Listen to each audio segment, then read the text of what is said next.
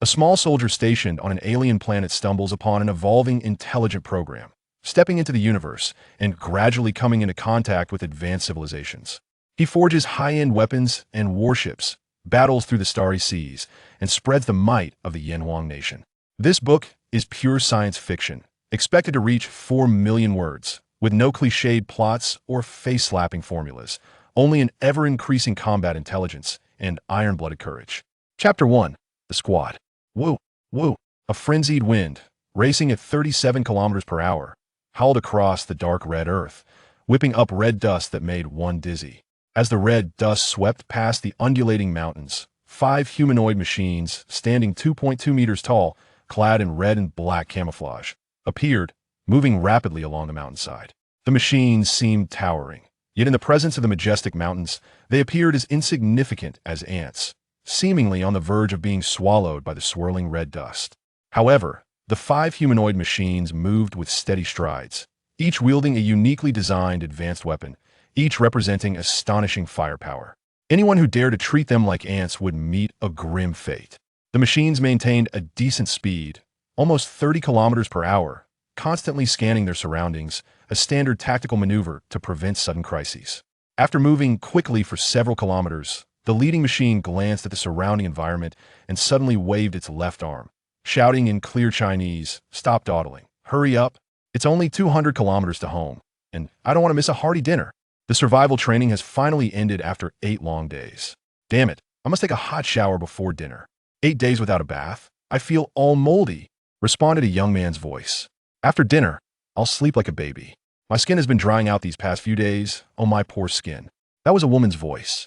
Another rough man laughed heartily. It's been tough holding in for days. I swear, after dinner, I'm heading to the bar for a few drinks of fine wine from Leisure Star. Then I'll find 2 of the hottest, curviest ladies to spend a romantic night with. With your pig-like face, do you think you can find such beauties? And 2 at once? Dream on, came another woman's voice. Indeed, among the 5 machines were 3 men and 2 women. These were not mechs, but rather the basic equipment specifically configured by the Earth Federation for cannon fodder level ground troops. Individual armor. This thing couldn't even be compared to mechs. They were on entirely different levels. The captain's voice resounded again. You'll have to return to the base to fulfill your dreams. Kids, start running. Yes, Captain. The others shouted in unison, synchronously increasing their armor's speed to 50 kilometers per hour. At this speed, their mobility was not affected by the fierce wind, and it was relatively energy efficient, considered an economical cruising speed. In a short while, they climbed over a hill and rushed down into a valley. The valley was very deep, and the howling wind was noticeably gentler after being blocked by the peaks, adorned with some bizarre plants, giving off a desolate yet alternative beauty. The captain was the first to step into the valley, surveying the surroundings, which seemed relatively quiet, and he let out a long sigh of relief. Great, I can finally smoke. I was almost suffocated, just as he was about to remove his helmet. Beep, beep, beep. A rapid alarm sounded in his ears. The captain was taken aback and shouted, "Radar screen, activate." Instantly, the radar visual system inside his helmet activated, and a translucent small virtual screen appeared in front of his left eye. A quick glance at the virtual screen revealed nearly 100 red dots emerging from the hillsides on 3 sides of the valley, rapidly surrounding them. He quickly raised his gun and shouted, "Not good. Everyone, retreat to the mountain." Clatter. Several people simultaneously pulled back their gun bolts and sprinted back up the mountain. Their movements were evidently futile. Before they could reach the foot of the mountain, hundreds of monsters emerged from the hillside, overwhelming the valley and sealing it off completely. From the outside, the monsters resembled common ants on Earth, but they were over 2 meters long, with 4 furry legs, armored bodies, and running speeds exceeding 30 kilometers per hour. With 2 pairs of gleaming metallic tusks, no one would doubt that the high-quality alloy armor of individual armor could withstand at most 10 seconds of their biting. Damn it, we've run into a swarm of giant hairy-footed ants. Everyone gather with me. Energy guns to level 2, fire at will. The captain shouted, raising his energy assault rifle and firing blue beams of light. The energy assault rifle, a product of the Earth Federation, had firing power divided into 4 levels. At level 2, it could fire in rapid succession at a maximum rate of 4 rounds per second, and 2 or 3 shots hitting a vital area were enough to kill a hairy-footed ant. Instantly, the first dozen monsters charging forward fell to the ground, twitching and slowly dying. The following hairy-footed ants moved quickly, trampling over their fallen comrades, hundreds of 2-meter-long bodies barreling forward, resembling a horde of war vehicles rushing in, creating a stunning scene. The captain shouted, "Zhou Bing, hold the rear. Feng Xingchen, coordinate with me. Everyone else, 7 o'clock direction. Follow me out." Chapter 2. The Hairy Leg Ants, leave it to me. A coarse voice came through as a single soldier armor unit rushed back a few steps, raising a strange weapon embedded in its wrist. A series of terrifyingly dense, zapping beams shot out, and any target hit by the beams would inevitably burn a deep pit into it. The single soldier's close-range laser defense cannon had 9 barrels with a caliber of 12 millimeters, firing at a rate of 1,800 rounds per minute. The power per shot was slightly weaker than that of an energy gun, but due to its astonishing firing rate, it required a massive external energy source and a large energy converter. The bulging object that Zhou Bing carried on his back, resembling a mountaineering backpack, was indeed the dedicated energy box and converter for the cannon. However, the hairy leg ants had incredible defensive capabilities, and the power of the single soldier's close-range cannon was not as formidable as imagined. It was clearly unlikely for Zhou Bing to block the onslaught of so many monsters at such a close distance. Amidst the roaring, 2 hairy leg ants broke through the blockade, coming within 20 meters. With a monster's rapid pace, unless he turned his gun, he would inevitably be attacked right in front of him. However, once he turned his gun, the densely packed hairy leg ants behind him would break through the fire net in under 5 seconds, and at that moment, everyone would die. Zhou Bing was sweating profusely but gritted his teeth, retreating while throwing lasers toward the most concentrated ant swarm in the distance, leaving the nearby 2 monsters to his comrades. The hairy leg ants were already within 8 meters, hesitating slightly before leaping like lightning. He even heard the clicking sound of their jaws snapping, and life and death hung by a thread. Bang! Bang! 2 dull sounds. The 2 monsters exploded midair, and translucent light blue blood splattered all over Zhou Bing's armor and face. "Well done, Feng Xingchen," several people shouted at once. Bang! Bang! Feng Xingchen was not smug. His response to everyone was only the dull sound unique to the heavy sniper. The heavy sniper used for the single soldier armor had a caliber expanded to 19 millimeters, commonly referred to as the .075 caliber. The robust support of the single soldier armor and its excellent aiming assistance system could negate the negative effects of the massive recoil, achieving a high firing rate of 2 shots per second. The specially made alloy warheads concealed high explosives, turning the large bullets into cannonballs, ensuring that each shot would detonate a hairy leg ant. However, today's hairy leg ants were too large, more than one could imagine, and as the 5 fought and retreated, hundreds more emerged from the mountainside. Damn it, have we encountered the legendary migration of hairy leg ant swarms? Today is a disaster. A beautiful woman swore angrily, her nerves frayed. "Rogova, grenade cork shell, calculate the landing point, blow them up." The captain shouted, activating 2 spheres of light to kill a nearby monster. The single soldier armor that had just issued the angry curse stepped back, swiftly pulling out what looked like a gyroscope from its lower back, jamming it into the energy gun's muzzle, aiming at the mountainside over 200 meters away, and pulled the trigger. Whoosh! The gyroscope flew toward the target, trailing blue smoke, disappearing in an instant. Boom! After a blinding flash, a firewall 20 meters high surged outward, and wherever it passed, flames engulfed the area. Yes, an area with a radius of over 100 meters was consumed by the flames, with at least 80 hairy leg ants being burned to a crisp, while those a bit further away were blown back by the shockwave, looking pitifully injured, even if they weren't dead. Such results were terrifying. However, Rogova was clearly not satisfied, exclaiming, "It's a pity we don't have single-soldier thermonuclear fusion bombs. The lethality is too low." The captain said solemnly, "Don't think about that. In peacetime, the logistics department can't casually distribute those weapons of mass destruction. Focus, keep an eye out. Once the ant swarm gathers, use the grenade shells immediately." "Yes, Captain," Rogova answered crisply, closing her mouth while firing energy beams and watching the radar screen. But the valley was too low for the single-soldier radar to function effectively. She asked, "Kelly, what's the radar situation?" A female voice from a nearby single-soldier armor replied, "The ionization in this valley is too dense, causing a level 4 interference." I can't connect to the early warning system. Chapter 3. Alarm. The captain said, "Everyone, don't panic, hold steady, and slowly retreat. Once we reach the mountainside on the left, many problems will be resolved." This statement undoubtedly had a self-hypnotic quality. Surrounded by over 1,000 hairy leg ants, not to mention other issues, even ammunition was running low, and ultimately, they would have to resort to hand-to-hand combat. However, the hairy leg ants were very strong, and even with single soldier armor in a melee, the advantage was not significant. The group knew very well that in this situation, they had to utilize the terrain. Besides that, they needed luck. Boom! Whoosh! Zzz. Various attacks continued without pause. But unfortunately, the ants' defensive capabilities were far stronger than the military's published data, making the battle even more intense than imagined. Their charge had not even breached 200 meters before being completely blocked. The group gritted their teeth, mechanically firing their attacks. So far, they had killed at least 400 to 500 hairy leg ants, but their confidence in victory was rapidly dwindling with the depleting ammunition, and now it was nearly sustained only by a strong desire to survive. Sadly, the enraged ant swarm emitted some peculiar waves, calling for reinforcements.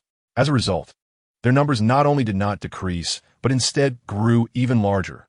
To date, there were still an astonishing 2,000 ants on the battlefield. The group was in a dire situation, having failed to break through twice. The captain's neck was bulging with veins as he suddenly shouted, 10 o'clock direction. 400 meters away. Zhou Bing leads the charge, go. Zhou Bing glanced at the location the captain mentioned, which was a dead end backed by a sheer cliff. The terrain was favorable, and if they could seize this location, they could at least avoid being attacked from both sides. Zhou Bing said nothing, suddenly turned, and the single soldier armor emitted a sound of overloaded electrical energy, instantly accelerating to 40 kilometers per hour, with the others closely following, running wildly while throwing out various attacks without concern. Normally, a distance of 400 meters would take about 40 seconds to reach. However, the ant swarm was too large. Their sprint lasted 160 meters, and the layers of ants surrounded them from all directions, compressing them severely, causing their speed to decrease rapidly.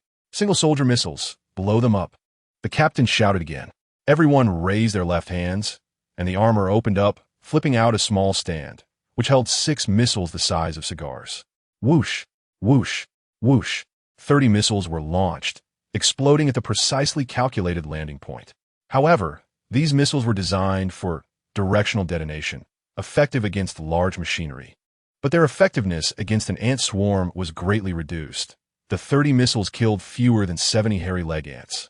Fortunately, the ants near the explosion point were pushed back by the directional waves, instinctively retreating, creating a 30-meter wide passage. They seized the opportunity, increasing their armor speed to over 60 kilometers, and after another round of frantic gunfire, rushed into this dead end, turning around one by one, activating various weapons to temporarily stabilize their footing. But war is a two-sided affair. While they seemed to stabilize, they were trapped in layers of monsters. And with ammunition consumption so high, the likelihood of breaking through was approaching zero. Kelly, still not connected to the early warning system? The captain urged. Kelly replied loudly. Those plants are Roan, and the charged particles they emit are too dense to connect to the early warning system. I've been trying to send a distress signal. I don't know if it succeeded. She was right. On this planet called Kuntin, it was covered in plants, and almost all of them released strong charged particles, severely affecting radar and communication.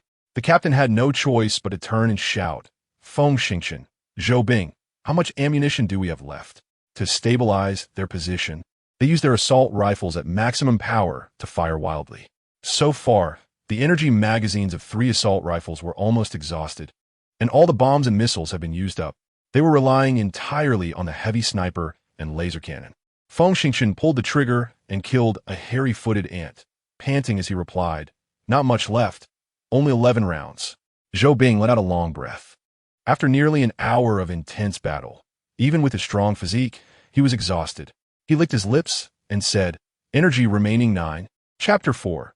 Hand-to-hand combat. The captain sighed deeply, attaching the depleted assault rifle to the weapon rack on his back.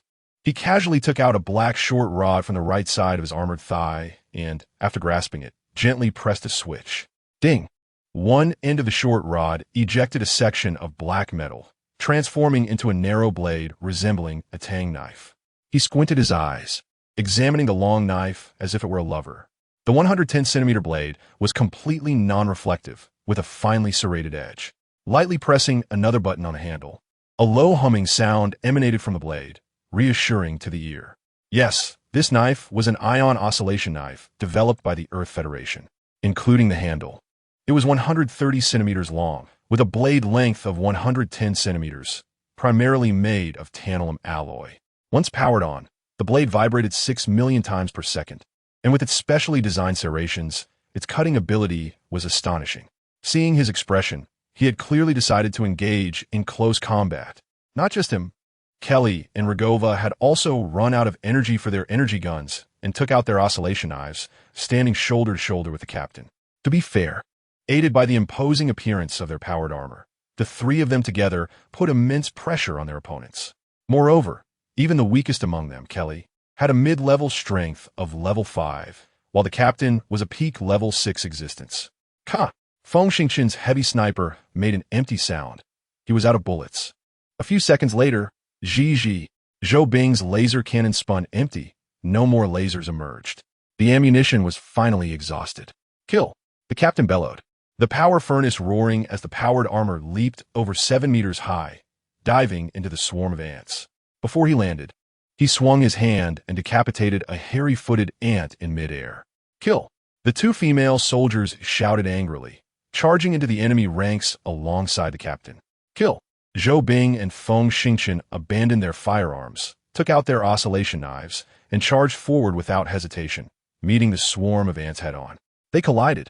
Feng Xingqian was too busy to notice the situation around him. 6 hairy-footed ants surrounded him, their seemingly harmless furry feet extending claws sharper than daggers. A moment's negligence would mean certain death. The military's combat techniques, honed over centuries, were simple yet efficient. As he spun around, he swung his arms straight out. Buzz! The powerful auxiliary effects of the powered armor played a significant role. Each swing of the knife delivered no less than 3 tons of force. Wherever the sharp blade passed, 2 hairy-footed ants were sliced in half.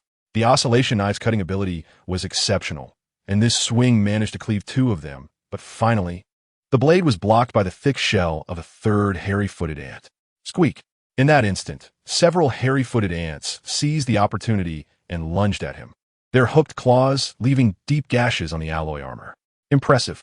While Feng Xingqian retreated and leaped, he continued to swing the long knife, cutting down one hairy-footed ant after another. There were too many hairy-footed ants.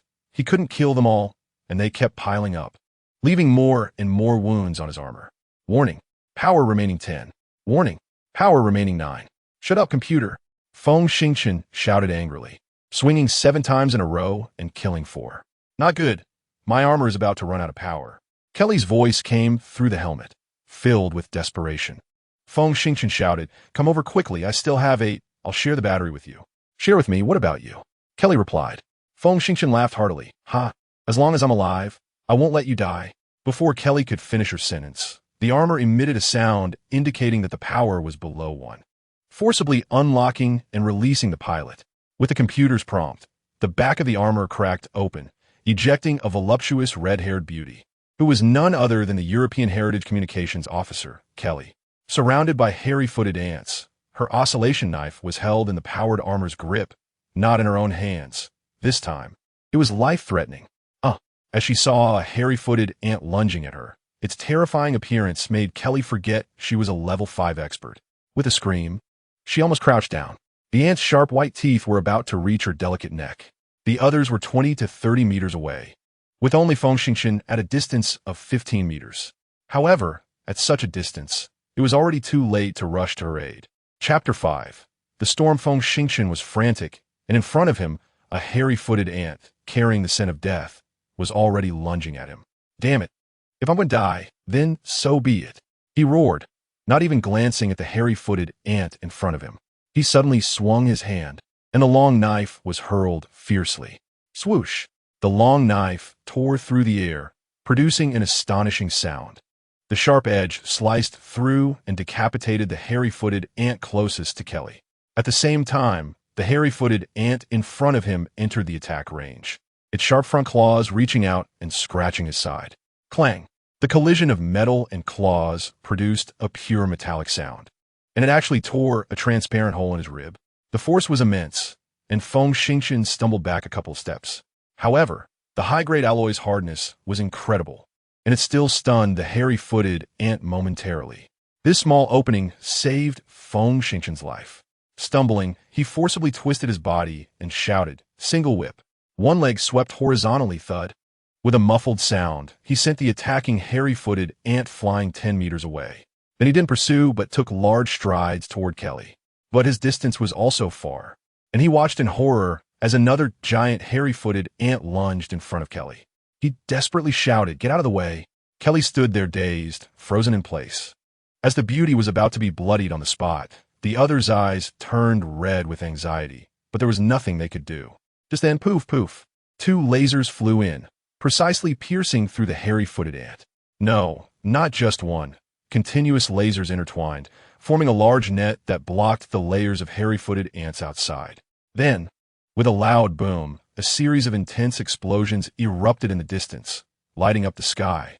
The points of the explosions were calculated with astonishing precision, and the shockwave reached them about 10 meters away, already dissipated. The 5 of them were stunned for a moment, then immediately realized that someone had come to rescue them. Filled with joy, they began to retreat, wanting to use the terrain to buy a little more time. However, Feng Xingqian did not rush to celebrate. Gritting his teeth, he rushed to Kelly's side, hugged the beauty, and quickly retreated back to the others. Only then did he have the chance to look toward the direction from which the lasers had come, and his heart finally settled. On the mountainside, 300 to 400 meters away, 3 7-meter-high, humanoid mechs were advancing toward them, launching various attacks. Storm Type 4 mechs. So cool. Zhou Bing's eyes sparkled with admiration, nearly drooling with envy. In this era, a soldier who doesn't want to become a mech pilot is definitely not a good soldier. Not just Zhou Bing, but Feng Xingqian and Kelly both murmured in unison, "How great it would be if I could become a mech pilot." The entire Earth Federation claims that mechs are the strongest ground combat force, which is not only reflected in the firepower and defense of the mechs themselves, but also includes the mech pilots. The minimum requirement to become a pilot is to have a physical skill level of at least 7, and just this requirement is enough to make the Marines feel hopeless. With at least 7-level experts controlling powerful firepower fortresses, it's impossible not to be the strongest combat force. The 5 of them watched in awe as the storm mech effortlessly crushed over 2,000 hairy-footed ants, leaving fewer than 300 survivors to escape. The mechs did not pursue.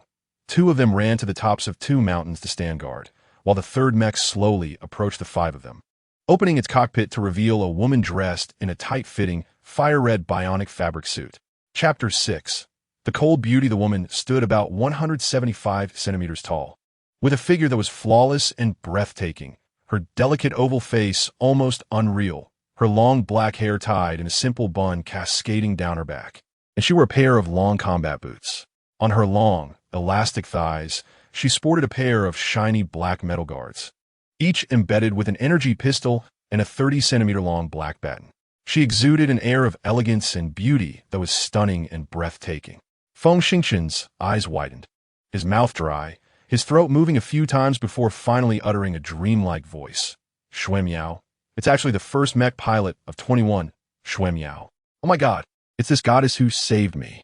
Faced with the perfect woman, the captain lost his usual composure, mumbling beside him, "It really is the first mech pilot of 21. Xue Miao, I'm so lucky." Zhou Bing swallowed hard and coughed, saying, "Captain, I'm not trying to bring you down, but you have a wife. Xue Miao is the goddess of my entire world. I made a serious decision. I must pursue her." Feng Xingqian shook his head and didn't say anything further. But he knew that among the 23 bases stationed on Content Star, there were only 2 types of people who envied Xue Miao to the point of jealousy: the dead and the fools. Xue Miao had an extremely advantageous family background, had received a good noble education, and, at just 26 years old, not only was she beautiful, but her physical skill level reached the peak of level 9. Coupled with her excellent mech control skills, she had already achieved the rank of lieutenant at such a young age. In today's Earth Federation, where everyone practices martial arts, She undoubtedly stood at the pinnacle of the pyramid. Such a woman could easily appear in the dreams of young men, including Feng Xingchen and Zhou Bing. In fact, they were all part of the 21 base, considered comrades under the same roof. Unfortunately, with Feng Xingchen's initial level 6 physical skills and his rank as a private in the Marines compared to Xue Miao, he was truly like a manure farmer next to a proud princess, and the chasm between them was insurmountable. He could only look at Xue Miao in dreams or from a distance, occasionally harboring some lewd thoughts deep inside. Xue Miao glanced around at everyone and coldly asked, "You are from the 21 base, 033 Marine Squad, right?" The captain stepped forward and saluted. "I'm the captain of Squad 033, Sergeant Tong Sanjing. Thank you for saving us, ma'am." "Sergeant Tong, we are all comrades. No need to thank me. The base received your distress signal, and my team happened to be passing by from 20 kilometers away, and we were notified to come to the rescue. Fortunately, the rescue was not delayed." Is everyone uninjured?" Feng Xingchen slapped his armor, and with a click, the metal helmet retracted, revealing a young and vibrant face. He unfolded what he thought was his most charming smile and rushed to answer, "I'm fine. However, my individual armor has run out of power." He was trying to be clever. Without power, the rescuers would feel embarrassed to leave early, right? If they all walked back together, there would be plenty of time on the road to get to know each other better, and maybe he could accidentally find out about the beauty's personal preferences and thus find common ground. Unfortunately, Xue Miao didn't even glance at Feng Xingchen. She lowered her head and pressed a few buttons inside the mech, and seconds later, the cockpit closed. Xue Miao's cold voice came through the external loudspeaker. "Please wait a few minutes. I will contact a transport aircraft for you. I have another mission and must leave first. Take care, comrades." After saying that, the mech turned around and quickly accelerated to 80 kilometers per hour, joining her two companions as they sped away, creating an impressive scene. The three still in armor opened their helmets, watching the majestic back of the storm mech disappear into the distance, all standing there in a daze. Luo Guohua shook her head, glancing at the stunned Feng Xingchen and Zhou Bing, and disdainfully said, "She's already far away, and you're still looking? Disgusting. Almost lost my eyeballs." Kelly still felt a bit shaken, her voice trembling as she interjected, "That kind of icy woman will always be high above us.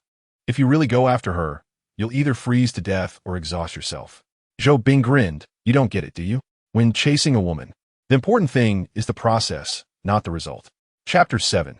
The base Tong Sanjing eagerly took out cigarettes, tossing two to Feng Xingchen and Zhou Bing, lighting one for himself and taking a deep puff, then waving his hand to interrupt their conversation, shouting, "Stop, stop, stop.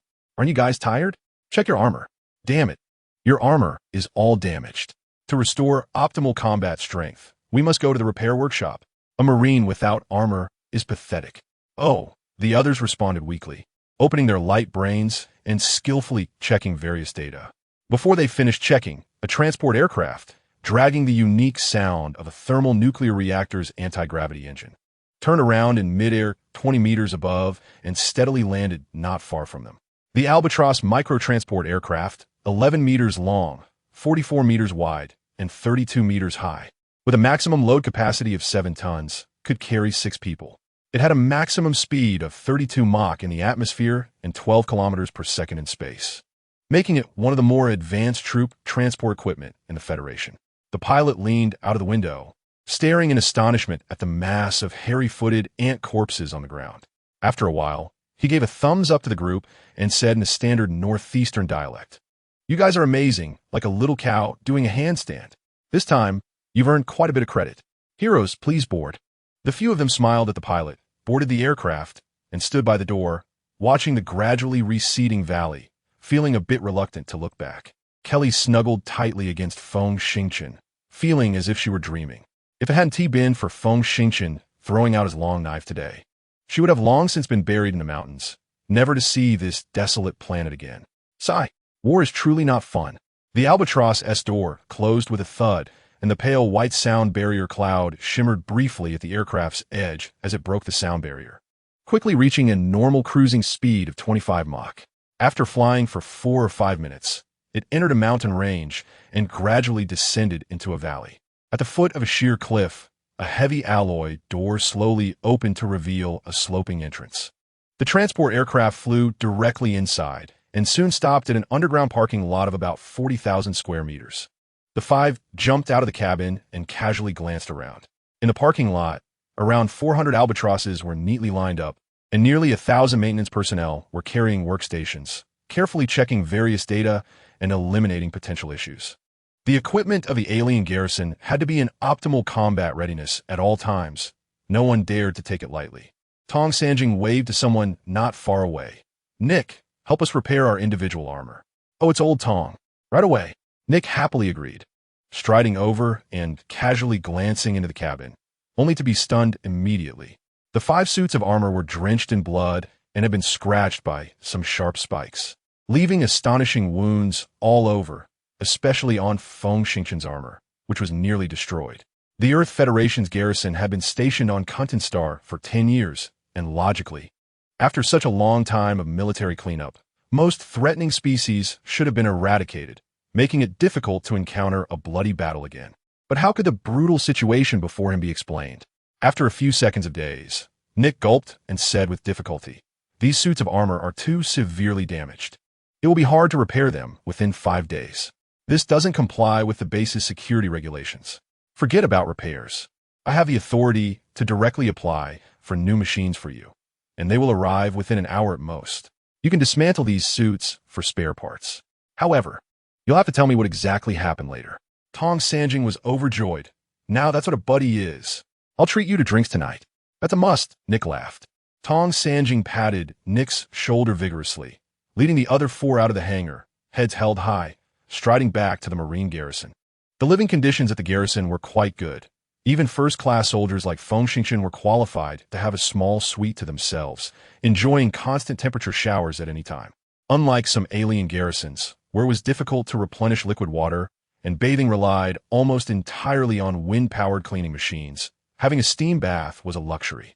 Chapter 8 Kuntan Star, one of the 23 large military bases, is located about 2,800 meters underground and houses a total of 500 personnel, including mech battalions, flight teams, Marine Corps, transport teams, air defense artillery units, ground staff, maintenance camps, engineering teams, and equipment departments.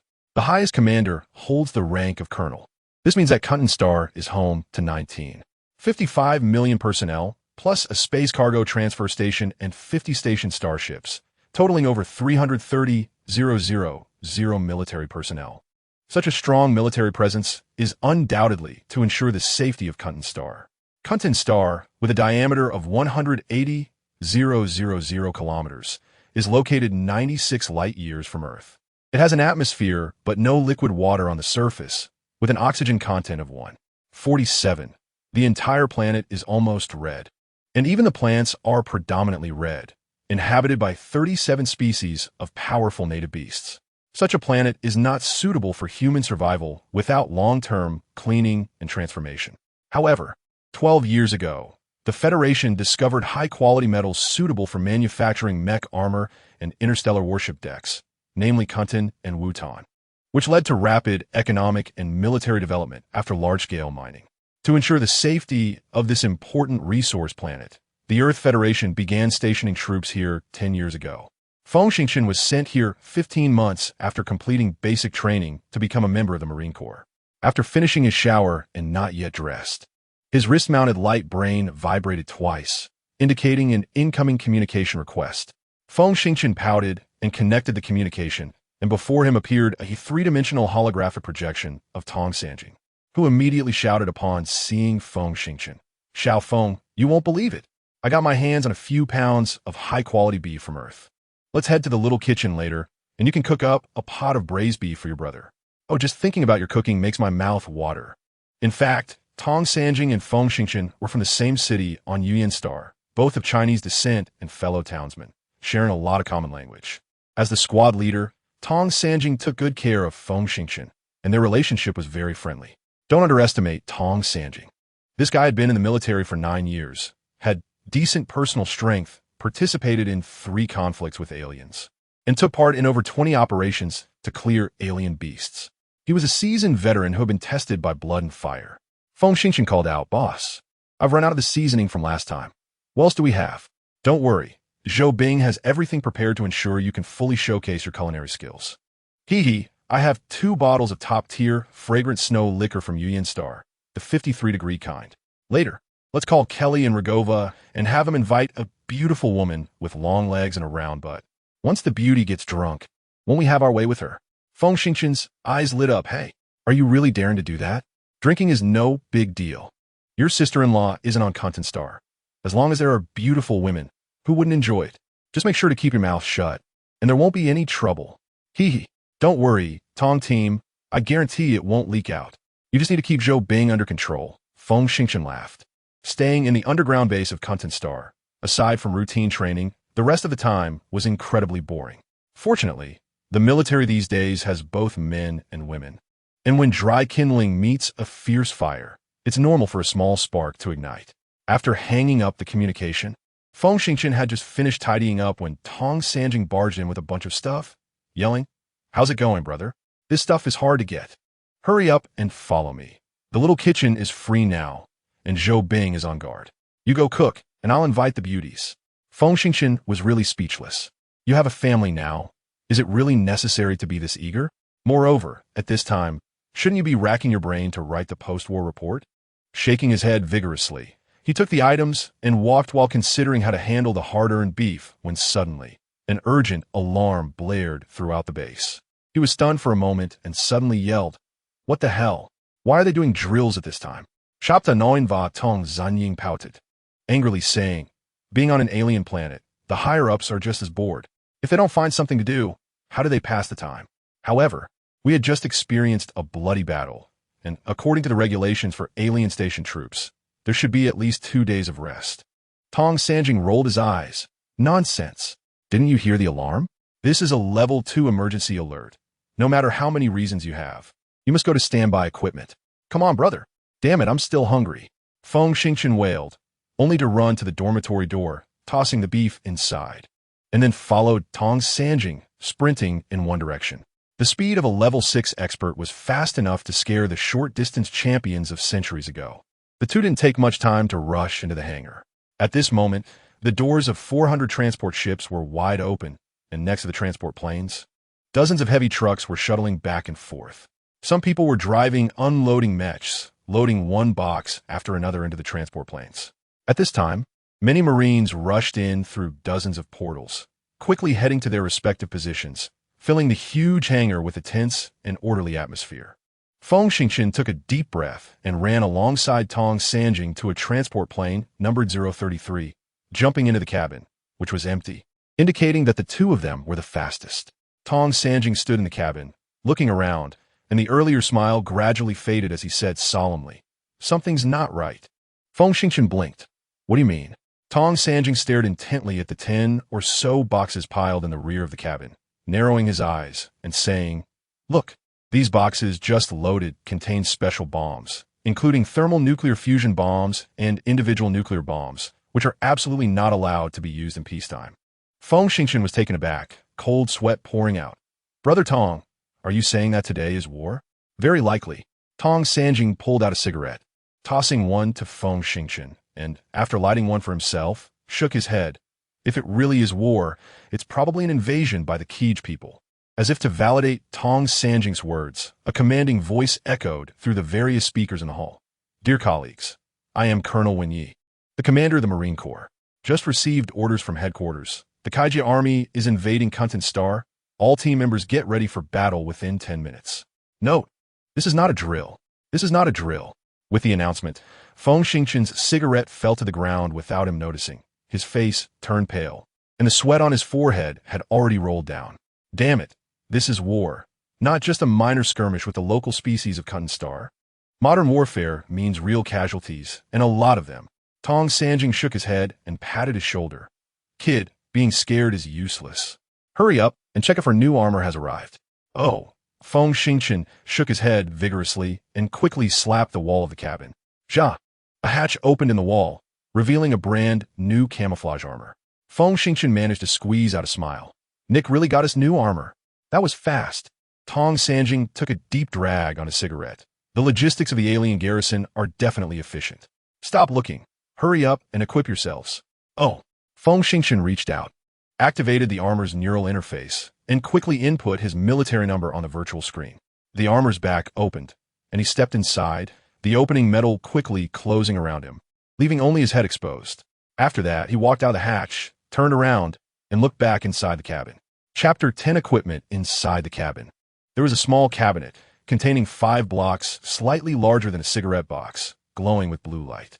He slapped his thigh, and the metal armor opened a space with a diagonal slot, from which he took out 3 blocks and inserted them into the armor. These blocks were high-energy batteries specifically designed for individual armor. The battery casing was made of a peculiar alloy, filled with thermonuclear fusion energy liquid primarily composed of deuterium, which, through a microconverter, could produce extremely high energy, about 20 lower in capacity than energy blocks of a Type 3 civilization. This was a super powerful energy source, mass-produced by extracting seawater from Earth, with each battery able to support the armor's maximum combat strength for 4 hours or normal cruising for 30 hours. Tong Sanjing watched his actions and suddenly said, "The Kaiji invasion means this war won't end anytime soon. Remember, on the battlefield, bullets and weapons can be captured, but high-energy batteries are often destroyed along with the individual armor, making them hard to replenish. I have experience in prolonged high-intensity combat. Each high-energy battery is worth half a life. It's better to carry 2 fewer magazines and definitely bring 2 more high-energy batteries for the armor." Good. He then picked up the remaining 2 batteries and placed them on his side, where the magazines were originally stored. Tong Sanjing nodded and began to put on his individual armor. Just as he was about to speak, the fire support officer Zhou Bing, medic Luo Guohua, and information officer Kelly all arrived. The 3 came in, all sweating and somewhat flustered as they equipped their individual armor. Luo Guohua said with a trembling voice while equipping, "How can this be war? I was just taking a shower and happened to see the battle report. About 10 hours ago, the Federal Fleet ambushed the Kaiji Empire in the Locustar region, advancing towards the 4 light-year distance, achieving significant victories." How did the Kaiji suddenly reach Kuntan Star? Kelly chimed in, "Yes. The distance from the Locustar region to Kuntan Star is a full 7 light-years. The Kaiji starship only has a jump capability of 23 light-years, according to the cooling time of the warp engine. It would take at least 60 hours to cross 7 light-years. Tong Sanjing smiled bitterly. "I can responsibly tell everyone that the idiots in military command have been fooled again. The Kaiji must be using a feigned approach." Feng Xingchen and the other 3 exchanged glances. Tong Sanjing quickly waved his hand, encouraging, "There's nothing to be afraid of.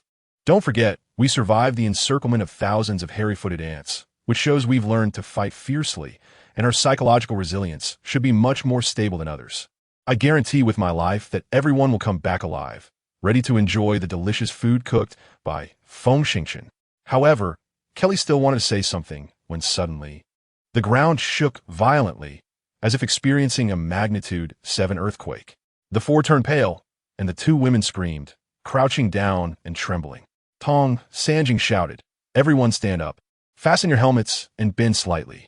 This is the enemy's artillery clearing the landing area. Our anti-air fire is also counterattacking." However, Kuntan Star's 23 bases are all over 2,800 meters underground, reinforced with dozens of meters of high-density cement. Given the Kaiji's slightly superior technology compared to the Earth Federation, they definitely can't destroy such deep bases in a short time. Ultimately, the decisive battle will certainly be fought by ground troops. Don't forget, the military units in the 23 underground bases exceed 150,000. The enemy cannot possibly swallow so many people in one go. We just need to hold out for a few hours until reinforcements arrive, and everything will improve. Thinking of the Earth reinforcements, everyone felt a little more at ease, stood up, twisted their necks, and with a click, thick steel plates extended from the collar of the armor, instantly expanding to envelop their heads, making them look like small mechas about 22 meters tall. The tremors continued, and the few seemed to have gotten used to the shaking, slowly standing upright and starting to equip their weapons and ammunition. Chapter 11 Deployment. Feng Xingchen was the first to drag over a box labeled Heavy Sniper, opened it, and took out 2 8-centimeter thick bullet boxes, attaching them to his chest and back. Inside the 2 boxes were 40 magazines, totaling 240 rounds. In addition, he pulled out 7 or 8 individual grenades and various strange items to place on the armor, bringing his total weight to 88 kilograms, making the armor somewhat bulky. Finally, he picked up the folded heavy sniper and hugged it tightly. He was the sniper, and the bullets used for the heavy sniper were physical bullets. This was different from those using energy weapons. Energy weapons do not have magazines. They only need to carry 36 specialized high-energy batteries, but other people's equipment was somewhat different, needing to carry battlefield medical instruments, information collection devices, and several types of special grenades, which added up to a similar load. Looking back at the others, they had all finished equipping themselves, anxiously leaning against the cabin wall, sweating profusely as they waited.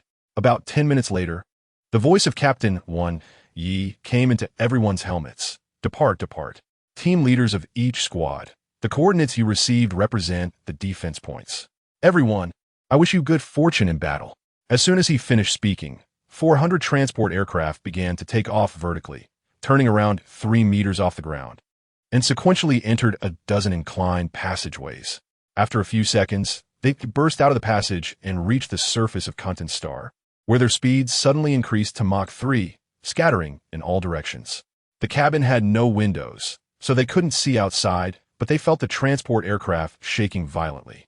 Feng Xingchen gripped the heavy sniper's handle tightly, as if that would relieve his tension. They were all anxious. No one knew if the transport aircraft would be hit, as such small transport aircraft could be destroyed by a single shot from a 100mm energy weapon. Time passed slowly in their anxiety, and about 20 minutes later, they clearly felt the high-speed transport aircraft start to decelerate and descend. Almost simultaneously, the yellow lights in the cabin began to flash. Prepare to land. Tong Sanjing quickly unfastened the pressure safety latch, stood up, and slapped the wall once. Ja! A 2-meter-wide passage opened beside him, and Tong Sanjing leaned out to see the ground about 10 meters below, flat and suitable for airdropping. At this moment, the green light in the cabin lit up, and he hesitated for no moment, jumping out. Ja! The single-soldier armor's powerful support easily negated the downward force, allowing him to stand firmly on the ground. He raised his energy gun and turned around in a circle to confirm safety. Behind him, 4 team members had already parachuted down. Looking up at the sky, they saw countless laser beams and ground-based railgun lights shooting from the ground into the air, illuminating the sky in bizarre colors. Something's wrong, Tong Sanjing suddenly shouted. Quickly find the backup supplies. We need to establish a defense point on the high ground to the left. The 4 were unsure what Tong Sanjing meant by something being wrong, but out of trust for the battlefield veteran, they all ran towards a nearby area where 5 alloy boxes were being dropped by transport aircraft. Those were their subsequent supplies.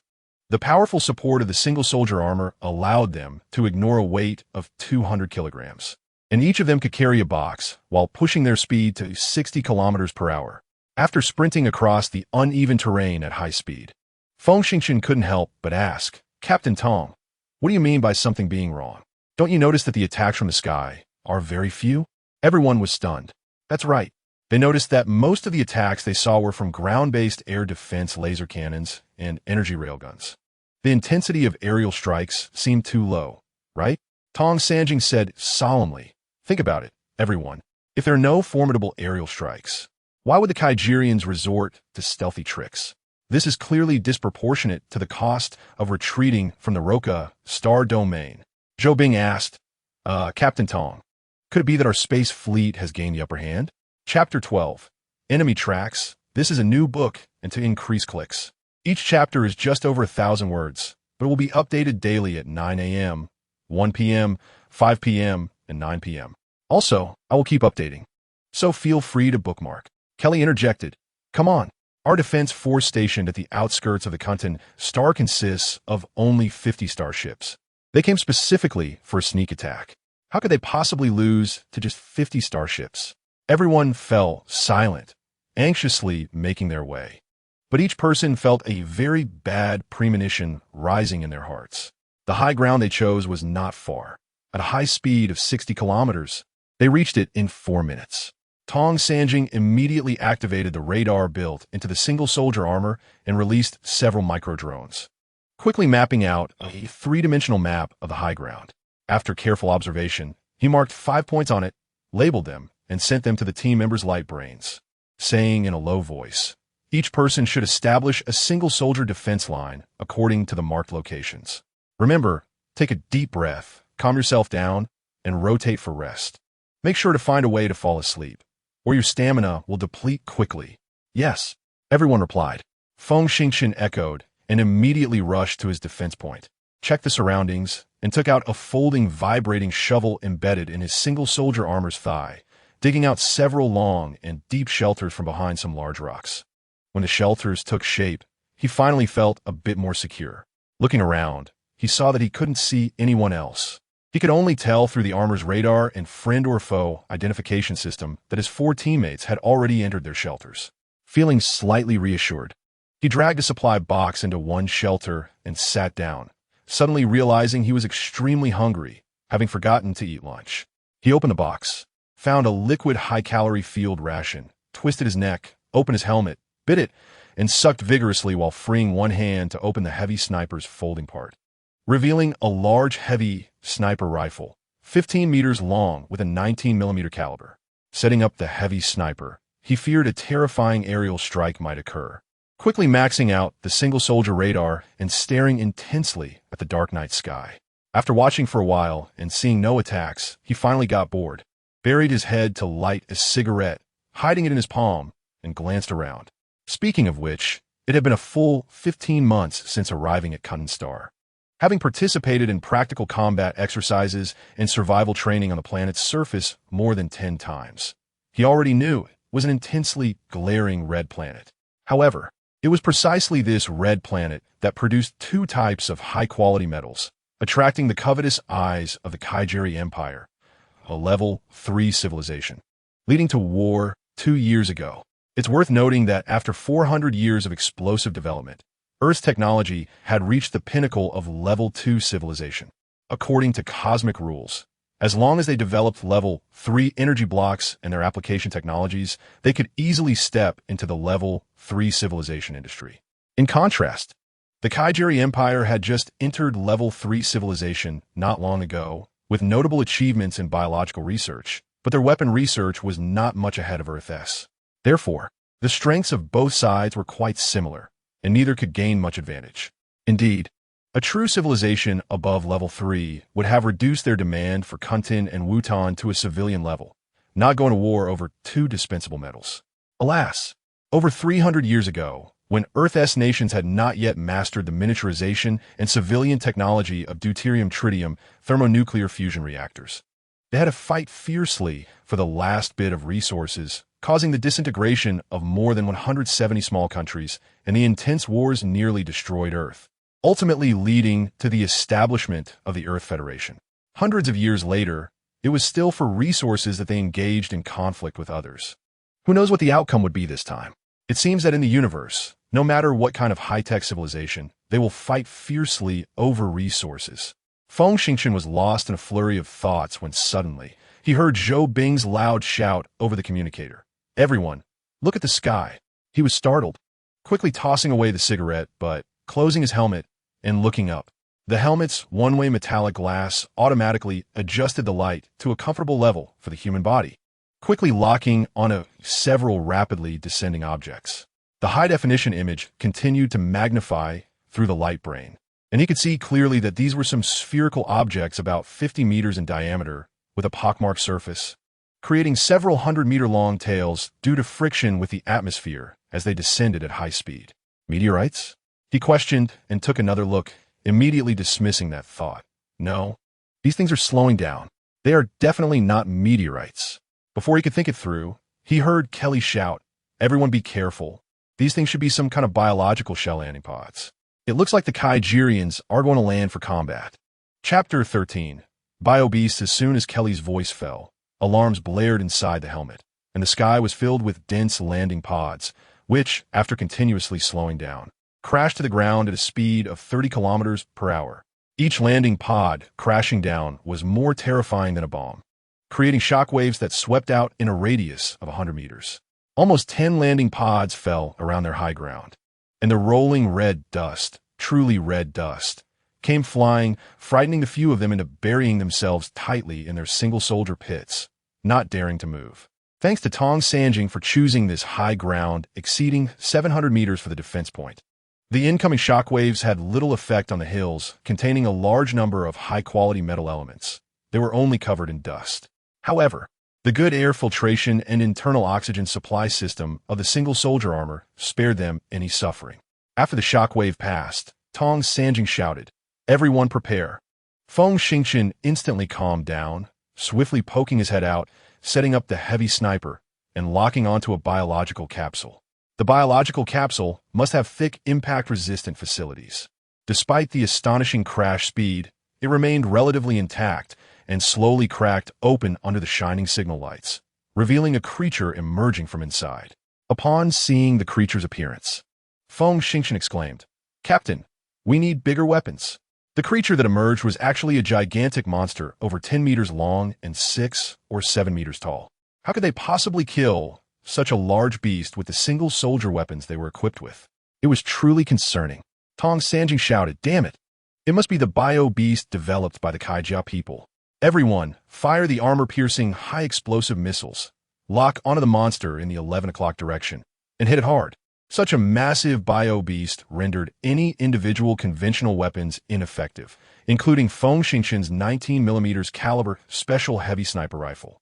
The 5 of them raised their hands simultaneously, and the armor plates on their forearms opened, revealing small launchers that flipped up instantly. Whoosh! 5 missiles, the size of cigars, flew out simultaneously, all accurately hitting the somewhat dazed monster. The missiles penetrated the skin about 10 centimeters and almost exploded at the same time. However, the monster's skin was incredibly thick. Even the armor-piercing high-explosive rounds, capable of easily shattering large self-propelled bombs, only left 5 basin-sized blood pits on its skin. These blood pits were negligible relative to the giant beast and instead provoked its ferocity, causing it to emit several frenzied roars and charge towards the mountain head with large strides. Feng Xingchen, aim for its eyes. Tong Sanjing noticed the missiles had not achieved their intended effect and became a bit anxious. Amidst the booming footsteps of the monster, Feng Xingchen quickly grabbed the heavy sniper rifle and, through the photon sight and the targeting assistance system of his personal armor, locked onto the gigantic eye, larger than a wash basin, in just 1 second and pulled the trigger. Such a massive target was incredibly easy for him, a military-certified heavy sniper.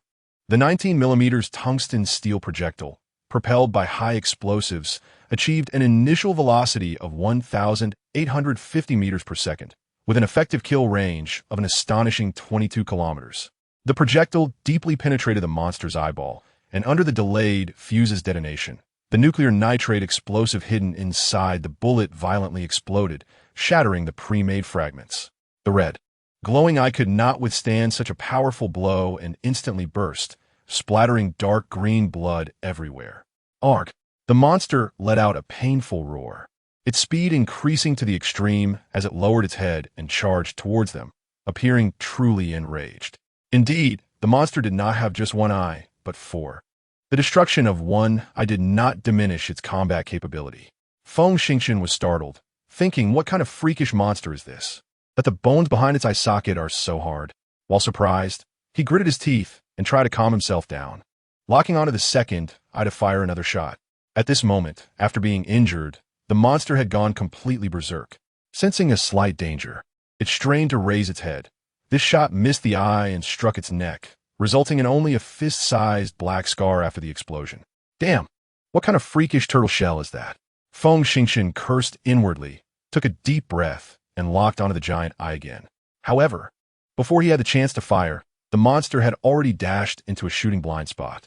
Lost the target, he shouted, leaping out from cover and sprinting toward the foot of the mountain with his sniper rifle. What are you doing? Tong Sanjing's furious voice came through the helmet. Chapter 14. Headache. Feng Xingchen hurriedly said, "I'm too high up. The blind spots are too large." Tong Sanjing immediately shouted back, "Get back. I didn't assign you a position just to control one direction, but all directions." Feng Xingchen also shouted, "The bio-beast defenses are too strong. The sniper is ineffective, and we can't achieve the planned control. I suggest changing the predetermined plan." Tong Sanjing raised an eyebrow, realizing that their enemy was not the Kaijia people, but the massive bio-beast. If 7 or 8 indestructible monsters charged up the mountain, they wouldn't even have a chance to break through. He was certainly not the type of officer who blindly executed orders. On the contrary, he believed in flexibly executing orders, which had allowed him to survive with his squad several times. Today's battle had already encountered significant problems. These monsters were definitely not something that could be eradicated with individual weapons, but required ultimate weapons above mechs or martial artists above level 7. Therefore, he needed to carefully consider how to lead the squad out. As his mind raced, he jumped up and shouted, "Everyone, follow me!" The 4 others left their cover, lined up in a row, and quickly followed Feng Xingchen in the 11 o'clock direction, moving forward with standard tactical actions. They chose a hilltop with an elevation exceeding 700 meters, and the mountain was quite steep. The distance between the Tantalum star and the star was appropriate. But due to the relatively thin atmosphere, 2 extreme climates formed on the surface. During the day, temperatures reached a maximum of 48 degrees Celsius, while at night, it dropped below -32 degrees. As a result, the drastic temperature differences between the 2 hemispheres created fierce hurricanes, and due to the erosion of the hurricanes, almost all the peaks were very steep. On such a planetary surface, without biomimetic fabric clothing and personal armor protection, martial artists below level 5 could not last even 3 hours. Therefore, anyone entering Tantalum Star had a minimum requirement of level 5 martial arts. Level 5 martial arts, in today's society where everyone trains, is considered a rare elite, capable of delivering a punch with enough force to send a 600 to 700 kilogram alloy ingot flying several meters. Their speed could exceed 15 meters per second, and after special military training, combined with super alloys and high-tech personal armor, their individual combat power was terrifying.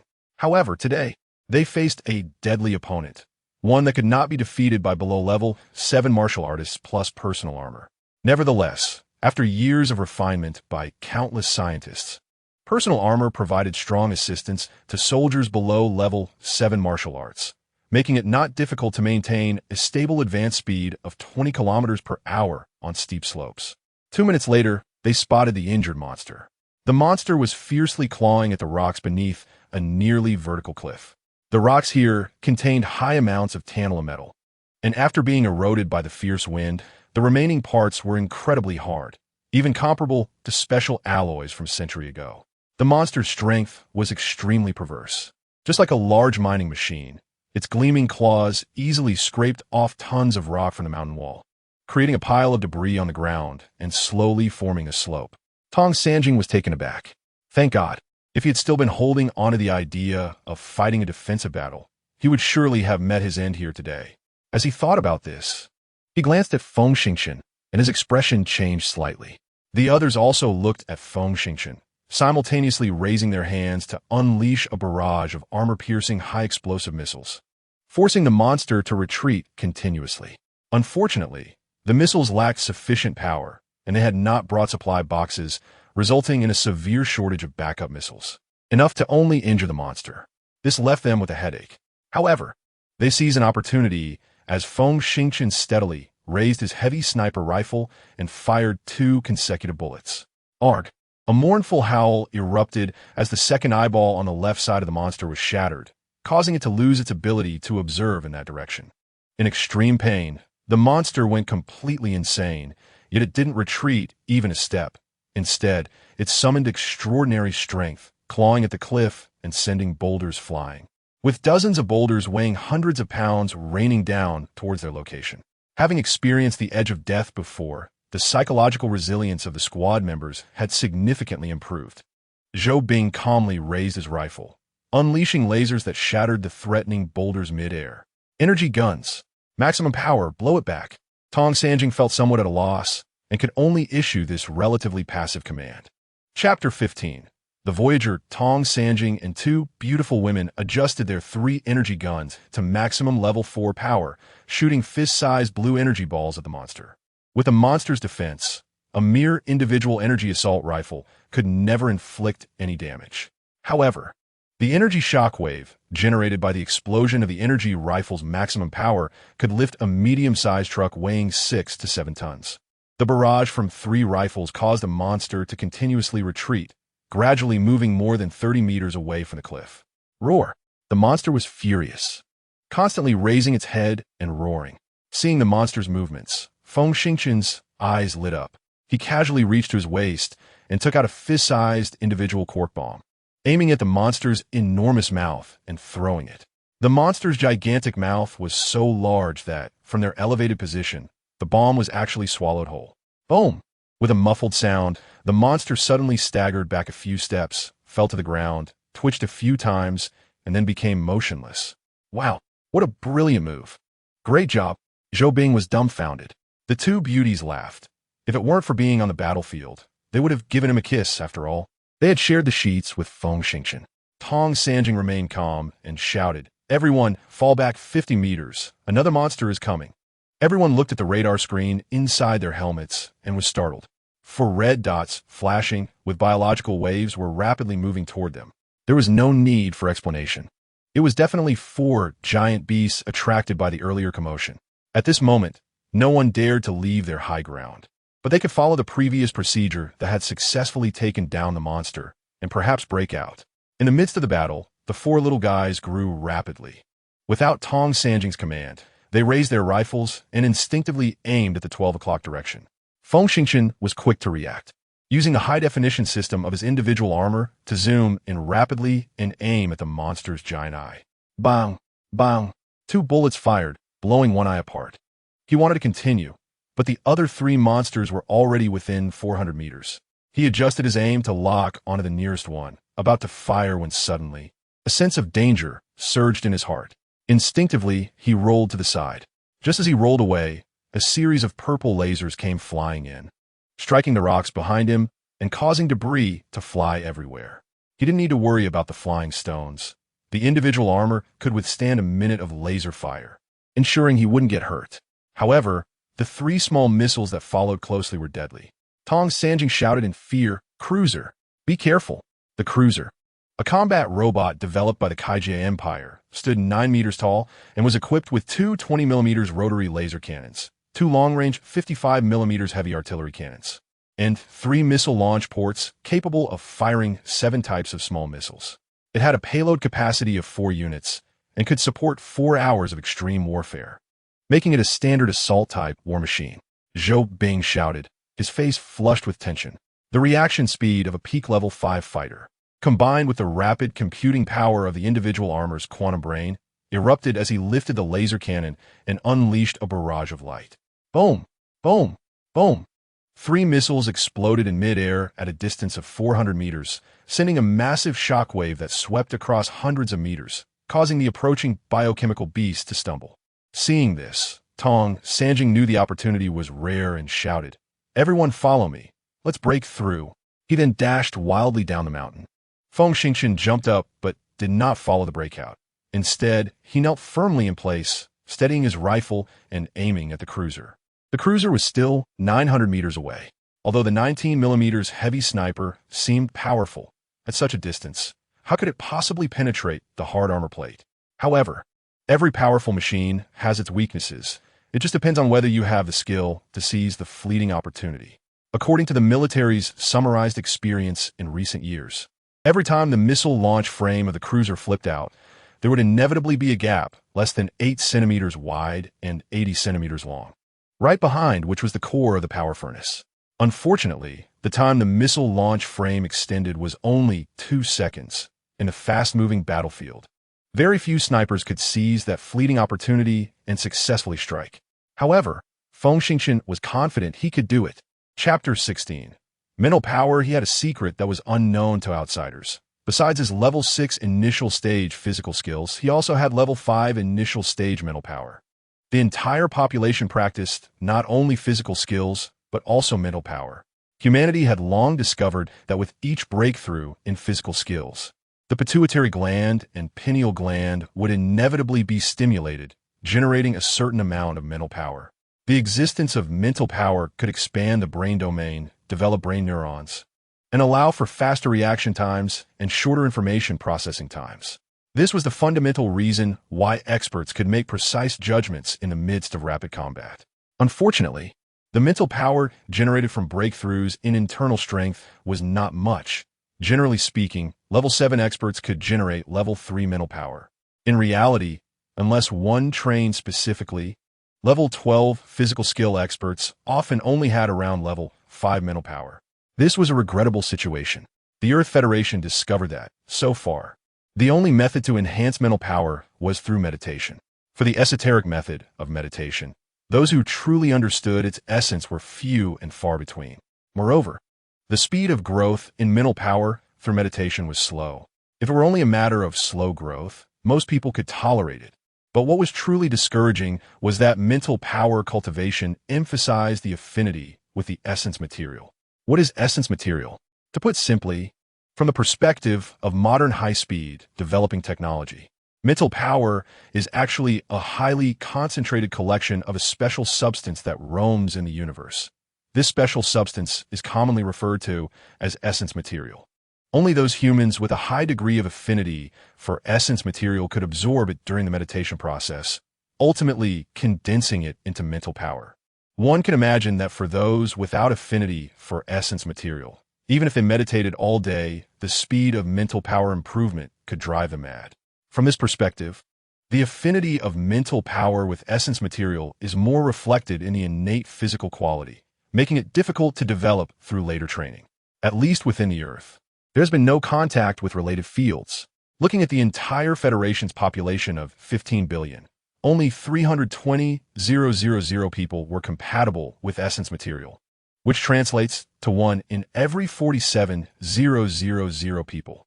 Among this group, only 7 individuals could elevate their mental power to level 12, and so far, no one had broken through the critical level 13.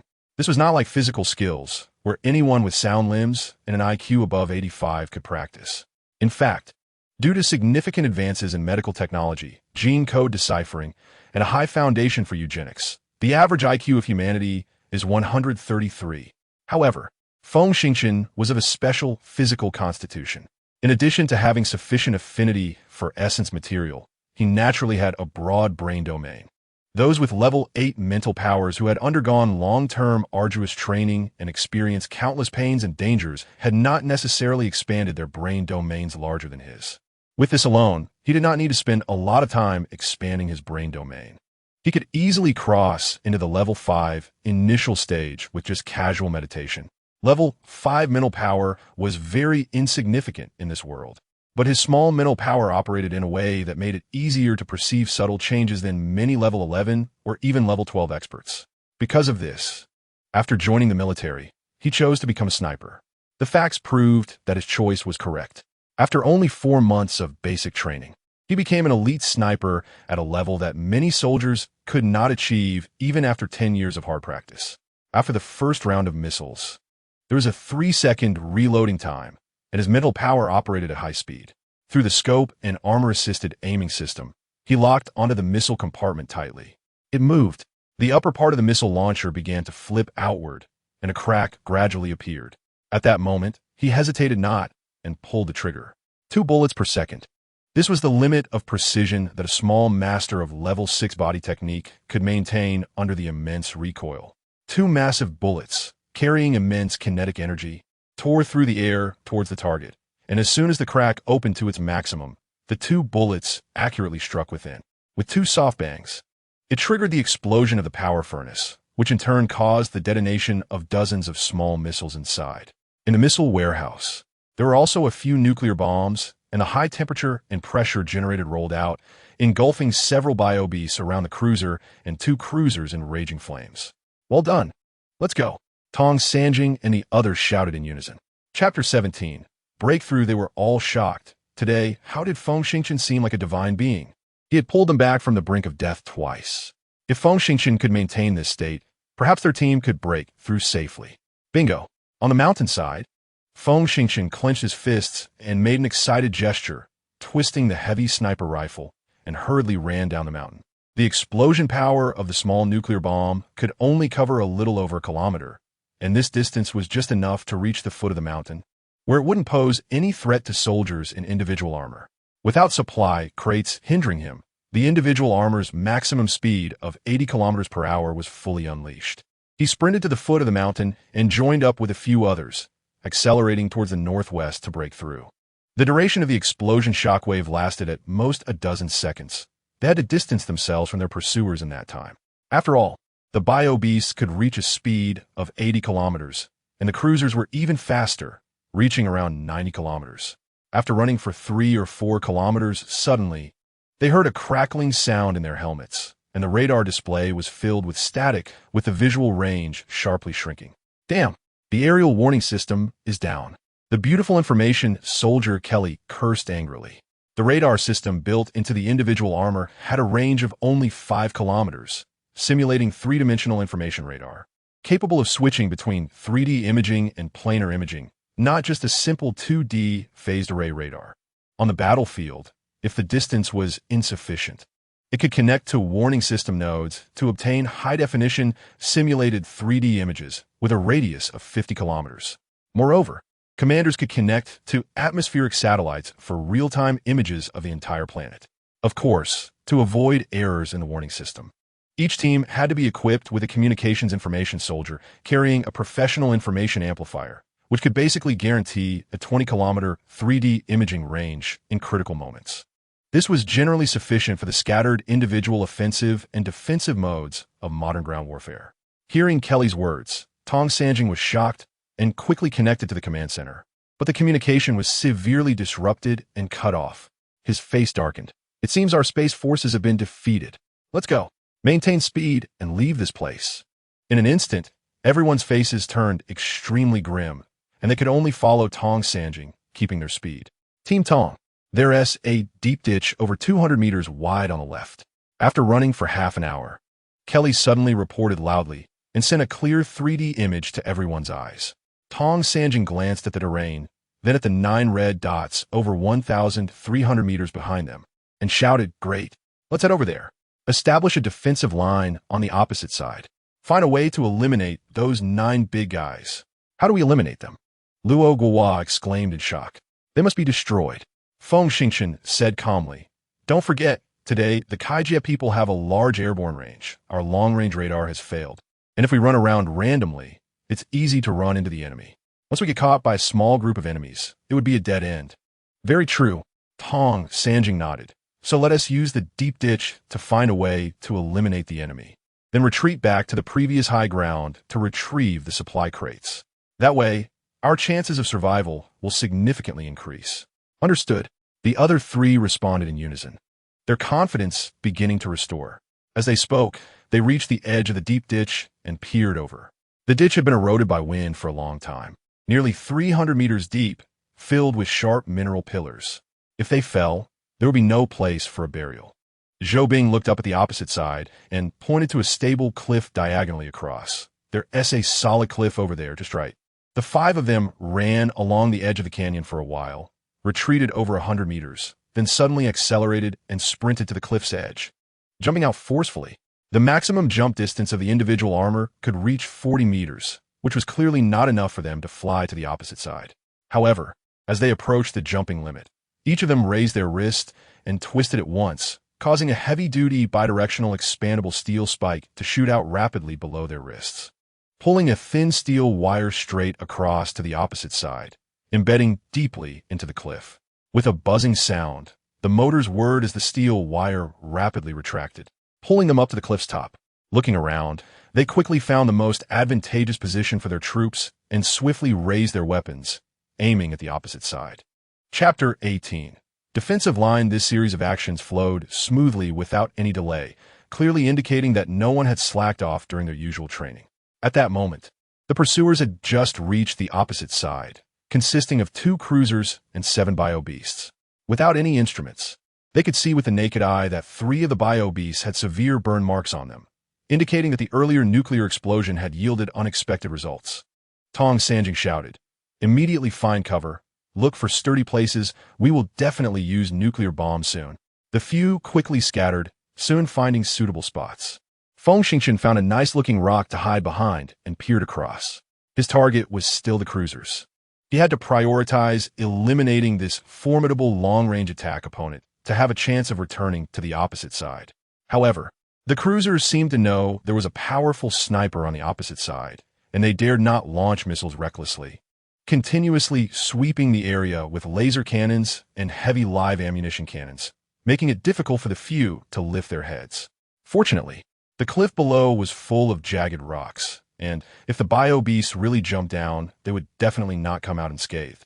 Thus, none of the giant beasts dared to take the risk of jumping off the cliff, merely wandering restlessly at the cliff's edge.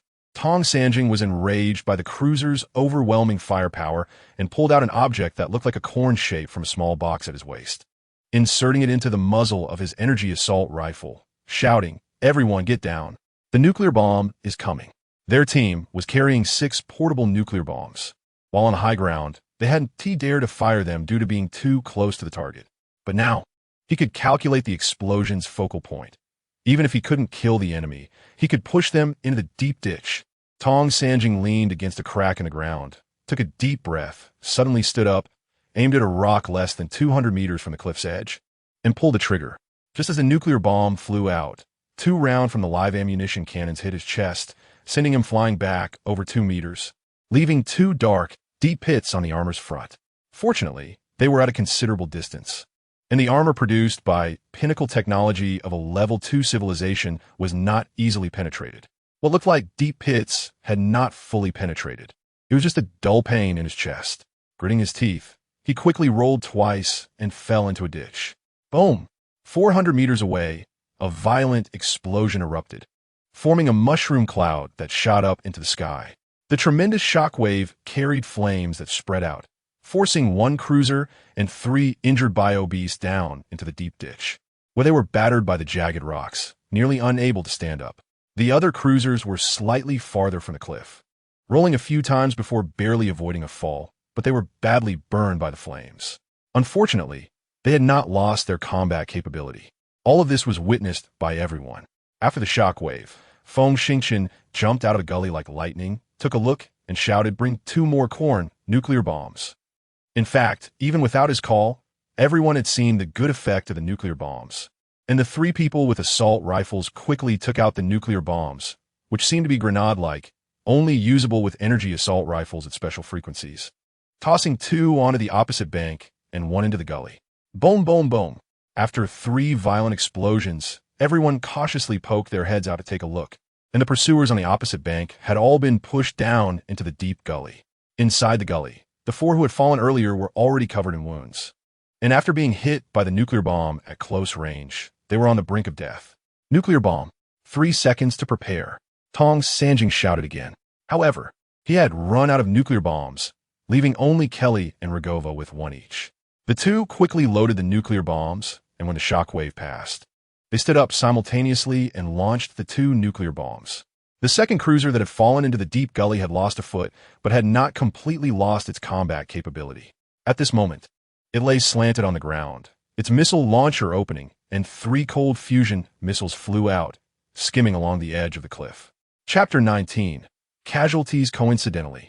This was exactly where Rogova had jumped out. After releasing the nuclear bomb, she was caught off guard and was directly hit by one of the cold fusion missiles, letting out a scream as she was thrown back, and even in midair, one of her legs had been severed. Being hit by a cold fusion missile was far more than just losing a leg. The ultra-low temperature ions shot up along the severed thigh at high speed, completely freezing Rogova into an ice sculpture. The subsequent explosion shockwave swept over, leaving not a shred behind except for the armor plating of the individual soldier. Rogova. The 4 stared wide-eyed at the beautiful Caucasian woman as she perished and simultaneously shouted as they jumped out of cover, pulling out quart bombs, intending to toss them into the deep gully.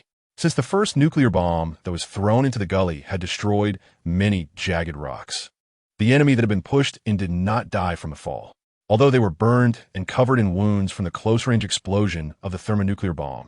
They had not completely lost their combat capability. That cruiser launched 3 high-explosive missiles, this time targeting not the 4 of them, but the steep cliff not far from them. Boom, boom, boom. After 3 explosions, a large section of the cliff collapsed, forming a slope, and a nearly unscathed biochemical beast rapidly crossed the deep gully and charged up the slope. The 4 had just barely dodged the danger of the collapsing cliff when they saw this scene and quickly threw the quart bombs at the giant beast, followed by 3 guns continuously firing angry beams of light. Feng Xingqian ignored the giant beast. His target was the cruiser.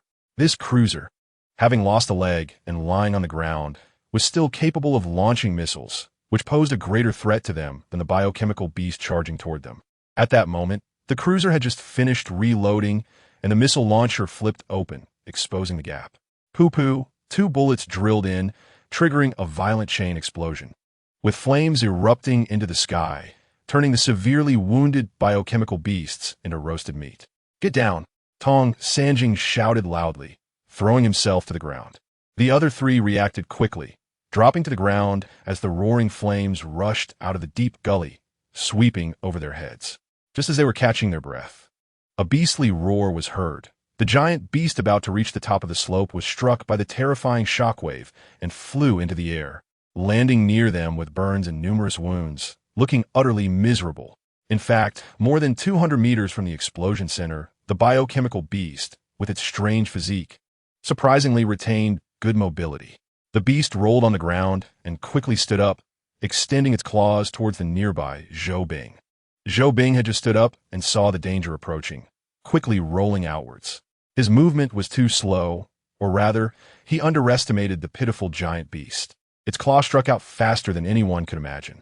Just as he rolled out 4 or 5 meters, the long front claw swept up, and his solid armor shattered like paper, along with Zhou Bing's body being torn apart. No, Tong Sanjing and Feng Xingchen both had red eyes, roaring in fury as they lunged forward, discarding their almost useless thermal weapons, and took out short sticks that transformed into narrow, long knives measuring 13 meters in length. The powerful support and speed of the individual armor, wielded by a level 6 minor master, was enough to exert the strength of a level 7 master. Level 7 was already standard elite level, capable of sweeping through several streets or even a town in civilian life. The 2 wielded long knives, employing military-combined fighting techniques around the giant beast, delivering fierce slashes that drew streams of blood. The serrated blade, vibrating 6 million times per second, was severely weakened against the beast's absurdly strong defenses, leaving only 3 or 4 dozen centimeters deep gashes, which, while gruesome to look at, caused no real damage to the giant beast. Not good. Tong Sanjing saw this and shouted, "Kelly, prepare the bomb." Chapter 20. Heavy losses Kelly felt around her body, grabbed a cork bomb, and fixed her gaze on the giant beast.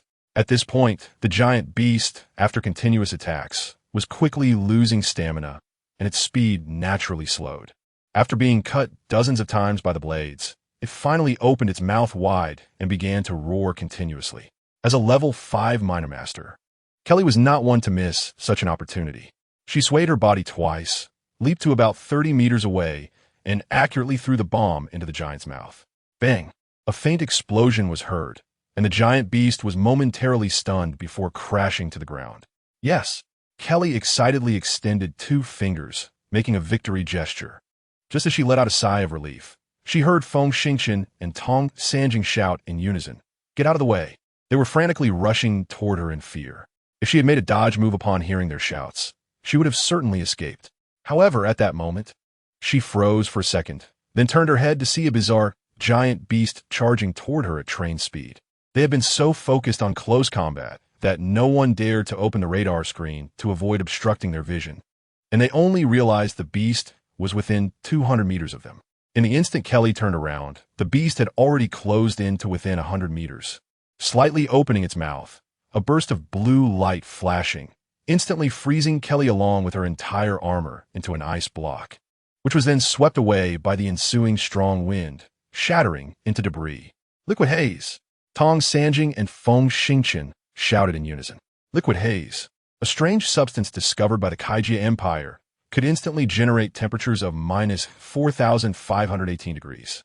After special catalytic treatment, its density increased, and during the decomposition into ions, it could instantly create ultra-low temperature environments of minus 6,652 degrees. Such low temperatures could easily overwhelm not only Earth's individual soldier armor, but even the mechs of the third pinnacle civilization, Caslan.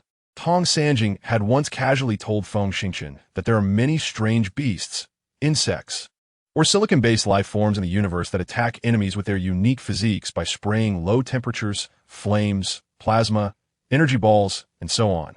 This was not surprising. After all, on Earth, there are electric eels, fart bugs, and thunderbirds, species that skillfully use chemical substances, let alone the infinitely vast universe. However, the fact that the Kaijia people could transform the giant beast before them into a biochemical beast indicated that the Kaijia Empire's biological research had made significant progress. The monster was definitely not the cage species they had learned about on the military's open website. It had 6 legs and no tail. Its body appeared as pale and skeletal, measuring 10 meters in length and 6 meters in height. Its enormous head resembled that of a hyena, and its hairless body was entirely pitch black. Perhaps due to its extreme thinness, the beast was incredibly fast, reaching speeds comparable to certain models of mechas on Earth. In the instant it eliminated Kelly, it had already rushed to within 30 meters of the two. Move! Tong Sanjing suddenly jumped up, pushing aside Feng Xingchen and shouting, twisting his long knife as he charged forward. The monster's speed exceeded 100 kilometers per hour, making escape impossible. Coupled with its ability to unleash long-range attacks over 100 meters, the chance of survival was nearly zero. It was better to fight to the death and ensure that his remaining subordinates could escape. As Tong Sanjing charged towards it, a deep disdain flashed in the monster's eyes, and it opened its massive jaws to bite down. This strike was faster than lightning. Tong Sanjing couldn't evade in time and was bitten by the monster's teeth, which were several decimeters long. Crack! The individual armor couldn't withstand even a moment's pressure and was bitten in half at the waist, with the chest portion swallowed whole by the beast. Unbeknownst to the monster, Tong Sanjing had already resolved to die, and while charging, he had activated a quart bomb by removing its safety pin. Boom! The bomb exploded in the monster's throat. Chapter 21. Wind Walk. The strength of the monster's defenses was unknown, but surprised everyone that such a violent explosion did not bring it down. It merely staggered a few steps before regaining its footing, its eyes gradually turning a pale white as it fixated intensely on Feng Xingchen. Feng Xingchen was pushed back 10 meters by Tong Sanjing's shove. As he raised his head, he caught sight of his captain's death, a loud bang resonating in his mind. His eyes abruptly turned blood red, and he suddenly lunged to the side, executing a series of rapid rolls and grabbing the knife that had fallen from Tong Sanjing. At the moment he grasped the knife, the monster lunged but missed, turning its head slightly, and a ball of blue light began to form and spit out. This action was faster than lightning, catching him off guard. With his current strength, he had no way to dodge. Death had quietly approached. In the midst of extreme fear, Feng Xingchen's heart nearly stopped, but at that moment, his pupils suddenly contracted and then rapidly dilated. For some unknown reason, he clearly saw the blue light approaching at high speed. No, he wasn't just seeing it. He sensed that the trajectory of the blue light was suddenly slowing down. It was a wonderful sensation, as if the fast-forward button had been pressed multiple times. Not only could he see the swirling changes of the blue light, but he even noticed the energy ripples generated by the light as it stirred the air while moving at high speed. He pushed off with his legs, the individual armor emitting a whirring sound of overload, instantly gaining tremendous explosive power. Boom! He leaped sideways over 3 meters. The blue light brushing past him and crashing into the ground 20 meters behind, exploding into a low-temperature area with a 10-meter radius, completely freezing the ground and rocks. His face twitched slightly. Had he been within 10 meters, he would have undoubtedly died. Over there, the monster, having missed its 2 attacks, turned around and swept its claws, forcing him to jump diagonally to the left front. In that state of slowing his opponent's speed, this step allowed him to evade the claws. And then he stepped right again, dodging another swipe. The consecutive 2 steps were like a dancer hitting the rhythm, aligning with some peculiar cadence. In that rhythm, Feng Xingchen suddenly felt his movements change, becoming exceptionally bizarre. A thought struck him. Could it be that this was the unique state known as wind walk, which the instructor had mentioned, only achievable when body technique and mental power were completely merged? It was said that this state existed only in the legends of top-tier experts above level 12. And some of these level 12 experts had accidentally entered the wind walk state on the brink of death. However, like the state of sudden enlightenment, the wind walk state was fleeting, lasting only a few short seconds before disappearing, never to be regained. Allegedly, apart from the Earth Federation's top expert, the level 13 master of body techniques, Ling Feng, who could truly master the wind walk, no one else could trigger it at will. As light as a breeze, as swift as a gale. Yes. At this moment, his speed suddenly increased by over 30%, his entire figure becoming blurred and increasingly difficult to grasp. His mind became clearer, and even his internal energy flowed more smoothly. Those evasive maneuvers ingrained deeply from the military's brutal training were seamlessly combined, producing astonishing effects. In just 4 seconds, he moved as if strolling leisurely, effortlessly dodging 7 deadly attacks. It felt exhilarating. He had never experienced such comfort and wanted to let out a howl to vent his overwhelming joy. But he did not forget that this was a battlefield. After dodging another blue light attack, he suddenly turned back and charged towards the monster's feet like a bolt of lightning, roaring as he leaped 6 meters high. Utilizing the massive jumping power of his individual armor, and drove his long knife deep into one of the monster's eyes. The narrow blade sank deep, lodged against the bone beneath the eye socket, and he held tightly onto the knife handle, hanging beneath the monster's eye. Roar! The monster howled in unbearable pain, instinctively shaking its massive head while raising its claws to strike down at Feng Xingchen. Feng Xingchen sneered, skillfully pushing off against the monster's cheek with his legs, executing a magnificent backflip, narrowly avoiding the claws at lightning speed. Chapter 22. Mecha Puff. This claw missed Feng Xingchen, but drove the shockwave knife deep into the monster's skull. That must have hurt, as the monster let out a long howl. With a loud roar, Feng Xingchen picked up the shockwave knife, dropped by Tong Sanjing, and jumped again, spinning twice in the air, using the immense inertia from the spin to stab fiercely from beneath the monster's ear. Finally, the monster staggered a few steps and crashed to the ground with a thunderous thud. Feng Xingchen exhaled deeply, glancing at the mangled bodies of his 4 comrades, a wave of desolation rising in his heart. However, this was a battlefield. There was no time to collect the bodies for burial. Habitually, he activated his radar and casually looked around, spotting nearly 20 red dots moving rapidly toward his location 5 kilometers away.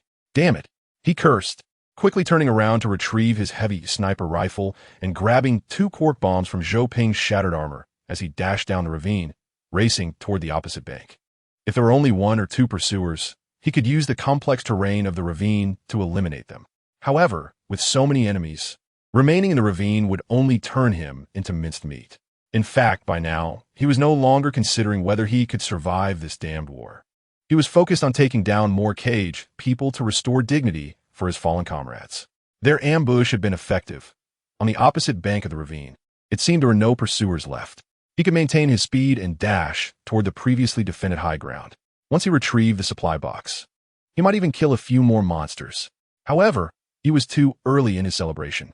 After crossing the ravine and running more than 3 kilometers, a red dot appeared 5 kilometers ahead, moving at a speed that had actually exceeded 100 kilometers. At this speed on the ground, if it wasn't an 8th level expert, it could only be one thing, a mecha, or even a mecha piloted by an expert above level 8. His heart raced wildly. This area was relatively flat. If it was indeed the mecha he imagined, even with the wind walk that allowed him to challenge above his level, he wouldn't stand a chance of surviving. Deep down, he had already cursed the ancestors of the cage people for 18 generations. He was genuinely frustrated. In a global-scale airdrop, even if hundreds of thousands of troops were dropped onto a planet, it would take over 1,000 square kilometers to encounter just one enemy. Yet in their area, they ran into dozens of units. Was it luck, or did the enemy have some kind of tracking method? The thought of tracking suddenly startled him. Tracking? Their individual defensive lines were extremely dispersed. If it wasn't for a commander betraying them, the only thing the Kaijers could track would be the communication signal source. If that was the case, the individual armored mind had been trying to contact other signal sources, but it had turned into a positioning signal. Understanding this, he quickly cut off all communications and, regardless of the accelerated energy consumption and the risk of physical decline, set the armor's temperature modulation to simulate the environmental conditions. It was dusk, and the surface temperature of the Kundan star was still close to 36 degrees Celsius. To ensure the personnel's combat effectiveness lasted, the individual armor would automatically adjust to around 23 degrees Celsius, creating a signal source with a significant hot-cold contrast, which they could use to track the enemy. And the enemy could use the same trick to track him. The so-called simulated environment meant that the armor's surface temperature would match the external environment. Even if the armor had an air conditioning system, it would still create high temperatures exceeding 30 degrees Celsius. This was very detrimental to the electronic components of the armor and the personnel's moisture loss. However, his decision saved his life. Moments later, he excitedly discovered that the pursuers 5 kilometers away were starting to become blind and gradually dispersed. Just as he thought, in his excitement, he quickened his pace. However, during this time, the suspected mech unit had already come within 3 kilometers, and with the help of a high-definition camera, he could see his figure directly. Chapter 23.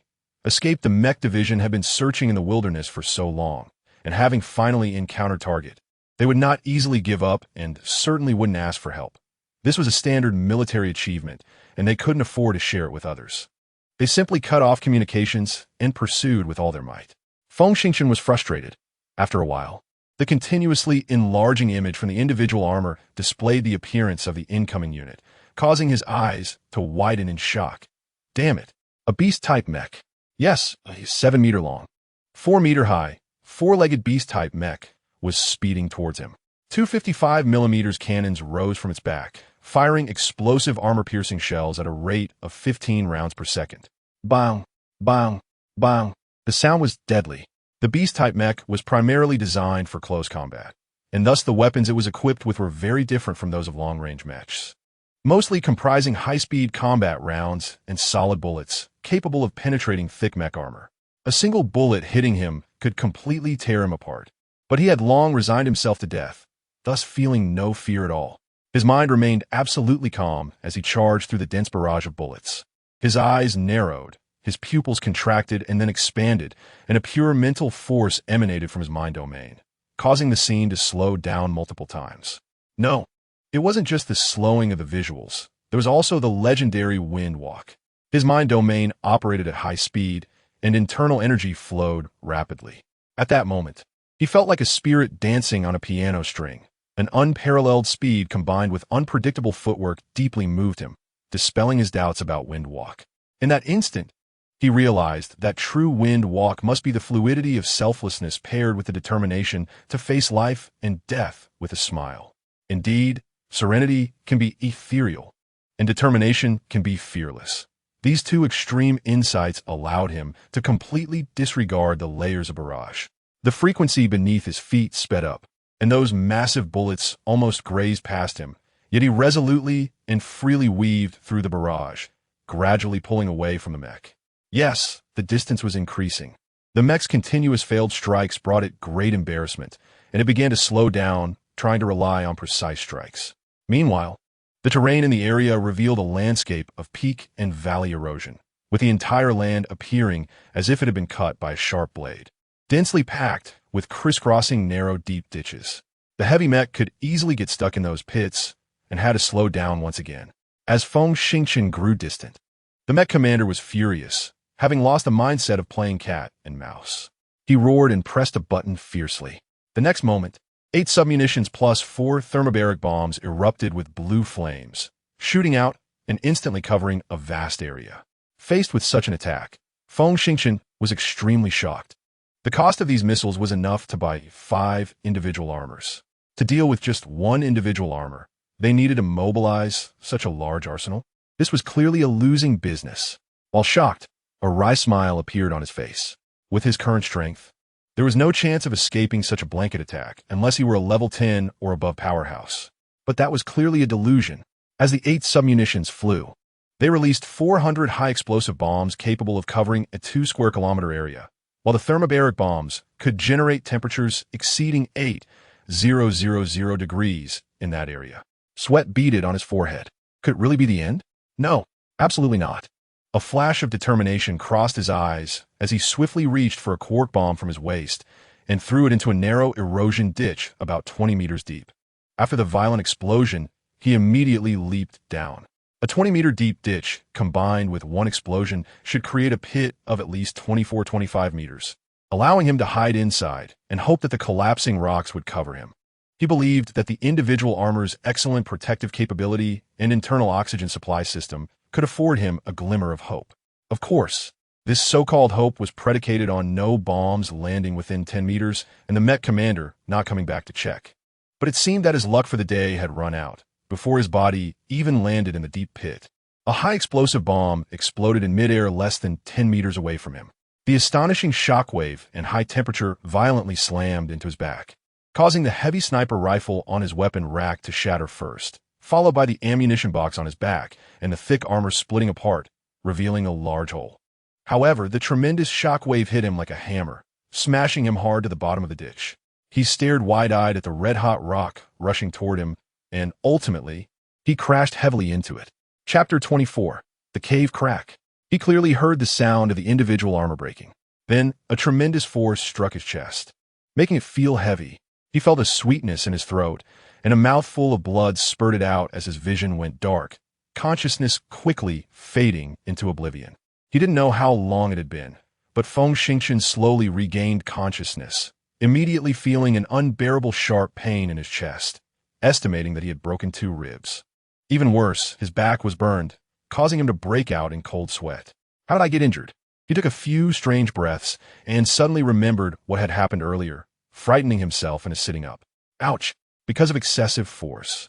He strained the injuries on his chest and back, causing cold sweat to flow down. Taking a deep breath, once the pain eased slightly, he glanced at the time on the virtual screen. It was now Earth year 2488, June 17th, midnight. It seemed he had been unconscious for nearly 4 hours. Activating the radar and night vision functions, he looked around and was quite surprised to find he was in a deep cave. In that instant, he felt a bit confused. Wasn't he buried in a ditch? How could he be in a cave? Could it be that the bottom of that ditch hid this big cave, and he had smashed through the opening by falling down at high speed? Yes, that was the only explanation. He shook his head vigorously and checked his personal armor. The back armor was shattered, the chest armor was sunken, and several key wires were short-circuited, rendering the mini-missile launcher on his arm unusable, as well as the fully automatic mini-detector. Moreover, the leg accelerators had also failed. This was quite frustrating, as it meant he could not achieve a speed of 80 kilometers per hour through electric power and could only rely on his own physical strength to run. It seemed that a level 6 Minor Master could reach a speed of about 20 meters per second, which is 72 kilometers per hour, and in a wind-running state. He could exceed 90 kilometers per hour. However, such running was based on his internal strength and physical stamina, and with his level 6 body technique, he could only last for 20 to 30 minutes in the extreme environment of Kandan Star. To make matters worse, once his internal strength was exhausted, how would he face the imminent dangers? Shaking his head, he temporarily put aside these unhappy thoughts and focused on the present. He looked down at his equipment. The heavy sniper rifle was already shattered, and the energy pistol was gone. Fortunately, on the weapon rack on his left thigh, the ion shock knife was still hanging, and even the backup battery he had specially stored was still there, so he didn't need to worry about power and internal oxygen supply in his helmet for now. With a bitter smile, he first shut down several damaged circuits, replaced it with a new battery, and then pressed a button on his left waist area, opening a small compartment that hid a standard battlefield medical kit containing powerful hemostatic needles, painkillers, trauma gel, and other battlefield first aid supplies. He took out a painkiller and injected it. With the current medical standards, the intense pain disappeared after a few seconds, and he was finally able to stand up. The painkiller lasted for 24 hours, and he had 3 doses, which meant he wouldn't be tormented by pain for 72 hours. As for whether he could survive beyond that, it was unnecessary to think that far ahead. Then, he rummaged through the food compartment in the back of the armor and found 4 liquid high-calorie field rations and a bottle of 500 milliliters of water. This bit of field rations could sustain him for about 60 hours of normal consumption. However, who knew how long this war would last? Every morsel of food was worth half a life, and since he wasn't very hungry, he was reluctant to eat. As for the water, it was better to save it until he found a water source to be used at a critical time. So, he put the field rations back in their original place without touching them. Activating the armor's mapping tool, he quickly constructed a 3-dimensional map of about 300 meters. After looking at his location, it seemed he was about 100 meters inside the cave, and the slope inside the cave was relatively steep, indicating that it had certainly rolled in. Taking a deep breath, at this moment, under the effect of the painkillers, the injury to his ribs no longer hurt. He hurriedly climbed up using both hands and feet, and after a while, he reached the cave entrance. The entrance was blocked by several collapsed stones, but this didn't trouble him. He took out the vibrating shovel hidden in his leg and carefully dug for a while. Gradually, the stones rolled away, revealing a not-so-large opening. Before he could crawl out, he heard a roar from a beast, and then a gust of wind rushed in from the left side. He instinctively shrank back, only to see a gigantic claw scrape past the cave entrance, sending fragments of stones flying everywhere. Chapter 25. Monster. He stared blankly at the cave entrance, exclaiming, "What the hell? Why is there a bio-monster guarding this place?" Indeed, there was a bio-beast outside, lying on the ground, seemingly nursing its wounds. Upon hearing the sound of the stones rolling, it instinctively swiped a claw over.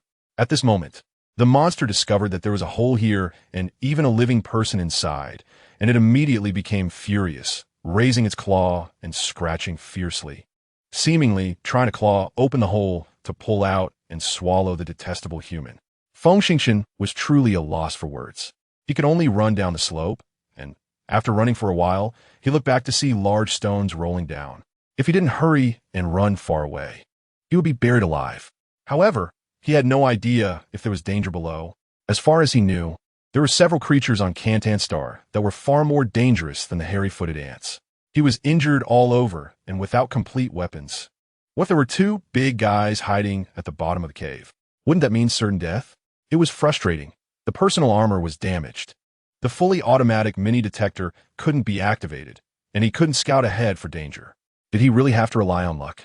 But did he have any other options? Cursing under his breath, he sprinted down for 400 or 500 meters, and, thankfully, the cave was getting wider, with some small bends appearing, and the rolling stones finally decreased a lot. However, he began to worry. What if those stones kept rolling down and piled up at a certain bend? Wouldn't that mean he couldn't get out, effectively being buried alive? Licking his lips and revealing a bitter smile. It seemed that he could only place his hopes inside the cave, hoping there was another way out. With the night vision effect of the personal armor assisting him, he continued to draw the three-dimensional map as he walked deeper into the cave, gradually going about 4 to 5 kilometers in, and it seemed there was still no end in sight. At this point, he was gradually feeling more at ease. Due to the extreme climate, there was no liquid water on the surface of Cantan Star, but more than 2,000 meters underground, it was still possible to find drinking water. In such a deep cave, the chances of finding liquid water were not small. As long as he found a water source, generally speaking, he could find moss rich in various vitamins, and with food and water, hiding for 7 or 8 days wouldn't be a problem. If he could speed up his recovery with internal strength, by that time he believed the monsters outside would have left, and he could sneak out, depending on the situation, and find a way to connect to a communication satellite for help. Checking the air inside the cave. Perhaps due to the abundance of moss, the oxygen content here was slightly higher than on the planet's surface, reaching 165, with low carbon dioxide levels. And the air contained no toxins, allowing him to breathe freely as a minor master of body technique. He opened the helmet and the lighting tool on his fingers, lit a cigarette, and continued to walk down. After winding for more than 10 kilometers, according to the three-dimensional map he had drawn along the way, the vertical distance to the surface had exceeded 2 kilometers. Why was there still no water source? He didn't know if the cave still had more to say when he suddenly froze. At that moment, he had just turned a corner when a huge space suddenly appeared before him. The space was indeed vast, with a diameter of about 500 meters and a height of 200 to 300 meters, shaped like a dome. Above the dome, there seemed to be some kind of microorganism or mineral that emitted a self-generated blue light, illuminating the entire area in a hazy glow. A space like this was not surprising. However, under the dim blue light, he saw something coiled in the center of the ground. This thing looked very strange, overall. It resembled a multi-rayed catfish, a type of cleaning fish on Earth, with a complex and fierce-looking head. The monster was enormous, nearly 300 meters long, with a maximum width of 60 meters and a maximum thickness of over 40 meters, sporting 10 pairs of insect-like limbs of varying lengths, with the longest pair extending over 200 meters. On its back, there were 2 giant spikes that looked like periscopes, capable of launching attacks from any angle, ensuring it was hard to defend against. If the three-dimensional map hadn't been fully constructed, he would never have believed that such a gigantic and strange creature existed in the world. What shocked him the most was that, according to the life detector, the bizarre creature was definitely a corpse, and the cause of death was a small object that shone with a dark metallic luster. Yes, after magnifying the high-definition image, he examined it carefully. A strange object was deeply embedded in the thick shell of the bizarre creature's gigantic head. Chapter 26. Mechanical arm. He stood there for a full 2 minutes, finally letting out a long sigh, murmuring, "It seems that in ancient times, the planet Kuntan was not without powerful beings. Perhaps some catastrophic disaster led to its decline." This explanation seemed somewhat reasonable, yet there was something off about it. After thinking for a while, unable to pinpoint the reason, he could only shake his head and dismiss the thought. Boldly, he approached and touched the monster's grotesquely large long legs, convinced that it was lifeless, and quickly climbed onto the creature. Compared to the dead, strange creature, he was more curious about what kind of metal could kill such a giant being. The metal was peculiar. The creature was covered in over 20 centimeters of dust. Yet this object was spotless, as if it had just come off the production line. With his soldier's knowledge, he couldn't tell what it was from the smooth, shiny surface. After a moment's thought, he squatted down, wrapped his arms around the 50-centimeter diameter cylinder, took a deep breath, and suddenly exerted force. However, the object seemed to have been stuck there for quite some time. After the giant creature's shell petrified, the wound contracted, completely separating from the metal cylinder, making it easy to pull out without any effort. He, however, used too much force. Once the cylinder was pulled out, he lost his balance and stumbled back several steps, leaning backward and falling off the creature's head. This was a 30-meter height. Although protected by personal armor, he couldn't withstand the 200-kilogram weight of the cylinder.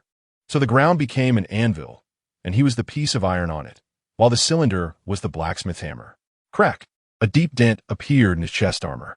Rolling his eyes, after a few seconds, he finally caught his breath and muttered 2 words, "Damn it." Struggling to push the cylinder away, he managed to sit up, gasping for air, lit a cigarette, and pulled the cylinder closer for a closer look. His face filled with astonishment. "Is this a forearm?" Yes, this was indeed a forearm, 27 meters long, tightly clenched into a fist with a completely metallic surface. And he could even feel what seemed like muscular bulges. He glanced at the break in the arm.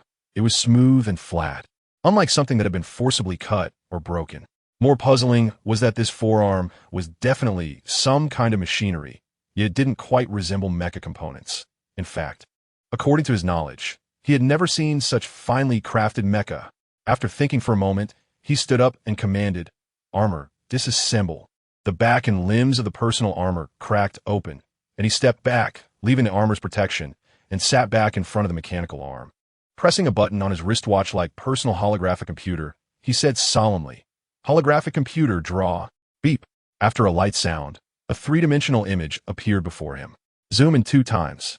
The arm's image magnified, and he was instantly captivated by the dense and peculiar patterns on it. Alien characters?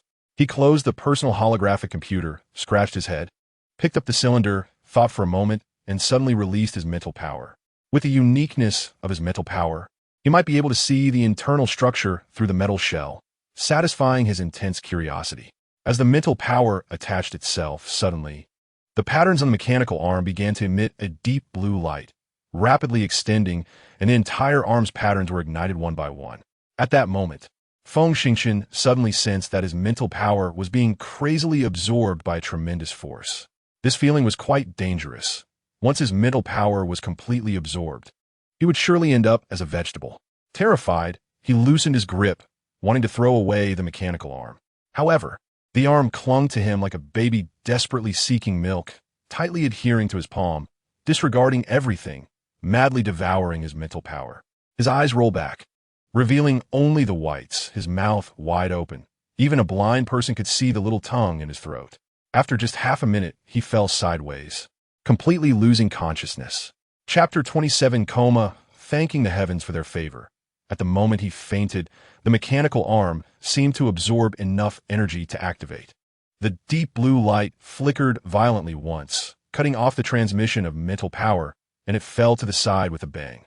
A few minutes passed in a flash, and that 27-meter-long, 50-centimeter-thick arm began to continuously stack in a bizarre manner. During the stacking, it rapidly shrank, and as it shrank, the tightly clenched fist opened, and a purplish-red ball the size of an ostrich egg rolled out from its palm, rolling all the way to Feng Xingchen's side, gently touching his skin. For some unknown reason, the purplish-red ball suddenly fused into his arm, exploding in the process, and from inside, a blood-red small armored catfish, less than 30 centimeters long, emerged. glancing around before suddenly leaping and burrowing into the fossil of that giant strange creature, disappearing completely. But that wasn't all. Even more bizarre events unfolded. As the purplish-red ball vanished, a cloud of purple mist rose, condensing but not dispersing, quickly gathering in front of Feng Xingqian's head, accompanying his breath. Rapidly drilling into his nasal cavity, entering the alveoli, and merging into his blood through capillaries. The blood flowed, carrying the purple mist swiftly throughout his body and into his brain. The next moment, an earth-shattering explosion erupted in his brain.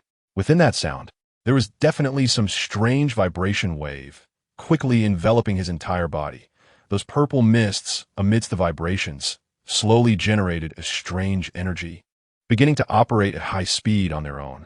In his deep coma, Feng Xingqian involuntarily let out low groans, his face and body spasming and trembling. Beneath his skin, it felt as if dozens of mischievous little mice were continuously scurrying around. Wherever they moved, the muscles and veins were collapsing.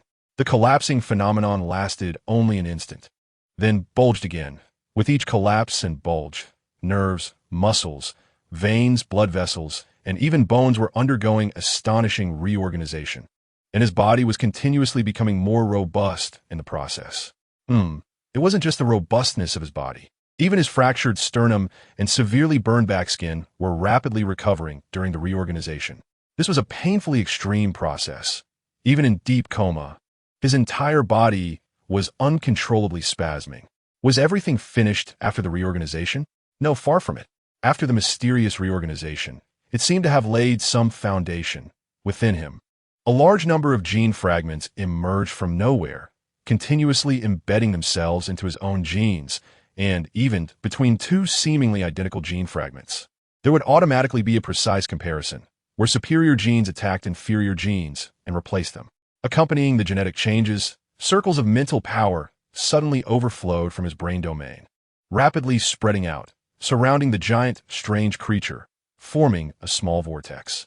The moment the vortex was formed, quite a few special substances within the strange creature were forcibly stripped away, merging into the center of the vortex, and along with the movement of the mental power, slowly returned to his brain domain. All of this seemed to be developing in a positive direction. Even the strange vibration waves generated in the brain domain strengthened continuously after the strange substances joined, reaching their peak in less than 2 hours and continuing, pushing his body and mental power to a new height. This relatively lengthy process can be set aside for now. From the moment he lost consciousness, the mechanical arm suddenly activated on its own, presenting a bizarre stacking method.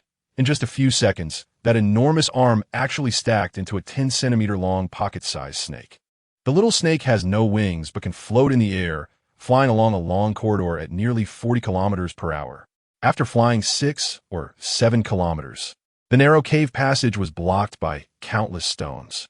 The little snake circled in place twice, its 2 eyes suddenly flashing with a sapphire blue light. And then it opened its small mouth. In the next moment, a slender beam of light shot out from its mouth, and those rocks, illuminated by the light, rapidly dissolved and vanished cleanly, just like snow under the scorching sun. Chapter 28. Mechanical Snake Clearing the Rubble. The little snake quickly flew out of the cave. On the planet's surface, the wind howled fiercely. Not far away lay a biochemical beast, which the little snake ignored completely and landed directly on its back, coiling up and remaining still. After more than 30 minutes, the little snake suddenly emitted a sound.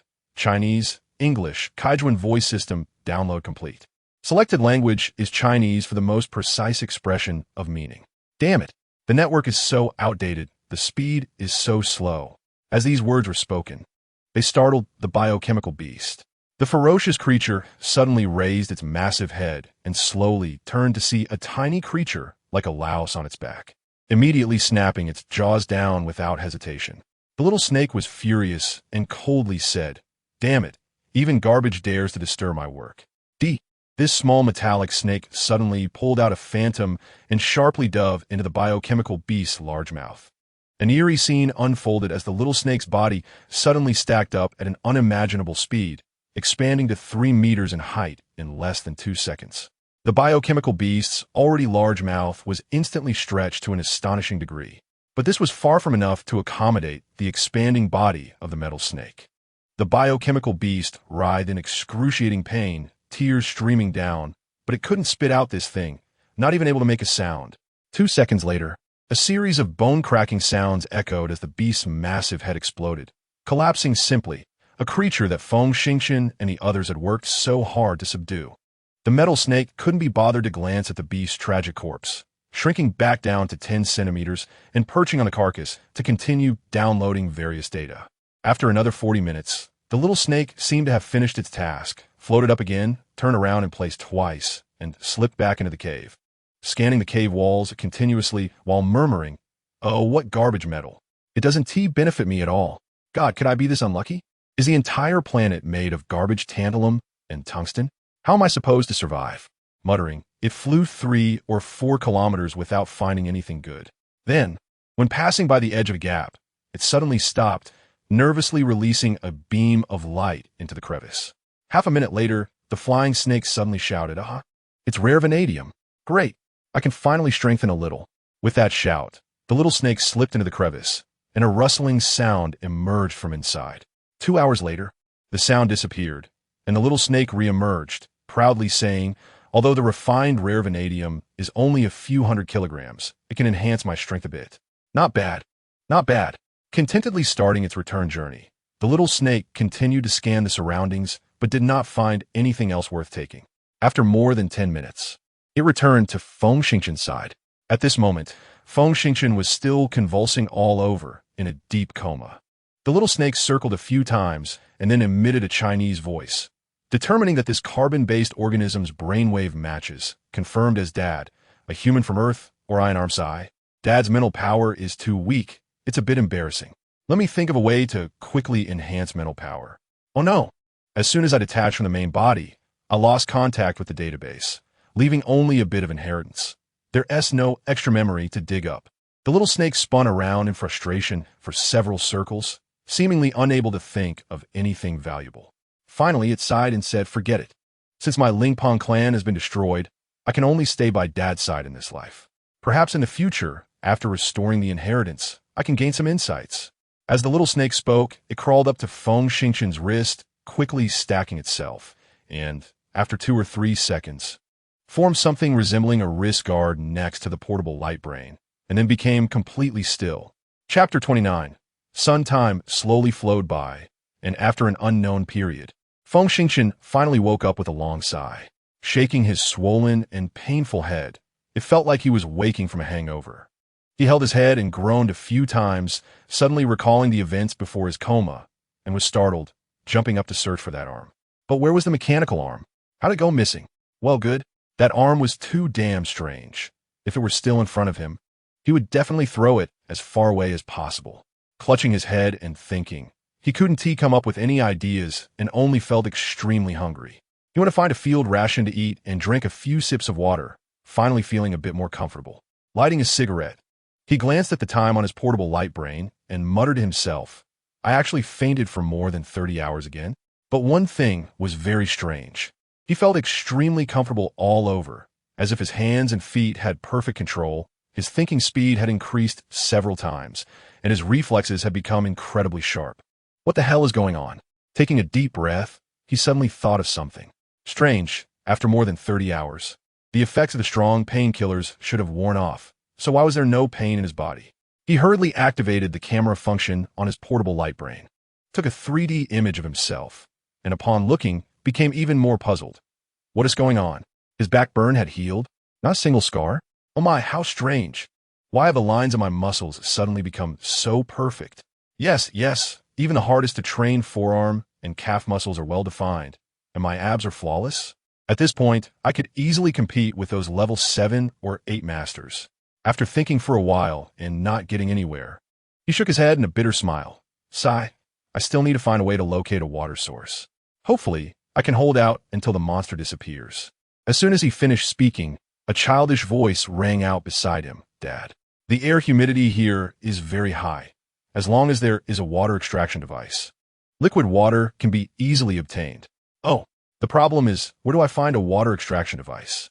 Just as Feng Xingqian was halfway through his sentence, He suddenly jumped up as if his but were on fire, turning around and looking around, shouting, "Who? Who's there? Dad, don't be afraid. It's me, that arm." The childish voice continued. "In the little inheritance I have left, I barely found some vague memories. I should be an arm of the Lingpong clan, severed over 1,000 years ago while fighting with this battle mother insect." Feng Xingchen was shocked to suddenly have a son, nearly losing his mind, and shouted hysterically, "How can an arm talk? Dad, the Lingpong clan is the most perfect, intelligent, metallic life in the universe. Since it is life, it must be spread throughout the body. As long as any part is left, it can slowly replicate and perfect itself, becoming a complete individual again. However, this process is very long and requires complex conditions." Feng Xingchen was truly on the verge of a breakdown. The words spoken by the voice were indeed in Chinese, but he didn't understand a single word. He wiped the cold sweat from his brow, organized his thoughts, and asked the most core and concerning question. "Why do you call me Dad? The Lingpong clan is metallic life, without gender distinctions. The way to continue life is to separate a cell containing complete knowledge and inheritance from an adult individual. And then, when the offspring cell grows to its limit, it will separate from the mother body. At that time, it must be infused with mental power to activate the evolution function. So, my individuality is separated from my mother, while the mental power infuser is obviously my father. I, Feng Xingchen, wanted to try to organize my thoughts but failed. He clenched his fists and quickly changed the subject. "You step out first. Let me see you before we talk." With a soft click, the wrist guard fell to the ground, and after a strange combination, it reformed into that arm. Immediately, the arm bizarrely combined again and transformed into a miniature snake. Floating in the air, saying in a sweet voice, "Dad, do you see? Unfortunately, I am not a normally separated cell, but a part that was passively broken. Thus, I have significant defects and cannot temporarily take on a human form. However, I believe that in the near future, I will definitely become an excellent metallic life form." Chapter 30. Memory. Feng Xingchen was startled and stammered while pointing at the little snake. Are you a transformer? Transformers? Just now.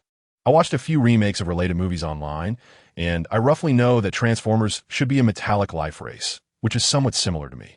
However, I personally think Transformers are relatively weak. What? Transformers are weak? Of course, they're very weak.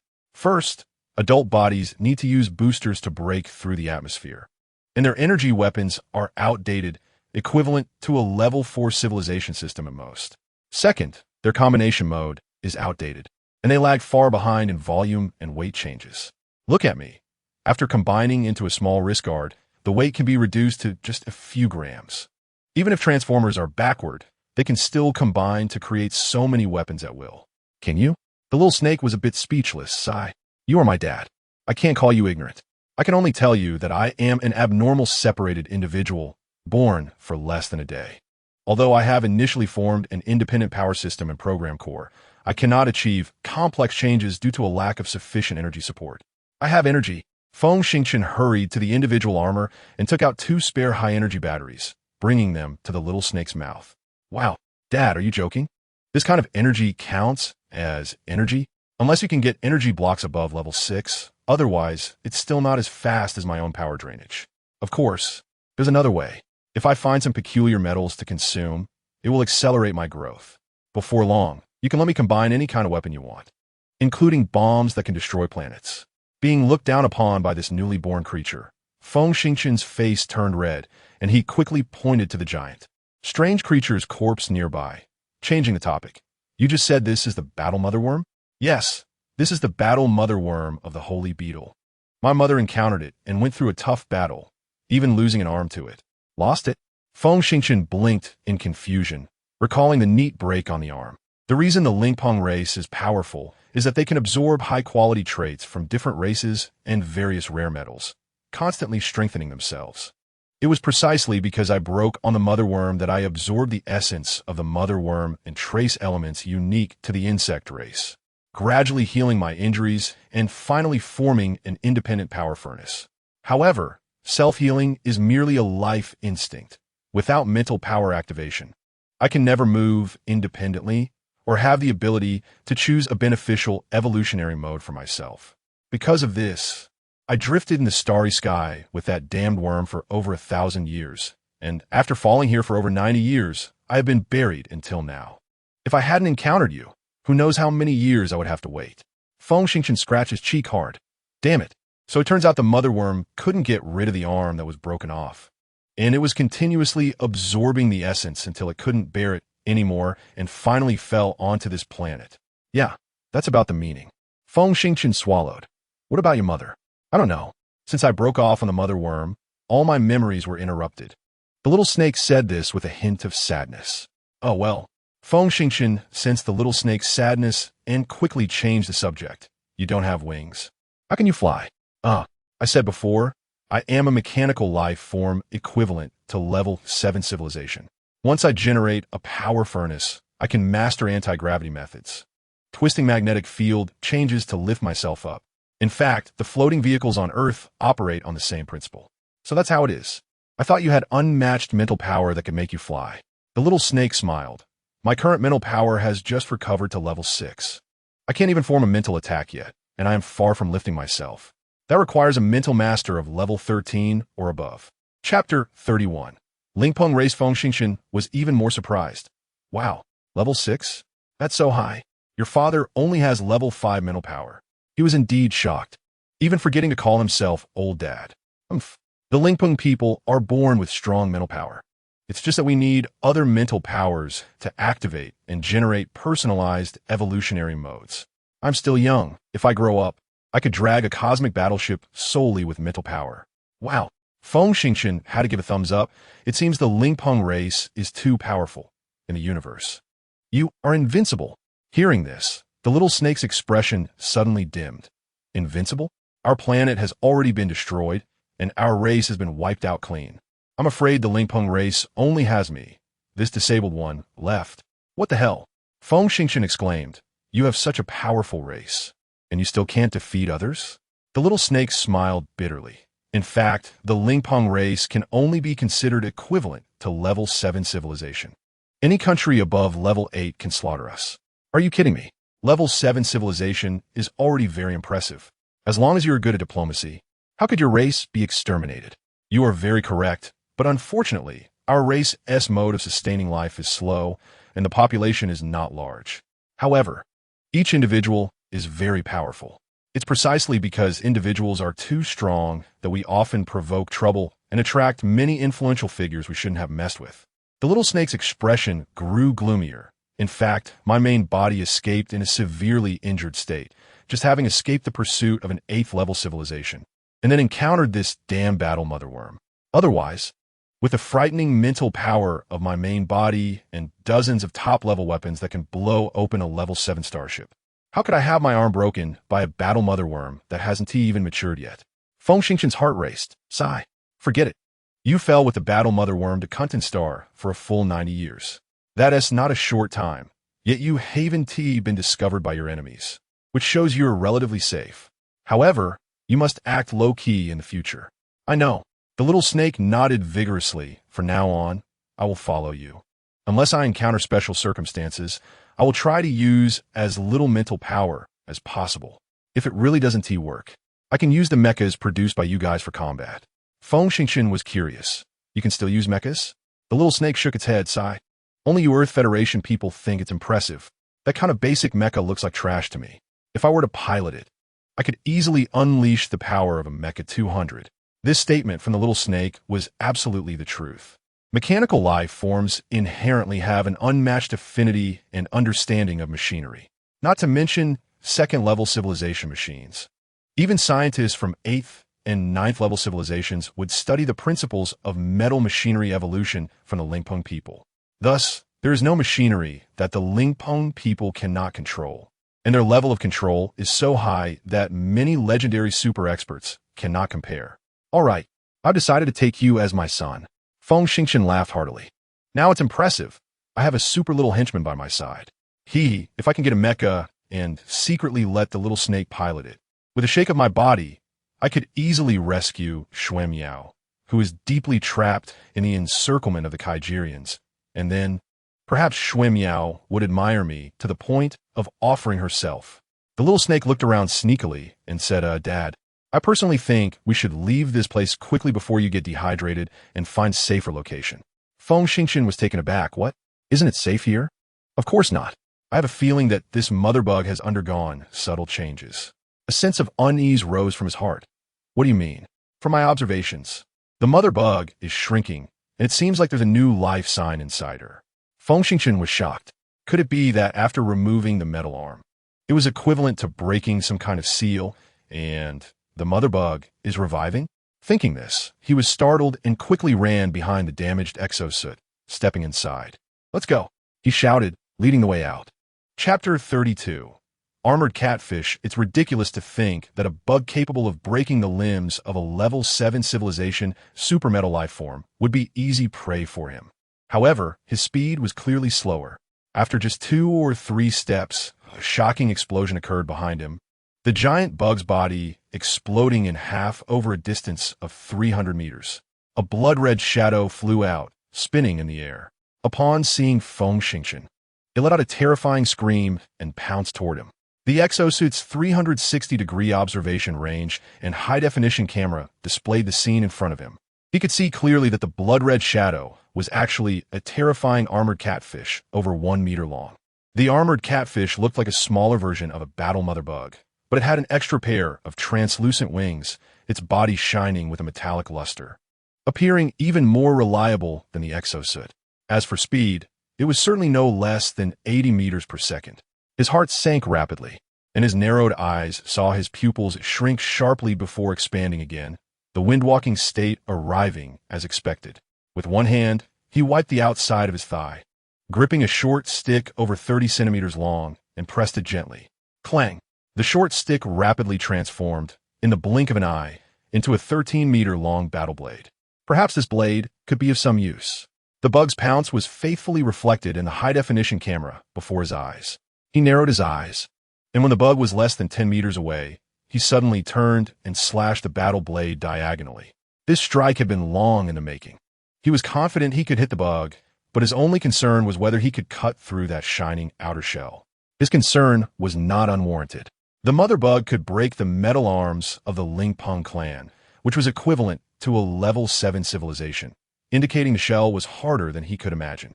However, as the blade was about to strike the bug, it unexpectedly twisted its wings, performing a mid-air roll, and the blade passed closely by its body.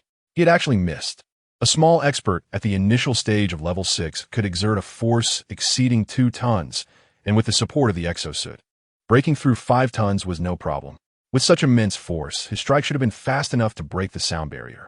How could he have missed? But now was clearly not the time to think. The bug was already less than 2 meters away, and he couldn't dodge. Ironically, while in the rare wind-walking state, he could accurately predict the bug's trajectory, yet with his current body's reaction speed and the injured exosuit, he couldn't respond quickly enough. Perhaps it was a subconscious action. His internal energy circulated rapidly, tried to burst forth from his body. Having cultivated internal energy to level 4, he was able to project it outward, creating a strong impact. At level 6, the external energy was quite powerful, and he should be able to push away this not-so-large bug. Whoosh!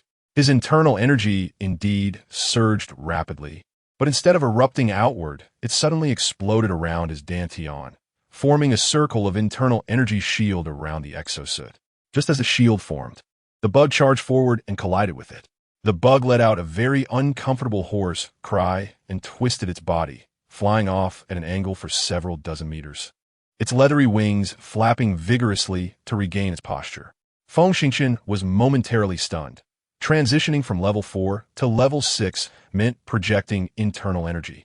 But only upon reaching level 7 could one control internal energy to the extent of forming a shield. Could it be that he had already entered level 7? This was too bizarre. At this moment, he clearly had no time to ponder. The bug adjusted its position in the air at a pleasing speed and dove down even faster. He narrowed his eyes, wielding the vibrating blade like a storm, while also mobilizing internal energy, hoping to familiarize himself with this immense power in the shortest time possible to find an opportunity to escape. Witnessing the bug's aggressive attack, the little snake in the distance was almost exploding with anxiety. Unfortunately, it had just hatched and lacked the power to fly at the speed and agility of the bug.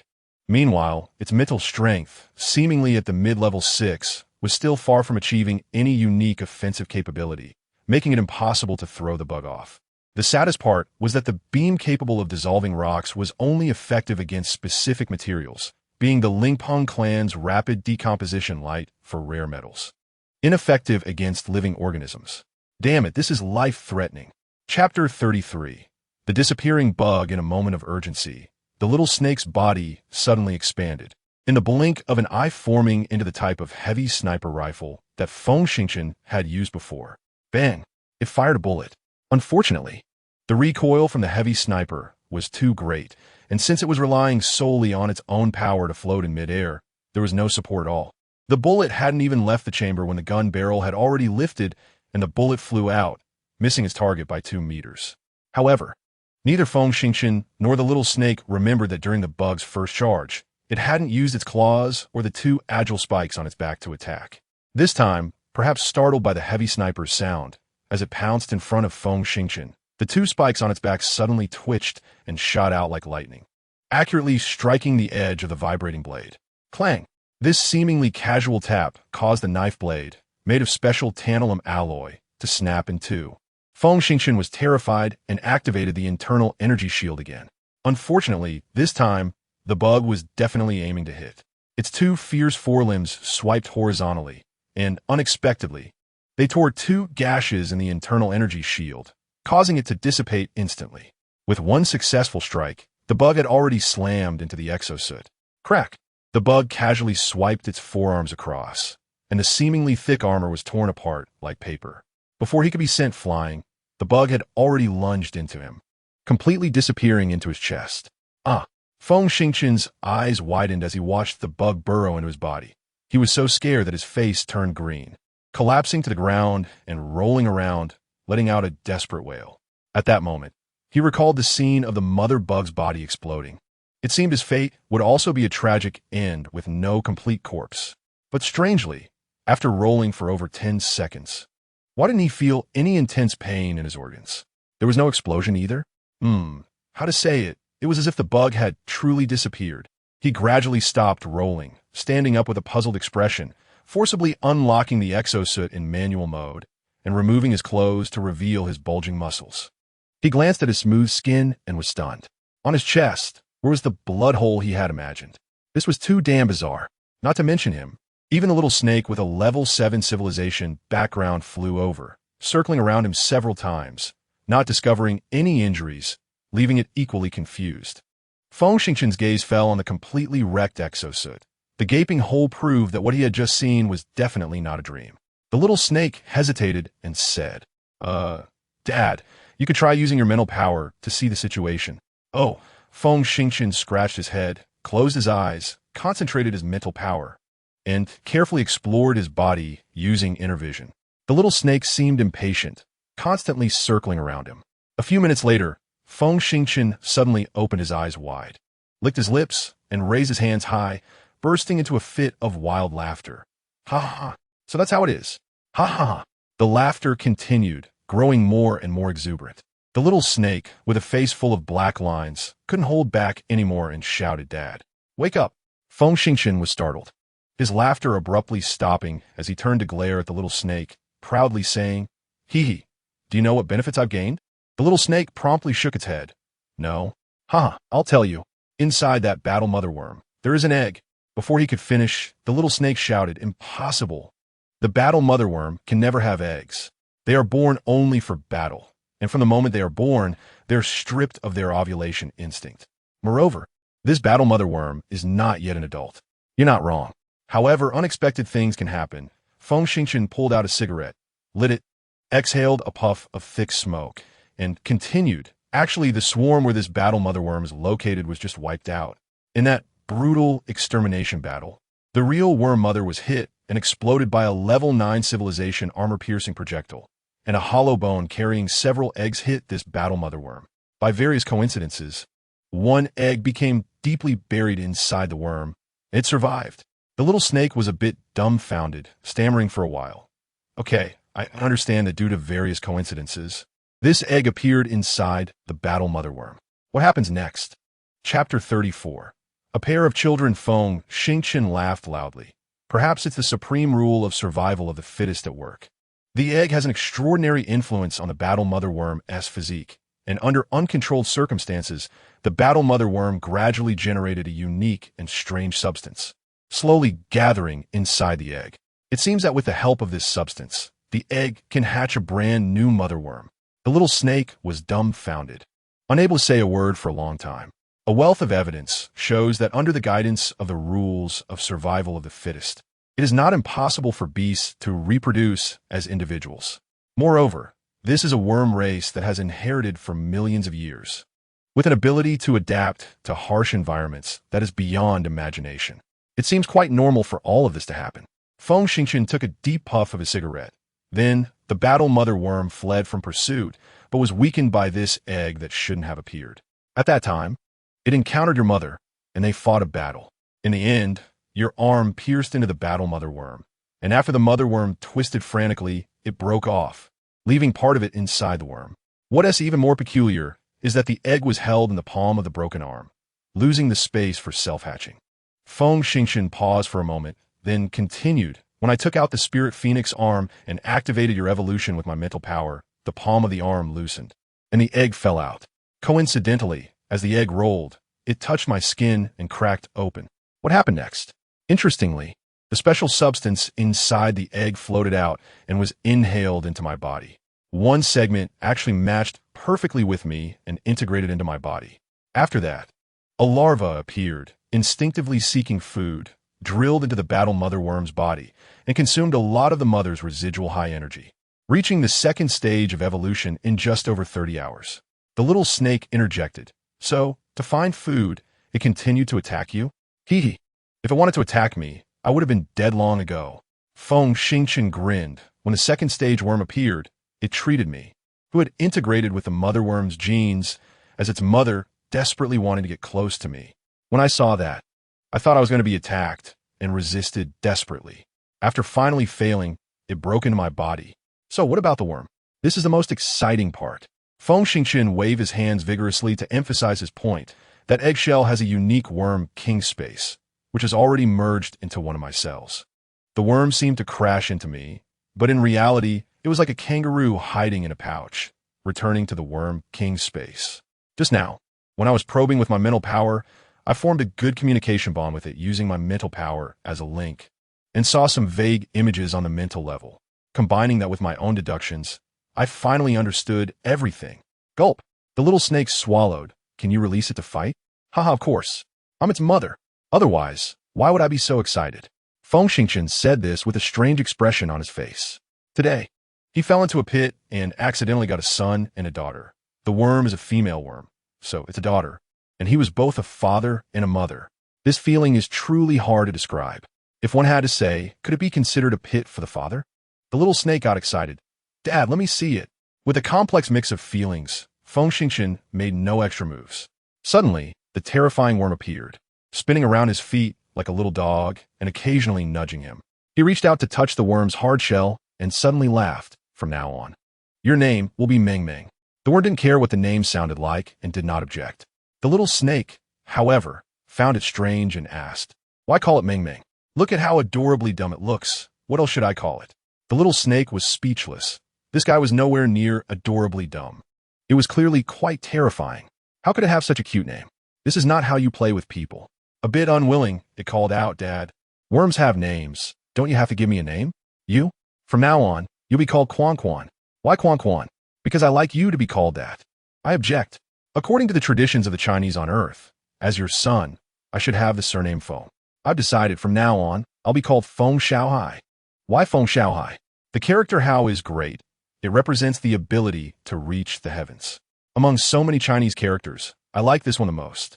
Suit yourself. Chapter 35, Weapon Upgrade, alright. The little snake was happy and asked, Dad, since there's no danger, should we stay here for 2 days or leave early? Of course. We should leave. I don't have individual armor, let alone weapons. Feng Xingchen said this, and suddenly remembered something, shouting, by the way, Shaohai, it seems you just stacked a heavy sniper rifle? Yeah, what's the problem? Of course, there's a problem. Feng Xingchen said angrily. Didn't you say that you couldn't stack weapons for the time being? Feng Xiaohai snorted. Is a mere 19mm live ammunition heavy sniper rifle even considered a weapon? You have the nerve to ask? I'm too embarrassed to say it. Feng Xingchen scratched his chin. Did you stack a weapon, but do you have enough ammunition? That depends on the materials I have. With my current situation, I can at most produce hyper-frequency ammunition. What? Feng Xingchen was taken aback. He knew what hyper-frequency ammunition was. Its full name is Hyper-Frequency Oscillation Armor-Piercing Projectile, which uses an astonishing oscillation frequency to cause material changes. Do you know microwaves? They use an internal magnetron to convert electrical energy into 5 billion oscillation frequencies that pass through food. The polar molecules in the food generate heat on their own under high-speed oscillation, achieving heating effects. Hyper-frequency ammunition operates on a similar principle, but it combines electrical energy and laser emission tubes all within a single bullet. When fired, a laser shoots out, converting into hyper-frequency shock waves at 5 billion times per second, lasting for 4 seconds. Not to mention living beings, even a 30-centimeter thick alloy wall would instantly collapse. However, the cost of this bullet is too high and the production is too low. The federal government only equips special forces or SWAT teams for hostage rescue. The field troops are not qualified to use it yet. Xiaohao did not respond and continued. The terrain of this planet is complex. With Dad's strength, it's too dangerous without powered armor. How about this? I can completely repair this scrap armor. Feng Xingchen was overjoyed. Great. Get to it. Xiaohao floated in front of the powered armor. His small body began to quickly stack and expand. A few seconds later, he transformed into a 5-meter-long giant snake and swallowed the powered armor in one bite. Damn, are you eating or repairing? Feng Xingchen watched in shock. Xiaohao couldn't be bothered to answer, smacking his lips and muttering. Sigh. The metal is too poor, not filling at all. Only you Earth Federation treats it as treasure. Feng Xingchen was unwilling and retorted. Humph. High-level civilizations also rise from low-level ones gradually. If you have the ability, give me a set of level 7 civilization gear. There isn't enough material to make good things. However, I have swallowed some rare vanadium, and combined with your vibration knife, I can barely make a slightly better blade. I can give you one. As Xiaohao spoke, he swallowed the vibration knife that had just been broken, squinting his eyes. The tip of the snake's tail slowly bulged out, and 2 minutes later, like defecating, a short stick was separated out. From the outside, the short stick looked exactly like their standard equipment, but Xiaohao said, due to limited materials, although it incorporates some rare vanadium, it can only barely reach level 3 civilization technology. The blade is tougher than before, with a vibration frequency of 8 million times per second. This enhanced cutting power should pose a certain threat to bio-beasts, so it's better than nothing. Feng Xingchen quickly picked up the short stick, looking at it while asking, do you know about bio-beasts? Of course. I went outside the cave for a run and casually eliminated one. Then I connected to a low-level network and downloaded a lot of things, including quite a bit of secret knowledge about the Kaijus. I believe the intelligence I have is probably more than that of the Earth Army. Oh, you took out the bio-beast at the cave entrance? The little snake tilted its head. That kind of garbage bio-beast isn't worth mentioning. Feng Xingchen rolled his eyes and lightly twisted the short stick. Ding! A long, narrow combat knife appeared before him. He held it and waved it lightly a couple of times. The high-speed vibrating blade sliced through the air, producing a subtle buzzing sound. This sound felt solid. One thing to note is that this knife consumes quite a bit of energy. Currently, it is powered by a high-energy battery, and at full load, it can only last 6 to 7 hours. If we can obtain Kaiju energy blocks, the effect will be much better than the high-energy batteries. At that time, I can help you prepare a few spares. Understood. Feng Xingchen quickly put away the blade, tightly gripping the short stick. What about the armor? It's coming right up. The giant snake squinted its eyes and held its breath, as if it were taking a dump. Chapter 36. Bad news. Signed. 5 extra chapters today to celebrate. First chapter is here. A few minutes later, with a clang, an alloy box dropped out. Feng Xingchen was very pleased, twisted the box, and shook it. Crackle. The box began to deform and quickly expanded into a powered armor. Feng Xingchen stepped into the armor, skillfully opened various instruments, did a brief inspection, and laughed. Haha, not bad, it's all repaired. While saying this, His eyes kept darting towards the snake's belly. He couldn't imagine what kind of powerful workshop Xiao Hao had inside him to repair the scrap armor so quickly. In the future, if Xiao Hao grows a bit more, will he be able to produce level 7 civilization mechs? This is truly a super factory. While lost in thought, the giant snake spat out a heavy sniper rifle and 2 magazines. This is your heavy sniper. Currently, due to material limitations, there aren't many bullets. I could only make 14 super frequency rounds. Of course, if you want tantalum bullets, later, once I gather some materials, I can give you a few hundred rounds. Don't have any right now. Feng Xingchen clearly understood the destructive power of tantalum bullets against cruisers. Not for now. I can manufacture pure metal projectiles, but tantalum bullets have high explosive capabilities, and for the moment, I can't find the materials to make explosives. All right. No need for tantalum bullets for now. Once we go out, I'll make a trip to the earlier defended high ground. As long as I find a supply box, 1T, I have everything. Feng Xingchen muttered to himself, picked up the heavy sniper, slapped a magazine onto the chamber, raised it, aimed at the distant air, and smiled with satisfaction. Soon, he finished equipping himself. Let Ming Ming return to the Insect King's space. While our Lingpeng clan comrade Feng Xiaohao turned back into a wrist guard and strapped it to his wrist. Then, he took off running and soon arrived at the cave entrance. He slightly raised his hand, and 2 large pigeon egg-like objects hidden in his forearm flew out. These are fully automatic micro-detection devices. The detection device flew out of the cave, made a circle, and outside, apart from the corpse of a giant beast. There was nothing else. Impressive. My cheap son is indeed impressive. He muttered a couple of times and quickly controlled the detection device to fly 2 or 3 kilometers, but did not see any other monsters or cruisers. After retracting the detection device and crawling out of the cave, he opened the communicator and tried to send a distress signal. However, after waiting for a while, there was no response, and he felt a very bad feeling rising in his heart, muttering, "Why is there no response?" Just then, Feng Xiaohao's voice came through the earpiece. "Dad, I found some information fragments, and things are looking a bit grim." Feng Xingchen's heart tightened. What is going on? A few hours ago, 23 Earth military bases on the planet were attacked. Damn it, it's only been about 40 hours? The Kaijers are that powerful? The Kaijers came prepared, with 100 starships suddenly appearing. Even if your space forces fought back desperately, even willing to sacrifice themselves to ram into others, along with ground-air defense forces cooperating, they achieved decent results. However, ultimately, the space forces were outnumbered, and after sinking 84 Kaiger starships, they were completely wiped out. Subsequently, the Kaiger's transport fleet appeared, releasing 170,000 bio-beasts plus 80,000 cruisers, occupying key surface points, and then deploying 300,000 ground troops, continually squeezing the human army.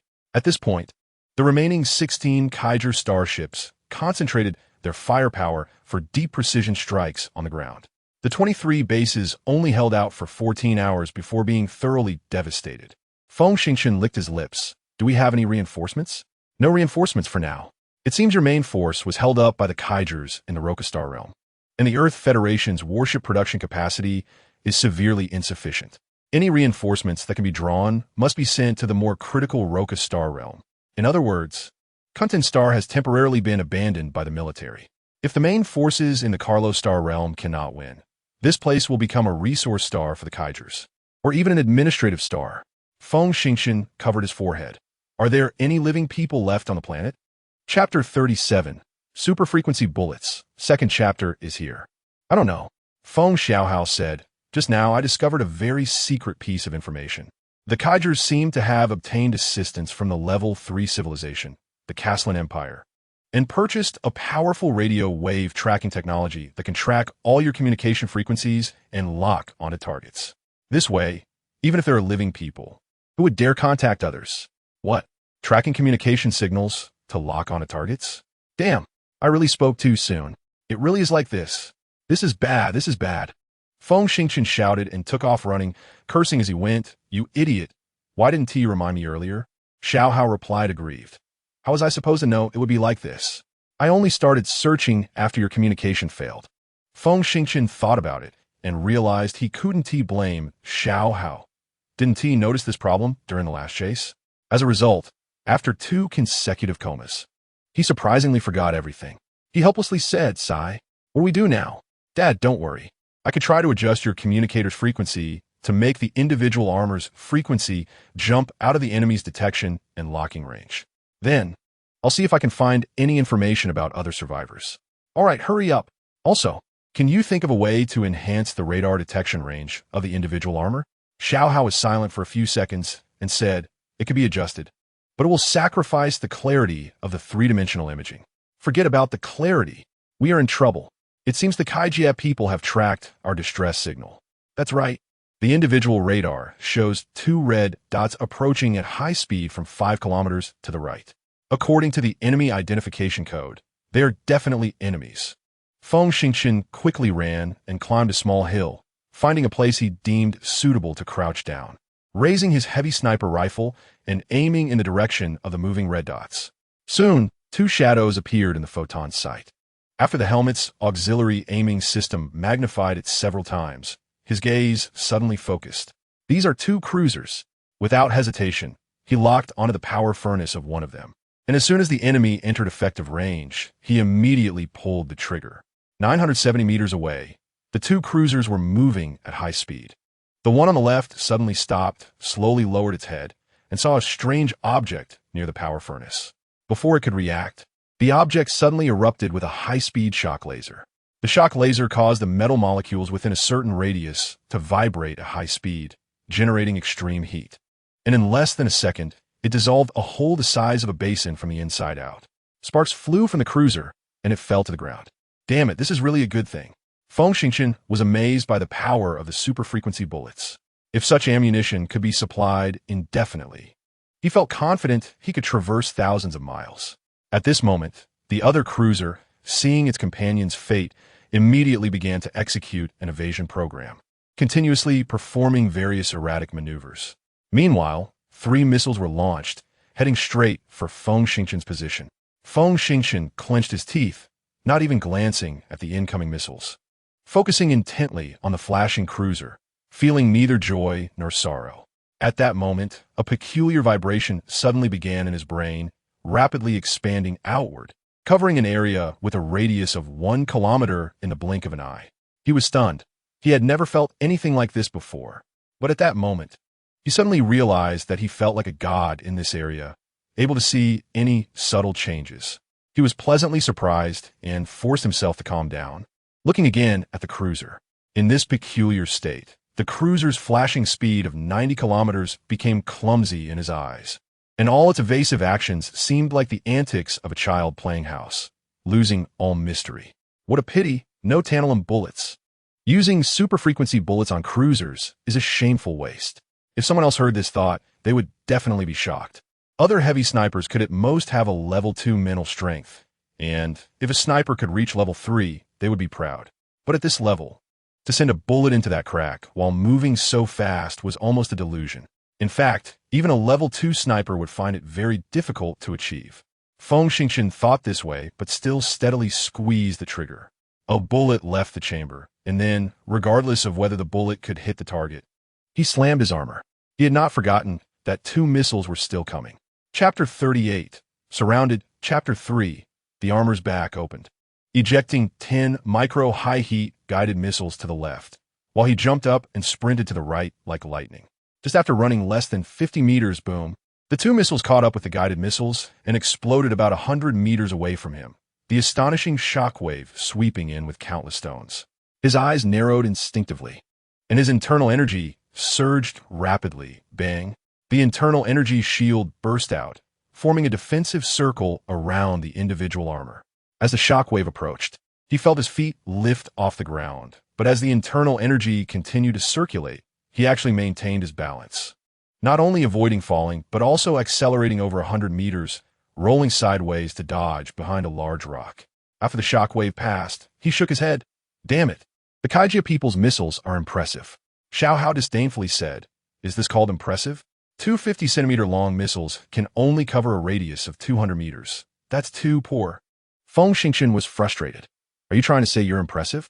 Xiao Hao, too lazy to argue with Feng Xingchen, said, "Dad, the radar has been adjusted, and the detection radius has been expanded to 15 kilometers. Also, the frequency signal modification is complete. You can connect to the signal source. You first look carefully to see if there are any coordinates left by your comrades for assembly. This isn't urgent. Xiao Hao said that the cruisers have relatively strong firepower, and your physical skill level is too low. If you encounter a few more, the individual armor clearly can't guarantee your safety. The problem is, I can only create 14 super-frequency bullets, and once they're used up, it will be easy to fall into danger. So, I've decided to re-equip you. Huh? How do you plan to equip me? First, let's go to the 2 cruisers and see if we can find anything after swallowing them. All right. Feng Xingchen was very pleased. Having such an impressive son was truly a blessing. I should also find a time and opportunity to test my daughter's abilities. She might be impressive too. Running quickly, they soon arrived at the first cruiser. Xiao Hao couldn't wait to slither down to the ground, extending to over 10 meters long, and swallowed the 9-meter-tall giant machine in one gulp. This guy truly belonged to the kind that was insatiable, a snake that swallows elephants, and sped off to the next cruiser, swallowing it whole as well. Feng Xingchen watched with his scalp tingling. Damn, how can such big robots be swallowed without even a bulge in Xiao Hao's belly? After swallowing 2 big guys, Xiao Hao stopped moving, squinting his eyes to digest. Feng Xingchen, bored out his mind, simply sat down and waited while smoking. However, after waiting for 2 to 3 minutes without receiving the new equipment, he was met with the Kaiju people instead. The radar emitted a series of alarms, and more than a dozen red dots appeared within 13 kilometers. No, not just a dozen, but the number was increasing, already reaching 30. Looking at the positions of those red dots, Feng Xingchen was so frightened he exclaimed, "Oh no, this is clearly the prelude to being surrounded. Xiao Hao, come back. We need to leave quickly." It must be that the cruisers just now sent out signals, attracting the pursuers. Xiao Hao was startled. Without a word, quickly coiling back into a small snake and returning to his father's wrist, transforming into a small wristband. In reality, he had already connected to the individual armor's instruments at the fastest speed, closely monitoring the red dots that had formed a surrounding circle and were rapidly closing in. Feng Xingchen ran anxiously. In the open wilderness, how could he shake off the enemy's pursuit? If 2 more aircraft or mechs came, even 10 individuals wouldn't be enough. Moreover, he dared not return to the underground cave he had just come from. If a few nuclear bombs were dropped in, even if they didn't kill him, he would be buried alive. Let's not forget, the enemy had control of the sky, and with such a commotion, he had long been noticed by the airborne early warning system. He looked at the map in confusion and finally chose an area 7 kilometers away. There was a forest. Chapter 39. Breaking in. Chapter 4. The vegetation coverage on Kitten Star was relatively high, but the plants were very peculiar. They could directly synthesize moisture from the air. Some species could even consume any nearby creatures. Furthermore, all plants released dense, charged particles, severely affecting the operation of electronic instruments. His idea was simple. Use the abundant charged particles in the forest to disable the Kaiser's early warning systems, the heavily armed cruisers, and even mecha instruments. If there were any bio-beasts, he could take advantage of the danger posed by the carnivorous plants to eliminate the Kaiser's living forces. Was he afraid of the forest? Of course.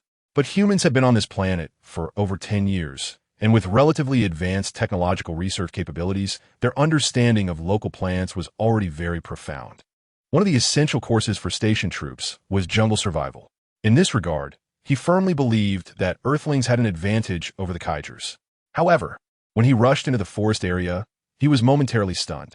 This forest had been blown to pieces. He cursed, "Damn it." It seems many federal soldiers ran into the forest to survive, provoking the Kaiser's anger, who didn't hesitate to destroy the ecosystem and launched large shock bombs to clear the area. Fortunately, after the shock bombs exploded, the shock waves cut horizontally, leaving some tree stumps and countless fallen giant trees on the ground. Due to the uneven terrain, some low-lying areas still retained quite a few intact plants. Glancing at the map, he noticed a canyon over 11 kilometers away, over 400 meters deep. He believed that the terrain in the canyon was complex, and the plants should be better preserved there. The Kaiser squad participating in the encirclement seemed to understand his thoughts and rapidly intercepted him from the side, while the pursuers behind were closing in to about 5 kilometers. He counted about 12 pursuers behind him, judging by their stable speed of 90 kilometers, they should be cruisers. The 4 red dots to his left front had varying speeds, possibly huge bio-beasts. As for the 14 red dots directly ahead, their speeds varied, indicating they were likely a ragtag army. There were no enemies blocking his way to the right front, but he dared not go that way. It led to a vast desert of 300,000 square kilometers. Once inside, there would be no terrain to use, and it would mean certain death. It seemed he could only force his way through. With high-tech weapons in hand, he still felt confident. He pushed his speed to the limit and sprinted straight ahead. At this point, he was in the most suitable attack range. The Kaiser squad lost patience in their pursuit, and dozens of missiles flew toward him, covering a large area. Damn! He cursed, throwing his heavy sniper, magazine, and shock knife high into the air, then slamming his armored suit. The individual armor launched the remaining dozen high-heat guided missiles. Then cracked open. He rolled forward, escaped the armor, and while in midair, caught the 3 pieces of equipment that fell down. After landing, he quickly turned around and charged toward the pursuing enemies behind him. His choice was very correct. As he turned, some missiles chased the guided missiles, while the rest targeted his locked armor. At that moment, he had no individual armor for protection, but his personal speed was surprisingly much faster than the armor's maximum speed, having already sprinted over 100 meters before the missiles hit their target. Boom! A violent explosion erupted behind him, and an astonishing shockwave rolled in. If he were still at level 6, being hit by such a powerful shockwave would definitely result in severe burns.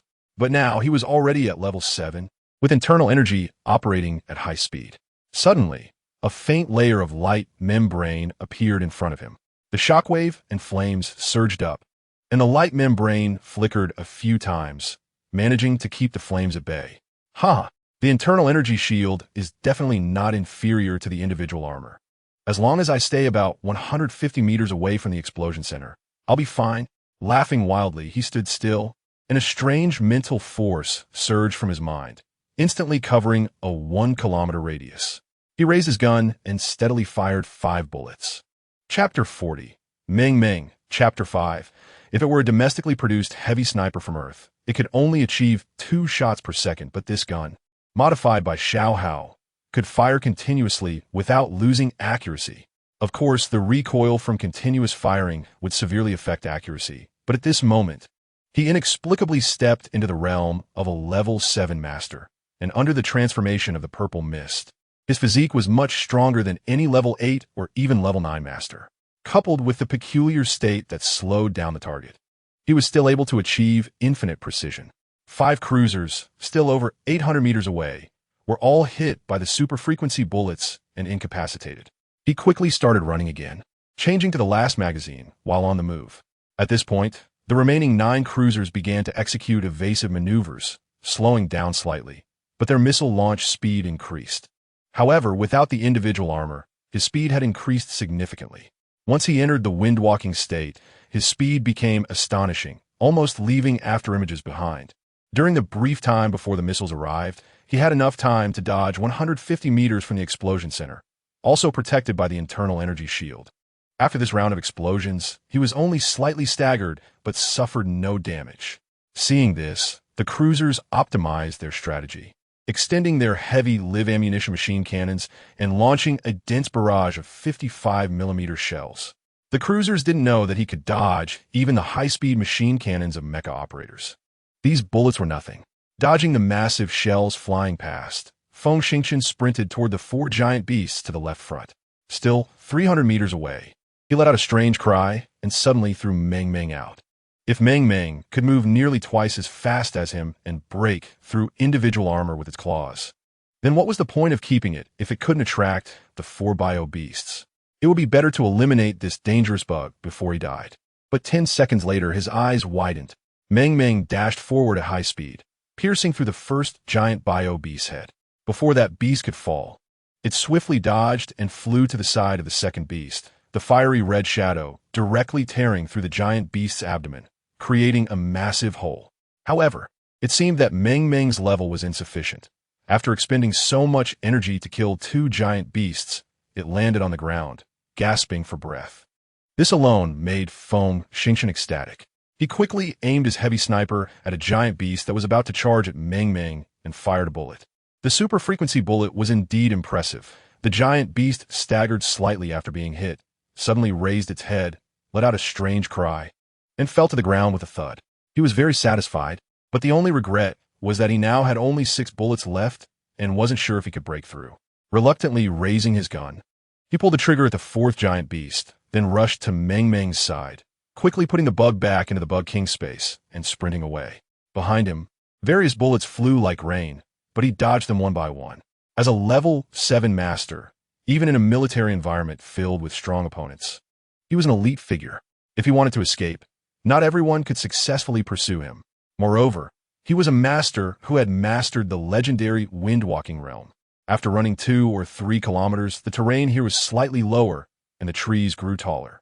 Although this low-lying area was not large, it provided him with a moment of breathing room. Once here, he shouted, "Xiao Hao, is your new equipment ready?"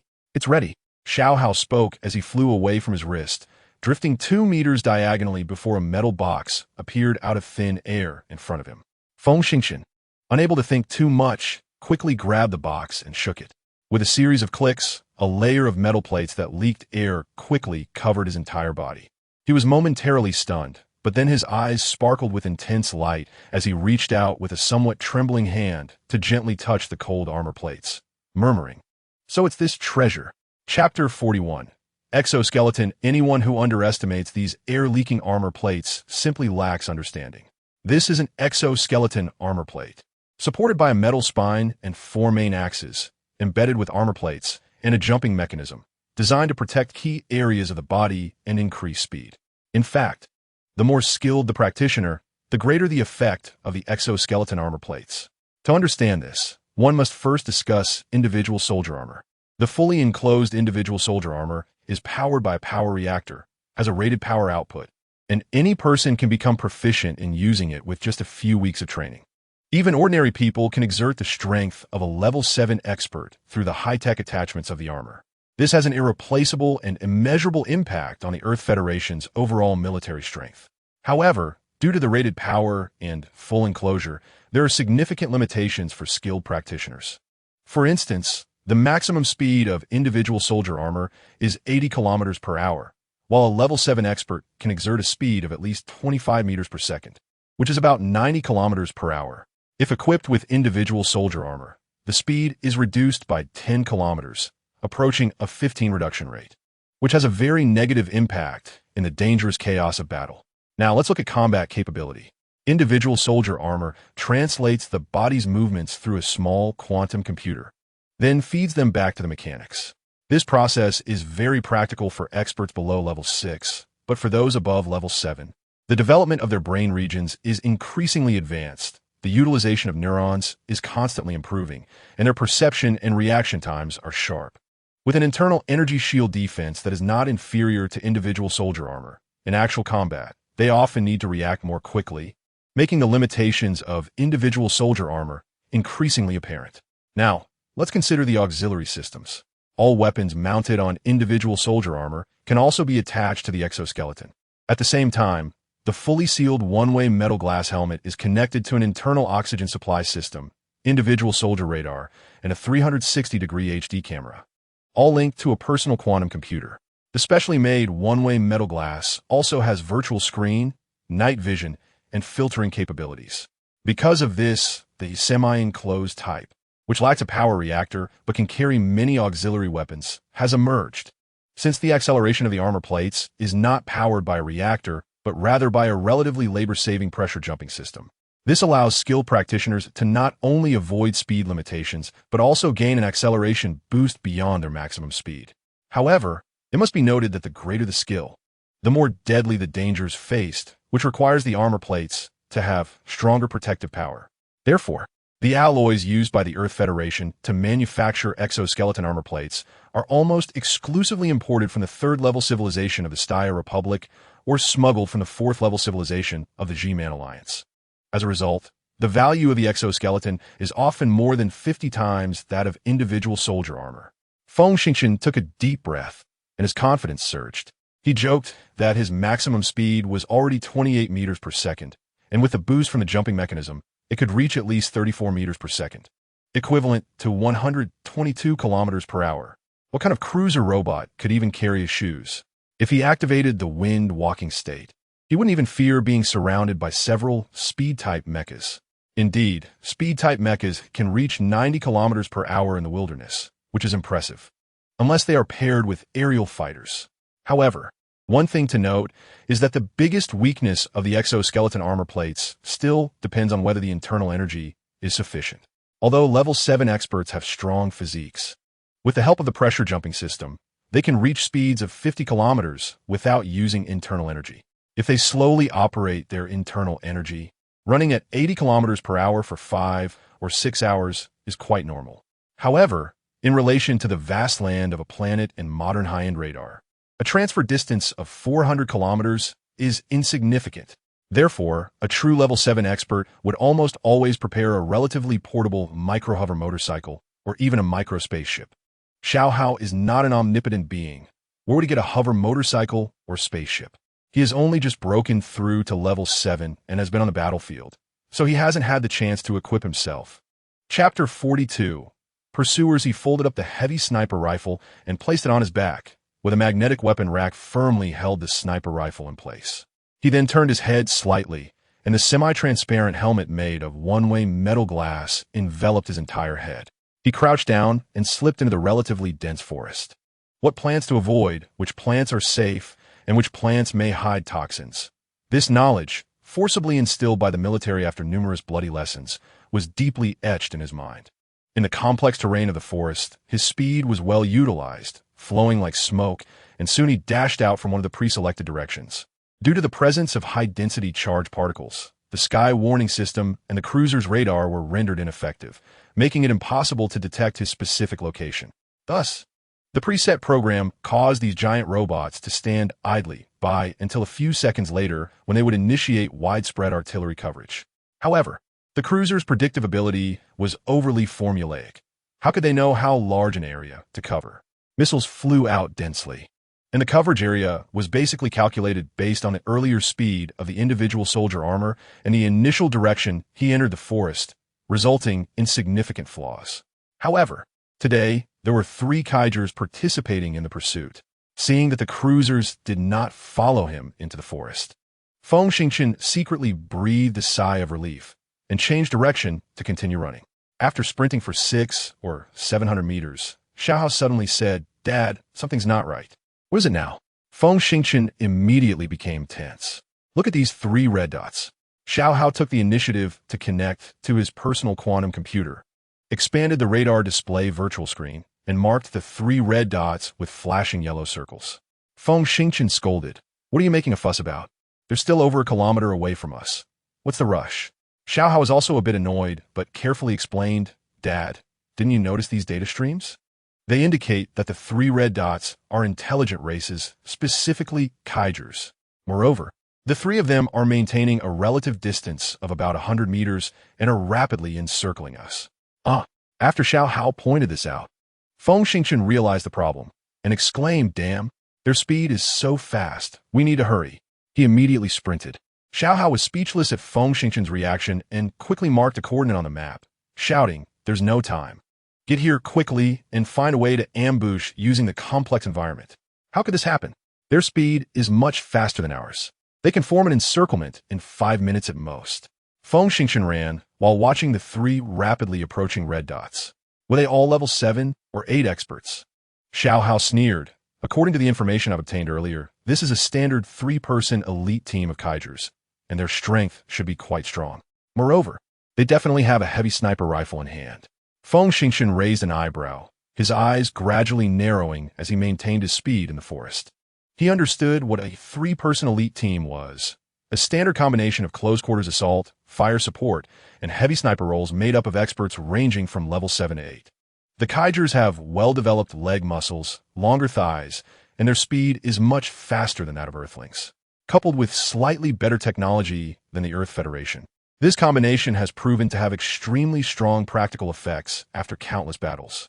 However, this is a complex forest environment.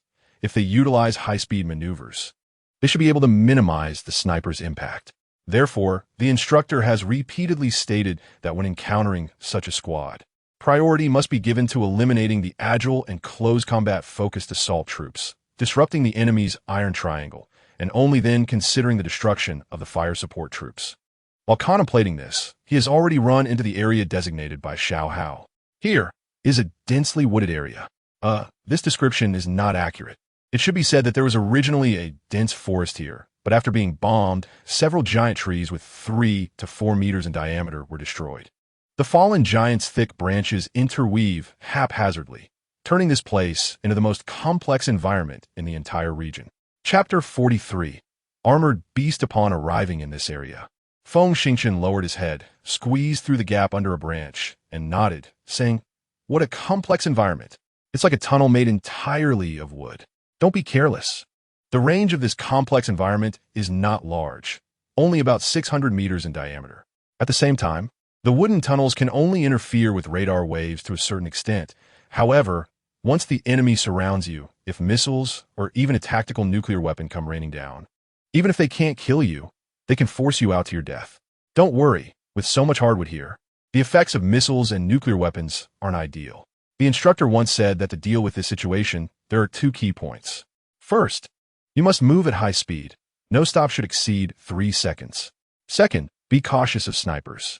Don't expose yourself and avoid hiding behind tree trunks within 2 meters in diameter. A sniper's bullet can penetrate a 2-meter trunk. To be honest, I'm only worried that there are some formidable local species hidden here.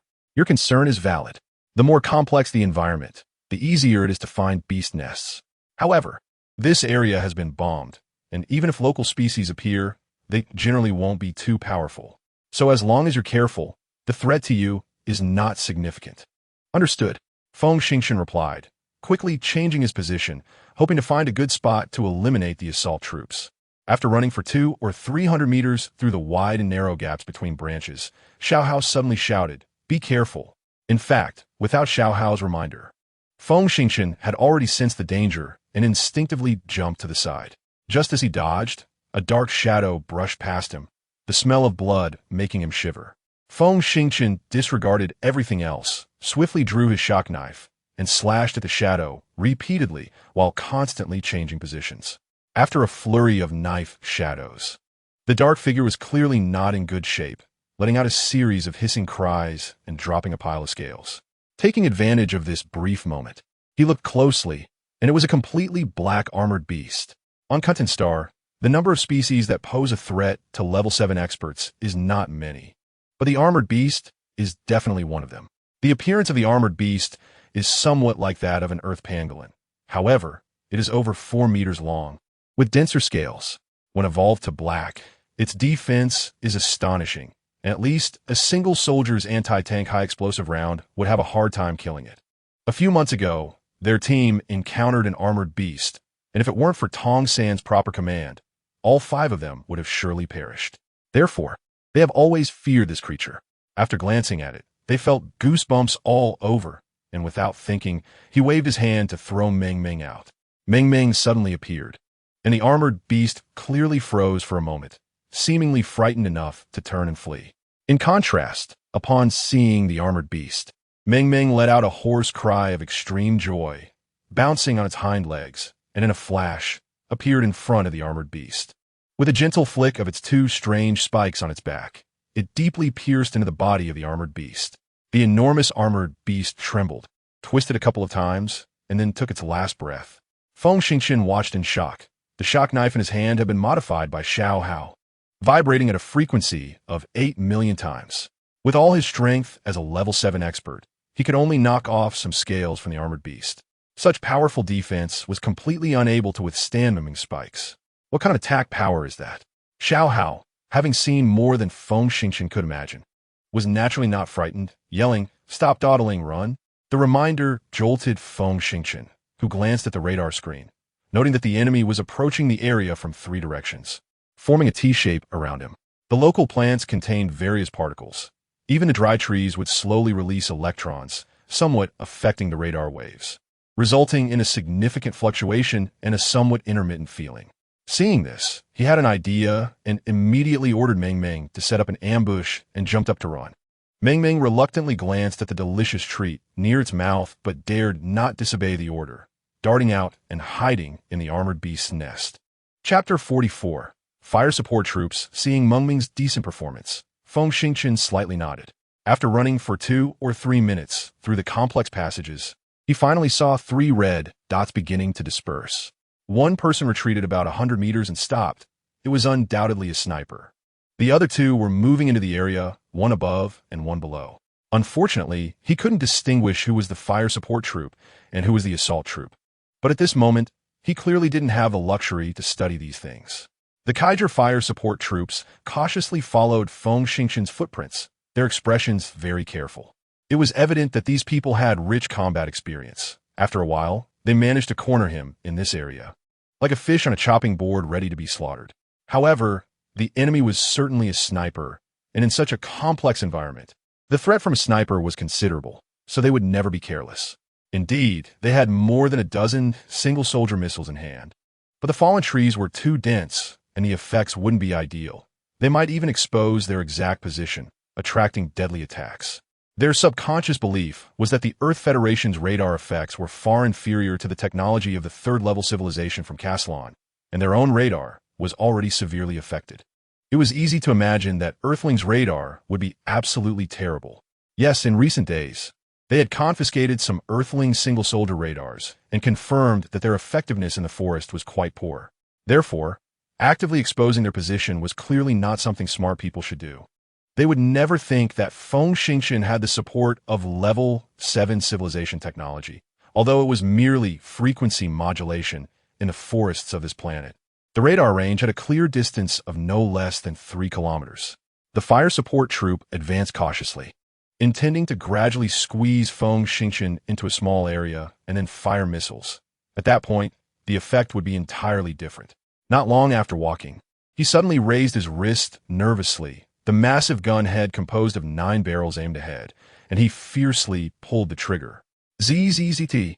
The laser cannon fired a series of blood-red lasers, igniting the target in a blazing fire at an ultra-high rate of 55 rounds per second. However, what the heck? The target actually didn't move. Upon closer inspection, it was an armored beast lying stiffly there, having died not long ago. He was puzzled. Judging by the liquid still seeping from the armored beast's back, it shouldn't have been dead for long. Did that person kill it? Unfortunately, the armored beast was burned black by his maximum power laser, making it difficult to identify the means of its death. At the same time, this area was piled with dense tree branches, and the armored beast was hidden inside, being a cold-blooded animal, making it hard for the radar to detect it. Shaking his head, he smiled self-deprecatingly. It was indeed embarrassing for a peak level 7 expert to be scared by an animal's corpse. Fortunately, his 2 companions did not witness his embarrassment, or he would have been laughed at for a lifetime. He let out a long breath, resorted his weapons, and did not forget to check the 2 sets of high-energy batteries hanging at his waist. At the moment he lowered his head, the jumping device on his ankle was suddenly clamped by something, and before he could react, a great force surged and pulled him to the ground, dragging him backward continuously. He did not panic. With a sudden turn, he changed his position to face up, half-sitting, and regardless of whether he saw what attacked him, he pulled the trigger fiercely. Flames shot up into the sky, obscuring his vision. During this burst of fire, the external force that clamped his ankle disappeared, and the firepower operator hurriedly observed the surroundings, immediately leaping up and retreating. "What's wrong?"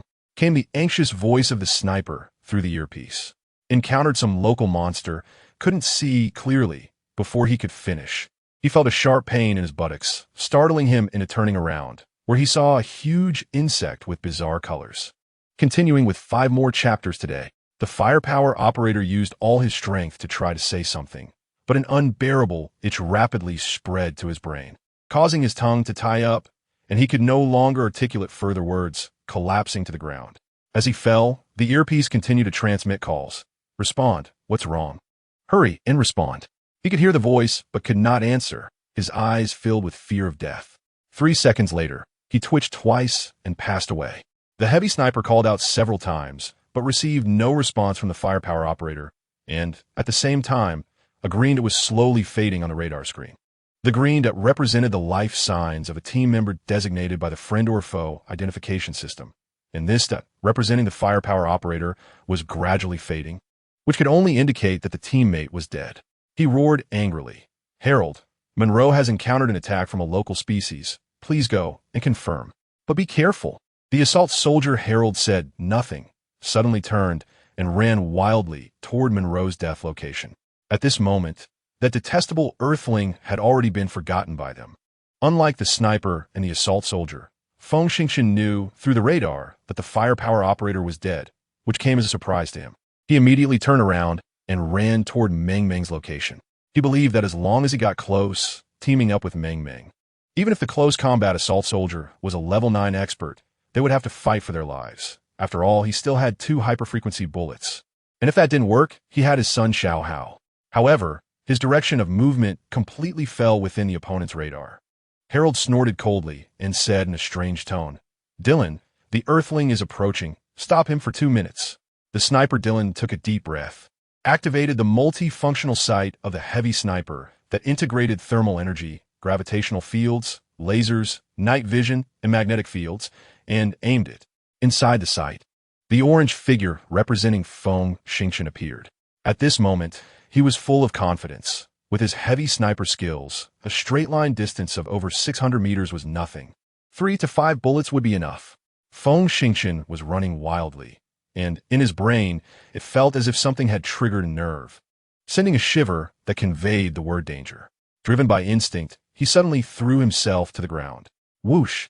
A streak of light carrying frightening kinetic energy flew by, blasting a basin-sized hole in the thick tree behind him.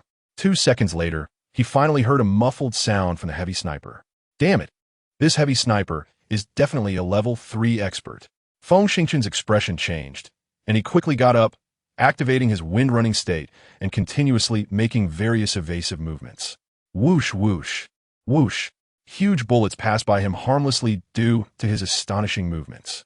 Unfortunately, he was surrounded by dense, giant trees and could not see the opponent's position, making it impossible to counterattack. But in his heart, he silently counted the number of bullets the opponent fired. 6 shot. No more bullets. In that instant, Feng Xingqian suddenly jumped above the tree trunk, unleashing his speed and soaring over 200 meters, surprisingly arriving at Meng Meng's location 2 seconds earlier than Harold. Harold was so furious that he almost distorted his nose. Unfortunately, he had an assault rifle in his hand, which could not break through those massive trees in this complicated environment. Moreover, running in a low space made the acceleration device beneath his feet a burden. Watching the opponent arrive before him, he roared and pointed his finger around his waist to disable the acceleration device, even tossing aside the assault rifle. With his left hand, he took out a vibrating knife, extending the 30-centimeter blade, while his right hand drew an energy pistol, turning the corner and charging fiercely at the unsteady Feng Xingqian. His combat experience was indeed stronger than Feng Xingqian's. At least he was very clear that in such a low tree branch space, short weapons were more suitable for combat. However, he miscalculated. As soon as his body leaped out, his foot tightened as if clamped by something, pulling him backward. Chapter 46, Startled Retreat, Part 2. Amidst the scream, Harold fell flat on the ground, and when he raised his head, he saw an extremely sharp blade and a wicked smile from an Earthling. Bye-bye. This was the last thing he heard. The high-speed vibrating long knife pierced through the weak spot in the gap of his neck armor and came out from behind. A peak level 7 person could not withstand the edge of the vibrating knife. Get down. As soon as Xiao Hao saw Feng Xingqian succeed, he screamed. Feng Xingqian would not forget that there was a heavy sniper in the distance. Without hesitation, he called out to Meng Meng to follow him, flipped, ran a few steps, and suddenly threw himself to the ground, sliding into the armored beast's cave. Meng Meng, summoned, quickly followed her mother into the cave. At this moment, Dylan had just changed the magazine, looked up, and slowly opened his mouth, which resembled a fist being stuffed in. On the radar screen, the green dot representing Harold and the red dot for the target disappeared, and even the shadow of the local species could not be found. After being stunned for 2 seconds, he hurriedly shouted, "Harold, respond if you hear me," but the corpse would not answer him. He licked his dry lips, and his heart began to race uncontrollably. At that moment, he could not imagine what had happened, only estimating that there must be a powerful local species at that location that had not only killed Monroe and Harold, but also taken down that Earth Alliance guy as well. Thinking this way, he was drenched in sweat, and he dared not stay there any longer. He certainly did not want to search for the bodies of his two companions. That would be suicidal. Anyway, with both companions dead, he could write the post-war report himself when he returned, and he could say whatever he wanted. Resolving his mind, he quickly jumped up and fled the scene at top speed. Deep in the cave, Xiao Hao shouted, "Dad, hurry and throw out the radar." Feng Xingqian's heart stirred. He quickly opened his chest armor and threw out a flat iron box. Without any pause, Xiao Hao took control of the radar, monitoring everything around, and saw the red dot of the sniper quickly fleeing, asking in a daze, "Dad, the sniper ran away?" Feng Xingqian didn't want to admit it, but the truth proved that the radar display was accurate. He scratched his chin in confusion. Could it be that I scared him away? Maybe not. I guess he thought there were some formidable local species here that scared him off. Huh, so does that mean I'm safe now? Feng Xingqian laughed heartily, crawled out of the cave, first retrieved the radar and reinstalled it into the armor plate, lit a cigarette, and took a deep puff. Just as he was about to leave, he saw Xiao Hao slip to the ground, darting out like lightning, quickly taking off the exoskeleton plates from two corpses and swallowing them, saying with a grin, "Let's go, in case the sniper comes looking for help. You'll end up as dumpling filling." Feng Xingqian rolled his eyes, too lazy to respond, immediately activated his inner strength and sprinted away at an incredible speed for 4 to 5 kilometers from another direction. By the time he burst out of the forest from that direction, even if he was detected by the Kaija people's radar, the robots would still have to bypass the forest, which would delay them by at least 20 kilometers, giving him an escape chance of over 80. The position he chose to break through was excellent. Only a bio-beast and 2 cruisers were nearby. The moment he dashed out of the forest, his already covered mental power locked onto the 3 big guys, and he took down the sniper, firing 3 bullets that accurately killed the 3 creatures. He folded the sniper and secured it on his back, maintaining his speed as he hurried towards the canyon. After this frenzy, he was left with only 2 bullets, while the enemy still had 16. If he didn't make good use of the dangers of the forest, he wouldn't easily escape. Finally, panting heavily, he arrived at the edge of the canyon, glanced around casually, and chose a relatively gentle slope to rush down. Chapter 47, Little Gadget, Chapter 3. The canyon was likely formed by earthquakes, with a depth of 400 meters, a width of about 9 kilometers, and a length of over 700 kilometers. The terrain inside was extremely complex, filled with giant trees, towering rock formations, and dense stone forests. Unless the Kaija people were willing to use their Starship's main cannon indiscriminately or deploy starfighters, it would be difficult to destroy this forest. The question is, would the Kaija people really be willing to go all out for a soldier as insignificant as an ant? Don't forget, the Kaija people suffered heavy losses after a long trek due to the Earth Federation soldiers' desperate resistance, and then they launched aerial and ground assaults, leaving them with scant resources. Before reinforcements arrived, without supplies, they had to guard against the Earth Federation's potential reinforcements. Who would dare waste too many resources? Who would risk moving a starship? This gave Feng Xingqian a chance to catch his breath. He dashed into the dense forest and ran for over 2 kilometers until he reached the base of a massive rock peak, plopping down on the ground, gasping heavily. This bout of running consumed a lot of inner strength, and he was extremely hungry, only then remembering that the remaining 3 field rations were left in the powered armor. There was nothing to eat nearby. He shook his head vigorously, surveying the surroundings, pondering whether he needed to find some food. The flora of Kintan Star was incredibly fascinating, with more than 2,000 species, many of which stored large amounts of liquid water within their trunks, so staying in the forest didn't pose a water source problem. However, food was a bit troublesome. The climate on Kintan Star was quite extreme, and all the plants were extremely tough, and instead of producing fruits, they reproduced through branching roots. However, beneath the roots of certain plants, there were some fungi. When the sun came out, the fungi grew rapidly, and by sunset, they were already mature and scattered.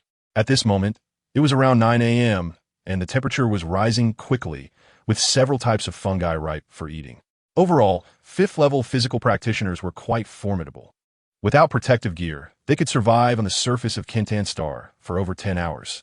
By the 6th level, even without any supplies, they could last 7 to 8 days, and at the 7th level, they could almost disregard the daily temperature difference of nearly 80 degrees. Indeed, 7th-level practitioners had their inner strength starting to materialize. Even in a 4th-level civilization, they could be considered minor experts. Even on planets with thin air, they could survive for over 10 hours with the help of their protective inner strength. Not to mention here, where oxygen was basically sufficient. With water sources available and military uniforms made of bionic materials that automatically regulated body temperature. What was there to be afraid of? After stabilizing his breath, he stood up and began searching for fungi. After walking a dozen steps, Xiaohao suddenly smiled. Dad, I made a new weapon and a little gadget. Show me, he said eagerly. The little snake floated up, directly tossing out something resembling a wristwatch and a small missile launcher. On the launcher, 5 cigar-sized dark missiles were neatly arranged. He quickly picked up the launcher and examined it closely. Xiaohao explained, "This is all the missiles I extracted from the 2 cruisers, made into proton missiles using some materials I gathered, equivalent to the pinnacle technology of a 4th-level civilization. But be careful, the missile has considerable power. Based on this planet's gravity, the explosion radius is 800 meters, and within 400 meters of the explosion center, it can completely dissolve a cruiser." No way, that's amazing? Feng Xingchen was shocked and quickly attached the missile launcher to his left forearm. Is it only 5? Be grateful. Extracting this amount of proton material has already consumed a lot of my mental energy and power. Fortunately, the 2 cruisers stored 40 units of 3rd-level energy blocks, barely compensating for my losses. Feng Xingchen scratched his head, no longer looking at the missiles, but instead picked up the wristwatch. Is this a portable light brain? That's right. It's a portable light brain I made for you, with a computing speed 9 million times that of your old light brain, and a micro hard drive capacity of 800. After I loaded a segment of intelligent program, its intelligence level is very high, and it can help you with many things. Speaking of which, other things from Earth are pretty average. But this micro-quantum light brain is quite impressive. It's almost catching up with the computing speed of a 5th-level pinnacle civilization computer. Really? Also, are you sure the hard drive is 800? Feng Xingchen felt dizzy. Such a large capacity was over 1,000 times larger than the 600 mainframe giant hard drive just developed by the Earth Federation. And this was still a super micro hard drive. Xiaohao proudly lifted his head. Due to insufficient materials, this is the best I could do. However, the intelligent program was downloaded directly from my drive, at least belonging to the level of a 7th-level civilization. Because the Lingpeng tribe has a powerful self-growth factor, this program can gradually evolve by connecting to various networks. I can responsibly say that with this program, even if you go to live in a 9th-level civilization country, this portable light brain 1T lag behind it all. Chapter 48. Little Boy, Chapter 4. Xiaohao glanced at Feng Xingchen. Moreover, without finding materials, it can only be powered by 3rd-level energy blocks, allowing normal use for 4 years. Of course, the portable light brain also has 2 practical functions. One is a laser cutter that can cut through 20-centimeter thick alloy plates and handcuffs. The other is 3 self-stacking bionic microdetectives that can be released up to 20 kilometers, with the control panel being a virtual screen from the light brain. Released up to 20 kilometers? That's much more powerful than the detector equipped with powered armor, which has a radius of only 3 kilometers. It has a wide range of applications in the forest. He quickly took out the microchip from his light brain and inserted it into the portable light brain. As for his own light brain, after copying everything from the storage, he casually stuffed it into his pants pocket. He happily strapped the portable light brain to his wrist when he suddenly remembered something and asked, "Xiaohao, how did you swallow the 2 cruisers? You don't seem that big. Dad, doesn't he know? Starting from the 5th-level civilization, subspace can be produced. Of course, my space isn't subspace. It's the application of false space, which is a technology only mastered by civilizations above the 7th level." Feng Xingchen felt a deep sense of envy. "Can you give me one?" "No way. The false space is not a subspace. It's directly embedded in my body. And with my current strength, I can't extract it. Moreover, if you want to create a subspace, the materials required are far beyond what you can find." Didn't you say you have a worm king space?" "Yeah. The problem is, I don't know where the worm king space is hidden or how to use it." The little snake looked at Feng Xingchen strangely. "If you don't know the location, how did you manage to summon Meng Meng?" Feng Xingchen let out a bitter laugh. "I can't summon her. The only thing I can do is communicate with Meng Meng using my mental power, and then she appears and disappears on her own." The little snake was speechless, but upon further thought, it made sense. The insect race has existed in the universe for over 8 million years, which is 6 million years earlier than human civilization. After so many years of evolution, they have formed a perfect social system. Not only are they powerful, but there are also many mysterious aspects.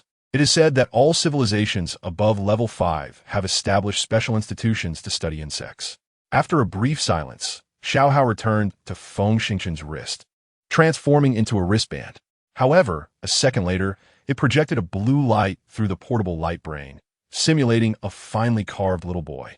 The boy was so beautiful that even at just around 10 years old, he could appeal to people of all ages.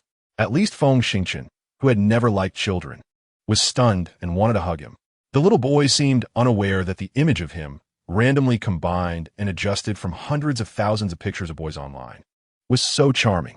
From his aesthetic perspective, Earthlings were incredibly ugly. If it weren't for having a father like Feng Xingqian, he wouldn't have created a three-dimensional projection of an Earth human.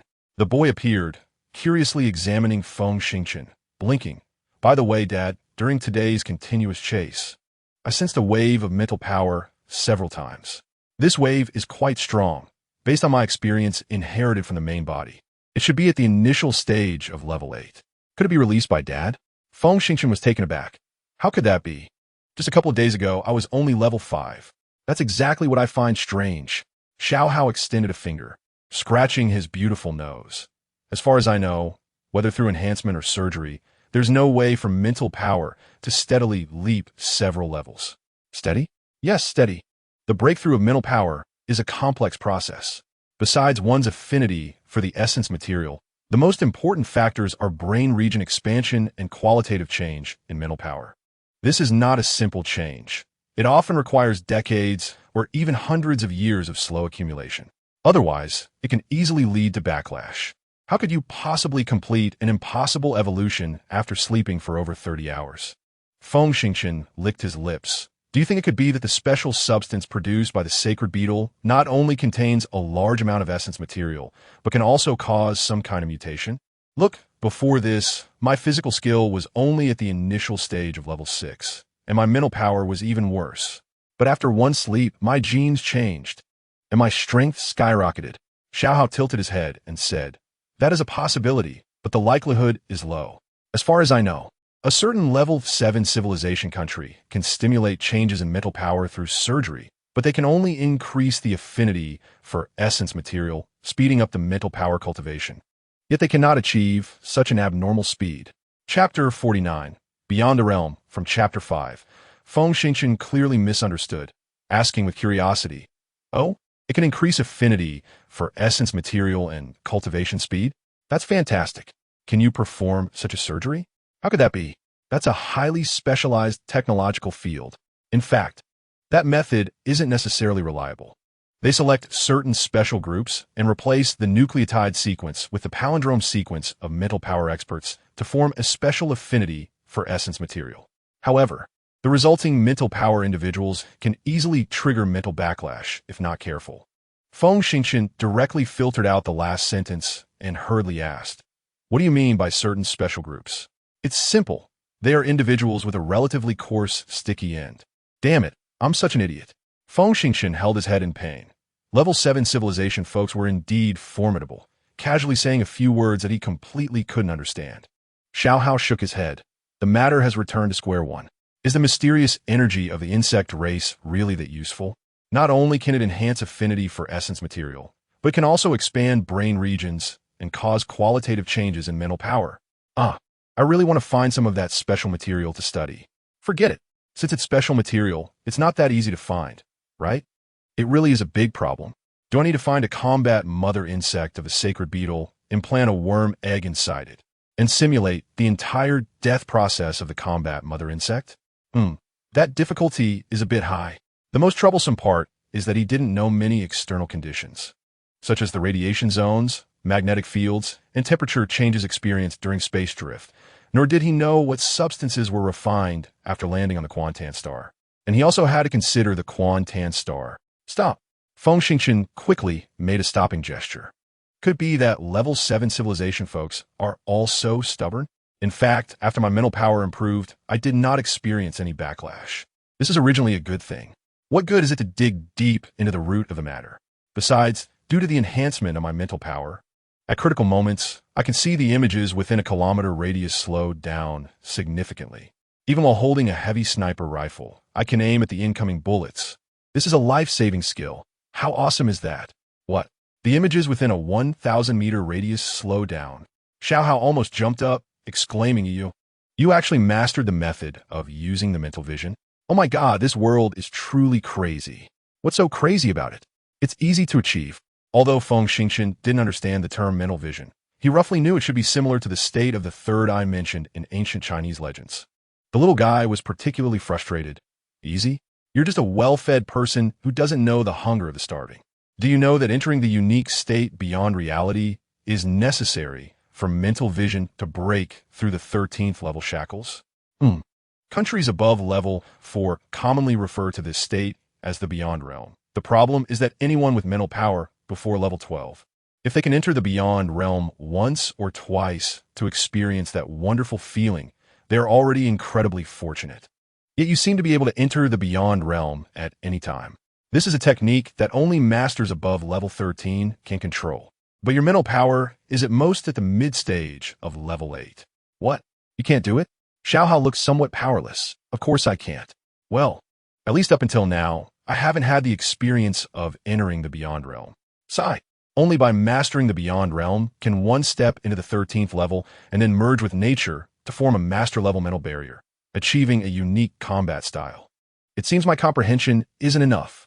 Feng Xingchen proudly looked down on him. You just hatched a few days ago, right? I seem to have told you that our inheritance is through memory. In other words, I may only look like I was born a few days ago, but I possess a lot of experience from my mother body. You probably don't know that my mother has a mental power level of 15. Yet she couldn't pass on the method to enter the beyond realm to other individuals, because the beyond realm must be comprehended by oneself. Isn't 15 supposed to be the end point for both physical skills and mental power at level 13? How could that be? Earthlings think level 13 is the peak. But in fact, even level 15 isn't the peak. Of course, for many people, level 13 is indeed the peak, after all. In those so-called old level 6 civilization countries, there are only a few 100,000 who have reached above level 13. Feng Xingchen was shocked. Oh my god, isn't a few 100,000 master-level experts a lot? Chapter 50. Level 7 Xiao Hao scoffed. It's hard to have a conversation with you. Do you know how many people live in a 6-level civilization country? Let me tell you, they hold thousands of administrative stars, and their population often exceeds tens of trillions. With so many people, only about 7 to 800,000 experts above the 13th level emerge, which means one expert appears for every 100 million people. Don't forget, 6th-level civilization technology has reached an unimaginable level, with perfected gene repair technology that can even stimulate affinity for prime matter. Such technology makes it easy to cultivate experts above the 10th level. Feng Xingchen rubbed his chin and said, strange as far as I know. The total population of the Earth Federation is 15 billion. Yet there are 214 top experts at the 13th level. This means a success rate of about 1 in 70 million, which is more impressive than a 6th-level civilization, right? This can only mean that the human race of the Earth Federation is more suited for cultivation, or that you have found some method to rapidly produce experts. Aside from that, it doesn't indicate that the overall strength of Earth is strong. According to your translation, once physical skills and mental power reach the 13th level, they form a unique barrier, and their attack and defense power is extremely frightening. They gain a specific title, Master. Upon reaching the 16th level, they are called Grandmasters.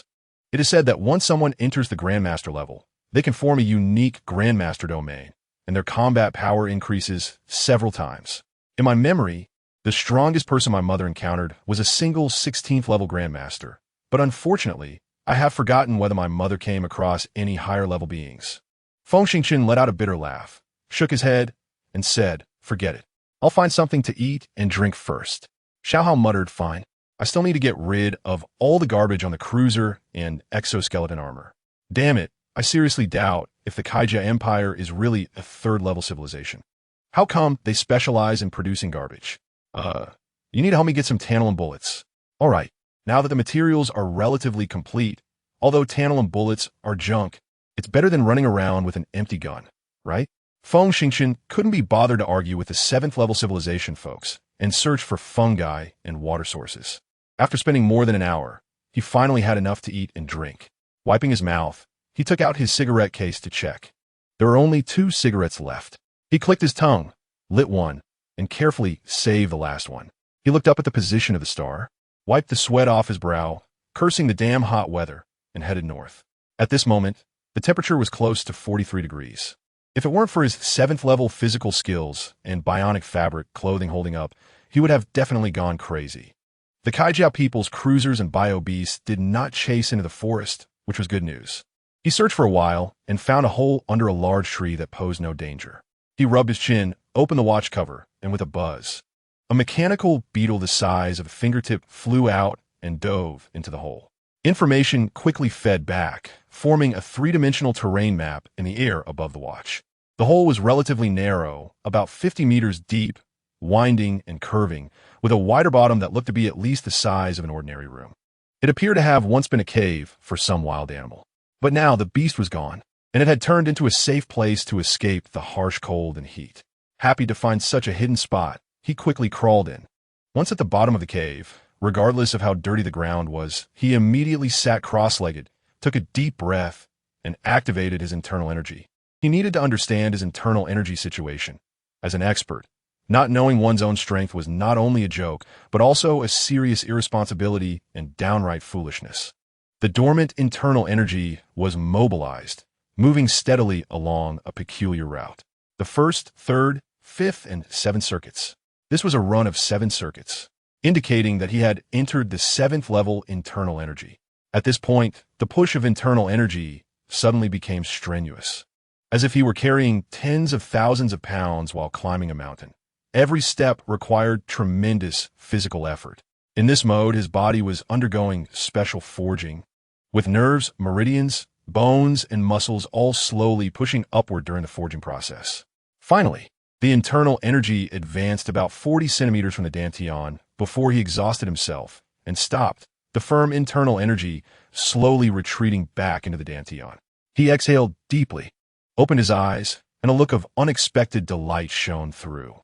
Suddenly standing up, he concentrated, and streams of internal energy surged from various parts of his body, instantly forming a protective shield of internal energy in front of him.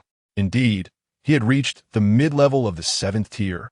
He looked at the thin, film-like shield with joy, and waves of strong confidence surged from the depths of his heart. Chapter 51. Are you stupid? On July 13th, 2247, humanity finally mastered space jump technology measured in light years, taking a big step into the universe.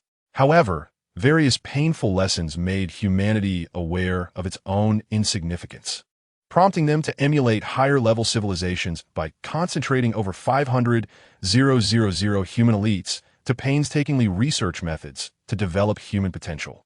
In 2281, they discovered a previously unknown human meridian.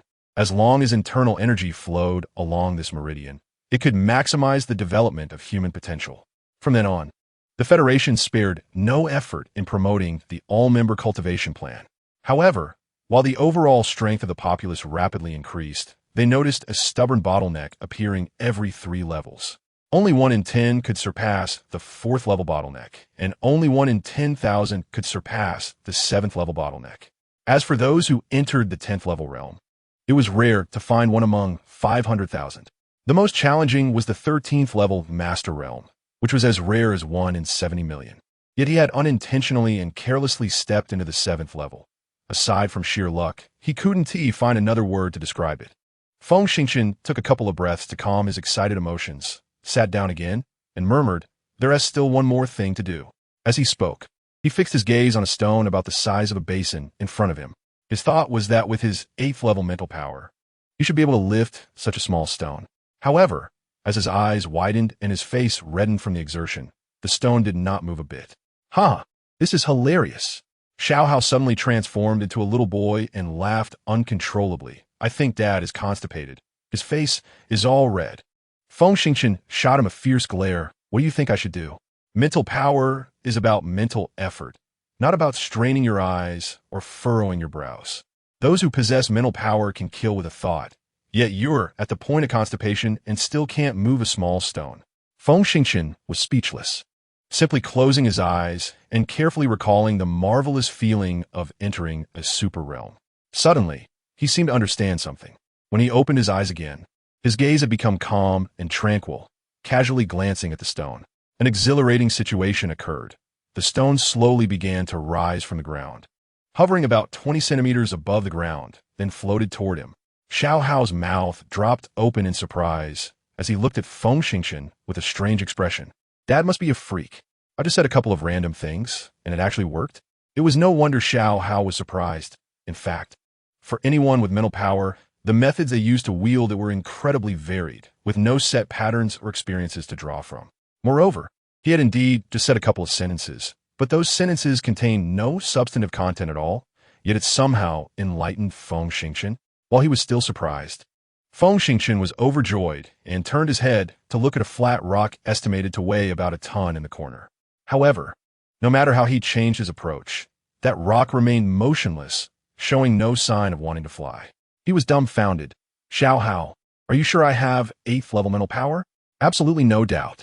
Although I don't have the instruments to test the exact level, I can feel that Dad's mental power is strong. Strong? With an 8th level mental power, how could he not even move this rock? Xiao Hao scratched his little face, a bit dazed. According to the density and volume calculations, the rock weighs at most 13 tons. What's going on? Feng Xingqian covered his forehead. Oh my. With 8th level mental power, if it truly exploded, he could easily lift something weighing over 10 tons. How could it be like this? Xiao Hao tilted his head and thought for a moment, then comforted him. Dad, don't be anxious. In fact, mental power is the most mysterious force in the universe. Even 9th level civilization scientists don't know the direction of its development. However, one thing is certain. Many mental powers will exhibit special changes in their applicable range. But before these changes are discovered, their specific characteristics are often unknown. Xiao Hao paused and continued. Previously, Dad's mental power was only at level 5, which couldn't display individuality. At most, it could push neuron development and enhance memory, intelligence, and reaction speed. However, as mental power continues to expand, after breaking through level 7, the commonality begins to weaken and individuality inevitably emerges. Unfortunately, Dad's mental power came too suddenly, and there wasn't enough time to find his individuality. Feng Xingqian sighed. I really am foolish. Saying this, he focused his gaze on a rock the size of a basin, wanting to quickly find his mental power characteristics. However, before he could unleash his mental power, a rumbling sound came from afar. Chapter 52. Of all beasts, there's a giant beast. He suddenly looked up, grabbed the heavy sniper rifle, and rushed towards the cave entrance. Upon reaching the entrance, he clearly heard the muffled footsteps mixed with the sound of breaking trees rapidly moving in one direction. No way. He frowned. That direction leads out of the forest. As a giant beast, it seems unnecessary to rage out of the forest, right? Unless it's fleeing for its life or chasing something. Fleeing is obviously impossible because he could distinctly feel that nothing was pursuing the giant beast from behind. Therefore, it could only be chasing something. His heart raced. Perhaps it was the survivors of humanity. Thinking this, he could no longer hide, gripping the heavy sniper rifle, crouching low, and running wildly toward the source of the sound. Along the way, he saw a road violently carved out, making his heart race with an ominous premonition. To be honest, in the past 2 days, he had seen several different biochemical beasts. These monsters catalyzed by biochemical serum were indeed powerful. But they couldn't continuously crash through so many giant trees with diameters exceeding 3 meters at such speed. Don't forget, which of the giant trees growing in extreme environments Ascent as hard as iron, such dense plants being violently broken. He couldn't imagine what kind of destructive power this giant beast possessed. His face became extremely cautious, and his running speed increased. Soon, he left the forest and saw a strange creature just running up the top of a canyon, disappearing from view. Though it was just a fleeting glimpse, the high-definition camera in the exoskeleton helmet still captured a clear image. Xiao Hao suddenly exclaimed, "Beast patterns! How strange this biochemical beast has evolved." Feng Xingqian was taken aback. What? Look here. On the virtual screen, Xiao Hao had marked the patterns on the biochemical beast. This is the beast pattern. What is the use of beast patterns? Have you noticed that the battle mother bug of the sacred beetle also has strange patterns? That is a powerful energy circuit. Once energy runs through the special circuit, the power, attack, and defense will increase geometrically. Some particularly powerful organisms can generate special defenses that are no less than the energy shields of 9th-level civilization starships, capable of blowing up the top starships of 9th-level civilizations. It's said that countries above level 7 are studying these astonishing patterns. Xiao Hao scratched his chin and hesitated. Strangely, the evolution of beast patterns is not something that happens overnight. These biochemical beasts have only been sent to Kantan Star for a few dozen hours. How could they evolve to such an extent? Could it be that by consuming a large number of humans with inner strength, they accumulated enough energy to evolve? Upon hearing this, Feng Xingchen was shocked. If that's the case, how many evolved beasts would be generated with nearly 200,000 5th level or above soldiers stationed on the planet, plus tens of thousands of miners? I don't know. This matter deserves attention. As a mechanical life form, Xiao Hao, aside from his cheap old dad, doesn't he care at all about the life and death of carbon-based life forms? Shaking his head indifferently, he explained in detail that it was evident this evolution was incredibly astonishing, as the originally large body had shrunk to less than 10 meters. This kind of condensation occurs only after shedding too much burden and strengthening one's advantages. I'm afraid this evolved beast is no longer something an ordinary 9th-level expert can contend with. Feng Xingchen lamented. The garrison on Kantan Star really is full of disasters. While they were talking, they quickly rushed out of the canyon, speeding towards the dust cloud rolling in the distance. After a few minutes, they finally approached about 2 kilometers. Holding the heavy sniper rifle, he looked through the scope and saw the appearance of the evolved beast, which looked like a giant lizard about 10 meters long, chasing a person at an incredible speed. When he recognized the person being chased, he shouted, "Oh my, it's her, Xuemiao." Indeed, this person was Xuemiao. At this moment, Xuemiao was not piloting a mech, but was wearing a set of exoskeleton armor. Perhaps there was a problem with her helmet, as she hadn't closed it and was dodging the evolved beast at a speed of about 80 meters per second. This speed was clearly not the rapid pace of a peak 9th-level expert, but why wasn't Xuemiao using her speed advantage to escape the battlefield? Could it be that she planned to hunt this beast? Seeing the terrifying giant creature strike the ground with its claws, creating massive pits, Feng Xingchen anxiously shouted, "This silly girl, why isn't she running? What is she staying for?" Xiao Hao laughed. She's trying to wear out the evolved beast's stamina. I can be sure she has noticed the abnormality of the evolved beast and is determined to hunt it down. This mad woman. Feng Xingchen cursed under his breath and charged from another direction. He roughly knew that since Xuemiao intended to lure the evolved beast to exhaust its stamina, the best place to go would definitely be the stone forest. Perhaps due to the appearance of the evolved beast, there were no other biochemical beasts in this area, not even patrollers. He pushed his speed to the limit, moving along the bowstring road, which was much better than Xuemiao leading the monster along the bow arm road. Before long, he arrived at the edge of the stone forest and crouched down on a huge stone pillar. Chapter 53. Xuemiao according to Xiao Hao's estimate. The superfrequency bullets couldn't possibly kill the evolved beast, and the explosive power of the proton missile was too great. With Xuemiao around, he wouldn't dare to use it recklessly. The only method was to see if the 8 million shockwave knives could have some effect. However, before rushing out to engage in close combat, he had to use the remaining 2 superfrequency bullets to deal some damage to the evolved beast. Otherwise, given his current strength, he could easily become cannon fodder. After waiting a few minutes, the red dust rolled in the distance, and that astonishing momentum appeared a kilometer away. Releasing his super realm, he saw that the monster's speed decreased significantly. The crosshair of the scope locked onto its largest eye on its forehead, and without hesitation, he pulled the trigger. Roar! The monster suddenly raised its head and let out a miserable howl, with dark green blood spraying out from its forehead, that I was already destroyed.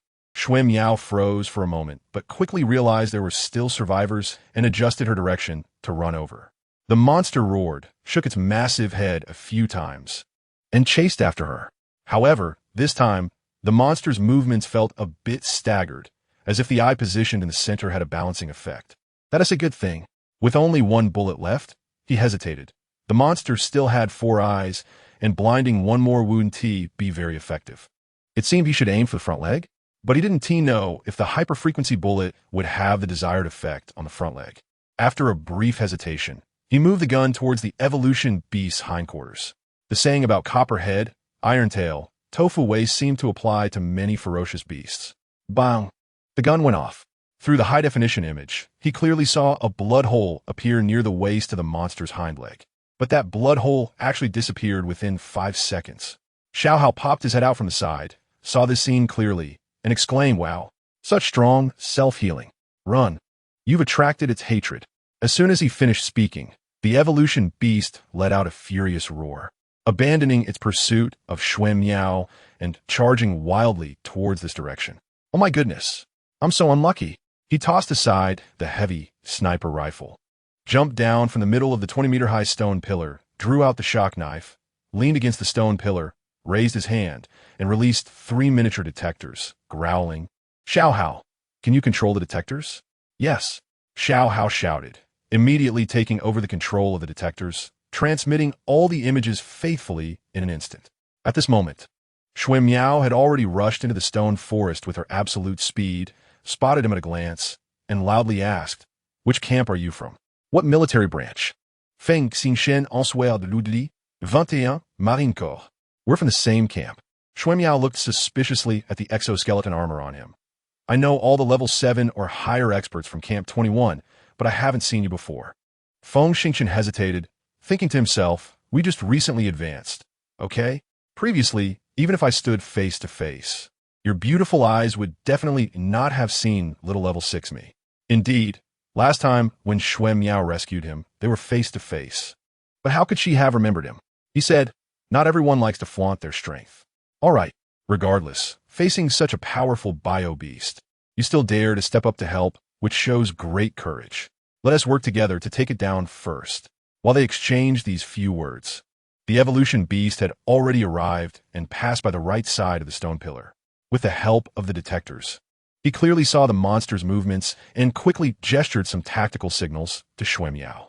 Chapter 54. Battle. Xuan Miao nodded, her short stick extended, transforming into an 18-meter-long shock lance, rapidly circling around the stone pillar from the left, quietly approaching from behind, suddenly accelerating and stabbing towards the giant beast's side waist. A peak level 9 expert, once she channels her inner strength, her attack power is incredibly frightening. Coupled with the assistance of the ion shotgun and the powerful support of the exoskeleton armor, how could the lethality be underestimated? However, when the gun tip touched the evolution beast's smooth scales, it felt as if she had stabbed the hull of a battleship, with sparks flying from the gun tip as it slid off. She was startled and suddenly realized that her idea of hunting the evolution beast was too naive. She quickly retracted her gun, performed 2 backflips, and leaped 20 to 30 meters away, running around the stone pillar. Roar! The evolution beast, enraged, turned around. Its claw missed the target, and it vented its anger on the stone pillar, jumping violently and pouncing onto it. This stone pillar, nearly 40 meters high, slowly toppled amidst a series of booming sounds. At this moment, Feng Xingxian wanted to take advantage of the moment when the evolution beast was distracted by Xuan Miao to deliver a heavy blow. But just as he rounded the corner and saw the stone pillar being knocked down, he exclaimed, "Ouch! What kind of monstrous strength is this? The wind is strong. I need to get out of here." He turned around and sprinted a few dozen steps, barely dodging the countless falling rocks, and still wanted to contact Xuan Miao. But heard Xiao Hao shout, "Dad, look at the evolution beast's neck." Feng Xingqian angrily said, "Idiot, what time is it? Get to the point. Stop playing around." There's a beast pattern gathering point on the lower left side of its neck. If I'm not mistaken, it should be the only fatal point. He was overjoyed and roared, "Lieutenant Xue, there's a clear fatal point on the lower left side of the bio-beast's neck. I'll draw its attention. You come and kill it." Xuan Miao should be close enough to hear, and she shouted back, "Be careful." Feng Xingqian smiled broadly, feeling a surge of blood and infinite courage filling his body because Xuan Miao cared about him. He shook his head vigorously and turned to run towards the evolution beast. However, when he got within 50 meters, the evolution beast suddenly turned its head, its 4 eyes glaring blood red at him, and it roared, charging at him with a heavy killing intent.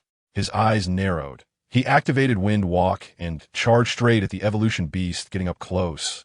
twisting his body to dodge the claw swipe, and slipped under the giant beast's belly. The giant beast was caught off guard, swiping at empty air, and it was too late to turn around. However, Feng Xingchen still underestimated the evolution beast strength. He saw it suddenly lower its head, spitting out a long tongue aimed right at him, sweeping towards him. Feng Xingchen was caught off guard. If he got caught by that tongue, with his current level 7 body techniques defense, he would be crushed with just a light touch. Unfortunately, at this moment, he was still in a side roll, and his level 7 body techniques reflexes couldn't keep up with the speed of that tongue. He was so scared he almost wet himself. Wind Walk seemed impressive, allowing him to challenge levels above him, but he forgot that this was an evolution beast that even the peak level 9 Shuem Miao struggled against. The effect of Wind Walk was severely suppressed. Acting cool and getting struck by lightning. What a timeless saying. At this critical moment, a gray-black shadow flashed by, and a tremendous force accompanied the shadow and swept through the area. Bang! This hit solidly struck the evolution beast's head, slamming that massive head hard against the ground. Shuemiao. It was Shuemiao. In that instant, Feng Xingchen felt deeply moved, thinking narcissistically, she saved me, which means she cares about me. Unfortunately, the skull of the bio beast is the hardest part and almost ignores many attacks. If Shuemiao were a level 10 expert, this attack could definitely stun the evolution beast for a few seconds, but as it is now, it's still not enough. The evolution beast roared in pain, unleashing a sound wave that was even more destructive than a hurricane, creating circles of energy that temporarily blocked Shuemiao's swift figure. In battles of this level, a moment can determine life or death. Chapter 55. Devour the evolution beast seized this moment, its front paw sweeping out with a dull explosive sound. This claw finally struck Shuemiao. Shuemiao could only activate her peak level 9 inner strength shield in time, and, with a scream, she was sent flying, not knowing how far she went. After successfully hitting Shuemiao, the evolution beast roared in excitement, then suddenly lowered its head, looking at Feng Xingchen a few meters away, and roared again, opening its massive mouth wide enough to swallow a whole person and bit down. At that moment, Feng Xingchen was completely stunned. Looking in the direction Shuemiao had flown. Is Shuemiao dead? Did she die before becoming my wife?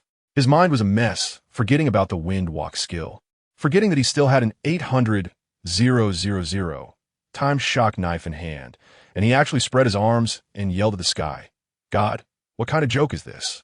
At that moment, a strange tremor wave suddenly formed in his mind, creating a mass of invisible energy flow above his head in an instant.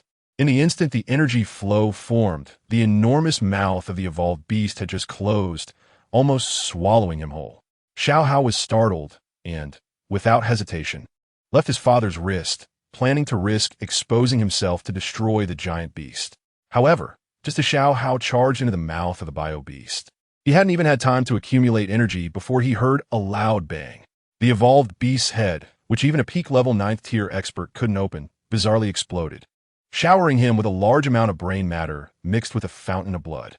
Feng Xingchen was momentarily stunned. Then an excruciating pain surged through his brain. This pain felt like it came from the depths of his soul, making him open his mouth wide, yet unable to scream.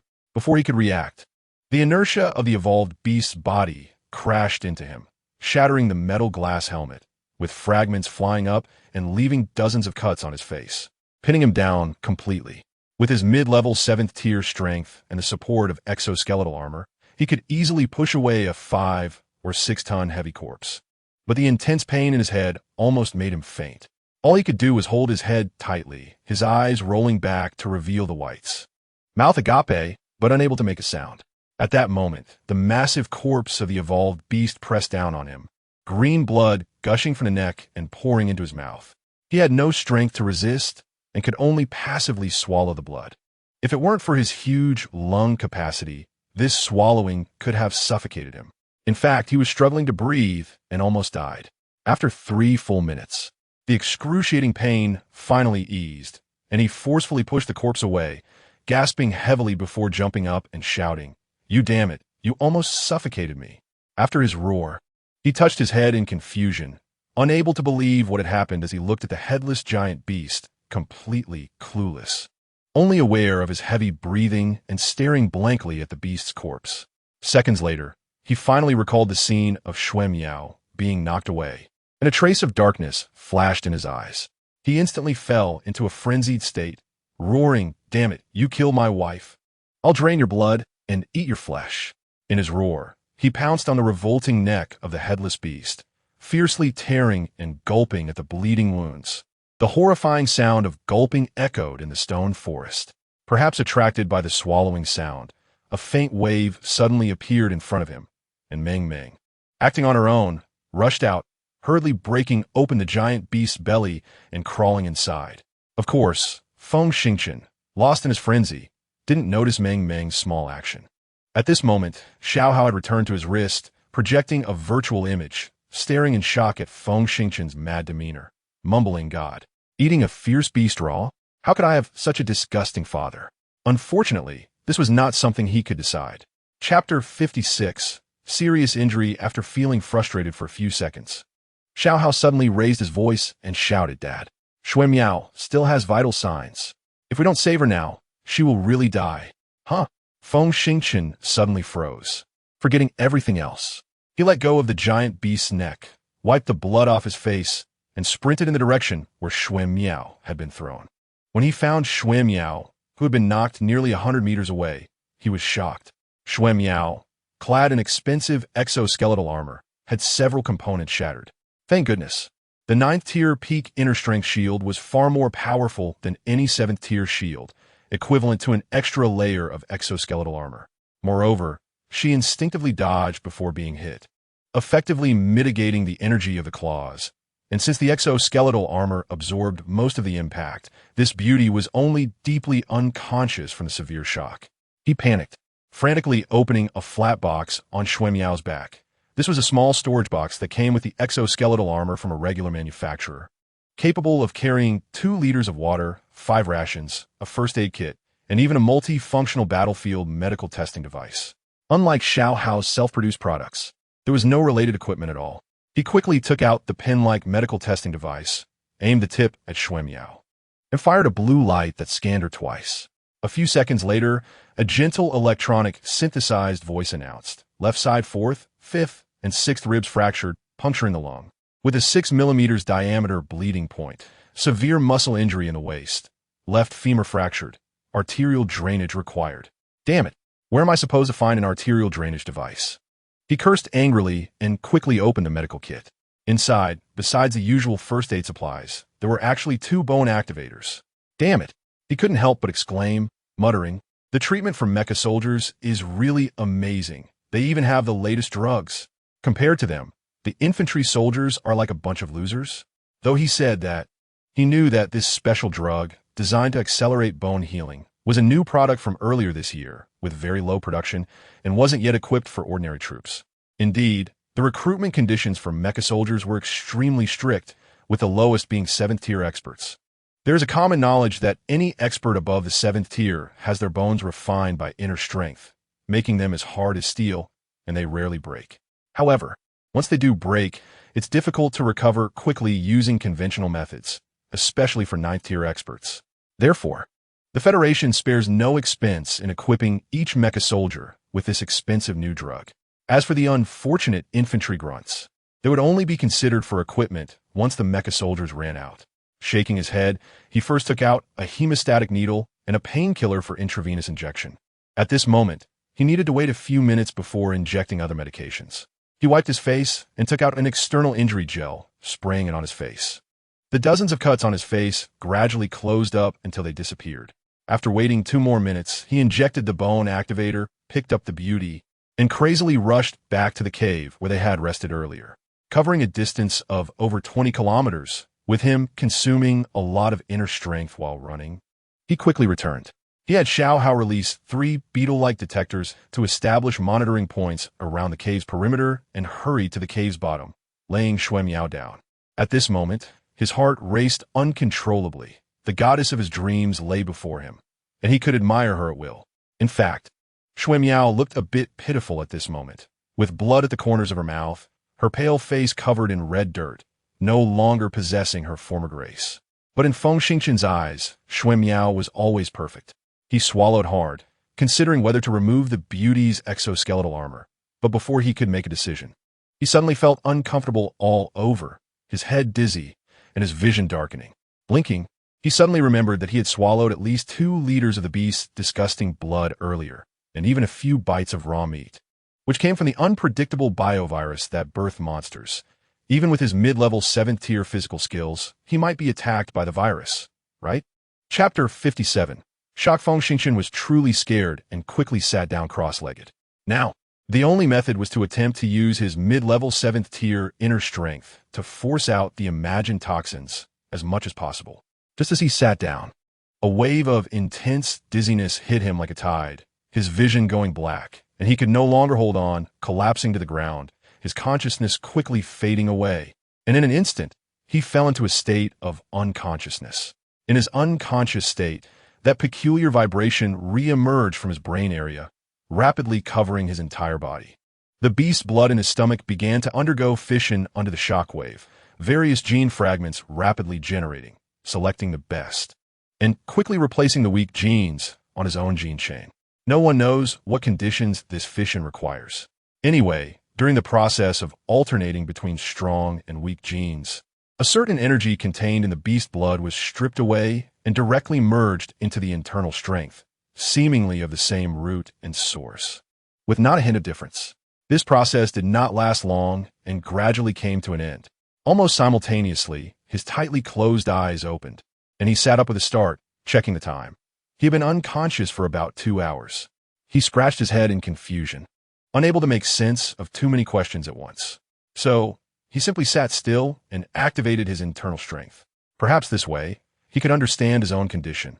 Hopefully, he was not poisoned. The internal strength started from his dantian and flowed into that mysterious meridian. The first of the 6 cycles went very smoothly. In the 7th cycle, the rapidly moving internal strength began to slow down, becoming increasingly laborious as it moved along. If he were still at the mid-level of the 7th rank, the internal strength would stop about 40 centimeters into the 7th cycle. However, what he found incredible was that the internal strength gradually surpassed the previous limit and continued forward, making a large detour, getting closer and closer to the dantian. Although it was somewhat strenuous to push, it steadily moved forward under his effort. 3 millimeters, 2 millimeters, 1 millimeter. After a few minutes, the internal strength directly entered the dantian and, with his push, continued to surge past the dantian, firmly heading towards the 8th cycle, finally stopping 4 centimeters away from the dantian. This state represented the initial stage of the 8th rank. He widened his eyes in disbelief. In just 3 to 4 hours, the hardest to accumulate internal strength had increased by nearly 70%, and he could clearly feel that the refinement level of his internal strength had taken a significant leap forward. It seemed like he had just entered the 8th rank, but compared to the mid-level of the 7th rank, it was already incomparable. Could it be that he was favored by a true god? However, he suddenly shook his head, shouting wildly in his heart, "No, it's not divine favor. It's blood. Biochemical beast blood." Young people in this era all possess rich common knowledge and sharp minds. In that instant, he realized that the biochemical beast blood contained immense energy, which his body absorbed and transformed into internal strength within just 2 to 3 hours, pushing his power to a new level. Just like last time, where he absorbed the special substance from the battle mother bug and experienced a surge in strength. If this is true, could he achieve even faster and more astonishing progress by hunting evolutionary beasts? Moreover, one more thing just now. The power that detonated the brain domain of the evolutionary beast definitely came from his mental strength. This means that his mental strength characteristic is actually a rare, strong, combat-type, piercing explosion. However, there is a serious problem.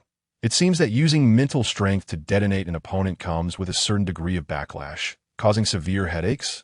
In the future, when danger arises, if there is only one opponent, he can detonate his mental strength to kill them. But what if there is more than one enemy? After one explosion, he will be struck by intense pain and fall to the ground. Wouldn't that mean certain death? His face was a mix of emotions, and the more he thought about it, the more complicated it became. At that moment, a voice rang out in the cave. "You finally woke up. He suddenly turned his head and saw Shui Miao leaning against the cave wall, her exoskeleton armor already removed and set aside. Her face, which was covered in dirt, had been cleaned with water, and she had taken out her portable light brain and wedged it into a crack in the stone wall. The portable light brain had a small adjustable light and brightness feature, and at that moment, the small light emitted a soft glow, making Shui Miao look hazy and beautiful. Chapter 58. Information. Feng Xingqian swallowed hard and asked, "You woke up early, huh?" Shui Miao smiled. "I've been awake for over 40 minutes. Thank you for saving me, and even for getting injured for my sake." Feng Xingqian was taken aback. "Injured? No. Shui Miao shook her head slightly. "No need to put on a tough act in front of me.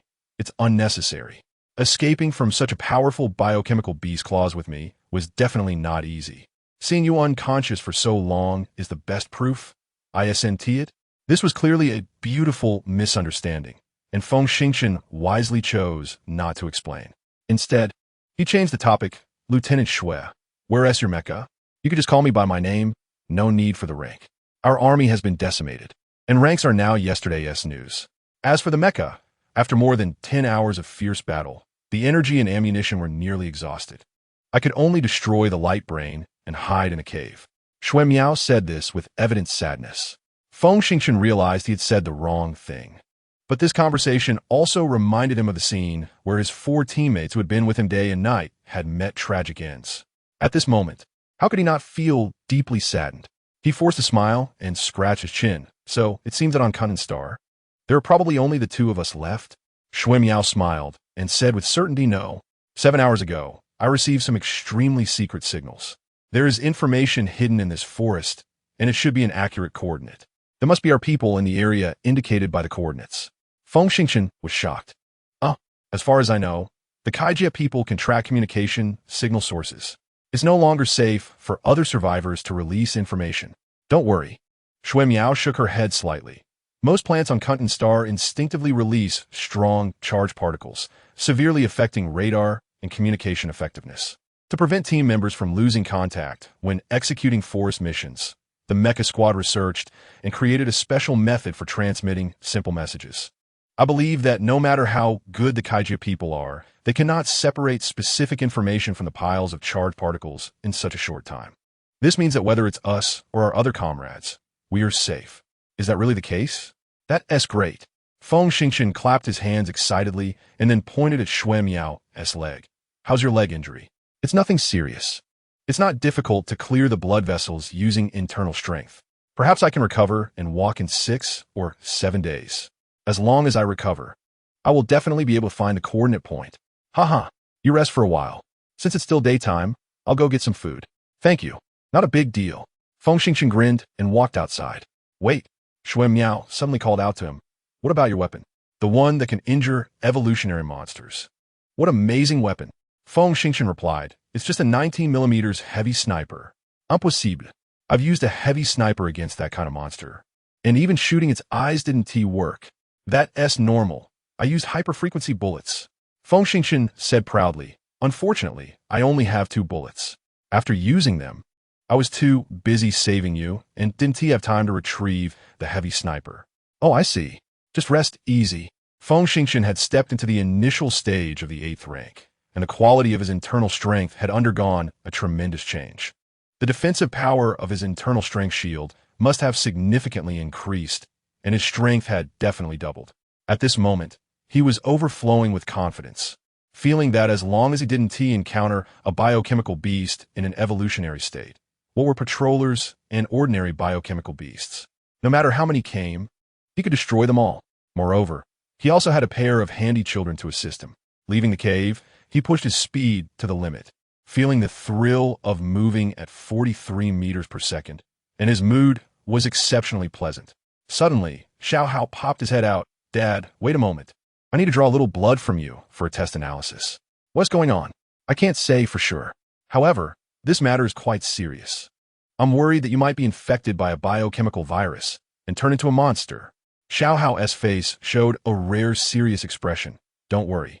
The Ling Peng clan excels at research, and as for the information and data after the test, I will never let anyone else know."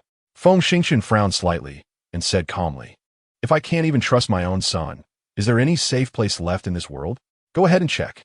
The wrist guard transformed by Xiao Hao suddenly extended a small spike, pricking his wrist, and then it fell silent. Chapter 59. Genetic mutation. Feng Xingchen scratched his head and hurried towards the location where the evolved beasts were being exterminated. Actually, at this moment, his greatest wish was to obtain some beast blood. If he could elevate his strength to level 9, wouldn't that mean he could stand on the same starting line as Xuemiao? Additionally, the heavy sniper rifle had been modified by Xiao Hao, and even without the supercharged bullets, he needed to bring it back. He ran quickly and soon returned to the edge of the stone forest. Before he even entered, he heard a loud rumbling sound from a distance. Clearly, a battle was taking place. Frowning, he quickly crouched down, cautiously maneuvering around two giant stone pillars, quietly approaching the source of the noise. When he caught a glimpse of the battlefield, he was taken aback. An evolved beast that resembled a giant snake was entangled with a red shadow, which turned out to be Meng Meng. At this time, Meng Meng had grown to about 2 meters in size, and the originally faint patterns on her body had become increasingly solid. Her speed was about 20% faster than the last time he saw her.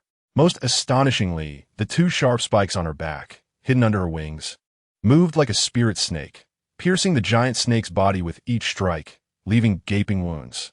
The giant snake seemed unable to withstand the assault, constantly trying to burrow deeper into the stone forest, but unable to evade Meng Meng's attacks, leaving it drenched in blood and looking utterly miserable. He licked his lips and muttered, "Damn it, when did Meng Meng stay here? How come I didn't know? You were delirious at that time, busy devouring the flesh of the monster," Xiao Hao casually explained, then looked up at the battlefield, marveling, "The mutated mother bug is indeed formidable. Just by absorbing the essence of an evolved beast, it has evolved again. Are you saying this creature is a mutated mother bug?" "Of course. The true mother bug of the holy beetle has no wings and cannot participate in combat." Feng Xingchen's eyebrows raised continuously as he exclaimed, "Wow. It seems like my luck is really quite good. Not just good, it's simply against the heavens." Xiao Hao expressed his infinite amazement. Looking again, Meng Meng was indeed impressive, showing no signs of defeat. Feng Xingchen wasn't in a hurry to observe the 2 creatures fighting desperately.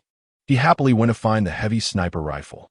Fortunately, after the stone pillar was knocked down by the evolved beast, the heavy sniper rifle had been thrown quite far, but remained undamaged due to its excellent quality. He cherished the heavy sniper rifle, folded it, and secured it on his back. "Xiao Hao, haven't you produced any ordinary heavy sniper bullets yet? When you were unconscious, your vital signs were very unstable. I was worried and busy observing you, so I didn't have time to fuse the bullets. However, now I can assure you that in no more than 20 minutes, I could prepare some spare bullets for you." He, having consumed 2 cruisers and 2 sets of exoskeleton armor, "I believe the heavy sniper bullets I manufacture will have 30 better armor-piercing capability than the ones you made." "Great. Dead."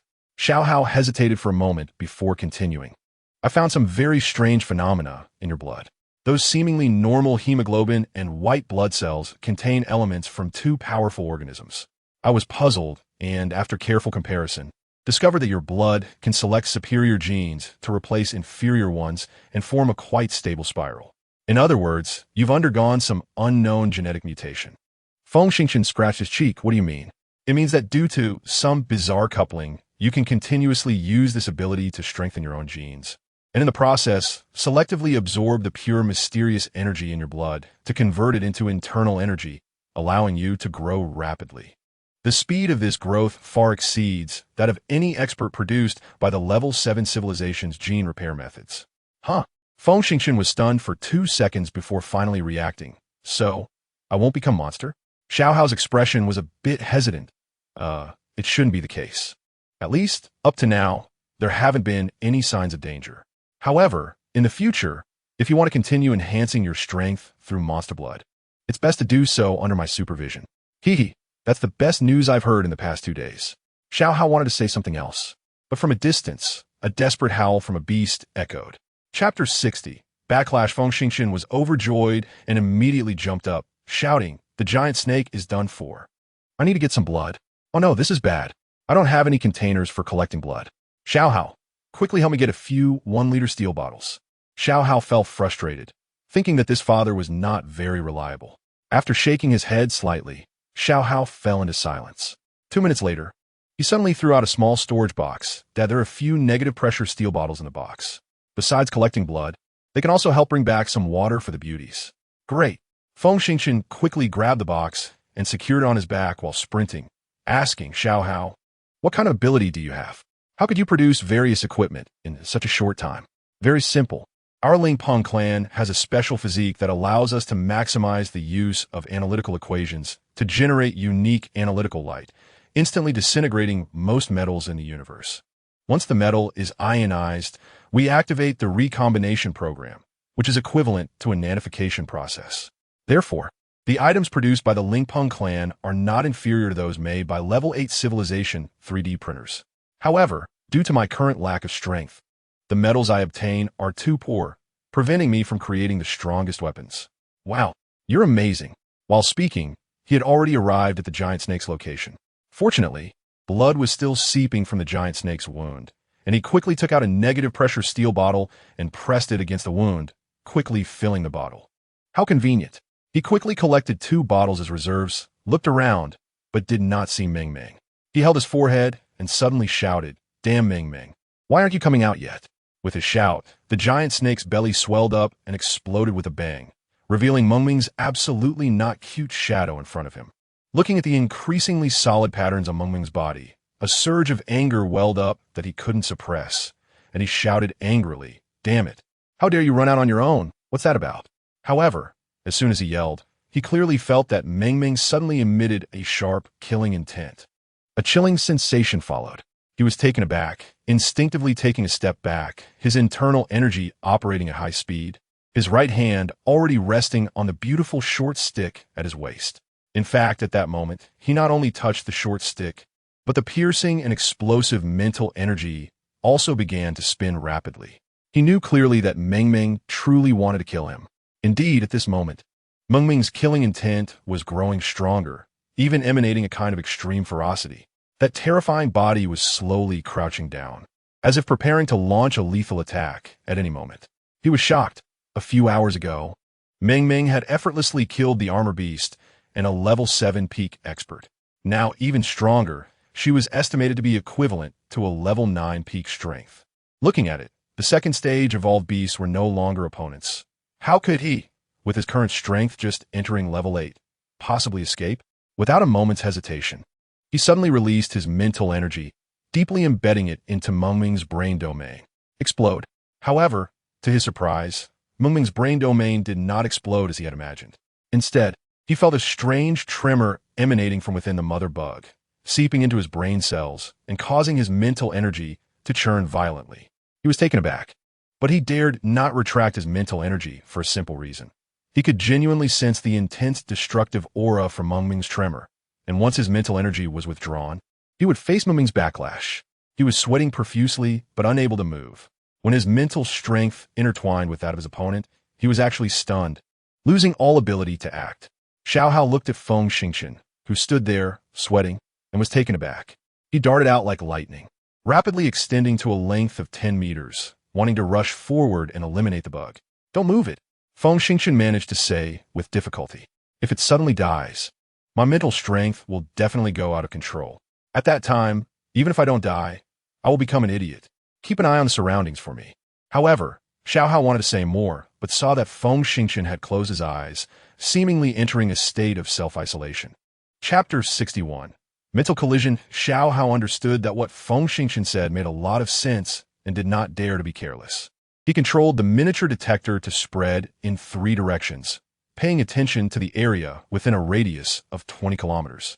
Meanwhile, he shrank to a length of 10 centimeters and floated to the top of Feng Xingchen's head, anxiously observing. At this moment, Feng Xingchen had fallen into a huge crisis, desperately adjusting his breathing to stabilize his mindset as much as possible and striving to drive his mental strength to entangle in the opposite direction. At such a time, he could only suppress. The insect race was hard to evolve to possess powerful mental strength. Meng Meng had only been born for a few days and shouldn't have any mental strength at all. However, in this world, there are always some coincidences. The battle mother insect, due to the presence of the insect egg, was birthed by the rules of natural selection, producing a special substance. This substance not only contained a huge and rich essence, but could also change Feng Xingqian's constitution, thus promoting his mental strength and physical skills to expand wildly. Meng Meng had been trapped inside this special substance for over 1,000 years. How could she not have changed? However, Meng Meng was in a newborn state. Even with the absolute compatibility of the essence, how could her relatively immature brain concentrate a strong enough power? At most, it would be comparable to a 5th-level human mental strength. At the same time, it should be noted that both Feng Xingqian and Meng Meng had merged with a special substance, belonging to the same root and origin. Such mental strength was most likely to resonate. In fact, Meng Meng had also fallen into the enveloping mental strength of Feng Xingqian, drifting aimlessly, without direction, without a future, and unable to move. Perhaps out of instinct, she felt a deep sense of fear.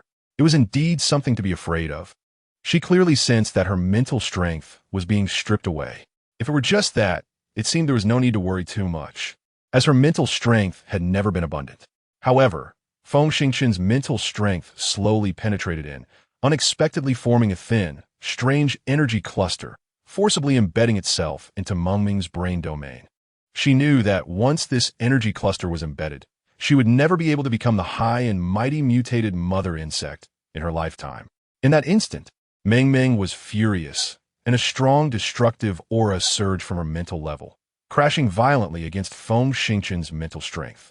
Doing so was equivalent to treating her brain domain as a battlefield, fearlessly fighting for territory. The insect race had always been a species driven by a destructive mentality. For survival, it was common for clans to devour each other. Thus, the battle of two extreme powers was thrilling, with an ever-increasing intensity. Feng Xingqian's heart raced. He knew that at this moment, it was a matter of life and death. Having reached this point, he had to possess an unstoppable will to form a mental force of never turning back. This was the fearless spirit that his piercing and explosive characteristics should embody. Understanding the key to this, Feng Xingqian resolutely let go of his fear, and the surging mental strength swelled at an astonishing frequency. In the dimness, a tremendous tremor erupted, forming an unstoppable powerful force that exploded deep within Meng Meng's brain domain. Thud! Meng Meng could no longer withstand such pressure, stepping back a few paces before falling to the ground. The damage done to her mental level was not something that could be sustained by willpower like physical injuries. Feng Xingqian was overjoyed and without hesitation drove that energy cluster, which he didn't even know the purpose of, deep into Meng Meng's brain domain. By this time, the killing intent of the mutated mother insect Meng Meng seemed to ebb like a tide, followed by a slight tremor. In that tremor, Feng Xingqian clearly felt Meng Meng's submission. He took a deep breath, gradually retracting his mental strength, finally opening his eyes and coldly saying, "I know you want to rebel against me. This time, I can consider it unintentional. If there's a next time, I will detonate your brain domain, causing you to completely perish. Get back." Meng Meng trembled a few times and returned to the insect king's space with her tail between her legs. Feng Xingqian secretly wiped a cold sweat. This mental collision had been more dangerous than he could imagine. He could say he almost fell prey to Meng Meng's counterattack. Indeed, those who are not of our kind must have different hearts. Chapter 62. Questions on the surface. It seemed that Feng Xingqian had planted an unknown mark in Meng Meng's brain domain, and the mutated mother insect was indeed willing to submit.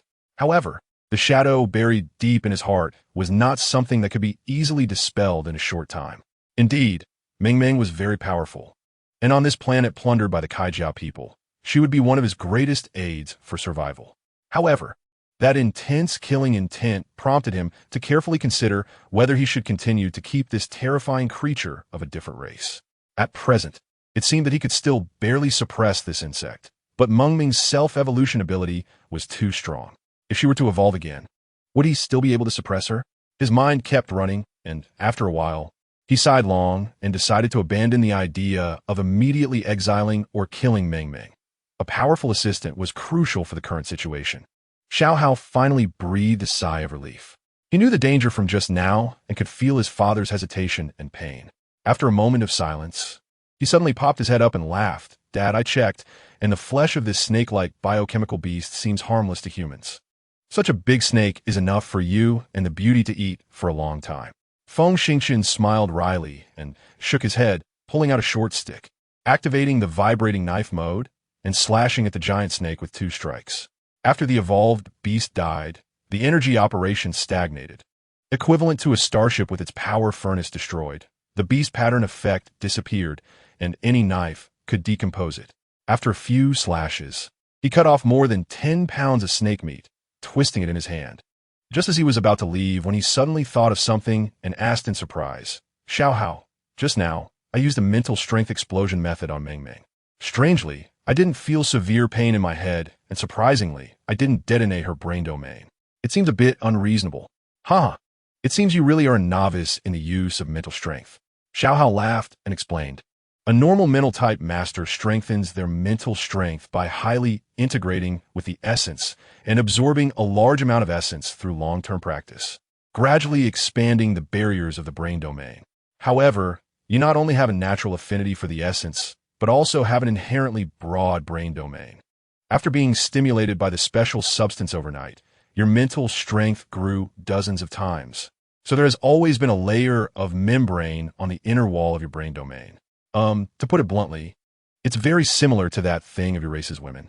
Of course, it hurts when it's first pierced, but when it happens more often, not only does it not hurt, but it also feels quite enjoyable. "You brat, how dare you describe your father like that?" He scolded, but in his heart, he also acknowledged that Xiao Hao's analogy made him understand right away. Shaking his head, he asked, "What about the second question? Why can't I detonate Meng Meng's brain domain? This is quite complex and involves a lot of data. I'll tell you later. However, remember one thing. Mental attacks are not always effective. They can often be significantly diminished due to factors such as the opponent's strength level and the intensity of their mental strength. The biochemical beasts look very strong, but without a foundation in mental strength, their defensive effect against your piercing explosions is greatly reduced. However, human experts all possess a certain degree of mental strength. From my estimation, your current mental strength can at most cause a brief daze in biochemical beasts at the early stage of the 3rd tier or experts at the mid-level of the 9th tier. But Meng Meng is different. She not only has a certain amount of mental strength, but also has a significantly different physical structure. Moreover, her mental strength is of the same origin as yours, and since her power far exceeds that of 2nd tier beast, the effect of level 8 mental strength on her is minimal. Therefore, finding a way to enhance mental strength is the key to maintaining an advantage. Feng Xingchen pouted, but firmly kept these words in mind. He glanced around. It was quite quiet here, and there should be no other enemies appearing. He didn't waste any more time and quickly headed back along the way he came. At this moment, there was only an hour left until sunset, and he hoped to find some edible fungi in that time, as that would at least taste better than raw meat. However, he failed. The fungi almost immediately dispersed after maturing. When the temperature dropped sharply, he shivered and quickly found a giant tree that stored water, extracted 3 bottles, and returned shortly to the underground cave. Chapter 63. Experiment. Seeing 2 pieces of pattern meat, Xuan Miao was obviously stunned for a moment and suddenly asked, "Hey, what's your name?" Feng Xingchen revealed his bright white teeth and grinned. Feng Xingchen, 25 years old, no girlfriend. Xuan Miao directly filtered out the last 2 sentences and sighed. "All right, Feng Xingchen. I can be sure that your strength is definitely not at level 7 if you can independently kill an evolved beast. Can you tell me what your actual strength is?" There are many methods and techniques to hunt evolved beasts.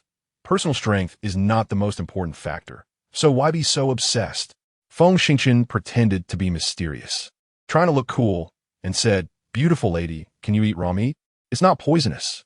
Of course, if you can't swallow raw meat, you still have 5 packs of field rations that can last 3 to 4 days. During this time, I will try my best to help you find fungi to fill your stomach." In fact, he understood one principle. A woman like Xuan Miao, who is accustomed to military thinking, can only be controlled by truly powerful men. Those who are overly fawning, shameless, and begging for pity have no chance at all. A hint of a beautiful smile appeared at the corner of Xuan Miao's mouth as she extended her somewhat dirty hand. "I know you brought back water. Women love cleanliness. Let me wash my hands and give me a pound of raw meat." Feng Xingchen laughed, took out a water bottle, and tossed it over, gently patted his chest. And the exoskeleton plates transformed into an alloy box. He then carefully cleaned the surface of the alloy, placed a piece of meat on it, took out a short stick, twisted it gently, and a 10-centimeter blade extended out. After weighing it and finding it comfortable to use, he skillfully began to cut the raw meat. Xue Miao suddenly felt curious. She discovered that Feng Xingchen was actually an extremely meticulous man and someone who paid great attention to detail. In fact, she didn't really know this man at all. Feng Xingchen's parents were both born on Earth, with pure Chinese ancestry. After getting married, they both immigrated to Uranstar and opened a relatively large restaurant, with his father being a famous top chef. This guy has been a foodie since childhood, could be considered a gourmet, and after eating and seeing a lot, he has deep chef instincts in his bones. He has also studied ingredients, practiced knife skills, learned to toss pans, and stood at the stove. When it comes to cutting meat, he is truly experienced. Xue Miao watched curiously for a while, washed her hands, and casually washed her face before taking the thinly sliced meat that Feng Xingchen handed over and unceremoniously began to eat. She was a soldier who had undergone the harshest alien survival training. Having meat to eat was happiness. Pure meat represented physical strength and hope for survival. As for the 5 packs of field rations, they could not be eaten now, as they amounted to half a life in life-and-death situations, and in such a difficult environment. They must be preserved as much as possible. The two of them consumed about 7 or 8 taels of raw meat. Xue Miao watched as Feng Xingchen swallowed the last piece of meat without speaking, took out the only remaining bone activator, and injected it, activating her internal energy to circulate continuously around her thigh where the bone was broken, accelerating blood circulation and quickly restoring bone quality. Feng Xingchen stared blankly at the beautiful woman for a few moments, then quietly returned to a corner, discreetly took out a bottle of beast blood, and after confirming that the beauty showed no signs of waking up, he hurriedly gulped it down, sat cross-legged, and took a deep breath, letting the internal energy rotate in his dantian. After a few rotations, the internal energy surged into his meridians and began to flow rapidly. 1 circle, 2 circles, 3 circles. Soon, the internal energy reached the 8th circle, and the speed began to slow down, gradually leaving a distance of 4 centimeters from the dantian. At this point, the internal energy was moving almost millimeter by millimeter, but he did not relax at all, gritting his teeth and pushing hard. The more difficult this pushing became, the more it could accelerate the condensation of internal energy, and, at the same time, the effect of forging the body became more apparent.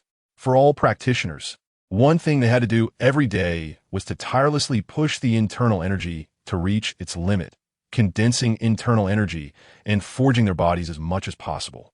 Sweat beads began to flow out, and his body trembled slightly from excessive exertion. However, the internal energy still advanced millimeter by millimeter. An hour later, it stopped at the 8-centimeter mark and could no longer move a fraction. Chapter 64. Effect 2. Feng Xingchen let out a long breath, letting the internal energy retreat back to the dantian, rotating slowly for a few rounds before settling down. He opened his eyes, revealing a hint of regret. It seemed that the effect of consuming the same level of evolved beast blood for the second time was quite limited, only allowing the internal energy to advance by 4 centimeters. What about the third time? Without hesitation, he took out the last bottle of blood and gulped it down in one go, reactivating the internal energy to rotate again. The repetitive process began once more, and soon, the internal energy reached its limit. This time, even the bones were heating up and sweat poured out like a spring. He gritted his teeth and pushed with all his might, and finally, at the moment of exhaustion, he broke past the 95-centimeter mark and could no longer move at all. After a few minutes, he opened his eyes again, shook his head slightly, and thought to himself, 2 bottles of blood, advancing more than 5 centimeters in total.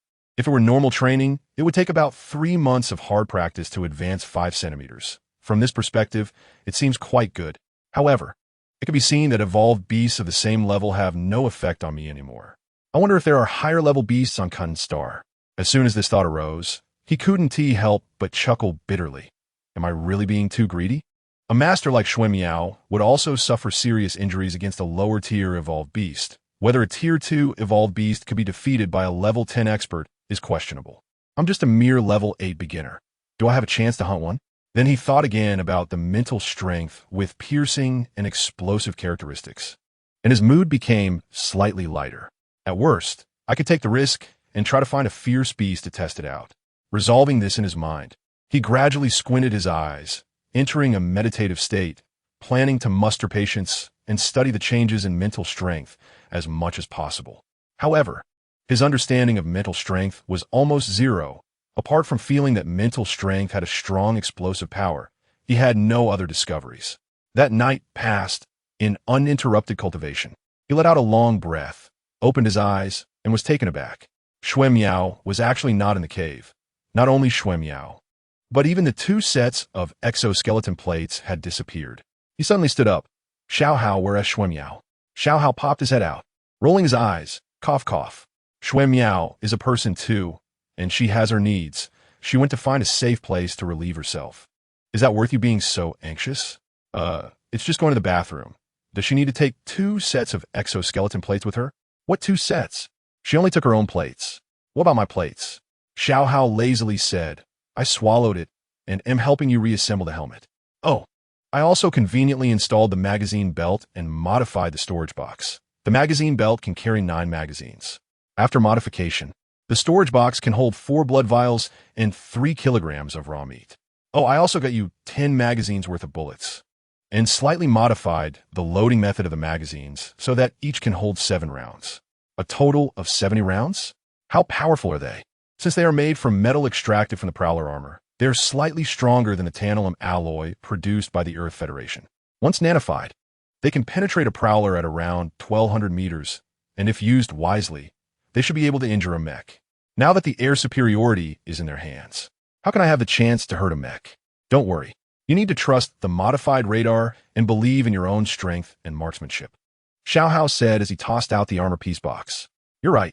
Feng Xingqian took a few seconds to get dressed properly, and suddenly a lewd thought popped into his mind. He hurriedly walked outside, asking as he went, Where's Xue Miao?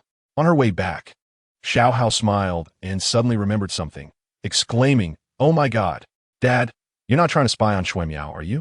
Nonsense. Feng Xingqian's old face turned red. What if the beautiful girl is in trouble with her leg not working properly? Oomph. Xiao Hao looked at him with disdain. There's an old saying in China, hurry, hurry, hurry. Xue Miao is in danger. Feng Xingqian felt depressed. Are you still trying to make fun of your dad? Xiao Hao rushed. It's true. The opponents are Kaijers, and there's at least 1 squad. They're quickly approaching Xue Miao. Damn it. He really got anxious, taking off the heavy sniper rifle and running out frantically. Could it be that they detected the hidden signals in the forest and started sending soldiers to investigate? Xiao Hao shook his head. Although I can't be sure if your analysis is correct, it's normal for the command center to send smarter, intelligent races to investigate complex forest areas, as prowlers and bio-beasts clearly don't have effective means. Feng Xingqian despised Xiao Hao's rambling and shouted, Give me their positions. Currently sharing the detection screen. Chapter 65. Ambush. Feng Xingqian glanced at the screen and almost shouted out loud. There were 5 Kaijers, 2 of whom had already captured Xue Miao with a net gun, binding her in a steel net and dragging her out of the forest. The remaining 3 were following the footprints left by Xue Miao, coming this way. He felt genuinely frustrated. What kind of shame was Xue Miao suffering? What era is it? It was just about finding a convenient place. Yet she went nearly 500 meters away from the cave entrance. It would take a lot of effort to rescue her. He was frustrated, but Xue Miao was even more so. With an injury to her thigh and limited mobility, she was caught by the Kaijers with a net gun after being discovered. For a peak level 9 expert, it was simply humiliating. The problem was that she could only blame herself, who told her to be so distracted on the way back. Constantly thinking about Feng Xingqian's eyes rolling around her, it made her flustered and completely unaware of the dangers around her. This was a huge disgrace for an elite military personnel.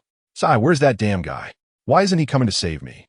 In fact, Feng Xingqian was already moving quickly, having arrived nearby, but the opportunity for a sneak attack wasn't good, so he had yet to act. In fact, the 3 Kaijers were already about 200 meters from the cave entrance. They could be seen walking briskly through the forest with the naked eye. Kaijers generally stand over 210 centimeters tall, with their arms and legs making up 2/3 of their bodies, and their arms reaching above their knees. With such a physique, each step they take is several centimeters longer than a human's, making them faster and more agile. They were also wearing individual combat armor, which, at the level of a Class 3 civilization, was somewhat stronger in defense than Earth's metal armor. However, Class 3 individual combat armor still couldn't resist the impact of a 19mm heavy sniper produced by Earth. Moreover, in recent years, the Earth Federation had researched kaijus quite deeply, understanding their weak points very well, ensuring that with his increasingly powerful sniping skills, he could guarantee a kill with one shot. However, he didn't dare to shoot.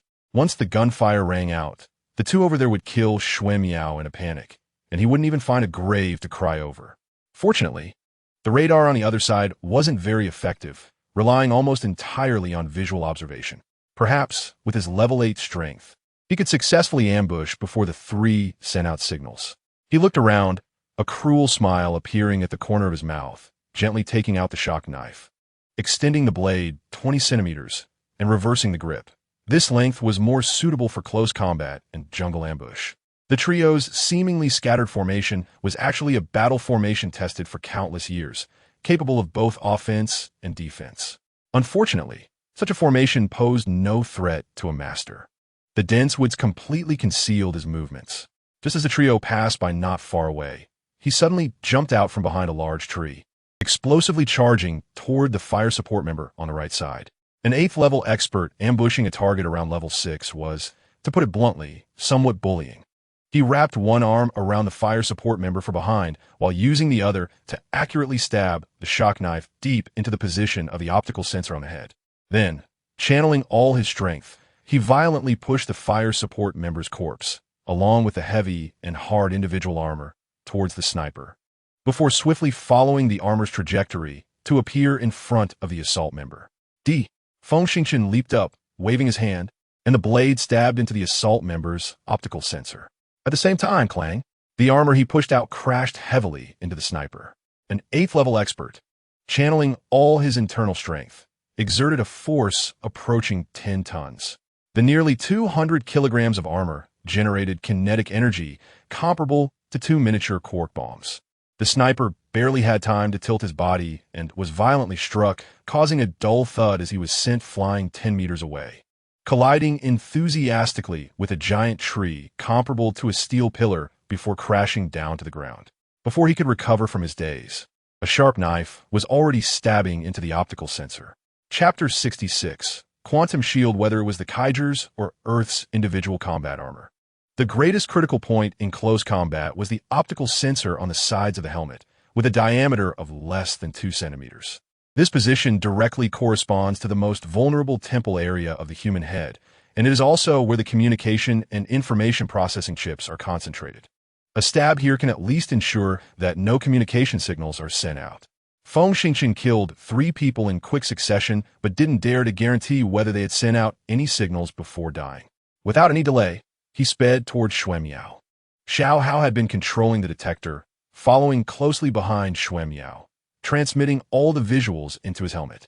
He could see that the two were dragging the net-bound Xue Miao, having already reached the edge of the forest, about to ascend the cliff of the canyon. Damn! How dare they have designs on my wife? His eyes turned blood red, and a fierce aura emanated from him as he crazily chased after them. In less than 30 seconds, he arrived at a place about 400 meters away. Here, Feng Xingchen stopped, hiding behind a giant tree, extending the heavy sniper rifle from beneath the dense branches, locking onto one of them with the scope. The edge of the canyon was very steep, and it was difficult for the two to climb while carrying Xue Miao. In several places, they had to let one person go up first while the other threw the net-bound Xue Miao up, releasing his super realm. The movements of the two became extremely clumsy. Just as they were about to throw Xue Miao again, he fired 2 bullets. Then, without waiting for the two to hit the ground, he sprang out like a cheetah, pouncing on its prey. With the assistance of his level 8 mental power, no expert below level 7 could escape from his gun's muzzle. He had only sprinted a few meters when the heads of the 2 men almost simultaneously exploded, while Xue Miao naturally fell down the steep cliff, rolling down. However, Feng Xingchen was quite certain that Xue Miao would not be injured. As a peak level 9 expert, although she was tied up tightly with special steel wires and unable to move at all, she could not activate her internal energy shield. But the protective internal energy generated automatically by her muscles was not useless. In fact, with the strength of Xue Miao's protective internal energy, unless a vital area was hit, a 19mm tantalum bullet would be difficult to kill with a single shot. However, at the moment Xue Miao began to roll down, 2 Kaijia people suddenly appeared at the top of the canyon, one tall and one short. These two were definitely experts because they were not wearing individual combat armor nor piloting mechs, but were equipped with exoskeleton armor. The two spotted the falling Xue Miao and the dead comrades, seemingly understanding what was happening, and leapt off the cliff, racing towards Xue Miao like lightning. They knew there were gunmen around, but in their urgency, they couldn't locate the exact position of the shooter, so they prioritized capturing Xue Miao, effectively obtaining a powerful shield and gaining the initiative. Sure enough, Feng Xingchen was so frightened that his vision darkened, and he jumped up desperately, running wildly while raising his gun with one hand, firing bullets towards the two. Don't underestimate such a move. Below the super realm, although not as precise as a standing posture, every shot still aimed at the vital points. The tall man lived up to his reputation as an expert. With an incredible instinct, he quickly grabbed the short man beside him, kicked off the cliff face, and darted behind a massive rock. Just as this rock was about to be blown apart, they separated and charged out, seeking death. Feng Xingchen's bullets chased after a shadow, the dull booming sounds representing astonishing destructive power. No matter how skilled the tall man was standing on the edge of the cliff, it was difficult to avoid the 4 bullets that blocked all his escape routes, and he was finally hit in the back by 1 bullet. However, when the bullet struck, a blue shield flashed around him, deflecting the bullet that could penetrate a cruiser. A micro-quantum protective shield device? My God! Feng Xingchen's jaw nearly dropped to the ground. The quantum shield is a unidirectional defensive circle formed by energy. The so-called unidirectional means that all attacks from inside the shield can pass through the shield without damage, while attacks from outside must be blocked until the shield collapses. Chapter 67. High-Level Weapons. Micro-energy protection technology is one of the important marks of energy application reaching level 4 civilization. With the standards of Earth and the Kaijia people, the shield generators produced are quite large, suitable only for starships, and not even usable for mechs, let alone this type of micro-shield for individual use.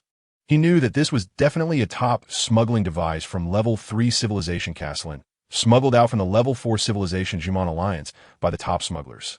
In the Jimon Alliance, such devices are not considered expensive. However, when calculated according to the credit point exchange rate between level 4 and level 2 civilizations, they are worth as much as 42 million Earth Federation credit points. And even for the Kaijia Empire, it would cost over 30 million. This is the price of 200 individual combat armors.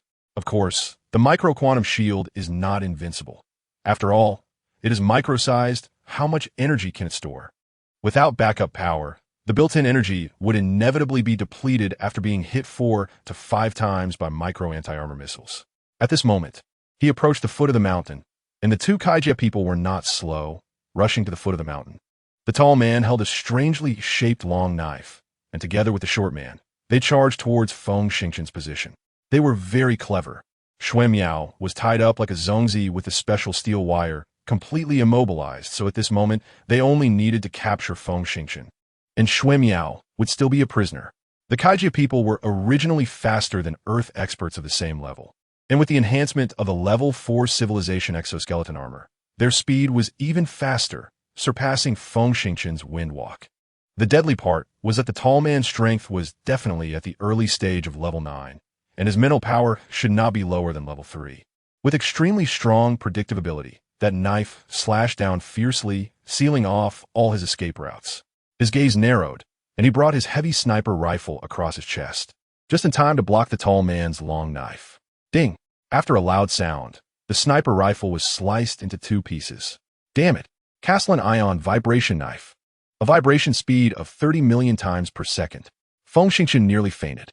This knife also came from the level 3 civilization Castellan, and was worth up to 3 million Kaijia credit points. Coupled with that set of Jimon Alliance exoskeleton armor and quantum shield, this guy's total equipment was worth a terrifying 78 million Kaijia credit points. Was he even a soldier? You have good taste. The Kaijia man let out a sinister laugh through the language translator on his armor, his ugly face twisted with demonic malice. And then he swept a leg toward Feng Xingchen. In a hurry, Feng Xingchen could only raise his arm to block in front of his head. Bang! The power carried by this leg was unimaginably fierce. He quickly retreated a few steps to stabilize himself, but the intense pain in his arm still made him grunt in discomfort. If it weren't for the protection of the exoskeleton armor, His arm would surely have broken. Damn it! Cursing under his breath, he kicked out at the approaching tall figure. He knew the opponent had a micro-protective shield, so even if he kicked, it wouldn't have any effect. Therefore, this kick seemed fierce but was just a feint, while the real killing move was a mental attack. Mental power is formless and intangible. The most mysterious force in the universe. Under the ethereal realm, it smoothly penetrated the shield, locking onto the tall man's brain and a wire at the edge of the micro-energy shield. Hey! At the same time, he detonated 2 bursts of mental power. The energy shield wire undoubtedly exploded into fragments. However, the tall man did not exhibit the brain explosion he had imagined. He merely staggered, his face pale as he fell to the ground. He was momentarily stunned. The mental power had no effect. Then he suddenly remembered that Xiaohao had said before that his current mental power could at most cause slight dizziness to someone at the mid-level of level 9. And he had simultaneously locked onto both the shield wire and the opponent's brain, dispersing the power, leading to insufficient explosive force. It was already good enough to shake this early-stage level 9 opponent. At this moment, he seized the opportunity, quickly took out his ion vibration knife, pinned the dazed tall man to the ground, and fiercely stabbed the blade into the target's neck, then slashed horizontally. The wire snapped, and the energy shield disappeared after losing its backup power, leaving the tall man undoubtedly dead. Just as he killed the tall man, a fierce air explosion sounded from behind him. He could only tilt his body slightly, and a tremendous force hit him, knocking him sideways. Damn! His heart sank rapidly as he realized that the short man had finally entered the attack range. Once he landed, he would be met with a storm of attacks. But he had no choice. Being in the air, he couldn't leverage any force and naturally couldn't change direction. He could only wait for death. Chapter 68, Piercing Explosion. Change direction?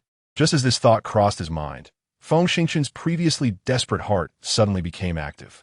He raised his hand and forcefully twisted his wrist at a strange angle. Ding! A high-density alloy steel head was ejected from the steel wire launcher mounted on his wrist, embedding itself into a giant tree. Ja! The motor instantly tightened the steel wire, and with a sudden force, he shot out sideways for more than 3 meters. This distance was not far, but it was just enough to miss the short man by a body length. The short guy obviously didn't expect Feng Xingqian to play this trick. He also jumped to chase after him, but being in the air, he couldn't gain any leverage and could only watch in shock as Feng Xingqian brushed past him. However, in that instant, he suddenly felt something being forcefully shoved into his head. Before he could react, that thing exploded with a bang, causing him to see stars and go deaf, leaving him completely dazed.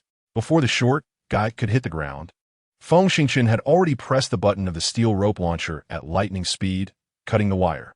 He pounced like a hawk, delivering a swift kill that slit the opponent's throat. Phew! He landed on the ground, exhaling deeply, appearing quite relaxed after killing 2 experts. Yes, 2 experts. One was at the initial level of rank 9, and the other was at the mid-level of rank 9. In the Kuntan Star battlefield, they were truly elite figures. If they teamed up, even facing mechas, they could still put up a fight. It seems his mental piercing explosive attack is indeed incredibly sharp. At this moment, Xiaohao had already eagerly landed on the ground, quickly stacking up, looking like he wanted to swallow the tall guy's exoskeleton armor pieces. Don't move. This set of level 4 armor pieces belongs to Xue Miao. Dad. Xiaohao looked at him gloomily, his eyes full of resentment. Feng Xingqian scratched his cheek, sigh. You can't reveal your abilities, and with Xue Miao having this set of equipment, teaming up with me will definitely help you collect more high-end metals faster. You can eat the short guy's armor pieces, but of course, you'll have to wait until we leave this place. All right. Xiaohao was gloomy, saying that he still wanted to eat the 3 individual armors over there. Haha, it's up to you. Oh, by the way, the heavy sniper is destroyed, and the micro-shield's wire is broken, making it temporarily unusable. Can you try to fix it? As long as it's a mechanical device, there's nothing I can't repair. The heavy sniper is simple. I'll get you another one later. However, the shield's wire isn't just broken, it's shattered, and I currently can't find a suitable superconducting metal replacement. I'm afraid I'll have to think of a way slowly. Xiaohao climbed up and, under Feng Xingqian's envious gaze, swallowed the heavy sniper and shield device, returning them to his wrist. Feng Xingqian smiled, picked up the tall guy's Casplan shock blade, examined it closely. The metal was a brilliant blue, Clearly a good item that no fool would refuse.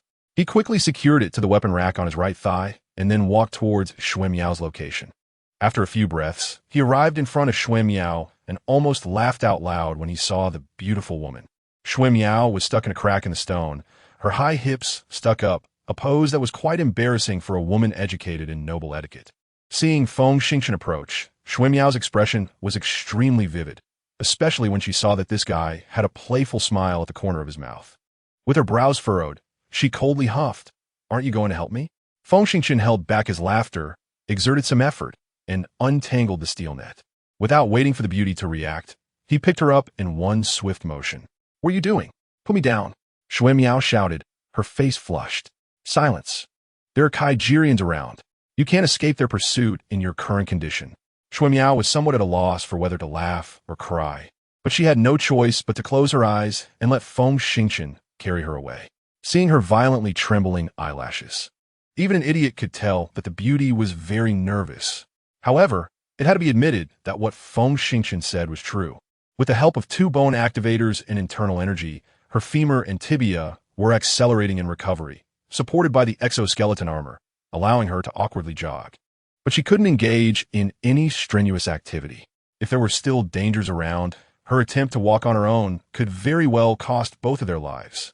Sigh, I guess I have to take advantage of this bastard. Chapter 69. Spore Smoke. Feng Xingchen secretly laughed, slowly returning to the tall guy's death spot. Taking a glance, he saw that Xiao Hao hadn't touched the level for armor pieces, which relieved him.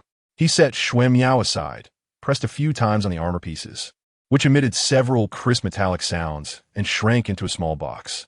Xue Miao, being knowledgeable, exclaimed in surprise, "Is this a product of the Jimong Alliance?" "Hee hee. Do you like it? It's a gift for you." "How can that be? This is worth tens of millions of Earth credits." Feng Xingchen waved his hand nonchalantly. "Is your life only worth tens of millions? Besides, your armor pieces are almost destroyed. You can't be without equipment in such a dangerous place." Xue Miao sighed lightly, took off the damaged armor pieces from her body, glanced at them, and casually tossed them aside, putting on this high-grade gear instead.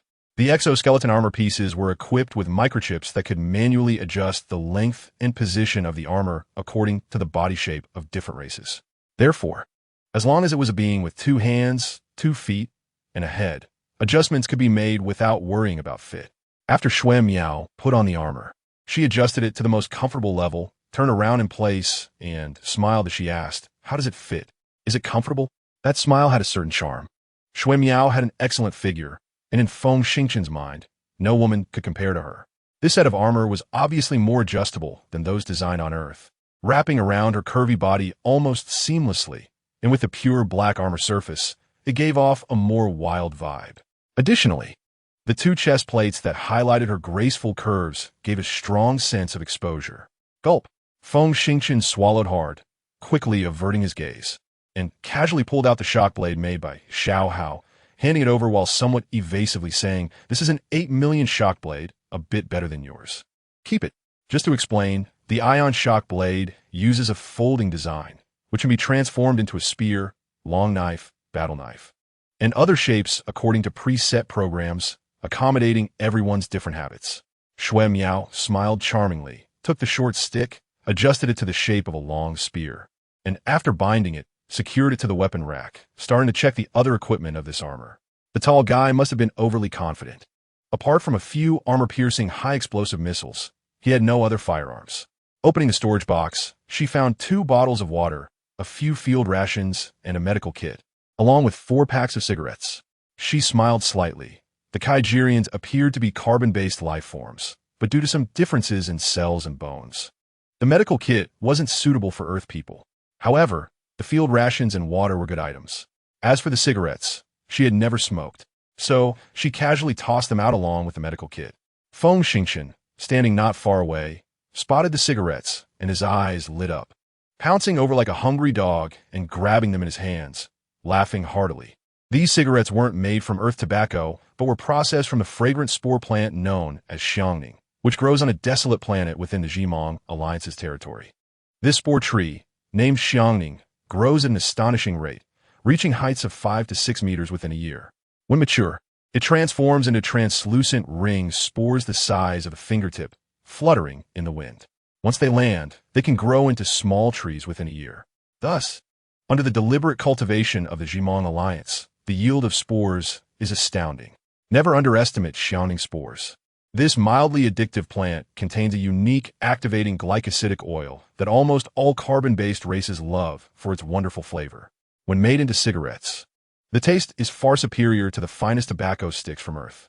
As far as he knew, after the Jimong Alliance worked hard to develop Xiaoning spores, they created hundreds of brands tailored to different races' aesthetic preferences and taste preferences, selling them to various planets. The market is enormous, and in most of the major countries within the Orion Arm, most people, including many women, wouldn't refuse to enjoy them. Thus, spore cigarettes are one of the premium foreign exchange products that the Jimong Alliance uses to earn a substantial amount of foreign currency. Before joining the army, Feng Xingchen found many duty-free shops selling this type of cigarette in Uranstar. However, due to the exchange rate issues between the Fourth Civilization and the Earth Federation, the price was extremely high, costing over 300 credit points for a single box. He had only smoked 3 boxes in total. Chapter 70. Deep in the stone forest, Feng Xingchen felt as if he had found a treasure, quickly lighting one up and taking a deep puff. Indeed, the unique flavor was far beyond what any 100-year-old brand like Panda cigarettes could compare to. He hurriedly tucked the remaining cigarettes away and cast a greedy glance at the short man. Sure enough, he found 2 packs of spore cigarettes, 2 bottles of water, 5 field rations for individual quart bombs, and a mini missile launcher on the short man, with 6 mini armor-piercing missiles on the rack.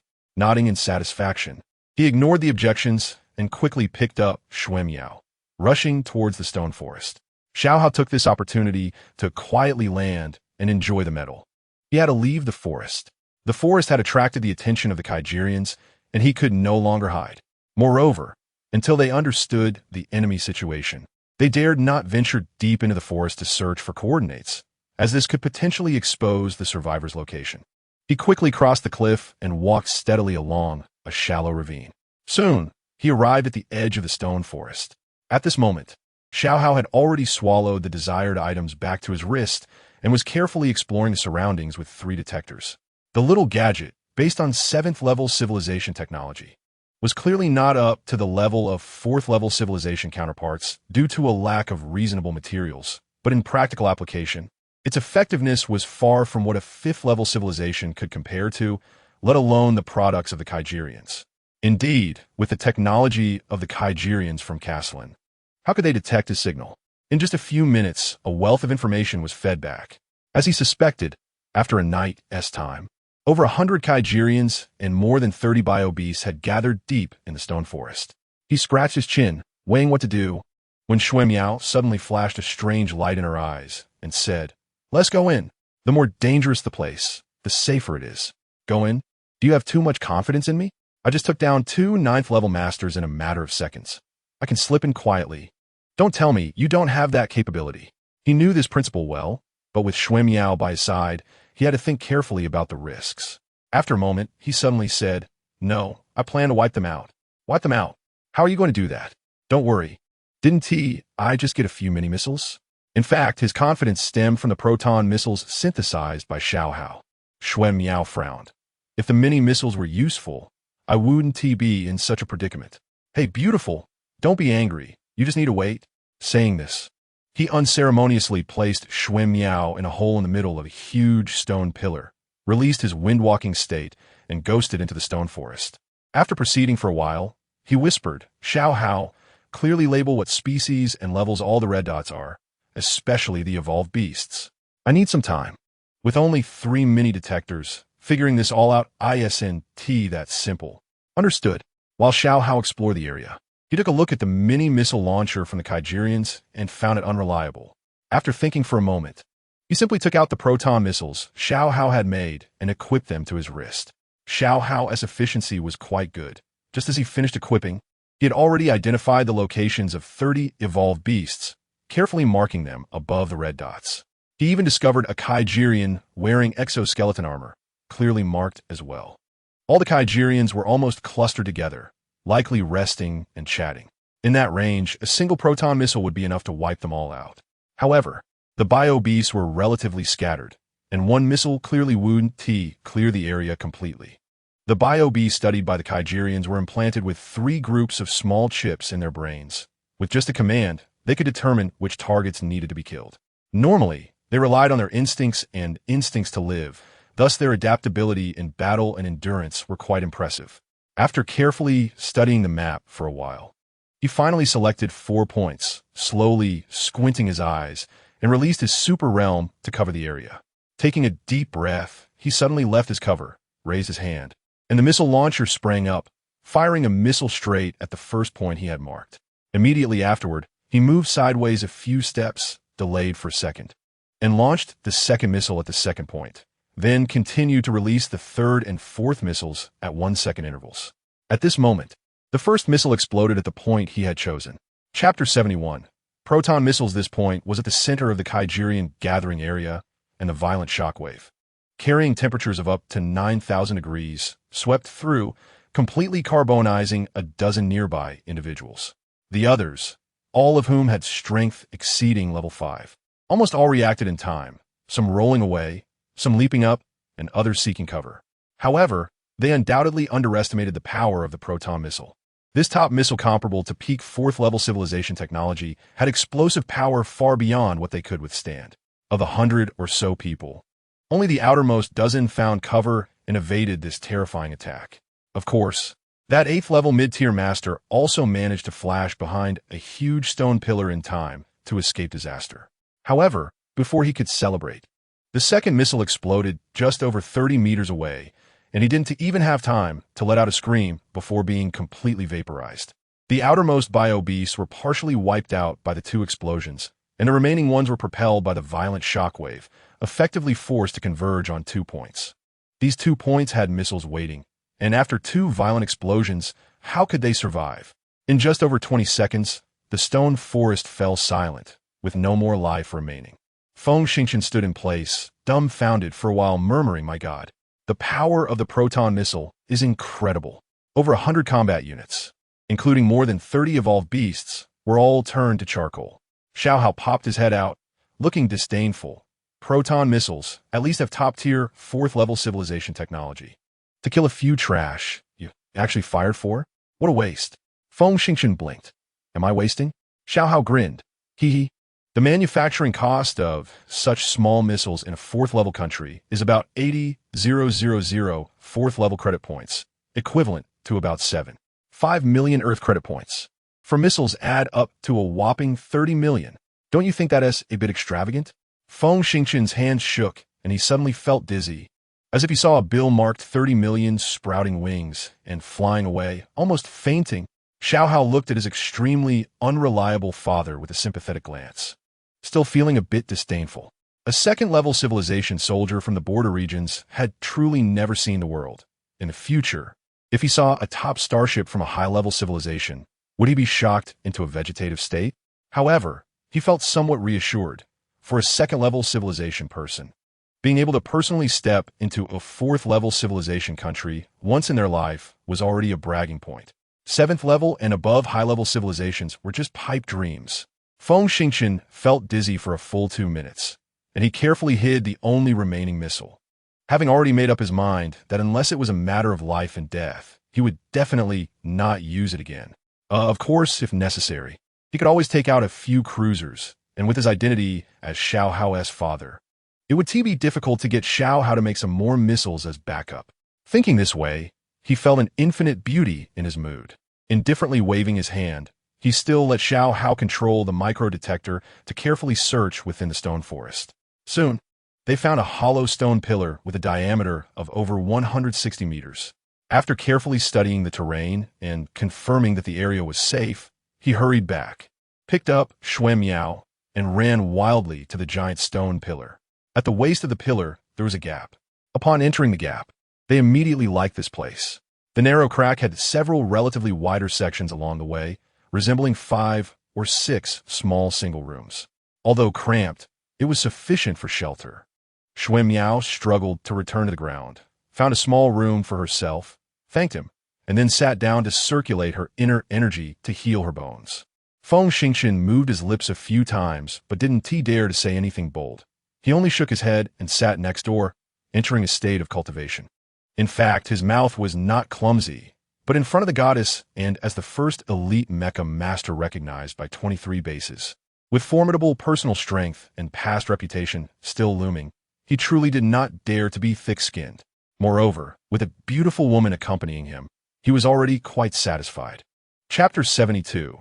The lead beast. He sighed and looked around, realizing that finding such a safe place was a good opportunity to sort through his recent gains. What gains? Of course, it was the relationship between mental power and inner energy, and it was also time to reflect on the experiences gained from the recent series of battles. Help me reassemble a heavy sniper. After saying this, he brushed off the dust on the ground, sat down, and quickly entered a meditative state. In the vast sea of consciousness, dense white mist filled the space, which represented his mental power. A few days ago, the amount of mist was only 1/25th of what it was now, and the light it emitted could only be compared to fireflies. But now, the mist glowed like a bright moon in the sky. Not a bright moon. As he continued to delve deeper into his meditative state, the mist began to roll and fluctuate. After a while, it formed a group of heavenly horses galloping in the clouds. Then, it transformed into several large sailing ships drifting in the azure waves. Amidst the various changes, some slender essences slowly gathered around him, entering his brain domain. Those mists seemed to be condensing and increasing after the essences joined. However, this increase was too slow. At this rate, it would take at least 15 years of hard cultivation to reach level 9. In the past, he could tolerate it, but after experiencing a process where his power surged more than tenfold in just a few days, no one could maintain their usual calm. After meditating for about 2 hours with almost no results, he sighed softly, exited the meditative state, opened his eyes wide, shook his head vigorously to focus his mind, and slowly closed his eyes, attempting to guide his inner energy. However, as soon as his inner energy ran half a circle, a vibration came from his wrist, startling him awake. Habitually opening his portable light brain, a set of images suddenly projected before him. In the images, 2 Kaijians were striding behind a strange creature, which was constantly sniffing something, gradually approaching the stone pillar where they were. There was no need for explanation. These images were transmitted by Xiao, warning him of danger. His heart twitched. That creature was said to be a beast raised by the Kaijians, with a sense of smell 700 times that of Earth's canine animals. If the beast tracked their scent, they could forget about having a quiet environment. Gritting his teeth, he grabbed the alloy box. And beside it was a heavy sniper rifle, just synthesized by Xiao.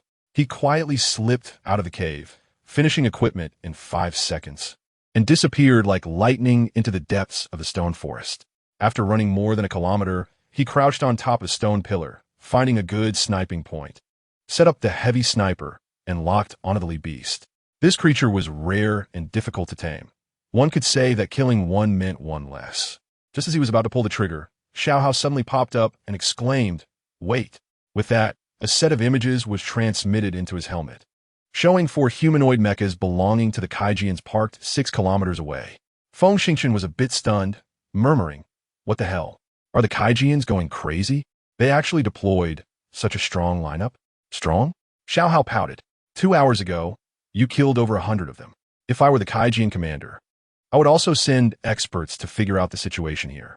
Feng Xingchen shot a glance and, without any hesitation, relocked onto the beast. He had to kill the beast and then find a way to lure everyone out of the stone forest, or else both he and Shuai Miao would die here. Bang! Bang! Bang! The gun fired. 800 meters away, the beast was blown to bits. However, the 2 Kaijians were definitely experts. The moment the beast was hit, it rolled out of the way, narrowly avoiding the bullets aimed at them. Feng Xingchen suddenly realized he had underestimated the heroes of the world. At that moment, he did not continue shooting. Without hesitation, he jumped down from the stone pillar and sprinted towards the depths of the stone forest at a speed of 40 meters, of course, in a direction that would not lead him to Shuai Miao. Chapter 73. Sniping. Feng Xingchen had to run quickly. Others would not give him another opportunity to aim, but would instead call in mechas to surround him. At such a close distance, even a delay of half a second would multiply the risks he faced by 2 or 3 times. It must be said that he had quickly grown in war, knowing how to seize opportunities and understanding when to retreat. In fact, sharp judgment is a quality that excellent snipers must possess. Soldiers in this era have a wealth of knowledge systems to draw from. After being classified and deliberately trained, their combat effectiveness is quite high. Once they step onto the battlefield, they only need to overcome psychological barriers to grow at an astonishing speed. As a level-heavy sniper, he was already recognized as a mid-level professional by the military, with access to far more materials than others. These materials are the result of countless experts studying hot weapon battlefields for hundreds of years, summarizing experiences that only need to be combined with theory on the battlefield for a faster growth rate. A speed of 40 meters was not his limit. With the addition of windwalking status and exoskeleton armor enhancements, he could even exceed 72 meters. He was grateful for the portable light brain that Xiao Hao crafted for him, as 5 microdetectors controlled by Xiao Hao perfectly displayed all unit movement routes clearly in his helmet. He also appreciated the planet's unique environment and complex terrain. However, he intentionally left slight traces, believing that with 4 mechas and 2 experts dispatched, there must be elite trackers among them. His thoughts were not wrong. In the complex terrain, those people seemed to be at a considerable distance apart, but were always forming a semi-encircling state. Moreover, he could clearly see that these people only wanted to force him out of the stone forest to capture him alive. With a cold laugh, he paused slightly as he bypassed a giant stone pillar. A 2-meter-long creature slid out and dashed away at high speed. He then leaped 3 times to the middle of the stone pillar and concealed himself. In less than 10 seconds, a mecha and a single soldier expert sped past below him. He found it a bit strange. How could a tracking expert in a mecha do the tracking? Could it be that the real tracking expert was the single soldier wearing exoskeleton armor? A hint of bloodthirsty light flashed in his eyes. After the two moved more than 200 meters and were about to disappear into the stone forest, the heavy sniper locked onto the single soldier. Bang! If Feng Xingqian didn't kill the first target he chose for a sneak attack, he would be unworthy of calling himself a level-heavy sniper, and moreover, an elite heavy sniper with a mental power level of 8. In fact, the so-called rank is merely a professional evaluation he received after pre-war testing. As for now, he can confidently believe that his heavy sniper level exceeds level 3 and even reaches level 4. In the Earth Federation, heavy snipers are divided into 3 tiers with 9 levels. The lowest is level 1, and the highest is level 3. Heavy snipers who reach level 3 have already attained a senior professional evaluation and inevitably enter classified files. Even after retirement, they continue to enjoy substantial national subsidies. Of course, in return, they're the top reserve members and lifelong guest instructors, always ready for the call of the Federation Army. Under the aim of such experts, anyone would die swiftly. The soldier running at full speed suddenly had his head explode with a loud bang, startling the mech pilot following closely behind. However, being a mech, he knew that an ordinary heavy sniper could hardly harm him. At that moment, he remained very calm, quickly turning around to locate the sniper's hiding spot. But as soon as he turned, a streak of light flew by, accurately hitting the mech's head. The head of the mech does not contain any circuitry nor personnel inside. However, this area houses the radar, communication signal transmitter, and fire control systems. If damaged, the mech would almost become blind and deaf. Due to the importance of the head, the metal armor in this area is one of the 3 hardest and thickest spots on the entire mech, the other 2 being the cockpit and the rearway circuitry assembly. Such metal is not something a level 3 civilization heavy sniper can easily breach. Yet, the light streak passed through and precisely hit a compound eye camera, causing it to explode. Chapter 74. Humanoid mech. It must be said that the quality of the mech is up to par. Although the camera was destroyed, there was a protective metal layer behind it, and while the explosive power of the heavy sniper's bullet was strong, it only created a small hole and did not cause fundamental damage. However, it is clear that if another bullet were to hit this spot, the mech would definitely face significant problems. For now, it was merely a miscalculation in the 3-dimensional image construction in that direction. The mech pilot was genuinely intimidated by the opponent's formidable sniping skills. Fortunately, every mech pilot is at least a level 7 expert. Their reaction speed is top-notch, and in that instant he thought of several possibilities. As he rolled out like lightning, he skillfully switched the radar wave frequencies. His judgment was correct. In wartime, mechs possess strong frequency modulation capabilities. After continuously switching 3 frequency bands, a blurry red figure appeared on the radar screen.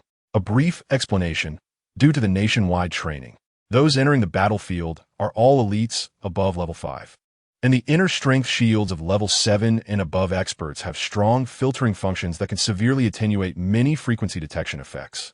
At the same time, almost all experts are equipped with exoskeletons, which also come with strong radar suppression and metal armor coatings that have filtering effects. The mech pilot reasoned that the person they were tracking must be a single soldier expert.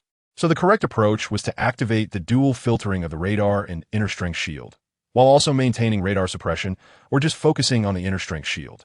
Thus, his radar was constantly jumping among these 3 frequency bands. What he never expected was that Feng Xingchen did not use any concealment methods. He relied solely on the protective effects of the environment. On one hand, he admired the boldness of the Earthlings, while on the other hand, he hesitated not at all to launch a large area of covering strikes. Feng Xingchen was certainly no fool. Being able to shatter a camera with one shot and cause some damage to the mech was already a good display of luck. Therefore, as soon as the mech pilot made a dodging move, he had already stowed his heavy sniper, leaped down the stone pillar, and sprinted toward the most complex terrain. Thanks to Xiao Hao, during the 2 hours he spent earlier training his mental strength, Xiao Hao controlled the detection device to thoroughly scan the entire stone forest and construct a high-definition 3D map. Thus, Feng Xingchen's speed was beyond imagination. The mech pilot was very angry. In complex terrain, the large mech was less effective than a single soldier, but he could never abandon the mech to pursue alone. The anger of the mech pilot had serious consequences. With his hands moving in unison, a barrage of missiles flew out, enveloping Feng Xingchen in the middle. Fortunately, after advancing to level 8, the quality of the inner strength shield improved significantly, much stronger than at level 7. This round of bombing only forced him into a desperate situation without causing injury. Feng Xingchen was also very angry, but could only escape in a panic. He finally realized that he had underestimated the mech. Damn it, he constantly cursed. If anything could be more frustrating than being chased by a mech, it was definitely being chased by 2 mechs. Indeed, at this moment, another mech joined the pursuit, and the 2 massive machines closely followed, looking like they would swallow him whole at any moment. At this time, the frustration was not only felt by Feng Xingchen. The Kaijia people were equally annoyed. Their second single soldier had been attacked and killed by an unidentifiable entity, after which 2 mechs had pursued that entity away. In other words, the 2 of them temporarily had no outside assistance. Moreover, the Earthling in front of them was extremely slippery, always seeking narrow passages to slip through, forcing them to continuously launch various missiles to block him. As a result, their ammunition consumption skyrocketed, and the combat costs had already exceeded their budget by dozens of times. At this point, even if they could kill Feng Xingchen, they would not escape being scolded by their superiors and would have to endure long-term ridicule from their comrades. Yet, they were in a dilemma.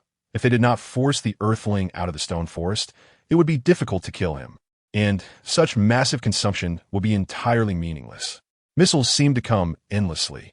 If it weren't for the densely packed stone pillars containing a massive amount of metal that were not easily destroyed, even an elite level 11 expert would be driven insane. Chapter 75. Mech pilot Feng Xingchen gritted his teeth, already using all the speed and evasive maneuvers he could muster, and was equally in a dire situation. Damn it! With another curse, he passed by a massive stone pillar, took out a 30 million times cast blue shock blade, crouched down, and circled around the stone pillar, having already made up his mind to engage in close combat. The mech's speed was not slow. By the time he rounded the stone pillar, the mech was already over 80 meters away. Without any hesitation, he leaped out. The mech pilot clearly did not expect someone to dare directly challenge a mech. In the brief moment of shock, 2 laser closed defense cannons rose from his shoulders. However, Feng Xingchen, within level 8 strength, would not foolishly jump up to exchange blows directly. Instead, he raised his hand, flipped the missile launcher he had stolen, and launched 3 mini armor-piercing missiles that were already in activation mode. The mech pilot was startled at such close range. Even if the armor-piercing missiles could not deal fatal damage to the mech, the directional explosive power of the armor-piercing missiles should not be underestimated. In that moment, he made a decision he would regret for a lifetime: to roll to the side. In the intense explosion, his evasive maneuver was standard and perfect, but just as he rolled and jumped up, he heard a strange sound from the power furnace, and then he found that the mech's legs couldn't move. The power furnace's wiring had broken. As a mech pilot, he could determine the state of the mech without even needing to check. He could precisely identify the cause of the malfunction with just a thought. He couldn't understand why the superconducting wire, shaped like a steel sheet, would break. But regardless, at such a time, he could not stay inside the mech. That would be a death sentence. He slammed his palm down on the ejection device, and with a whoosh, the cockpit was completely ejected, opening up as it left the mech's body, and he was expelled out. If it were a normal ejection at this moment, collision-absorbing foam would still spray out to envelop the pilot. However, the pilot reacted correctly, knowing that he must not be covered by the foam, otherwise he would be doomed. In a critical moment, the pilot shut off the metal foam ejection switch and was forcefully propelled towards the stone pillar, planning to endure the impact and counterattack. Yes, as a peak-level 8th rank master, even without a mech, he was not incapable of fighting back. However, he underestimated Feng Xingqian's speed. Before he could collide with the stone pillar, a startling shriek pierced the air, and before he could react, a high-speed, vibrating knife deeply embedded itself in his neck. Feng Xingqian did not expect that the effect of detonating the power furnace wires with his mental force would be so effective that he could easily kill a mech soldier. His confidence surged, and he flicked the knife, shaking off the grim green blood, quickly turning around to consider how to hunt the second mech. He seemed to have forgotten that there was always information sharing between the two mechs. The entire process of his companion being killed was faithfully transmitted to him. Startled, he hesitated for a moment, but then jumped out of the mech without any hesitation. He had to leave. Fighting in such a narrow terrain did not provide much advantage for the mech and would instead be restricted. At the same time, he was unaware of what had happened to his companion's mech and worried that staying inside would lead to unexpected situations. Moreover, as a level 9 initial stage pilot, he had exoskeleton armor and would not fear close combat. The speed of a level 9 Kaijin approached 60 meters, and with the exoskeleton enhancement, it was stronger than Feng Xingqian's limit speed of 72 meters. At such a high speed, this person managed to maneuver around several stone pillars to arrive here. Just as Feng Xingqian was about to leave, he silently approached within 10 meters before launching the vibrating knife and slashing. The speed of the knife, combined with his own speed, gave him absolute confidence that he could end the battle with one strike. However, when the knife was still 50 centimeters away, he suddenly discovered that the short earthling had disappeared from under the knife's edge in an instant. Windwalking. He finally understood how this earthling had evaded the covering strikes of the two mechs. At that moment, somewhat flustered, he swung the knife backward, while simultaneously retreating. His judgment was not wrong. Feng Xingqian really did launch a surprise attack from behind, but this horizontal/forced Feng Xingqian back. Feng Xingqian retreated 10 meters, standing quietly and motionless, his gaze towards the pilot showing no sign of fluctuation. Chapter 76. Counterkill. The pilot's face flushed. Being forced into a flustered retreat by an 8th rank initial stage person was truly embarrassing. But after a moment of discomfort, he took a deep breath and lunged forward with a knife. Facing the pilot's extremely fierce offensive, Feng Xingqian's expression became serious, his internal energy rapidly circulating, and he similarly swung his knife to meet it. The fierce knife edge passed, causing the dust on the ground to tremble slightly. When the two high-tech knives clashed, the explosive sound spread violently. Neither of them cared about the loud noise. At this moment, both wanted to eliminate the other as quickly as possible. The two knives dancing wildly at a dazzling speed, the sound of quality metal colliding echoing nonstop. As the blades clashed, Feng Xingqian felt a surge of intense excitement. But due to the effect of the super realm, he could clearly see every movement of the Kaijin. In fact, he had no idea that the combination of the super realm and windwalking could produce such a perfect state.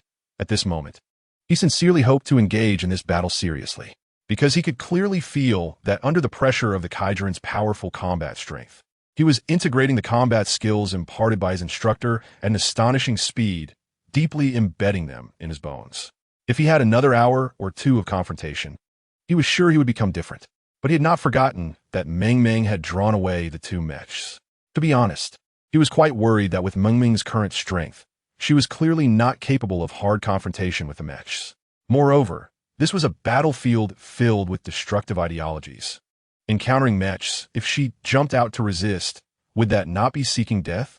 Sai, who told her this was a battlefield. It was really a headache that there had been no opportunity to train Meng Meng. He took a deep breath. He could not delay any longer, and once again raised his knife, locking onto the opponent's brain region with his mental force, piercing and detonating. The pilot was about to raise his knife to block when a loud boom resonated in his brain region, causing him to stumble. Before he could comprehend what had happened, the knife edge swept across his neck. The shocking cutting power of the vibrating knife did not allow him to feel any pain before his head flew off. Feng Xingchen seized the opportunity without the slightest hesitation, turning and sprinting towards the direction where Meng Meng had disappeared. However, he did not notice that Xiao Hao had detached from his wrist and was rushing out, swallowing the two mechs whole, even leaving no exoskeleton behind from the two corpses. This guy desperately needed various metals. However, the metal grade was too low to be of much help to him. Frustratingly, he had no choice. Feng Xingchen was very fast, and with the guidance of the detector controlled by Xiao Hao, he had already found the positions of the two mechs. Damn it, Meng Meng is amazing. She actually learned to engage in guerrilla warfare. He was both surprised and delighted. This guy was clever to such an extent that if she were to break free from control in the future, she would become his #1 rival. At this moment, Xiao Hao happened to circle back to his wrist, shouting, "Go left, we have a chance to snipe one of the mechs." How is that possible? The bullets you gave me absolutely won't reach the point of directly sniping a mech. Hee, what if it's a mech? Feng Xingchen was taken aback, suddenly exclaiming, "That's right. Wasn't there a complete mech left over from the previous battle? I will show you what it means for a Ling Peng clan member to pilot a mech," Feng Xingchen declared. "I swear, once I find the opportunity, I will definitely learn to pilot a mech. Don't worry, under my guidance. Dad will discover that piloting a mech is not as difficult as you imagine." Feng Xingchen shouted excitedly, "Okay, split up and encircle them." "Understood," Xiao Hao replied loudly, suddenly detaching and ejecting a mech, darting in like lightning, and in the next second, the mech began to move. However, after tracking for a short distance, Feng Xingchen suddenly shouted, "Not good. They are moving towards the outskirts of the stone forest. I can be sure they have already sensed the danger." Xiao Hao shouted, "That's for sure. After all, the space advantage is in their hands. Setting up high-altitude warning systems is basic skill." The most frustrating thing was that they had mapped out a three-dimensional view of the stone forest. Look, their retreat route wasted no distance whatsoever.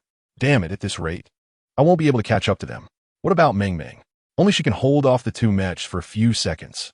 Chapter 77, Battle Opportunity. Feng Xingchen said helplessly, "Don't count on Meng Meng. I can bet that this guy must have been scared out of her wits by the siege of the two mechs, running as far away as she could. And we can only go hard." During their conversation, they maintained a rapid pace. When they left the stone forest, the two mechs were still 2 kilometers away. "Great!" Xiao Hao screamed, launching several missiles into the sky at high speed. The missiles seemed to be aimless, but as they approached above the mechs, one suddenly exploded, and the powerful shock wave sent the first missile flying at an angle, exploding again in midair less than 100 meters away from the two mechs. The power of this explosion was not great, but the excellent detonation angle and shock wave caused the two mechs to stagger a few steps, delaying their acceleration by 7 or 8 seconds. In this short time, Xiao Hao couldn't catch up with the two, but he was able to maneuver the mech to a prime spot for a long-range strike. Boom, boom, boom, a series of massive 105mm alloy shells flew out, forcing the two mechs into a frenzy, completely disrupting their escape. The two mech pilots were furious, desperately dodging a wave of attacks while simultaneously shouting and launching dozens of missiles. "Damn it, we're dead this time." Feng Xingchen saw so many missiles heading straight for him, shouted loudly, and turned to run into the stone forest. No matter how confident he was, he didn't believe he could withstand so many mech missiles. Xiao Hao sneered at his father's frantic escape and chuckled lightly, controlling the mech to face the missile swarm. 2 closed defense cannons extended from its shoulders, and a flurry of beams danced, intercepting the missiles hundreds of meters away. Then, the mech seemed to come alive, weaving through the gaps in the dense bullets and beams, like a small silver needlefish swimming among the algae, gradually closing in on the two mechs. In the distance, Feng Xingchen was dumbfounded. At that moment, he finally believed that Xiao Hao could truly utilize the mech to its full potential, every movement perfectly executed without wasting a single bit of space or energy. It could be said that throughout the entire Orion arm, there was no expert capable of piloting a level 3 civilization mech to such a level. He realized that Xiao Hao must be trying to capture the two complete mechs, which was why he hadn't gone all out, but instead planned to get closer and use some method to capture the opponents. This mech performance was a visual feast, but they seemed to forget one thing. The opponent was a mech, and besides its formidable firepower, it also had a powerful radar and communication system. After so long, some things were bound to come. When Xiao Hao approached within 300 meters of the mechs, he suddenly shouted, "Not good. Dad, run." Feng Xingchen was taken aback, only to see two missiles flying through the air. El bon missile. Realizing the shape of the missile's exhaust, Feng Xingchen was shocked and shouted, "Run." The airborne missiles from the starfighter were a completely different concept from the mech missiles. Fighter missiles often involved strategic implementation and required a level of destructive power that had reached a strategic level. In contrast, mechs focused on occupation, and the targets they aimed at were different, so their power was naturally different. Yes, the mech could intercept missiles, but the destructive power generated by the massive explosion of the warhead in midair was even stronger than when it fell to the ground. Feng Xingchen yelled while taking off his sniper rifle. However, at an altitude of over 3,000 meters, trying to shoot down a fighter jet with a sniper rifle was simply a dream. Not to mention him, even the mech would find it difficult. Xiao Hao shouted, "Don't worry about me, just run." As he said this, Xiao Hao really got angry, locking the laser closed defense cannon onto the missiles and firing a series of beams. Xiao Hao didn't care. Since the mech couldn't be saved, he would not let the other two mechs have it easy. As for himself, a level 7 civilization intelligent metal life form, how could it be harmed by weapons below level 5 civilization? Whoosh! In the sky, two bright lights shone, exploding 700 meters above the ground. However, Chapter 78, turning the tables. In fact, they were all mistaken. The missiles launched by the opponent were not destructive weapons, but electronic pulse bombs. Amidst a series of strange screeches, the instruments of the three mechs on the ground suddenly fell into a state of paralysis. Furious, Xiao Hao cursed loudly, had to activate the mechanical emergency ejection system to exit the mech and rush towards Feng Xingchen's location, quickly returning to Feng Xingchen's wrist. Feng Xingchen was very worried that the Kaijia people would launch a counterattack and didn't dare to leave, hiding in the stone forest while letting Xiao Hao control the detector to monitor the distance. Soon, two transport planes flew in, hoisting the three paralyzed mechs away without any pause, directly leaving. Feng Xingchen felt a severe headache. Did they need such a large operation for just one or two soldiers? If Xue Miao hadn't been injured, they could have easily changed locations. But now, after leaving the stone forest, he had no idea whether it would still be a safe place. While feeling frustrated, two warning sounds came from his helmet. Looking at the radar, a green that was slowly moving from deep within the stone forest. The green dot on the radar represented a companion in the friend or foe identification system. At this moment, the only companion coming from deep in the stone forest, besides Xue Miao, could be anyone else. How did she come out? Feng Xingchen mumbled, turning to run back into the stone forest. Xiao Hao was also muttering, "What do you expect?" The commotion from the previous battle was so loud that even a deaf person could hear it. Xue Miao soon arrived in front of him, and upon seeing Feng Xingchen, exclaimed, "Great hero, I have to reassess your actual combat power. You actually managed to escape under the siege of the mech troops." What's the situation outside? Feng Xingchen moved his lips a few times, not daring to reveal that he had taken down two mechs, and smiled slightly. "Trust me, it's temporarily calm outside. However, I'm worried, don't worry. If I were the Kaijia commander, I wouldn't consider this place a search priority anymore. Because after being attacked by the mech team once, a fool wouldn't think of staying here. So, you think we should go against the tide and stay here?" Xue Miao waved her hand domineeringly. "Listen to me, it's right." Feng Xingchen scratched his head. "Listening to you is fine. But if we stay here, wouldn't we become the kind of people you mentioned, worse than fools?" Xue Miao was taken aback, then suddenly realized that what she had just said had some problems, and fell silent. Feng Xingchen grinned. But even a fool would care about their own life, and they would also seek good fortune and avoid danger. If your judgment is correct, then being a fool is not a problem. Xue Miao suddenly asked, "Do you know about white cats?" "Huh? What do you mean?"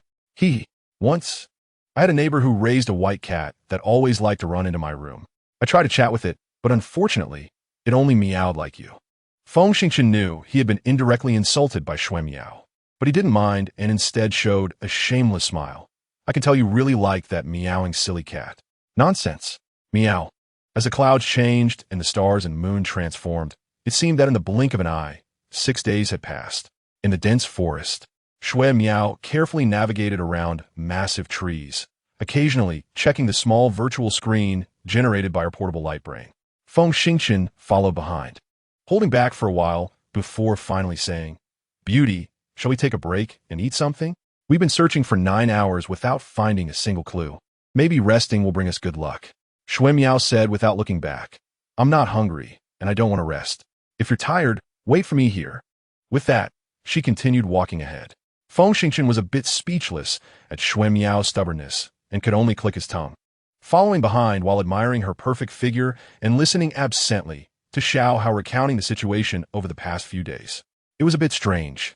After the mech chase 6 days ago, the scattered Kaijia people suddenly received orders to gather at a specific coordinate in the southeastern hemisphere, and many Kaijia combat units disappeared. Chapter 79, New Species. Xiao Hao was puzzled by this, carefully and continuously monitoring signals and networks.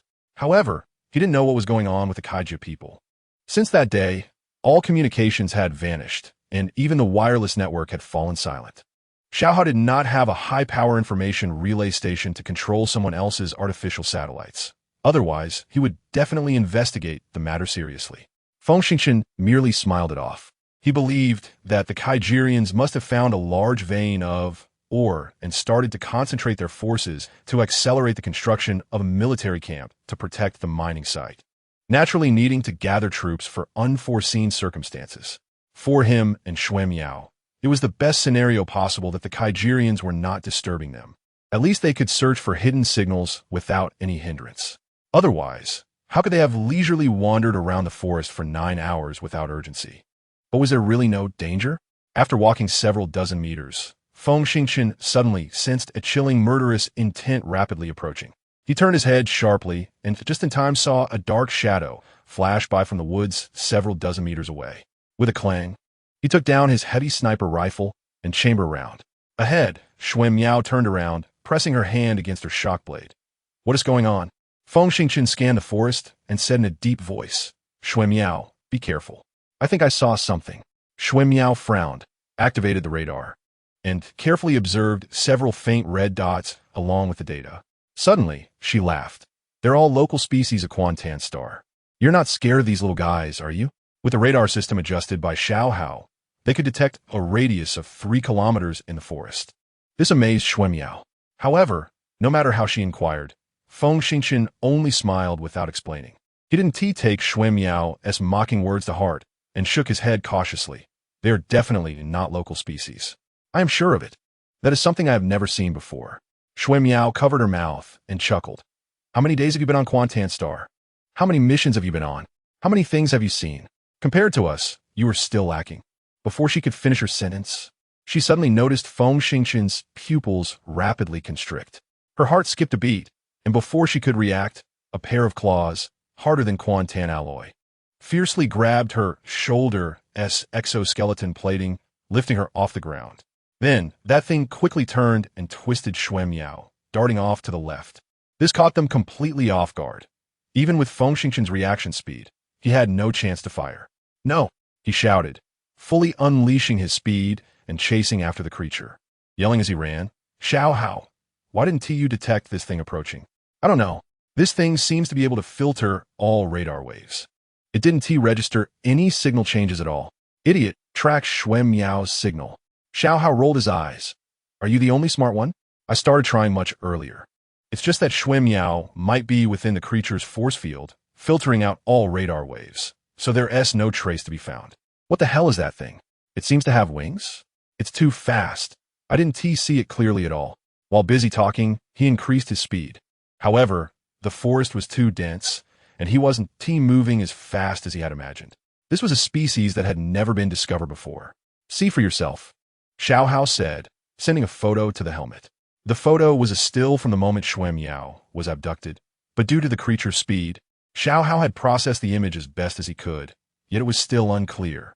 However, the creature's wingspan appeared to be between 6 to 7 meters, seemingly having leathery wings without feathers and a long beak, resembling a pterosaur from the Cretaceous period. Chapter 80, Strange Bird, damn it.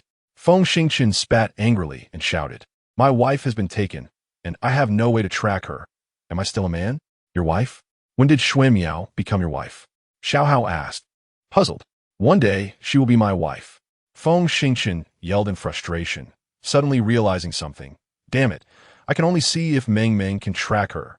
Wait, aren't you afraid Meng Meng will kill that monster, evolve to a deeper level, and break free from your control? First things first, for Shui Miao's safety. Feng Xingqian was already frantic, not caring about anything else. He shouted, "Meng Meng, come out." As he yelled, Meng Meng revealed a hint of her not-so-cute shadow in front of him.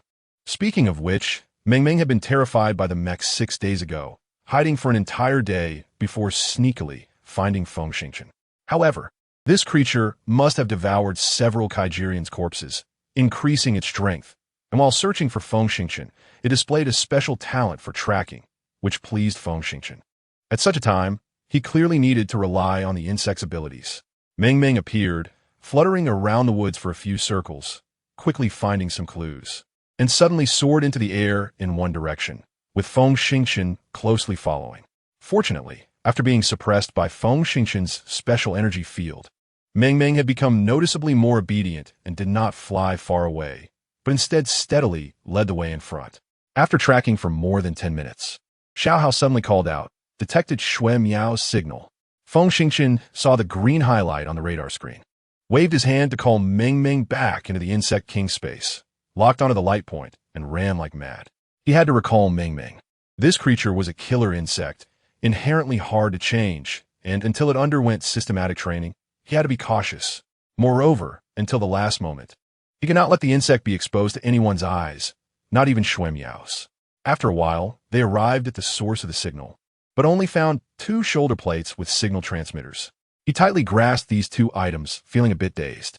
However, Xiao Hao's words lifted his hopes again. There are traces here. If I'm not mistaken, Shui Miao definitely went in this direction.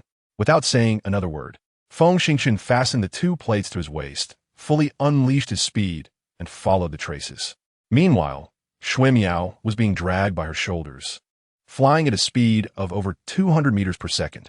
If it weren't for her shoulders being covered with level 4 civilization exoskeleton plating, her shoulder bones would have shattered by now. Looking up, the beast above her exuded an extremely fierce aura. It was probably much stronger than the giant lizard that had broken her thigh back then. She had no confidence that she could escape from the claws of this terrifying beast. Sighing inwardly, she tried moving her shoulder plates, but they were severely deformed by the grip of the strange bird's claws, pinching her shoulder socket, making it difficult to move her arms. And she couldn't even lift them to shoulder height.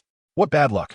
She clenched her teeth and pressed down on the chest section of the exoskeleton, plating twice with great effort. Ding!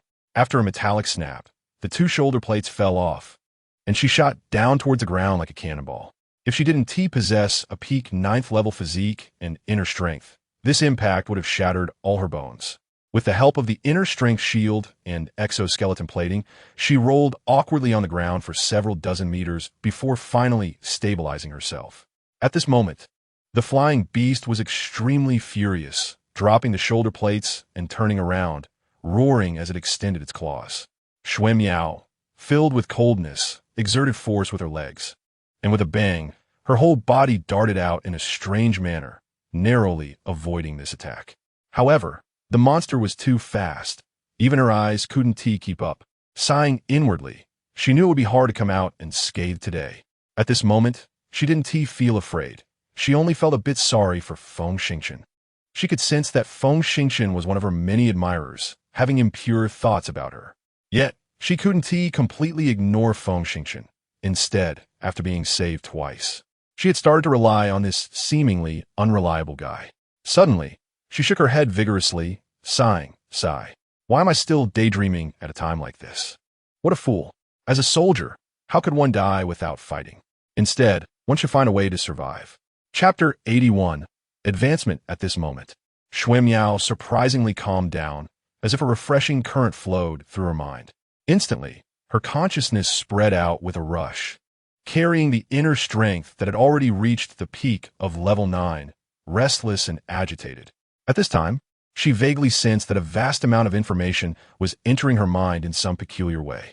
Yes, the massive information was not what her eyes could see, but was perfectly reflected onto all her senses from a perspective beyond sight. The flying trajectory of the monster, its sharp claws, the flesh wings fluttering in the wind, its wide-open beak, and even the tremors of every muscle during flight were all so clear. A thought crossed her mind. Had she finally touched the threshold of nature? Without any hesitation, she swiftly drew the short stick that was stuck at the outer side of her thigh in her hand, transforming it into an 18-meter-long spear. Narrowing her eyes slightly, she thrust the spear forward based on her instincts.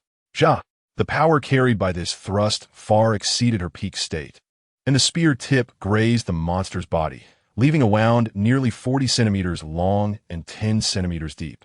The monster let out a shriek, suddenly twisting its body and wobbling away into the depths of the forest. Shui Miao was momentarily stunned, then clearly felt the peak level 9 inner strength rolling within her, filling her entire body with explosive power. Even an idiot could sense that she was completely different from before. Yes, completely different.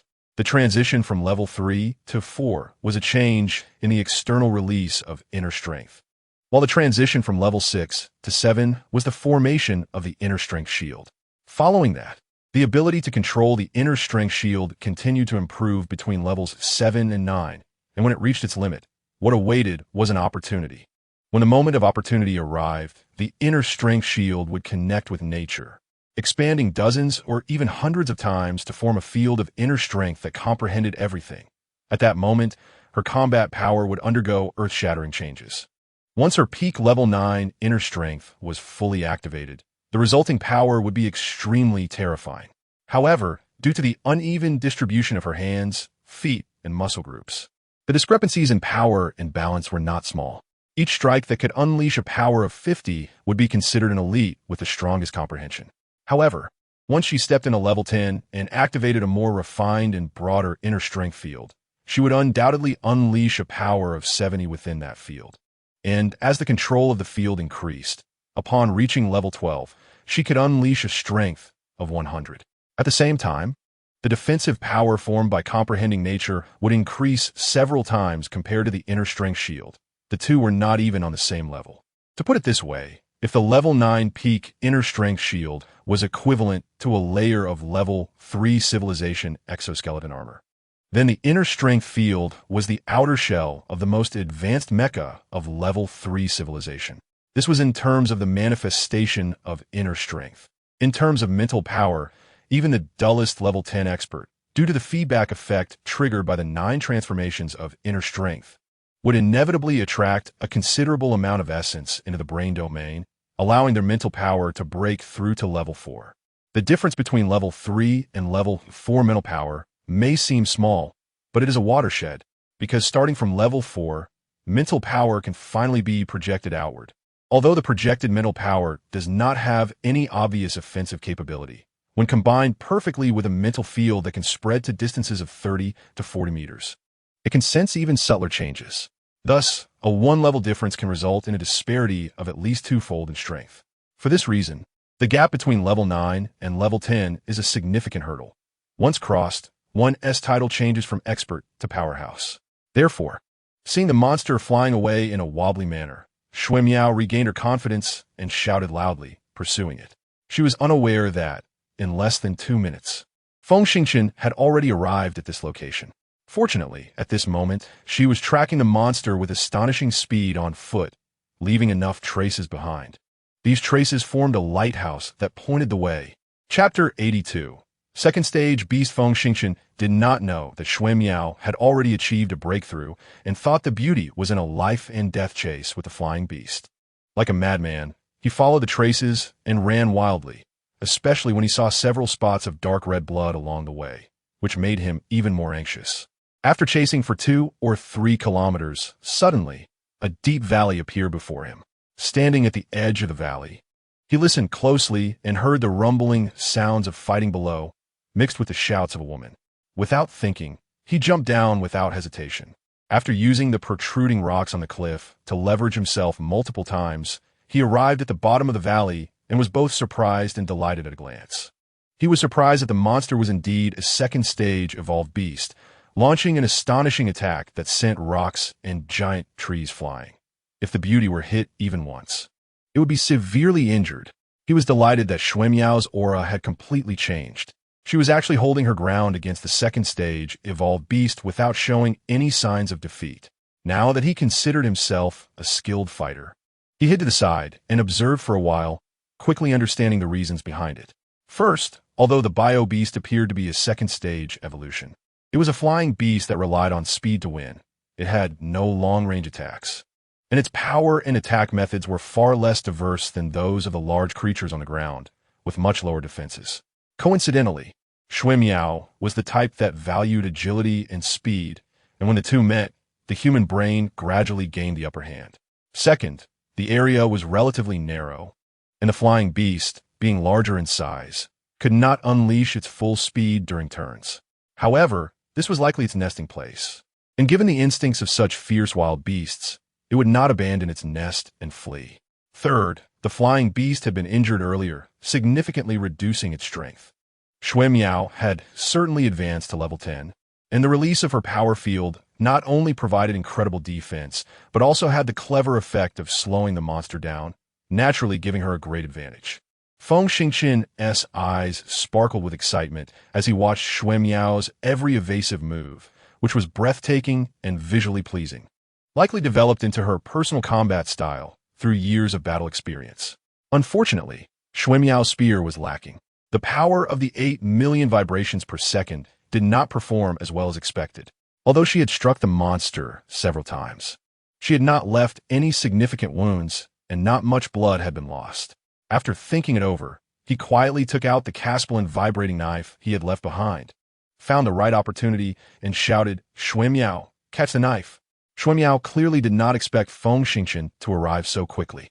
In surprise, she caught sight of a shadow flying towards her from the corner of her eye. When it landed in her hand and she sensed the blade's sharpness, she was overjoyed. For an expert of her level and impressive background, let alone a Caspelin vibrating knife, even a product from the Zeman Alliance could be obtained. Unfortunately, after she left her family and concealed her identity to join the military, she had hidden herself on the remote Kuntan star, taking no weapons or money with her. And once in the military, there was no chance to come into contact with smuggled goods. She realized that she had no ready-made weapons. But what kind of weapons had she not used before? Just a glance, she recognized that this was a 30 million vibration knife. Ja! She swung it casually and felt the sound of the blade slicing through the air, her confidence skyrocketing. At this moment, the second stage beast circled around, its body forming an afterimage, its sharp long beak like a sword that could cut through the sky, stabbing towards her chest. Xuemiao's eyes turned exceptionally cold. She knew that even a level 4 exoskeleton armor would have no chance of blocking such high speed and hard beak. The tip of the beak was already close to the exoskeleton armor, and she could faintly hear the piercing sound of friction. Xuemiao was not afraid. Her mind was clear, and a faint golden light flickered in her eyes. The inner strength from all parts of her body was released, filling an area of over 15 meters around her in less than 1,000th of a second. Inner strength field. In that instant, her graceful figure suddenly spun around, as if an endless amount of massive inner strength surged towards the second-tier beast. This time, her actual combat power was not at 70, but continuously increased to 73, or even 75. Chapter 83. Testing at this moment, Xuemiao was calm, as if everything around her had nothing to do with her. All her thoughts were concentrated on the mysterious and strange sensations triggered by the inner strength field, allowing her to perceive every movement of her opponent in detail. Her slightly closed eyes opened a tiny slit, and the brilliance that leaked from the gap was enough to captivate anyone, as she coldly shouted, "Die!" Suddenly, a web-like grid formed within the force field. These grids seemed like layers of glue entangling the second-tier beast, and its originally astonishing speed suddenly slowed down by 20%. In such a high-level battle, even a 20% reduction, let alone a slight margin, was the difference between life and death. Shui Miao captured all these changes with her sharp gaze and with a wave of her hand. ZZ, the ion shock knife pierced through the air, accurately stabbing into the neck behind the long beak of the second-tier beast. Cutting through like tofu, the blade continued forward, spraying out a mist of blood. The fatal spot was hit, and before the second-tier beast could let out a wail, it crashed to the ground, sliding over 30 meters before coming to a stop. However, at this point, the second-tier beast was already a corpse. Not far away, Feng Xingchen cheered and jumped up, rushing to Shui Miao's side, saying congratulations before hurriedly running to the second-tier beast. Shui Miao opened her beautiful mouth, about to say something, but saw that unreliable guy excitedly circling around the monster's corpse. She thought Feng Xingchen was curious since he had never seen such a species. So, she said nothing, sat down heavily on the ground, breathed heavily a few times, took out a bottle of water and gulped it down, carefully reflecting on her unexpected breakthrough today. Feng Xingchen secretly glanced sideways and saw that Shui Miao was completely unaware of him. Hurriedly took out 3 vacuum steel bottles and pressed them against the wound of the second-tier beast. After collecting 3 large bottles of blood, there was very little blood left in the second-tier beast. He carefully put away the blood bottles and returned to Shui Miao, his eyes mischievously glancing at the beauty. Shui Miao frowned and moved back a little, wiping her face. Am I dirty? Feng Xingchen took a deep breath, a mischievous smile on his face as he said, Not dirty at all. Not only not dirty, but also very fragrant. Shui Miao could not endure Feng Xingchen's fiery gaze, quickly stood up and took a couple of steps to the side. Feng Xingchen, knowing how to gauge the situation, quickly changed the subject. By the way, Miss Shui, had you broken through to level 10? Speaking of levels, Shui Miao's eyes indeed brightened, and she excitedly said, Yes, when danger struck. I was fortunate to find the opportunity and mastered the inner strength field. Haha, congratulations.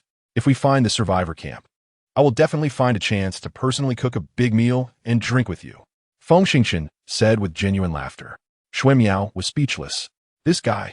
The first half of his words sounded reliable, but the second half took a turn, truly frightening her.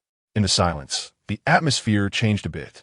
Shui Miao quickly took out the shock knife and presented it to Feng Xingchen. Thank you for your knife. Feng Xingchen casually waved his hand. It's a gift for you, to congratulate you on reaching level 10. Just give me that knife that vibrates 800 million times. Gift me? Shui Miao was greatly surprised. Do you know what kind of knife this is? Feng Xingchen widened his eyes. Are you looking down on people? This is the ion shock knife produced by Carslan, vibrating 30 million times per second, worth about 3 million Earth credit points. You know? Shui Miao was once again taken aback. Such a valuable thing. And you're willing to give it to me? What do I have to hold back from you?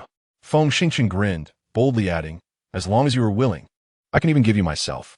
Shui Miao raised an eyebrow, almost losing her temper, but when her gaze touched Feng Xingchen's hopeful eyes, she sighed inwardly, not saying anything to ruin the mood, and handed over the 800 million times knife, coldly saying, Thank you. Feng Xingchen completely captured the change in Shui Miao's expression, gave a bitter smile, took the short stick, set the program to long knife, hung it at his waist, and said with a cheeky grin, I can tell my joke made you uncomfortable. I apologize. Chapter 84. The cave. Shui Miao's heart trembled. She wanted to say something, but couldn't find the right words. She simply activated her personal light brain, continuing to search for that hidden signal as a cover. This time, after powering it on and taking a glance, she was stunned. That signal, which only the Kuntin Star Mech soldiers could understand, was surprisingly clear. And after passing through the special decoding program of her personal light brain, it displayed a coordinate point. She couldn't help but murmur. This really comes without effort. What? Feng Xingchen clearly didn't hear what she was mumbling and asked. Shui Miao flicked her long black hair and smiled. I mean, let's hurry, this place is not safe. Feng Xingchen scratched his cheek and looked around. I actually feel very safe. The second-tier beast has a strong sense of territory. After you killed it, the valley will be safe for at least 10 days. Shui Miao rolled her eyes. The source of danger I am talking about is you, not the second-tier beast. After speaking, the beauty let out a series of giggles, floating and running towards one end of the valley. This Shui Miao really knows how to hit people. However, he never expected that the usually strong and cold Shui Miao also had a delicate little mindset. Feng Xingchen stayed in place, blinking his big eyes, panting heavily, unable to say a word until Xue Miao's graceful figure was over 100 meters away. Only then, urged by Xiao Hao, did he stride after her. Just as he was about 30 meters away from Xue Miao, he suddenly heard a scream. Xue Miao had completely disappeared. He was startled, quickly appearing at the spot where the beauty vanished, and took a quick look, almost bursting into laughter. There was a large hole in the ground. Had Xue Miao not noticed and fallen in? But Xue Miao was a level 10 powerhouse. How could she make such a low-level mistake? He became cautious, carefully approached the edge of the big hole, and stretched his neck to look down. Just then, without any warning, something suddenly wrapped around his ankle, and a tremendous force pulled him downwards. Crash! The ground beneath him broke open in that instant, and he had only time to let out a scream before falling down. Damn it! Other than these two words, Feng Xingchen couldn't find any words to express his feelings at that moment, especially when he looked down and saw that the thing wrapping around his ankle was a slender vine. He was utterly speechless. At that moment, he realized that he and Xue Miao had encountered an attack from the carnivorous king vine. This plant had hollowed out the ground beneath, forming a cave at least 40 to 50 meters deep. As for how wide the cave was, he could not see with his own eyes. As he fell down with a pile of dirt, he landed not on solid ground, but among a series of vines. With this delay, he finally saw Xue Miao. Xue Miao looked very miserable, tied up like a rice dumpling by vines as thick as a wrist. Seeing Feng Xingchen fall, her face flushed with anger as she shouted, "You idiot! You know there are man-eating king vines. Why did you run over here?" Feng Xingchen grinned and said, "Ascent it to keep you company? You can still smile at a time like this?" Xue Miao said angrily, "Does crying help? You really are an idiot." She snapped. At this moment, Feng Xingchen was starting to have a hard time as several vines wrapped around him desperately. Among them, the light green vines sprayed some kind of sticky liquid, while the dark black ones had suction cup-like things that slid into the gaps of his armor, coiling around him as he squirmed. His clothes were corroding under the double pressure, creating large holes and tearing at his skin painfully. Fortunately, he was a martial arts master at level 8, and the incredible muscle density he gained from nurturing his inner strength wasn't for nothing. At least, so far, he hadn't sustained any injuries. But being bound like this was not a good sign. His inner strength was already in operation, and, combined with his powerful physique, he unleashed a ferocious burst of strength to break free. Huh? What is going on? The vines that don't look very thick can't be broken? Chapter 85. Confession. Xue Miao snorted. Humph. Do you think I'm an idiot? I've tried it before. As a level 10 expert, I tried several times in a row, and I couldn't break free from the vines either. Feng Xingchen was instantly dumbfounded. One could imagine the extraordinarily tough vines tightening around him as they writhed, like a python, reducing the range of motion in his lungs. After about 1 or 2 hours, he would inevitably suffocate and die, and his body would gradually turn into nutrients for that vile plant. He looked down and saw that his hands and feet were tightly bound, and he couldn't get his ion blade out. Even Xiao Hao was pressed tightly against his wrist and unable to move. Of course, he still had a laser saw on his portable computer, which was enough to cut through several vines and free his hands to get to the ion blade. However, just as he was about to make his move, he suddenly rolled his eyes, sighed lightly, and smiled at the angry Xue Miao, saying, "I'm not an idiot. I'm just infatuated. Can you stop saying such things, Feng Xingchen?" Xue Miao was speechless. At a time like this, he was still making pointless remarks. Why not say it? I'm about to die, and if I don't say it now, when will I have a chance? In fact, I fell for you the moment I saw you over a year ago. That is an undeniable fact.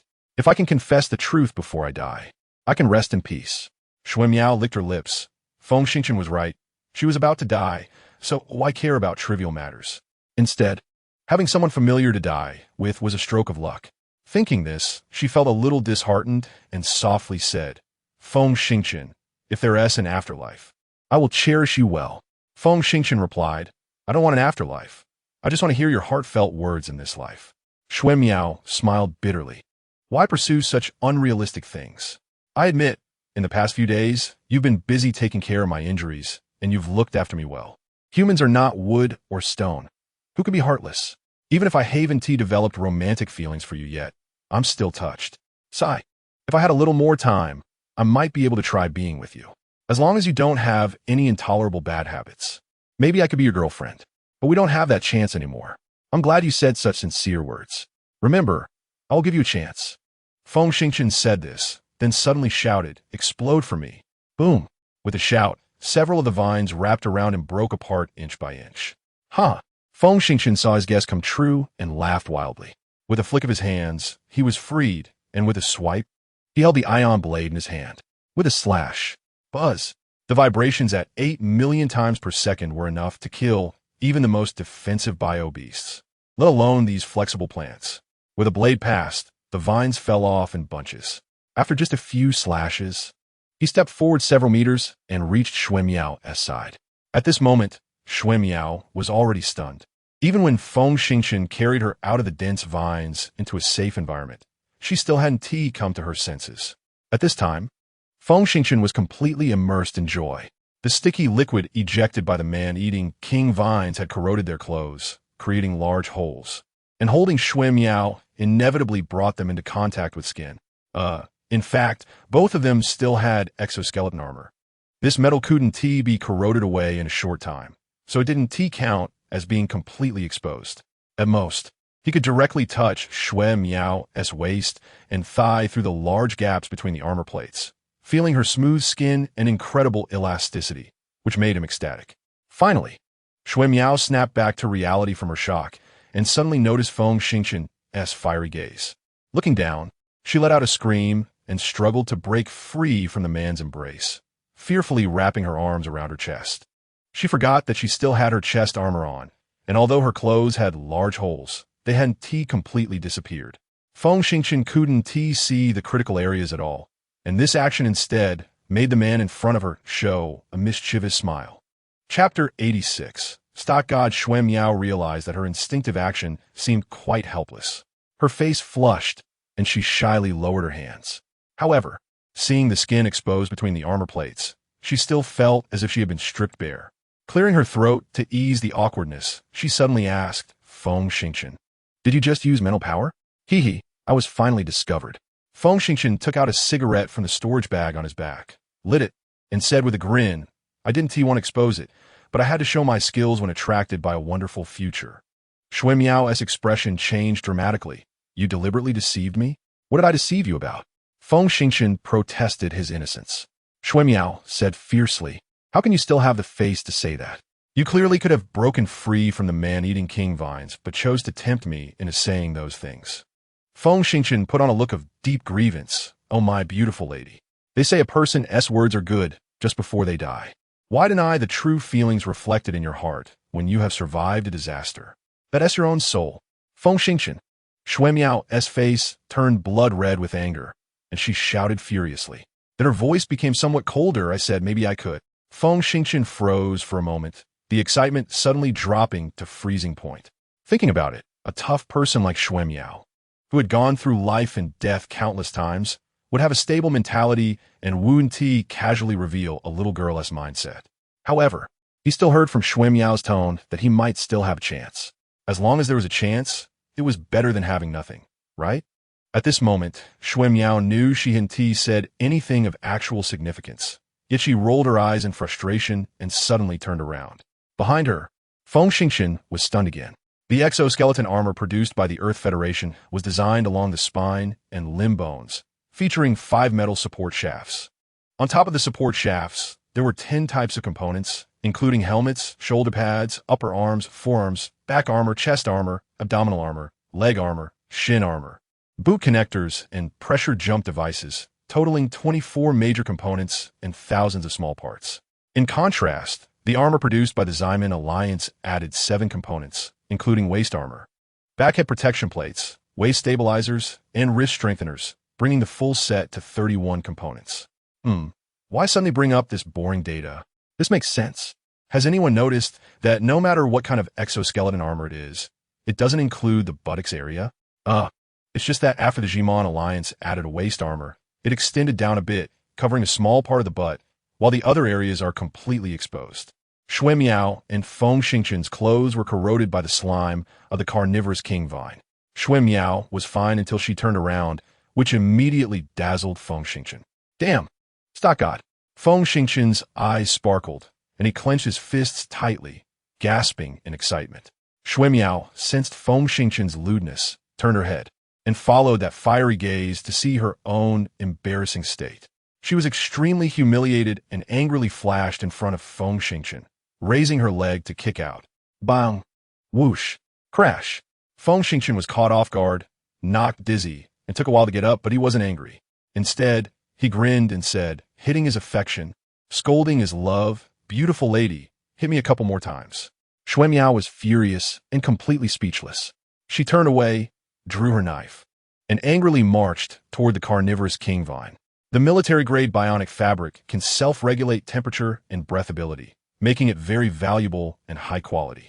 As long as it doesn't suffer strong corrosion, it generally won't have such a situation, so no one can bring spare clothes. At this moment, she couldn't do anything about Feng Xingqian, so she could only vent her anger on the carnivorous king vine. Chapter 87. King Vine. Most of the roots of the carnivorous king vine grow underground.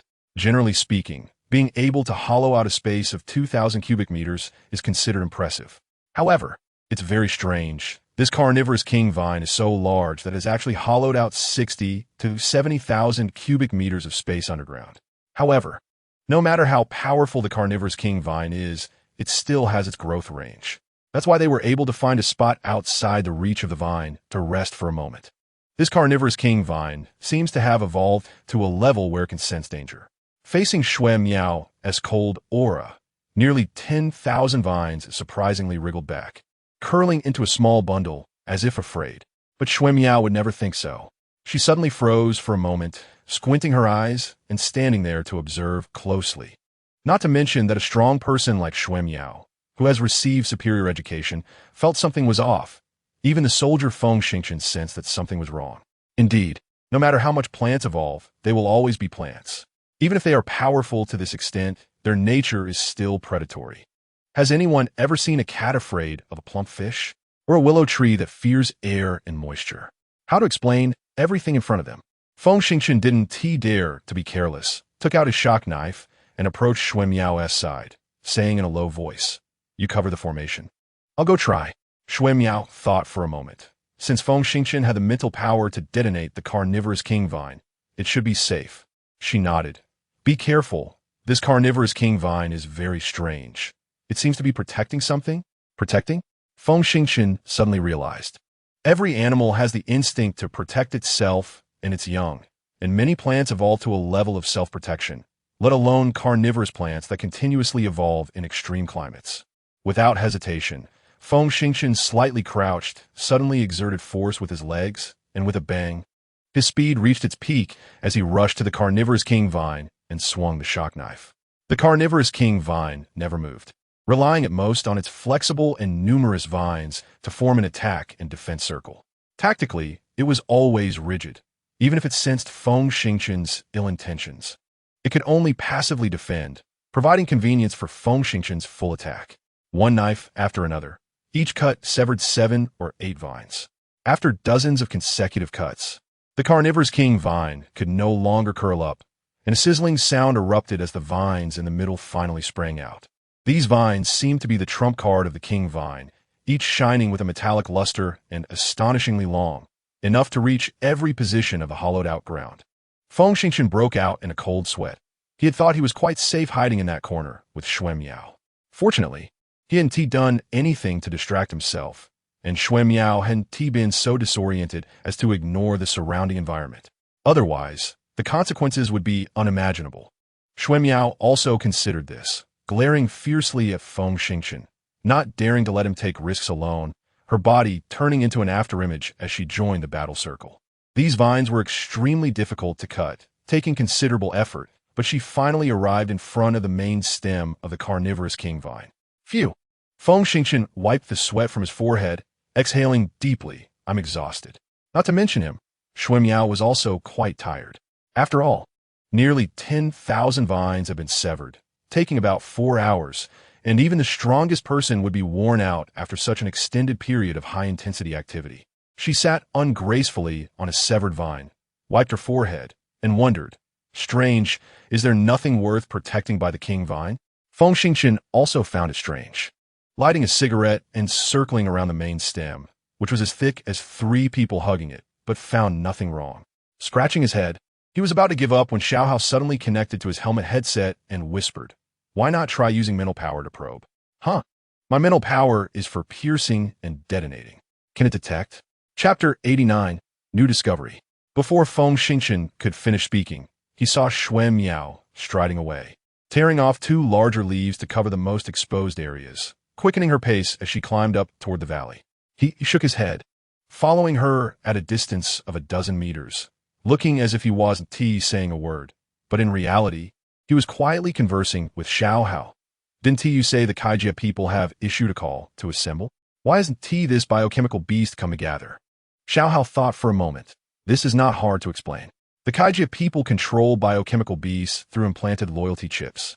However, they clearly didn't anticipate that these biochemical beasts would evolve multiple times in such a short period. Therefore, the control chip's power isn't very strong.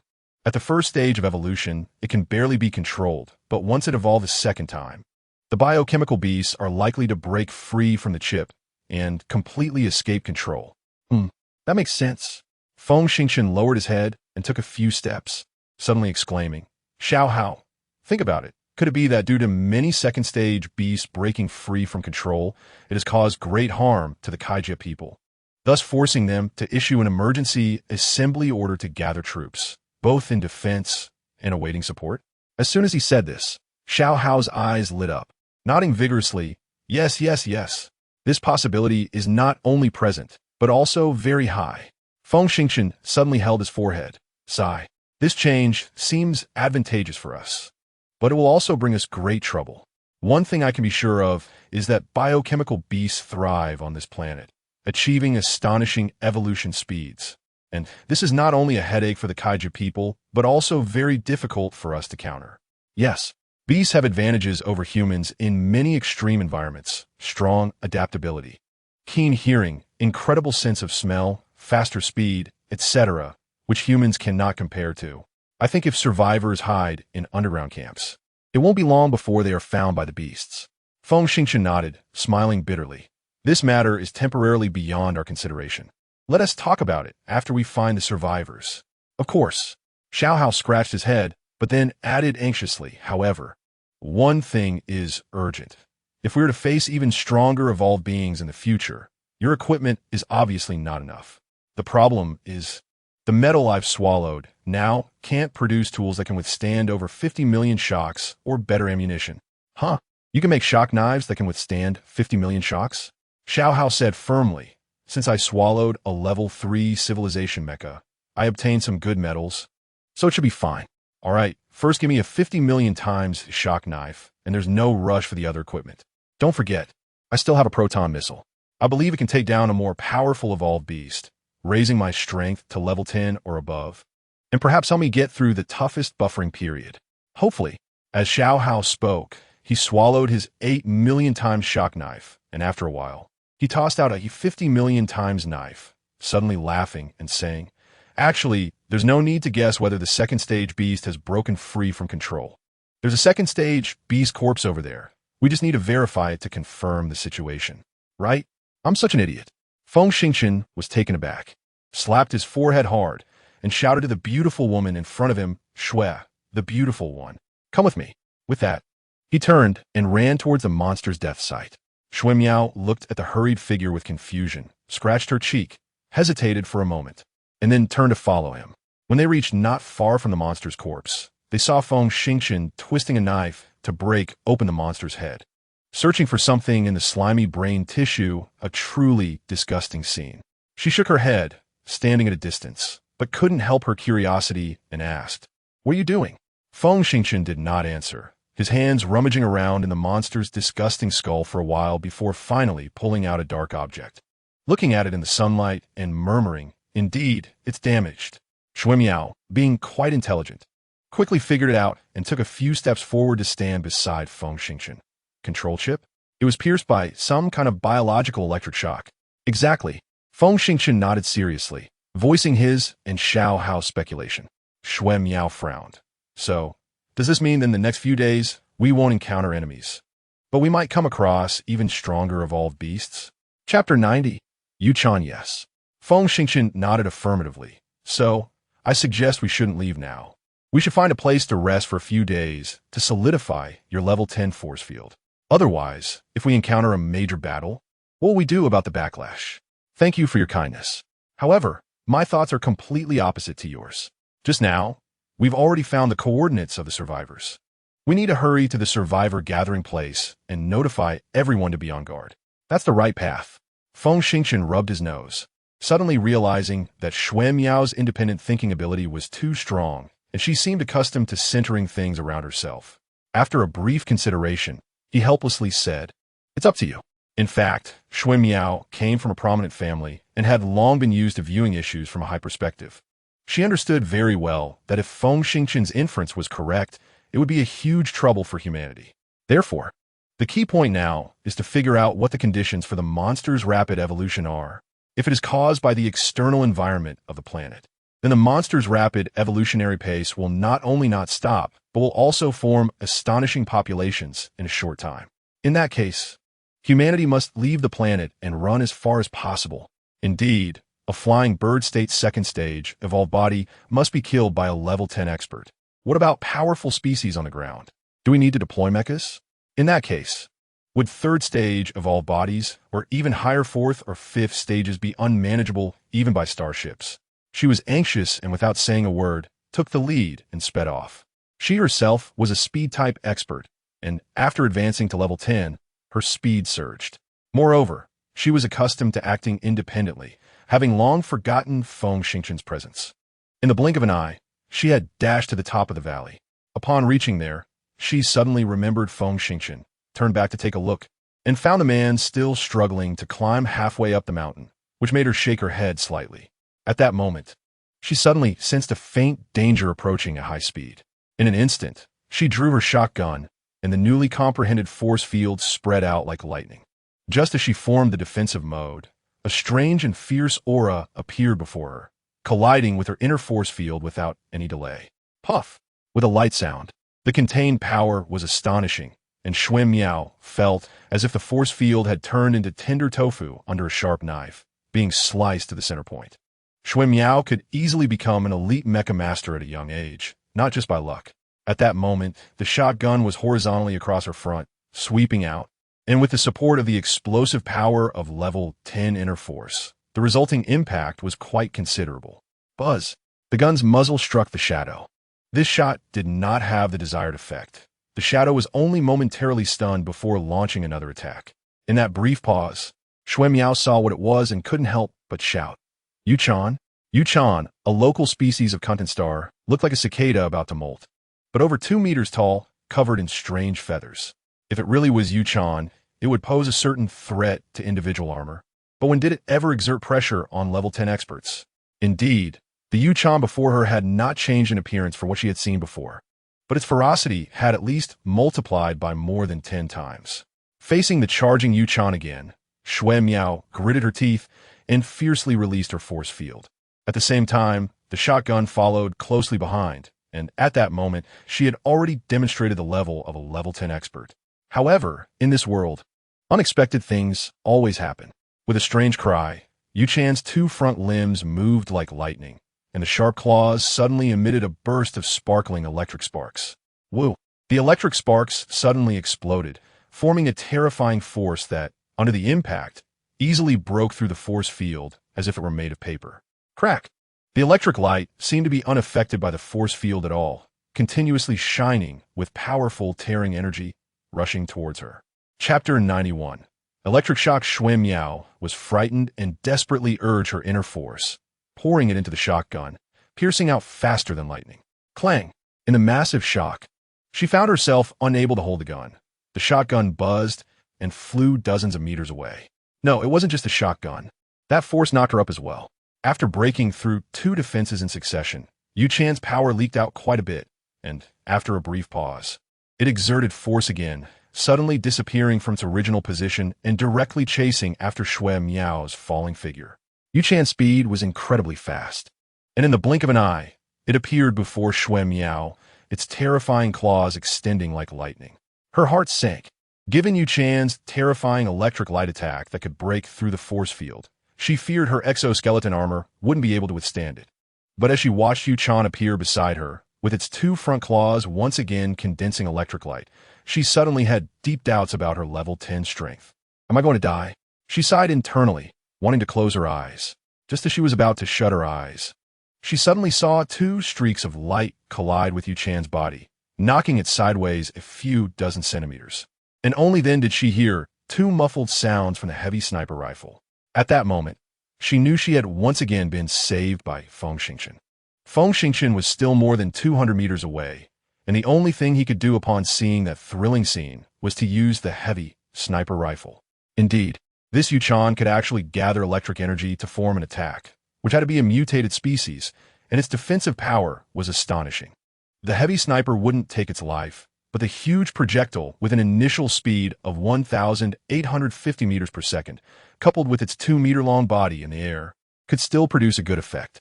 2 shots were fired, knocking the feather cicada away, but he himself released the rapid speed, running wildly while firing more bullets. The speed of the feather cicada was indeed very fast, but with the help of the super realm, he had likely stepped into the level of a heavy sniper, making it not difficult to hit such a large target. Every bullet would inevitably push the feather cicada back a step. The bullets refined for metal by Xiao Hao were indeed much more powerful. After 7 consecutive shots, although they did not kill the feather cicada, they caused it to bleed profusely and suffer unbearable pain. Finally, with a monstrous roar, it threw aside the nearby Shui Miao, released its speed, and charged directly at Feng Xingchen. At this moment, Feng Xingchen had just finished changing the magazine, and there was no chance to replace it again. As he saw the feather cicada charging at high speed, a trace of a smile appeared in his eyes. Finally, he attracted the attention of the feather cicada. He did not hesitate, threw aside the heavy sniper, took out the rapid-fire gun, and quickly retreated. Compared to the feather cicada, his speed was like that of a turtle compared to a rabbit. Just after retreating about 30 meters, the feather cicada had already closed in to within 5 meters. With strange electric light gathering on its foreclaws, reaching an unprecedented level. Come on! He was not afraid and shouted with confidence, releasing his prepared mental power suddenly, piercing and detonating. However, this mutated feather cicada showed no signs of dizziness, its menacing appearance fully revealed. Not good. In surprise, Feng Xingchen felt a chill run down his spine. He clearly forgot one thing. Level 8 mental power could just shake the minds of level 9 masters. But the feather cicada in front of him could nearly force level 10 experts to their doom, which meant this was an existence surpassing level 10. The electric light surged towards him first, and he instinctively reached out his hand to slap at the electric light. Crack! His arm swept past the electric light. He felt an indescribable strange current rushing along his arm towards his heart, and his whole body instantly went rigid. This opportunity was undoubtedly created deliberately by the feather cicada. Following closely behind, the feather cicada broke through the area filled with electric light, revealing its hideous form, with a sharp claw poised at his chest. Feng Xingchen's heart sank rapidly. With a hint of nostalgia in his eyes, he looked at Shui Miao, who had just gotten up in the distance. It seemed that the terrified expression on Shui Miao's face would be the last image he would see in this world. The feather cicada's sharp claw struck the exoskeleton armor, instantly creating a deep dent in the chest plate, and a wave of intense pain surged toward his heart. He knew he was done for. But how? Chapter 92. Narrow escape. He had already fallen to the ground, hurt and aching, yet his mind was infinitely clear. This did not feel like death at all. He widened his eyes, staring at the feather cicada, only to realize that its head had exploded, and Xiao Hao had just transformed into a small snake, flashing back to his wrist. You saved me? He whispered. You are my dad. I will never let you die in front of me. Feng Xingchen exclaimed. Oh my God! Aren't you afraid of being seen by Shui Miao? 2 questions. First, your earlier shattered man-eating king vine has already exposed the characteristics of your piercing and detonating mental power, while I shrank down and drilled into the feather cicada's brain domain, rapidly stacking and expanding its brain domain. Such a corpse is very close to the characteristics of your mental power explosion. With her knowledge, she definitely wouldn't notice. Second, if Dad's life is seriously threatened and I must keep my existence a secret, that's not something a smart person should do. That makes sense. Xiao Hao suddenly changed to a tone full of doubt. There's something very strange. According to the instantaneous explosion data I just monitored, That strange electric energy is far from simply paralyzing you. How could you recover so quickly in such a short time? Idiot. Maybe the exoskeleton armor you made has the effect of absorbing some of the paralyzing electric energy? Just as Xiao Hao was about to retort, Shui Miao had already rushed to the front, asking urgently, "How is it? Are you okay?" "Very painful." Feng Xingchen gritted his teeth, slowly raising his hand to try to remove the severely deformed chest armor. "I'll help you." Shui Miao extended her fair fingers and pressed on two specific spots. Ding! The chest armor peeled away, revealing Feng Xingchen's bruised chest. Shui Miao was shocked and fumbled to take out a medical detector, casually measuring it. Then sighed. "Your sternum is broken in 2 places. It's fine. A broken sternum doesn't significantly affect movement. I won't hold you back." Feng Xingchen gritted his teeth and stood up, touching the broken sternum position, feeling quite fortunate. "Thank you for saving me once again." Shui Miao sincerely said this, looking with confusion at the completely exploded feather cicada, and could no longer help but ask, "Feng Xingchen, can I ask you something? How strong is your mental power?" Feng Xingchen scratched the back of his head, shyly saying, "Level 8. Shui Miao was taken aback. "What? Level 8 mental power? Oh my god. I can guarantee that as long as your mental power level is reported, you can have anything you want." "Stop. Beautiful lady. Please don't leak out that I have mental power." "Why not? That's a good thing." Feng Xingchen sighed. "A good thing my foot. I don't want to be surrounded by a bunch of bodyguards all day. It's uncomfortable." "All right. I'll keep it a secret for you." Shui Miao looked at Feng Xingchen, who was definitely not joking, shook her head, and changed the subject, guessing that this feather cicada must have eaten some bio-beast, resulting in some special mutation. Its strength increased by at least dozens of times, and even 2 level 10 experts wouldn't be able to handle it, but you were able to deal with it instantly. Mental power is truly invincible.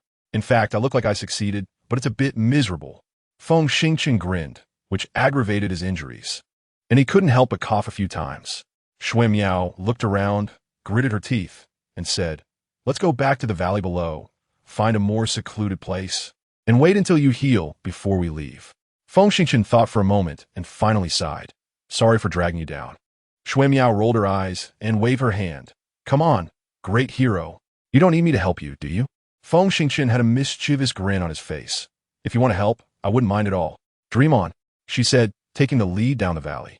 Watching Shui Miao's graceful figure gradually recede, he smiled and suddenly said softly, "Xiao Hao, help me collect some blood," and then followed Shui Miao's footsteps.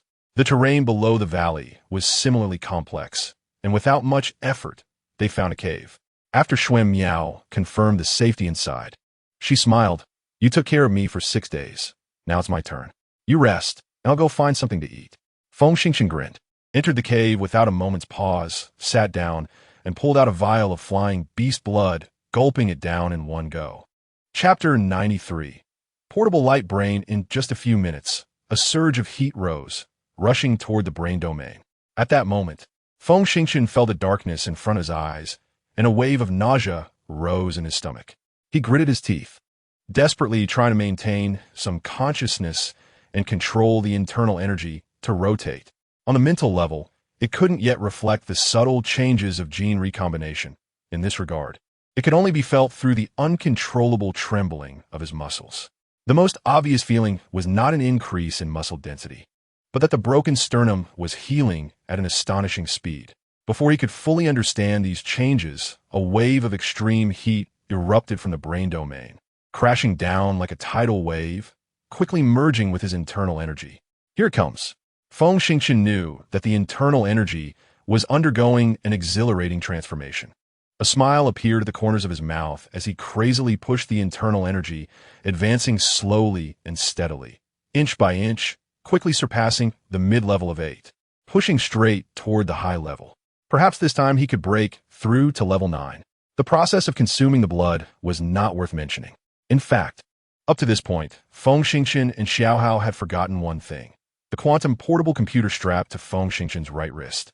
This top-notch portable computer, carefully crafted by Xiao Hao, unexpectedly absorbed most of the paralyzing electric current the moment Feng Xingchen tossed it away, causing it to completely crash. This isn't entirely their fault. Being on the battlefield without secure network support rendered the portable computer nearly useless, and it was naturally forgotten by them, perhaps after a few hours of rest.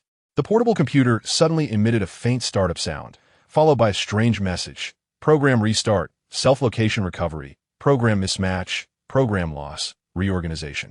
Accompanying this voice, various data streams began to operate at high speed. Of course, this sound did not emanate through speakers, but was produced by internal program exchanges operating in complete silence, to the point that even Feng Xingchen, who was in a meditative state, and Xiaohao could not perceive it at all.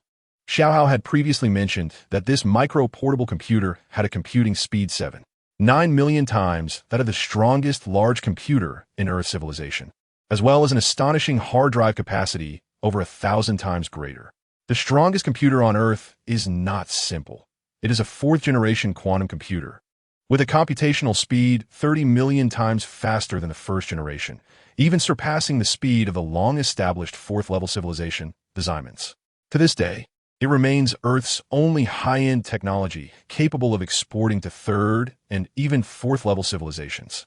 Therefore, many scholars have stated that the reason Earth was able to leap close to the level of a third-level civilization in just 400 years is largely due to breakthroughs in this technology. However, now, countless programs were operating at high speed, causing the portable computer to occasionally emit a faint hard drive reading sound. Although the sound was so subtle it was inaudible, it proved that the computational load had reached a terrifying level, causing the computer to lag. The ultra-high-speed computation lasted for 2 hours before gradually coming to a stop. The voice reappeared. Program reorganization complete, judgment recovery complete, querying internal records of the computer, retrieving memories. Memory retrieval indicates the carbon-based life form in front is named Feng Xingchen, bound as the Soul Master. This program is for Feng Xingchen's son, Feng Xiaohao, to view other records regarding Shui Miao, the woman the master likes, querying definitions of liking, pleasant, happy, unable to understand, continuing to query network, low level. This planet's culture is primarily war-based. Unable to locate life-related definitions, querying culture, including knowledge, faith, art, morality, law, customs as a composite, unable to understand, querying faith. It seemed like an endless query. It was silently ongoing. Feng Xingchen was unaware of all this. At that moment, he let out a long sigh, opened his eyes, but a hint of regret crossed his gaze. He had clearly overestimated the energy of the flying beast's blood. After consuming an entire bottle, his internal strength indeed surged significantly, but ultimately stopped about 6 centimeters from his dantian. No matter how much he sweated, he couldn't cross even a millimeter. However, he was not anxious. He still had 2 bottles of flying beast blood left. Based on his experience, even if the effect of the second bottle decreased by 80, it should still be enough to increase his energy by 4 or 5 centimeters. Chapter 94, Level 9. Just as he was about to stand up, Shui Miao outside heard a noise, realizing he had finished his training, and walked over with a bag of edible mushrooms. He quickly put on a smile and said softly, "Thank you." Shui Miao sensed a faint estrangement in Feng Xingchen's polite words, and an inexplicable feeling of loss washed over her. But her proud nature led her to merely nod slightly at Feng Xingchen, put down the mushrooms, and leave the cave. Feng Xingchen gave a bitter smile, said nothing, took a few bites of the mushrooms, stood up to stretch his limbs, then sat down again, channeling his internal strength along his meridians. This time, he was not in a hurry to consume the blood. Instead, he planned to purify his internal strength as much as possible using his own training method over 2 days. Then attempt to break through the 9th level bottleneck with the blood. Time flowed slowly, and after a day and a half, Feng Xingchen's patience was wearing thin. In fact, it wasn't his patience that was running out, but rather he sensed Shui Miao's anxious gaze. He knew very well that since Shui Miao learned that second-stage beasts had the ability to break free from chip control, she had been eager to find the gathering point to allow survivors to prepare early, thus ensuring that more people could survive. Feng Xingchen couldn't bear to see Shui Miao becoming increasingly haggard, but being seriously injured. Delaying their journey for a few days was unavoidable. Shaking his head vigorously, he gathered his strength, carefully felt the broken sternum, which still hurt a bit. It seemed it was time to consume the blood. He took out the second bottle of blood, held it up to his eyes for a moment, and swallowed it in one go. The energy accumulated from the evolved beast erupted again, but it was clearly not as fierce as the first time. However, he didn't mind. What he gained was luck, and what he lost was his life. Being able to double his internal strength in 2 days was enough to make anyone envious to madness. Heat surged, quickly mixing with his internal strength, and under his efforts, it steadily advanced along the meridians. When he reached the 8th circle, 45 centimeters from the dantian, the residual force of his internal strength gradually faded. He would never give up, pushing his internal strength forward with great difficulty. 1 millimeter, 3 millimeters, 8 millimeters. Sweat beads rolled down from his forehead. His entire body was steaming, and his bones felt hot. But he could clearly sense that after his sternum heated up, it was rapidly healing. He cracked a smile and pushed his internal strength even harder. Time ticked away, and his internal strength progressed bit by bit. After an unknown amount of time, the tip of his internal strength finally broke through with a faint cracking sound into the dantian. A rumble, on a mental level. A sound like a storm passing through erupted. Inside the dantian, it suddenly boiled over. The 8th level internal strength, which had already been refined to perfection, suddenly contracted, becoming even denser. Before he could get excited, the internal strength had already crossed the dantian, continuing to advance more than a centimeter. At this point, it seemed to have exhausted all its strength, slowly coming to a stop. A few seconds later, it gradually retreated back to the dantian and no longer wished to move. Level 9 initial stage. Feng Xingchen exclaimed inwardly, his eyes revealing waves of surprise. Unexpectedly, 2 bottles of blood actually sent him into level 9. Although the 3rd bottle of blood would have no effect, such a change would surely evoke an uncontainable excitement, even in a calm master. Taking a few deep breaths to suppress his excitement, he stepped out of the cave and tried a set of military boxing. Bang! Bang! Each punch unleashed a violent sonic boom. He felt a bit frustrated. The sonic boom from his punches indicated a huge increase in strength. But wasn't he necessarily a good thing? On the contrary, it showed that his control over his internal strength was rapidly declining. It seemed that, in the short term, he could no longer use beast blood to enhance his strength. He needed to consider how to control his power. He didn't want to risk losing control of his internal strength at a crucial moment. Before he could finish a set of punches, Shui Miao appeared in front of him with burning eyes, scanning him up and down, and suddenly asked, "You seem to be fully healed?" "Yes. We can leave at any time." Chapter 95. Desert, how is that possible? Shui Miao exclaimed in surprise. This was shocking. They didn't even have a 3rd bone activation serum. Yet Feng Xingchen's recovery speed was actually faster than that of the injection. What was going on? How is it impossible? The sternum is not like the leg bone. It should heal more easily. Feng Xingchen grinned, waved his hand, and said, "Let's go. I know you're eager to find the other survivors." After speaking, Feng Xingchen did not wait for Shui Miao to respond, and had already taken a step forward.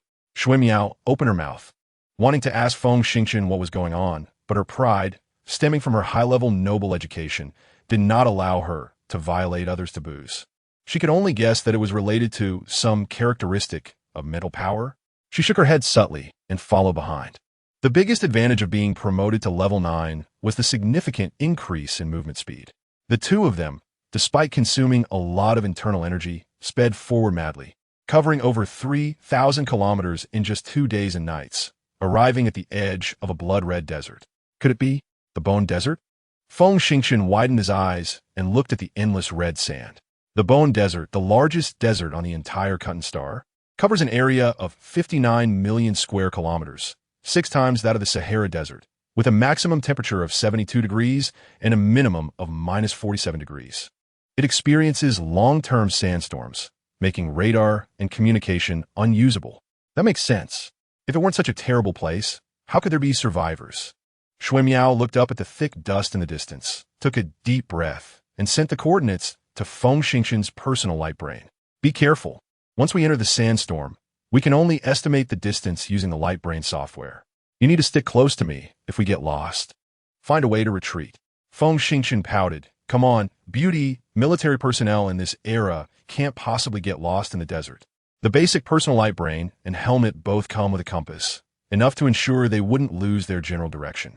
Looking at Xiao Hao, it could receive signals from Kaijia people's satellites, and even in the sandstorm-filled Bone Desert, it could still locate coordinates with an accuracy of no less than 3 meters. With such equipment, get lost? Not long after entering the desert, they were surrounded by swirling sand and dust, with visibility reduced to less than 5 meters. It was truly unbearable, but luckily, the fully enclosed helmet filtered out the dust, allowing them to breathe. After traveling several dozen kilometers, the wind grew stronger, and the sand surged and rolled, making it impossible to see one's hand in front of them. The high noon temperature hit them, and their bionic fabric clothes had already been torn into threads. Even the skilled and powerful looked like they were about to go mad from the heat. Feeling mischievous, he quickened his pace and grabbed Xuemiao's hand. "Be careful, don't get separated." Xuemiao tried to pull her hand back, but was tightly gripped, unable to retract it immediately. Just as she was about to explode in anger, a gust of fierce wind blew, causing both of them to sway. Instinctively, Xuemiao tightly grasped Feng Xingqian's hand. This time, Feng Xingqian wouldn't let go, holding her smooth, jade-like hand, feeling secretly pleased. With no other choice, Xuemiao could only try to increase her speed. They had to be grateful for the harsh weather conditions.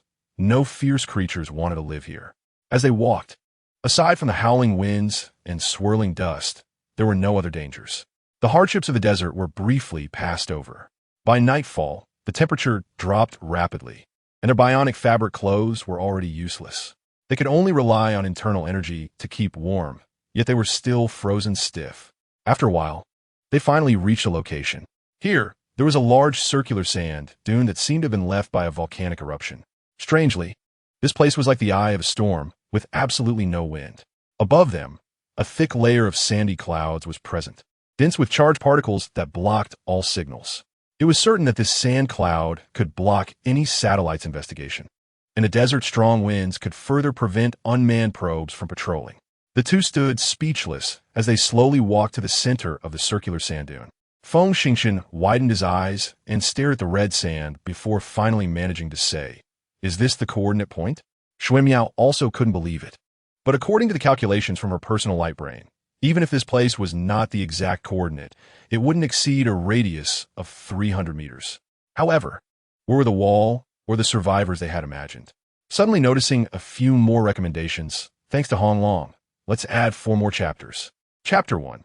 Just as they were feeling dazed, suddenly the gravel a few dozen meters away began to tremble, and a metallic platform slowly rose to a height of 3 meters, opening a door that revealed a clean and bright staircase. A voice came from inside, "Lieutenant Xuemiao. Welcome to the Bone Base." The two exchanged excited glances and, without hesitation, walked down the staircase. At the end of the staircase was a high-speed elevator. They stepped in, and after a full 7 minutes of descending rapidly, the elevator finally stopped. According to their calculations, they had already penetrated over 15 kilometers underground. Stepping out of the elevator, they found themselves in a massive hangar exceeding over 100,000 square meters, where more than 300 transport aircraft, over 200 starfighters, and nearly 800 mechas were parked. The two couldn't help but be stunned. Who would have thought that while blood was flowing like rivers outside, there was such a powerful military force here? In that instant, both felt a wave of sadness. Such a strong base was hiding and avoiding battle while their comrades were being slaughtered. As soldiers, they looked down on this base. However, they rationally believed that based on the early battle conditions, even if the Bone Base joined the war, it wouldn't change the outcome of defeat. In fact, retaining some strength now and launching guerrilla attacks could cause trouble for the Kaija people, perhaps allowing them to hold out until reinforcements arrived. At the elevator door stood a middle-aged major officer. Upon seeing Feng Xingqian, his pupils involuntarily contracted for a moment. In fact, the major had personally come to the elevator door to greet them out of respect for the new generation's first mecha division, Xuemiao. However, as Feng Xingqian stood there, an aura of intimidating dominance emanated from him, amplified by the visible dents in his exoskeleton armor and the dark green dried blood on him, remnants of being corroded by the carnivore king vine, and the few remaining threads of fabric on his body. Even logistics personnel who had never been on the battlefield could tell that this poorly dressed soldier had fought his way out of a siege to reach the Bone Desert. And it was not by luck. At the same time, someone who could hold out for over half a month on a one-sided battlefield and return covered in smoke would never be a coward hiding in a corner. In that moment, the major completely overlooked the beautiful and heroic Xuemiao. After a brief moment of distraction, the major revealed a pleasant smile. The two reflexively raise their hands in salute. Former member of 21, Shui Miao, Feng Xingchen, reporting. The major returned the salute, looking at Shui Miao with a smile. Lieutenant Shui Miao, no need for formalities. The new generation's 1st Mecha Division is recognized across all 23 bases on Continent Star. Who doesn't know who? Judging by your appearance, you've experienced quite a few battles, haven't you? Shui Miao proudly replied, 19 battles, big and small. Very good. Hand over your battle record files. After that, you will be assigned to the Mecha Squad. Of course, you can enjoy a 2-day vacation and report back after the holiday. Off you go. Thank you, sir. After saluting, Shui Miao nodded slightly at Feng Xingchen and quickly turned to leave. She was eager to go back and change clothes. Feng Xingchen reluctantly watched her disappear around a distant corner. Unfortunately, the major hadn't spoken yet, so he could only wait helplessly. The major looked Feng Xingchen up and down a few more times before finally speaking. Hey, which squad did you originally belong to? Report. I am Feng Xingchen. Originally part of the 21st Marine Corps 033 squad. Level sniper, private 1st class. Oh, is that so? Hand over your military achievement record data, and then temporarily report to the Marine Corps. The specific route can be downloaded from the base map. Yes. Feng Xingchen opened his personal light brain, tapped a few times on the virtual screen, found a military encrypted file, and transferred it to the major's light brain. The military merit record file is an automatic statistics software that must be implanted in the personal light brain of every active duty soldier. Once the program determines a valid attack or kill, it will record the achievement in a complex way. The software is specially encrypted, and with the technological level of the Earth Federation, no one can unlock and modify it without the main brain's loading key. The statistical data is relatively accurate and is highly valued by grassroots soldiers. Chapter 97, Garrison, Part 2, excitedly handing over the document. Feng Xingchen shook his head and activated his personal light brain to download the map, opening the virtual screen where a 3-dimensional map of the skeleton base appeared before him. After a few glances, he exclaimed, Meow. The skeleton base is so big, at least dozens of times larger than the 21 I used to stay at. Xiao Hao scoffed. You've never seen anything. Look at the map. The area of 90 is covered in bright red, with only 10 showing paths and names. Do you know what this map represents? Feng Xingchen furrowed his brow. Now that you mention it, I understand. As a 1st-class soldier in the Marine Corps, I can only access the places that Marine soldiers can, such as dining halls, housing, training grounds, live-fire ranges, combat arenas, recreation rooms, and weapon storage. The displayed areas are precisely those kinds of places. Correct. Based on my experience and deductions, I can confirm that the skeleton base should not be underestimated. It is likely a highly confidential place directly under high command. That's why it did not participate in the war when it broke out. That makes sense. However, such a secretive place, with so many mechas outside, is heavily guarded. Therefore, there is no safer place on Canaan Star than here. Finally, I could take a good break for a while. Indeed, it's time to rest. Feng Xingchen smiled faintly, lit a cigarette, and, using the navigation of his personal light brain, quickly arrived at the logistics department. With his military ID, he received 2 sets of military uniforms and, with the guidance of 2 enthusiastic comrades, passed through a 3-meter-wide corridor. Officially entering the garrison, the Marine Corps garrison has a height of over 50 meters, surrounded by 8 fields the size of standard soccer fields. At the edge of the fields, an 11-story circular living quarters is built against the mountainside, sufficient to accommodate 40,000 people, looking quite spectacular. Upon finding his own room and entering, he saw it was a 2-room suite, plus a bathroom, similar to the room at 21.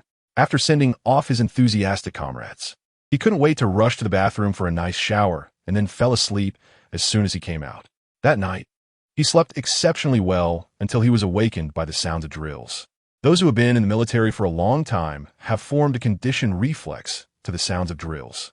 He suddenly sat up, quickly dressed, and then remembered he had 2 days off and didn't need to participate in training. Sighing, he cursed himself for being so foolish, but when he returned to bed, he couldn't fall asleep. He simply walked out of the room and casually looked around. On the large playground, about 850 people were gathered, shouting slogans while running in circles. Don't underestimate running in circles. When wearing gravity equipment adjusted to multiple times the normal weight, this simple exercise turns into a test of willpower. Oh, a newcomer? Came a teasing voice from behind him. Turning around, he saw a muscular man in a short-sleeved shirt standing there. He couldn't see his rank, but he knew that those who were training while he was wandering around were all officers, and he reflexively saluted. "Good day, sir. I am Feng Xingxian. Just arrived last night, before lights out." "I know. First-class soldier from Team 033 at Camp 21, right? Not bad. Although your military achievements haven't been fully counted yet. Surviving a grueling 19 days is enough to prove you are an excellent soldier. You're too kind, sir. It's just luck. Luck is also a manifestation of strength." The muscular man waved his hand. "I am Wu Ju, former Lieutenant Colonel Commander of the 11th Marine Corps, currently temporarily in charge of this base's Marine Corps." "All right. Introduction complete. You are still on leave, so feel free." "Thank you, Commander."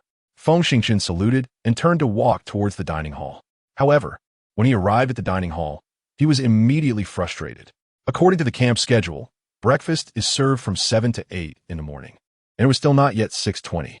What would he eat? At this moment, he was extremely hungry but had no idea what to do. With a helpless sigh, he pondered how to pass the next 40 minutes. Chapter 98, Testing, Part 3. Walking a few dozen meters towards the camp, he suddenly raised his head and murmured, "Meow. I actually forgot that this time the sniping level has risen 2 or 3 big levels. Let us just go to the training ground and test it out." With that thought, he immediately activated the navigation system of his personal light brain and quickly found the heavy sniper training ground. The training ground was large, at least 1,500 square meters, with a small table in the corner holding an oval card box, and nothing else was on display. He quickly walked to the table, skillfully took out 6 objects resembling band-aids from the card box, and stuck them on both sides of his temples, his palms, and both sides of his waist. After that, he retreated to one wall of the room and quietly said, "Light brain, arrange heavy sniper simulation shooting, starting from the lowest level and increasing step by step." Inside, the synthesized voice of the light brain sounded. "Heavy sniper simulation program. Level set. Starting countdown. 3, 2, 1, start." The light and shadow in front of him changed, and under the control of the top-notch simulation program, the opposite wall seemed to suddenly extend backward rapidly, reaching a range of 3,000 meters. At 1,200 meters, 10 circular targets with a diameter of 30 centimeters appeared, quietly hovering in the air without moving. He slowly raised his hand, and a full-sized 19 millimeters heavy sniper rifle appeared in his hand. This was a 3-dimensional simulated image, but through the 6 adhesive sensors. He could not only feel the real weight of the gun, but also simulate the massive recoil when firing simulated bullets, thus achieving the most realistic training effect. Raising the gun, the photon scope automatically adjusted to a 12x magnification effect. Through the scope, he saw the target's bullseye clearly. Bang! Bang!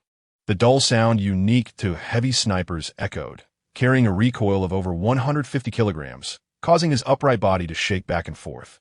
He was now a level 9 beginner. His physical condition had long surpassed that of the last test, and amidst the slight vibrations, he maintained a stable frequency, steadily firing one bullet after another at the critical amplitude.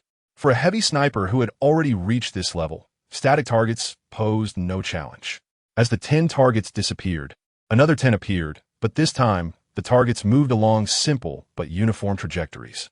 He shook his head slightly, squinted to calculate the speed of the moving targets, and quickly raised the gun to fire bullet after bullet. For a level 9 expert, the uniformly moving targets were no longer difficult. 10 shots, 10 hits, with not a single bullet wasted. He nodded slightly and said, "Jump directly to level 2 mode." Yes, level 2 mode activated. The next moment, another 10 targets appeared. However, this time, the shapes of the targets varied, and each trajectory had no discernible pattern.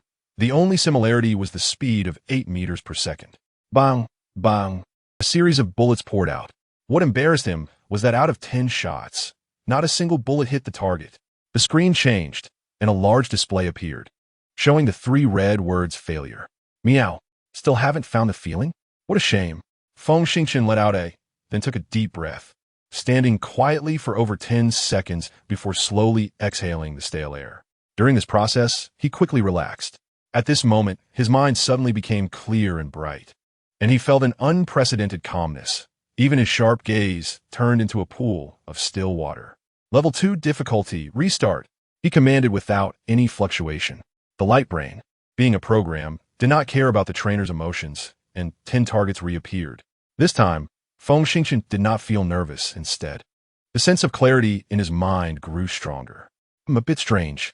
Logically, in a state of clarity, there shouldn't be any slight or strong sensations because once such differences appear, it is no longer clarity. The problem was that at this moment, he truly felt this way, and his sense of touch was expanding outward without limits in this state of clarity. Chapter 99, Level 2, from Chapter 4. As he expected, with the extension of the speed of the targets slowed down. That's right, it really is slowed down. All the targets seem to be wrapped in some viscous liquid, or rather, like a slow-motion scene from a movie. But he himself was in a normal state, seemingly able to shoot however he wanted. In this state, he suddenly raised his gun. Bang, bang, bang, streams of light shot out, and those targets shattered one by one. Ding! 40 seconds later, the entire training ground changed dramatically, displaying a row of bright red characters. Congratulations, trainee Feng Xingqian. You have set the first record at this base, shattering 10 low-speed, irregular moving targets in 37 seconds.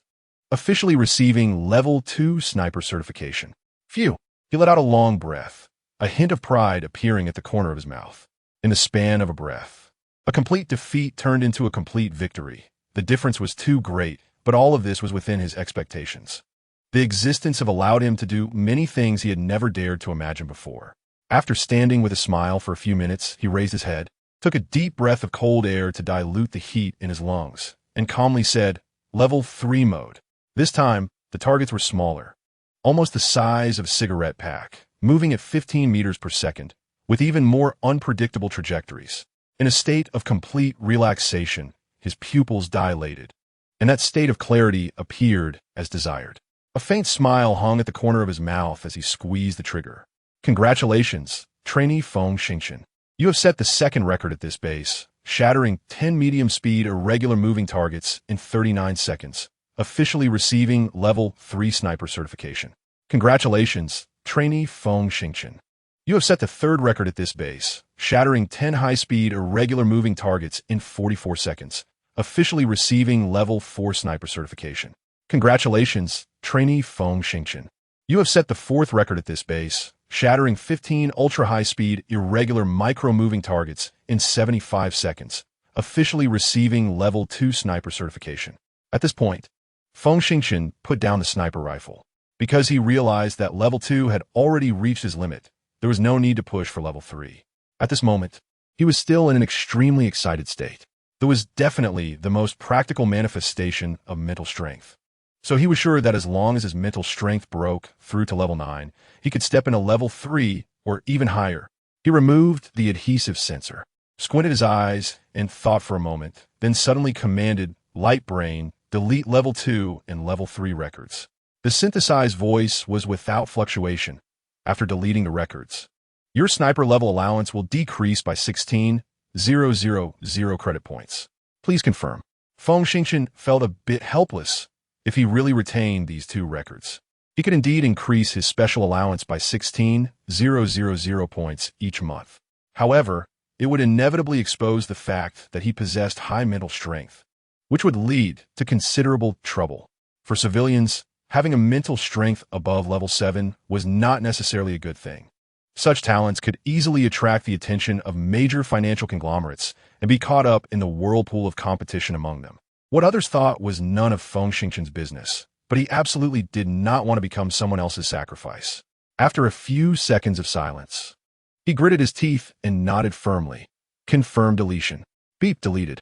Currently, Private Feng Xingqian's sniper level certification is Level 3, officially recorded in his personal file, and he will receive an additional 6,000 credit points in special title allowance, which will be distributed with the next military salary.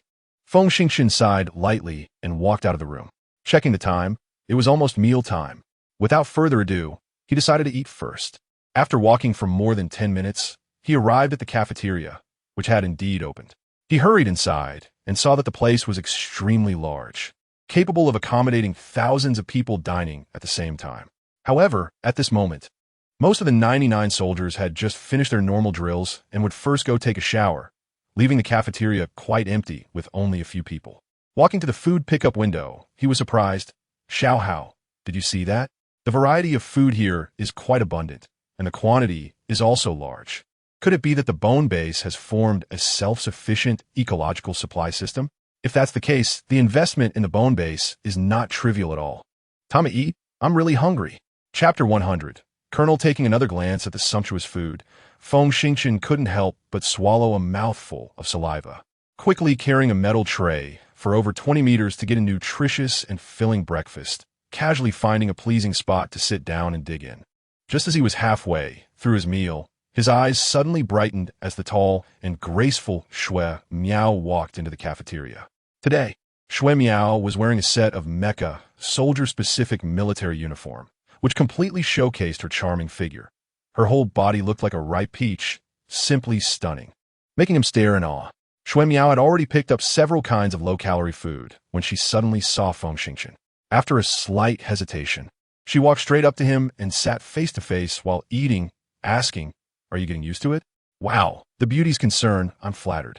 If I couldn't get used to such good conditions, I wouldn't be human." Feng Xingchen raised a cup of water towards the beauty, indicating for her to share a drink, and curiously asked, "This base is definitely not a temporary camp, right?" "You guessed right. 10 minutes ago, I just found out that this place is a mecha research and manufacturing center secretly established by the Federation, which has existed for 19 years. Feng Xingchen frowned. 19 years? 4 years earlier than the mining operations? In fact, it was precisely because this base discovered a large amount of uranium and tantalum that the Federation began to increase its exploration and mining efforts, and later decided to station troops. So, the base's research and manufacturing capabilities are quite high. Before Xue Miao could answer, a deep male voice interrupted. Don't pry. This base is classified as a top secret level. As an infantryman, inquiring about such matters can easily lead to trouble. Looking up, he saw a rather handsome young colonel. Instinctively, he stood up and saluted. "Hello, sir. This is the cafeteria. No need to be so formal." The colonel casually sat down next to Xue Miao with his tray. Feng Xingchen felt disgusted, as it was clear that this colonel was quite familiar with Xue Miao. Could it be that they were a couple, or even had a closer relationship? He felt somewhat disheartened. They were a perfect match, truly a pair made in heaven. With his identity, it seemed that even after 10 more years, he couldn't reach their level. At this moment, he could only transform his sorrow into appetite, grabbing food and stuffing it into his mouth. The colonel ignored Feng Xingchen's gluttonous appearance and looked at Xue Miao, asking, "Xue Miao, have you thought it through? Come to my mecha battalion's operations office." Feng Xingchen was taken aback upon hearing this. The mecha battalion, with 500 to 800 mechas under its command, along with various ground support and logistics personnel, has over 6,000 members and is already a sizable combat unit. This person, though young, has managed to become the chief operations officer of the mecha battalion, indicating that his personal strength is at least at the peak level 10, possibly even level 11. In any case, he is someone Feng Xingchen must look up to. However, when he glanced at Xue Miao, he clearly sensed her impatience, and a thought crossed his mind. It was evident that Xue Miao held no good feelings for the colonel, which was a good thing. He wisely chose not to speak and continued to eat and drink, and Xue Miao did the same, remaining silent. The colonel sensed that the atmosphere was off, and a hint of concealed anger flashed in his eyes. He took several bites of food and suddenly said, "Feng Xingchen, I am Colonel Zhang Xiaoying, the Chief Operations Officer of the Mecha Battalion. Today, Xue Miao told me that your personal strength is not lower than level 8 peak. Currently, the Kuntan Star military is seriously lacking talent, and you might consider joining the Mecha Battalion." "Huh?" Feng Xingchen was a bit dazed. "Me? Is that possible?" Before the colonel could respond, Xue Miao interjected, "I oppose." "What?" Both men stared at her in surprise. "There are 2 reasons," Xue Miao said calmly. "First, mecha soldiers must undergo at least 3 years of high-intensity training to master the practical skills of operating mechas. He may appear to have strength above level 8, but he cannot become a qualified mecha soldier in a short time, which does not help our plan. Second, the ground forces often operate in 5-man teams, possessing an inherent advantage in evading enemy detection that surpasses mechas. Right now, we are severely lacking in ground troops, which is very detrimental to our future plans. Therefore, my personal suggestion is to let him stay in the ground forces and allow him to receive mecha training during his free time." Both men fell silent. Chapter 101. Speculations the colonel did not speak because Shui Miao's suggestion was not wrong. As for Feng Xingqian, he remained silent upon hearing Shui Miao mention the word plan twice. He felt that Shui Miao must know something, but due to military discipline, she could not speak of it here. After a brief silence, the colonel broke into a smile. Shui Miao, you have advanced to level 10, and with the merits you've accumulated during this time, the base commander has signed the documents to promote you to major, equipping you with the latest model of the Rebuttal 1 mecha. After breakfast, I will take you to receive the mecha. Shui Miao shook her head. Sorry, I've been too tired these past few days. According to the relevant regulations, I still have 40 hours of rest time. I can receive the mecha after the holiday ends. You all take your time. I'm done eating. After saying this, she tidied her tray and gracefully left. Feng Xingqian smiled and stood up. Take your time, sir. As he watched the two disappear, a hint of malice flashed in the colonel's eyes as he muttered, "That damned woman, Shui Miao, actually went against me to protect this kid. If it weren't for your family's strong background, I would have forced my way in long ago. But do you think you can escape from my grasp just because you're not joining the mecha battalion? Shui Miao, you underestimate me." Feng Xingqian had no idea that he had unwittingly provoked a formidable opponent. He put down his tray and chased after them. But Shui Miao was already nowhere to be seen. As a mere private, he clearly understood that he could not wander around a classified base. Shaking his head helplessly, he headed back to his room. On the way, he quietly asked, "Xiao Hao, do you know what the plan Shui Miao mentioned means?" "I don't know. The security measures at this base are quite good. The data sent over the wireless network is all general information, while confidential data is all transmitted via wired fiber optics. I can't find the access port, so I can't probe into related secrets." Xiao Hao thought for a moment and added, "However, I believe that the so-called plan is definitely related to Shui Miao's report." "Oh, think about it. It seems like Shui Miao has been promoted to major as an exception, which at most qualifies her as a high-ranking combat-type soldier. But she doesn't have the qualifications to participate in core confidential plans. The only explanation is that she has reported our earlier findings and deductions to the higher-ups and submitted the chip that was pierced by biological electricity. After her report, the higher-ups immediately made a plan. To capture a high-level evolved beast? Very likely. However, this is just part of the plan. I estimate that we still need ground troops to ascertain the situation with the Kaijeri people. Of course, I cannot speculate on the background of this plan. Sigh, whatever. I'm just curious why Shui Miao won't let me get in touch with mechas." Xiao Hao rolled his eyes. "You asked me, who should I ask? Hey, little brat, do you talk to your father like that?" Back in his bedroom, after zoning out for a while, he suddenly remembered that he still had 3 vials of mutated cicada blood. At this moment, he had completely forgotten the original intention of not accelerating the internal energy enhancement speed and was instead eager to take another step forward. Indeed, his thoughts had changed. With 3 vials down, he might just step into the threshold of level 10. At that time, with Shui Miao by his side, what kind of tasks could he not complete? If he could accomplish more dangerous tasks, would he quickly rise to the rank of officer, making it a match in status? After a while, drooling, he took out the storage box. Upon opening it, he was clearly taken aback. Inside the bag, the item he had retrieved from the man-eating vine lay quietly in the corner. He had been so busy these past few days that he had completely forgotten about this strange object. He carefully picked it up and observed it closely. Chapter 102. The bracelet. This item was completely wrapped in the wood of the man-eating vine, forming a sphere the size of a fist. However, his mental energy told him that there must be something peculiar inside the sphere. After thinking for a moment, he took out the vibrating knife, controlled the blade to form a small tool, and gently began to slice through the wooden layer. With a vibrating blade capable of 50 million vibrations, it was very easy to decompose the wood. As the wooden sphere was gradually peeled away, Feng Xingqian's mouth widened in astonishment at what was revealed. It was a round ring that appeared to be made of ceramic. The ring was not large, resembling a bracelet, and after the surface was gradually cleaned, it unexpectedly revealed a series of strange runes. Feng Xingqian furrowed his brow, holding the bracelet and observing it for a while. Feeling frustrated, damn it, how could this happen? After all that effort, and nearly dying with Shui Miao inside, we ended up with just a ceramic bracelet? Wait, Xiao Hao suddenly said, this thing is not that simple. How do you know? Look, Xiao Hao, too lazy to explain. directly projected a 3D image of the bracelet in front of Feng Xingchen, continuously enlarging it. When the image was enlarged to about a meter in diameter, Xiao Hao pointed at the patterns and said, "Using low-temperature magnetic testing, this thing is approximately 300 years old, which is more than 3,000 years older than the era of exquisite ceramic firing on Earth. Moreover, I can assertively say that this item is not ceramic, but some kind of unknown metal." Feng Xingchen was greatly astonished. "What? Are you saying this is a type of metal that even you don't know? I've mentioned before that I am not a normal separated subcell and lack a lot of basic knowledge. At most, I have a little memory and understand some common knowledge of level 7 civilizations," Xiao Hao explained with a bitter smile. Additionally, the bracelet is not a whole piece.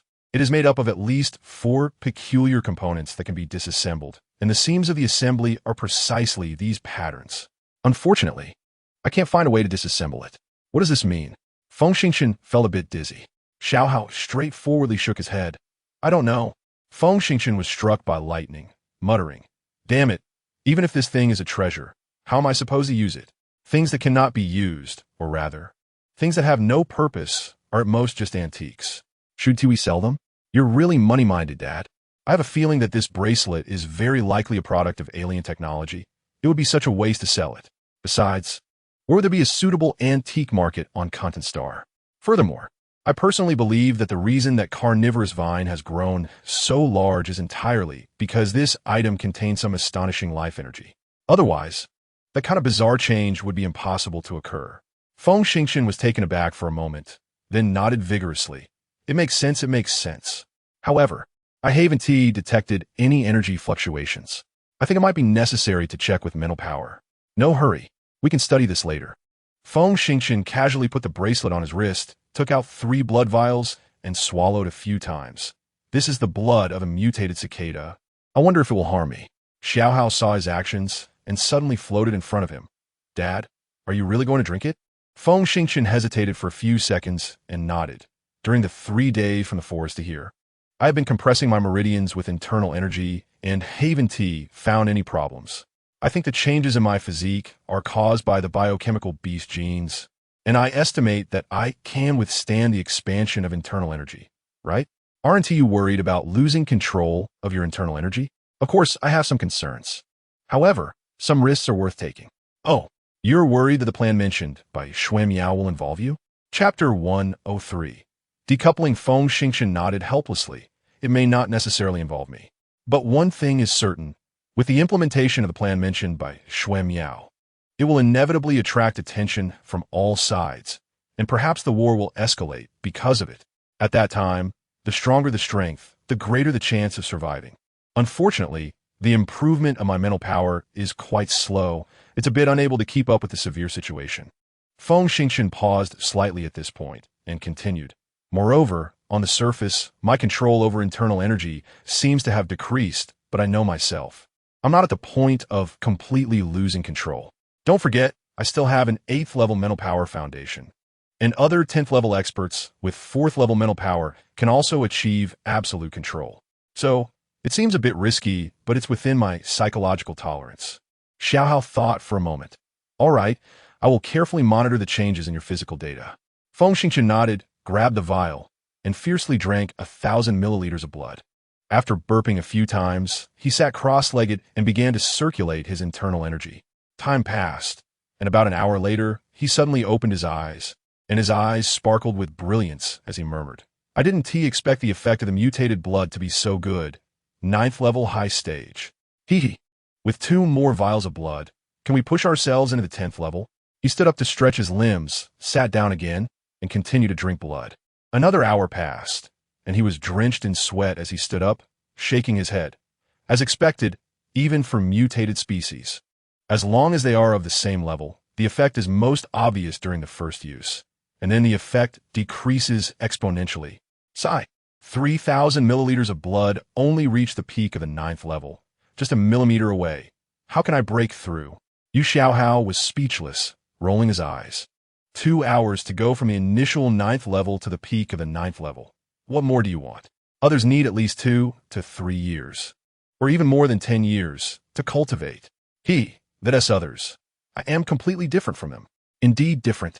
I dare say that carbon-based life forms that can integrate insect genes are unique in the universe.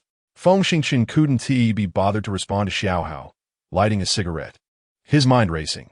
The instructor once said that to step into the 10th level, it's far from enough to condense and increase the total amount of internal energy. One must also comprehend the power of nature. Damn it, the most annoying thing is comprehension. Indeed, the 10th level bottleneck is not something that just anyone can break through. Countless elites have stayed at the peak of the 9th level for years, unable to find the point of comprehension of nature, and are blocked for a lifetime just 1 millimeter away. After finishing a cigarette, just as he was about to walk into the bathroom, his stomach let out a thunderous growl. He had a bitter expression on his face, grumbling. Oh no, the consumption of internal energy for body tempering is too great. I'm so hungry. Looking at the time, it was exactly 10:30 in the morning, and the bitter expression on his face grew heavier. Sigh. The military camp is not a vegetable market. You can't buy delicious food anytime. According to the rules, I have to wait until 12:30 for lunch. With 2 more hours to kill, I need to find something to pass the time. It's clear that I can't practice internal energy, so I'd better practice mental power more. Licking his lips, he sat cross-legged again, took a deep breath, and slowly entered a meditative state. Meditation. He has practiced for 7 years, and he is already familiar with it. His consciousness gradually quieted down, entering the seemingly vast area of the brain domain, happily wandering over the beautiful sea of consciousness. But something was wrong. How did my mental power cross the barrier of the brain domain and expand outward? Raising an eyebrow, he tried to retract his mental power. However, he found that he couldn't control his thoughts at all. Indeed, at this moment, he was more like a person sitting in a movie theater, helplessly watching the terrifying scenes in the movie, unable to lend a hand. He was terrified. That was his own mental power. If it lost control and disappeared, it would definitely be the end for him.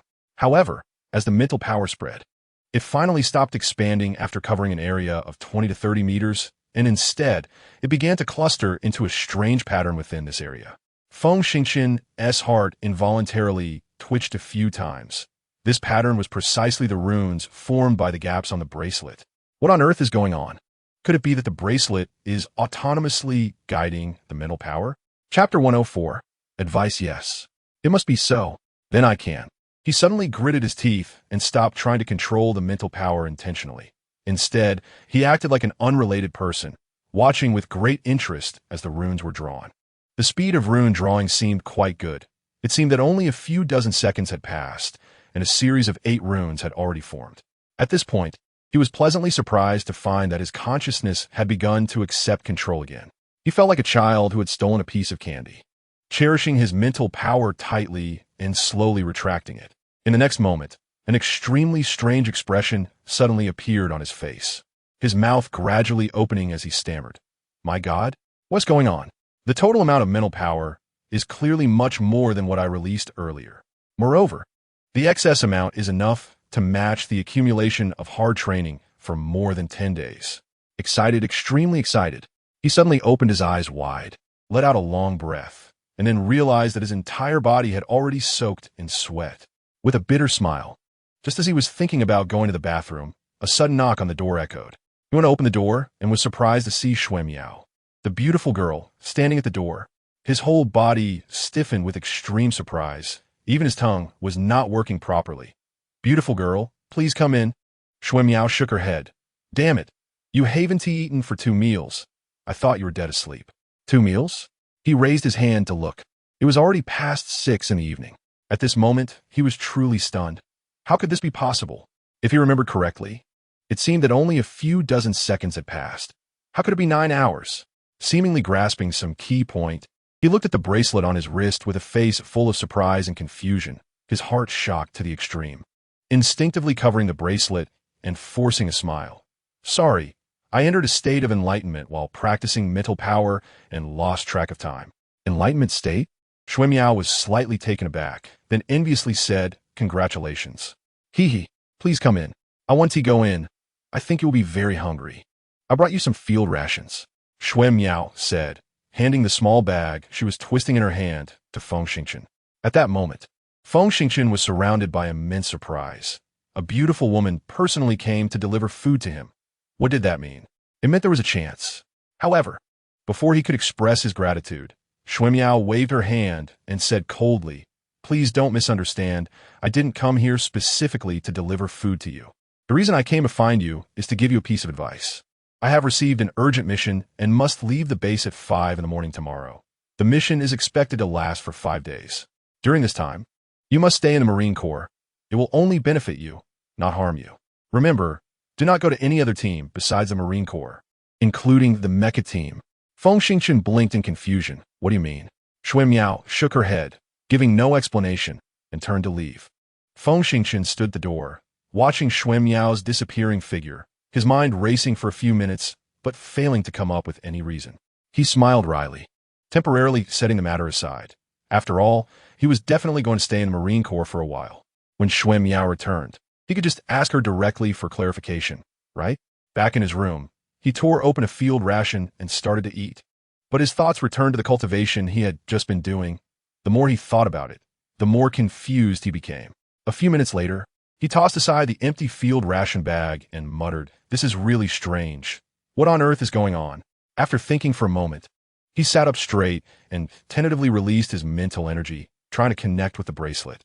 He thought that since his mental energy could spontaneously draw those strange runes when uncontrolled, this object shouldn't reject his mental energy probing. He slowly released his mental energy, carefully covering the bracelet, but it felt cold and seemed to have no reaction. Not willing to give up, he controlled his mental energy, transforming it into a piercing force, continuously probing different positions on the bracelet. Suddenly, his mental energy pierced through a certain rune, and he clearly felt as if he had punctured a layer of paper. The previously resisted mental energy surprisingly penetrated through. After a brief pause, he didn't give up on the desire to continue probing, stabilizing his mental energy and cautiously probing deeper. Chapter 105. Tianyu Ring. As he continued his probing, his eyebrows involuntarily twitched inside the bracelet, just to show how it said. There was indeed some kind of peculiar energy hidden. However, he still couldn't understand what it meant. After his mental energy came into contact with the invading energy, it unexpectedly bit back. Feng Xingchen was startled, but he did not retreat. After all, he had encountered situations where Xiao Hao desperately absorbed mental energy. And in front of him, being bitten was nothing compared to that. That bite took a sharp piece of his mental energy, and the next moment, he was surprised to find that the peculiar energy suddenly began to tremble slightly, and before long, it became identical to the tremor pattern of his own mental energy. At the same time, a sharp spike suddenly extended from the bracelet, pricking his thumb and drawing a drop of blood before quickly retracting. He was truly startled. Before he could even throw the bracelet away, a piece of information rushed into his mind at lightning speed, making his head spin. However, when he instinctively tried to review this information, a look of ecstasy suddenly appeared on his face. The amount of information was not large. Just a few sentences. Mental energy marking and binding completed. Host's mental energy level assessed to be mid-level 8, qualifies for activating Tianyu Ring. This item is a special auxiliary object that can help the host increase mental energy cultivation speed and basic teaching. This item is driven by brain domain commands, can be freely controlled, and can render itself completely invisible. After reading the text, he felt a storm of excitement in his heart. The Tianyu Ring could actually increase the speed of mental energy cultivation. Just this function alone was incredible. Furthermore, what did basic teaching mean? And one more thing, wasn't he currently racking his brain about how to hide the Tianyu Ring? If it could truly shrink or enlarge, there would be no need for invisibility. It could simply become an unremarkable ring. With a thought, he focused on the bracelet in his palm, and sure enough, it began to rapidly shrink in a strange, overlapping manner. In the blink of an eye, it really shrank to the shape of a ring. He was momentarily stunned. It seemed that this overlapping method was no different from that of the Lingpong tribe. Could it be something from the Lingpong tribe? Just as he thought this, he immediately dismissed the speculation. If it were truly something from the Lingpong tribe, at least Xiao Hao should recognize it. So, this item had nothing to do with the Lingpong tribe? After thinking for a while without getting anywhere, he decided to abandon the idea of tracing its origins. Quickly slid the ring onto his little finger and activated his mental energy again. The ring gradually faded, and in an instant, it completely disappeared from sight. My God! Xiao Hao suddenly popped his head out, unaware that Feng Xingqian had obtained some kind of inheritance, and exclaimed in surprise, "Top-tier, overlapping shrinkage? Light source invisibility? This is way more powerful than anything from our Lingpeng tribe. Dad, how did you do it?" "I don't know." Feng Xingqian immediately denied everything without hesitation. Not blushing at all as he said, "Just now I suddenly thought, wouldn't it be great if this thing could shrink a bit?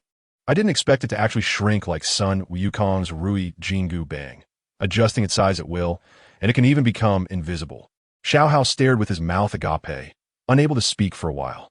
As a metallic life form, he habitually analyzed everything he saw in terms of data and technological content.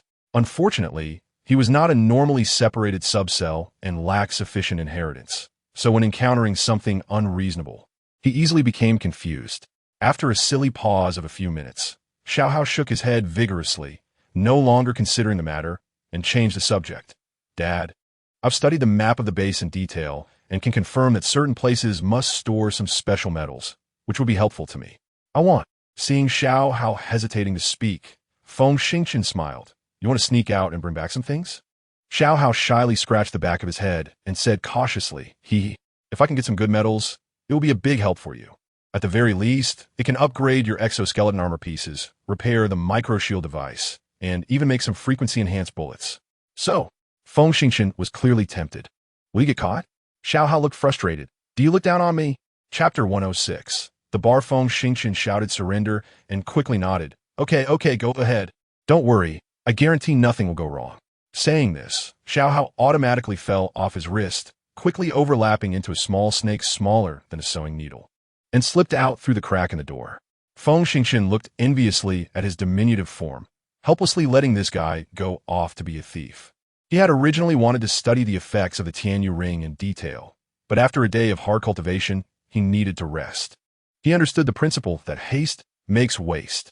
Oh, right, since Shui Miao was going on a mission tomorrow, should he look for the beauty, have a drink, and send her off? Who knows, it might score him some points in her heart. He felt a bit anxious and quickly jumped up, took a 3-minute shower, changed into a fresh set of clothes, and hurriedly left the Marine Corps base. However, after wandering around for a while, he completely couldn't find the location of the Mecha Troops base. He stopped some passers-by to ask, but they all looked at him with doubt and scrutiny. This was quite frustrating. Within the modern military system, the term Marine was only slightly more prestigious than logistics, but it was still equivalent to the lowest level cannon fodder, and there were many restrictions at the base. He kept smiling wryly and, in desperation, shifted his gaze to the entertainment room. As early as 21, the entertainment room had a decent level, almost synonymous with military bars. In the bar, one could purchase field rations and even cigarettes and alcohol from other star systems. It was the favorite gathering place for their squad. When he walked in the entertainment room, his mouth suddenly dropped open. If the entertainment room in 21 was a bar, then this place was simply a den of iniquity. The entertainment room covered more than 1,000 square meters. Not only featuring a bar and various facilities, but also selling all kinds of things that shouldn't be sold in the military, besides of various enticing items. The most eye-catching were the 3 platforms in the center of the hall, where a dozen women dressed relatively revealingly and with great figures were performing explosive dances, surrounded by at least 400 to 500 people watching, creating quite a bizarre scene. In fact, after more than 400 years of rapid development in Earth civilization, with frequent East-West marriages, the moral bottom line of humanity has changed significantly. Not to mention, in the military, it is quite normal for men and women to bathe together. As long as both parties feel something, rolling in the sheets is nothing. However, the military will always be the military, and even if there are unspoken rules of decadence, they cannot be openly displayed. The environment here clearly exceeded certain regulations. I found that I had already fallen in love with this place. His eyes sparkled with golden light, scanning the beautiful women, and before long, he squeezed to the front of the bar, wiping away the drool that was about to drip. "Beautiful lady, a small beer, please." The bartender was a sizzling hot woman who made one feel all warm inside. She glanced at Feng Xingqian, took out a bottle of liquor, and handed it over with a smile, saying, "My treat." "Huh?" Feng Xingqian was taken aback for a moment, then laughed heartily. "I'm honored." "Ha ha. Do first-time guests get such treatment?" "Of course not." The bar beauty covered her mouth, smiling, "But you can enjoy this treatment." He opened his mouth, about to ask for clarification, when a European blonde beauty beside him looked at him and smiled. "You're Feng Xingchen, right?" Feng Xingchen licked his lips. I haven't asked your name." "Hee, I'm Leisha, a former member of the 041 squad of the 15th Base Marine Corps. You're quite the celebrity at the base now. A beautiful woman treating you to a drink is totally normal." "Me? Famous?" Feng Xingchen was genuinely puzzled. Leisha smiled. "What? You really don't know?" "The General Staff checked your military record and were shocked. You actually killed nearly 200 formidable bio-beasts and experts, and even took down 2 mechs. Based on military achievements, that's enough for a promotion to second lieutenant. However, jumping across both NCO and officer barriers consecutively seems to have no precedent in the entire Federation." "Hee. It said that the General Staff is racking their brains to fulfill your reward." Feng Xingchen was stunned. "No way?" The beauty smiled. "What do you mean, no way? This is news that leaked from the General Staff. In fact, this news isn't enough to make you famous." "Hee. The real bombshell is that you rescued the 1st Mech Division's Shui Miao 4 times. With that, you cannot be famous." Feng Xingchen swallowed, just about to explain when he felt a heavy slap on his shoulder. Chapter 107. Beat him. Feng Xingchen turned his head to see a bearded man glaring at him with an arrogant expression, saying, "I heard you save Shui Miao 4 times? Damn it. A Marine has the ability to rescue a mech division? And could take down a mech? Who the hell would believe that? Did you modify your military achievements?" Feng Xingchen took a sip of beer and calmly replied, "Hey, buddy, you need to have a basis for your words. What you just said doesn't just belittle me, but also undermines the military achievement record program. It's even a disgrace to the wisdom of the General Staff. Damn it, Marines are at most level 6, while mech divisions are at least level 7. What gives you the right to rescue a mech division?" Feng Xingchen frowned, about to lose his temper, when another big man nearby heard the bearded man's words and was unwilling to let it go. He walked over and glared at the bearded man. "What is wrong with Marines? Are mech divisions so great?" The bearded man grabbed a bottle of beer, leisurely took a sip, and grinned. "Hey, don't get me wrong. I'm really superior to Marines. My salary is more than double yours. The mech I pilot is worth 98 million, plus various external weapons. It's almost top-tier equipment worth 3 billion. $1 million for individual soldier armor is nothing. Damn it, looking down on Marines, beat him." Behind him, another burly man lunged forward and punched the bearded man in the back, causing him to stagger 2 steps. In front, another Marine charged forward and swept a kickbang. The bearded man was sent flying. Though the bearded man was at least a peak level 7 expert with decent inner strength, he was still knocked back without injury. He jumped up, roaring, "Marines challenging mech divisions? You're really looking for death. We're the mech divisions. Are you not going to make a move?" The 2 Marines who were about to fight also yelled, "Damn it, mech soldiers are bullying Marines? If you're a Marine, beat him." This time, they stirred up a hornet's nest, and the entire venue suddenly turned chaotic, with sounds of fighting everywhere. However, the Marines were at a disadvantage. It's a well-known fact that mech soldiers are of better quality than Marines. Plus, this war was so sudden that not many Marines escaped, and those who found a signal to come here were even fewer. Coincidentally, the Bone Base was a facility dedicated to mech development and manufacturing, and its standing military strength was almost entirely made up of mech soldiers, with only 2 companies of Marines. If it weren't for the fact that they had rescued over 500 survivors in the past 10 days, their organization would not even reach battalion level. Thus, mech soldiers held an absolute numerical advantage in the base. Once the fight broke out, 60 to 70 Marines were immediately beaten to a bloody pulp, with some even suffering broken bones, lying on the ground, unable to get up. The bearded man knocked down 4 or 5 people in a row and finally broke through to the front, grabbing the first Marine who charged at him, tightening his fist, and swinging hard at the soft tissue under the ribcage. If the Marine was really hit by that punch, even with modern medicine, he would have to lie in bed for at least 10 days to half a month. Feng Xingchen had been sitting not far away, originally not wanting to get involved, but seeing this situation, he became furious, suddenly charging out, grabbing the bearded man's fist, then swinging his head to heavily slam his forehead into the bearded man's nose. Puff! The bearded man felt a mix of sweetness, bitterness, and sourness in his nose, blood gushing out, and he grunted, squatting on the ground, unable to react for a while. Since he was already fighting, Feng Xingchen's anger also surged, letting out a roar, first kicking the bearded man flying, then striding forward towards the crowd, hands continuously reaching out. grabbing any mech soldier within reach, twisting them behind him, and pushing them away, sending them flying over 10 meters, crashing into others, and causing them to scream in pain. All the way through, there was no one who could stand against him. He charged over 60 to 70 meters, knocking down more than 30 people. With his extraordinary skill paired with swift movement, who below level 9 could evade a single strike. All the Marines became excited, following behind him to beat up those who had been knocked down, creating a wildly explosive scene. Stop! With a loud roar, 5 pure white mech strode into the bar. The mech stood 7 meters tall, carrying several types of conventional weapons, and looking at the emblem on the chests of the mechs. It turned out to be the inspection team. Chapter 108. Copy. The 5 mechs quickly lined up in a row, blocking the entrance. Raising the latest model of heavy energy assault rifles, their barrels already fully charged, the 55mm massive muzzles glowing with blue light, pointing directly at everyone inside. This was intimidation and also the power of the inspection team. The leader turned out to be a major. He scanned the gradually quieting scene, finally fixing his cold gaze on Feng Xingchen. After a brief stare, he unceremoniously waved his hand and said, "Feng Xingchen." Originally, the command was considering whether to give you the rank of second lieutenant or sergeant, but now it seems there's no need to deliberate. Participating in a brawl at a high-security base, resulting in multiple injuries, has already violated 4 prohibitions. Capture him and throw him into the confinement room first. A mech strode over, standing in front of him like a mountain, looking like it was escorting a prisoner. Feng Xingchen raised an eyebrow.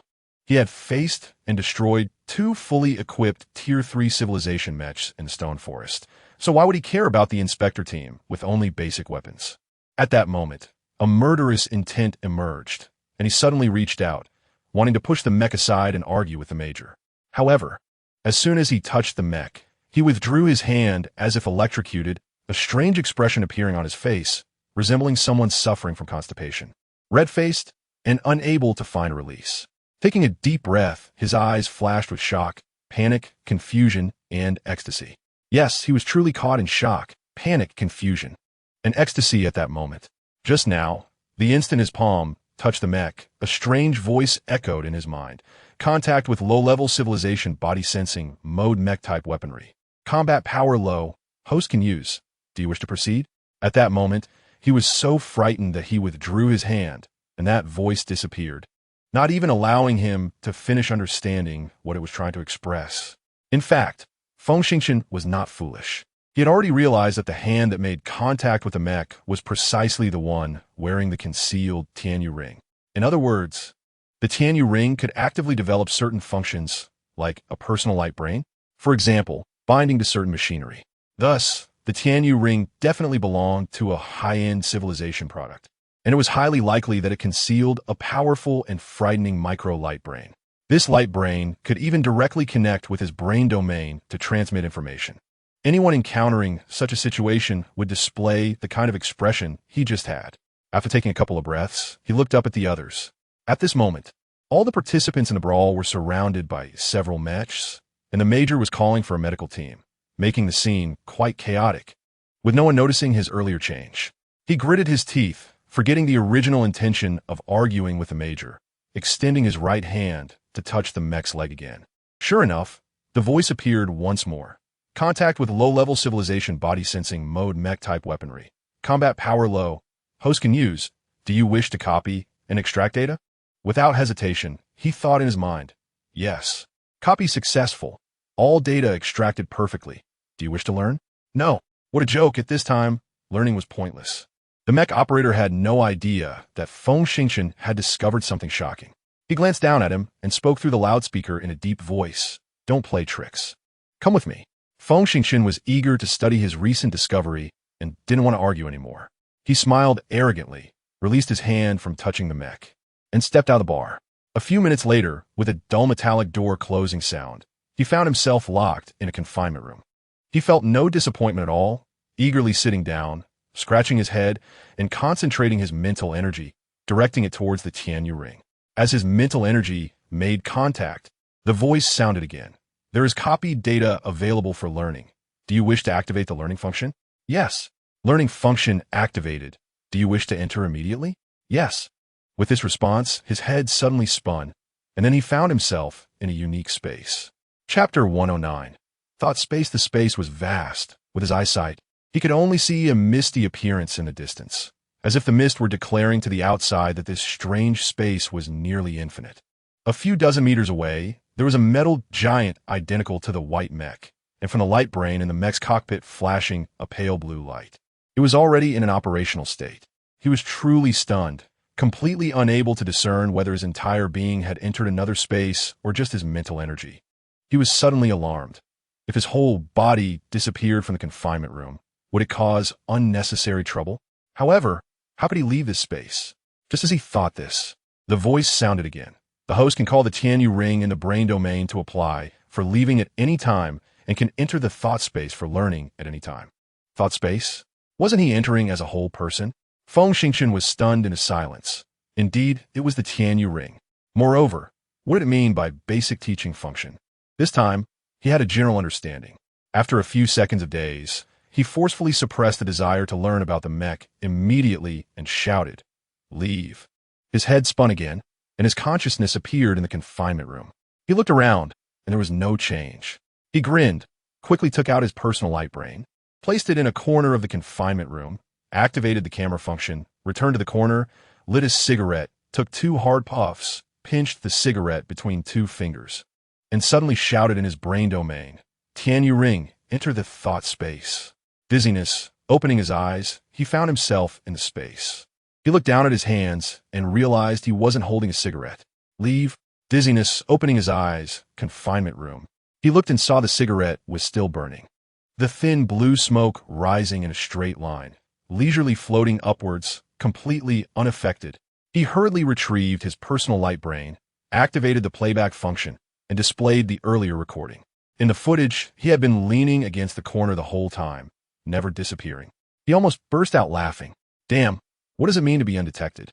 What does it mean to have my space under my control? What does it mean to enjoy oneself secretly? Looking at how he was laughing so heartily now, it was clear. He thought with some regret, alas. It's a pity that the thought space is just a product of his imagination and doesn't store items like Xiaoho's discontinuity space. It seems that the Tianyu ring's function isn't for storage, but rather a medium used by some high-level civilization for simulated education. Thinking this, he shook his head and laughed at himself. I am too greedy, inexplicably acquiring such a powerful item, yet still dreaming of more complete functions. Such a greedy mentality will surely kill me one day.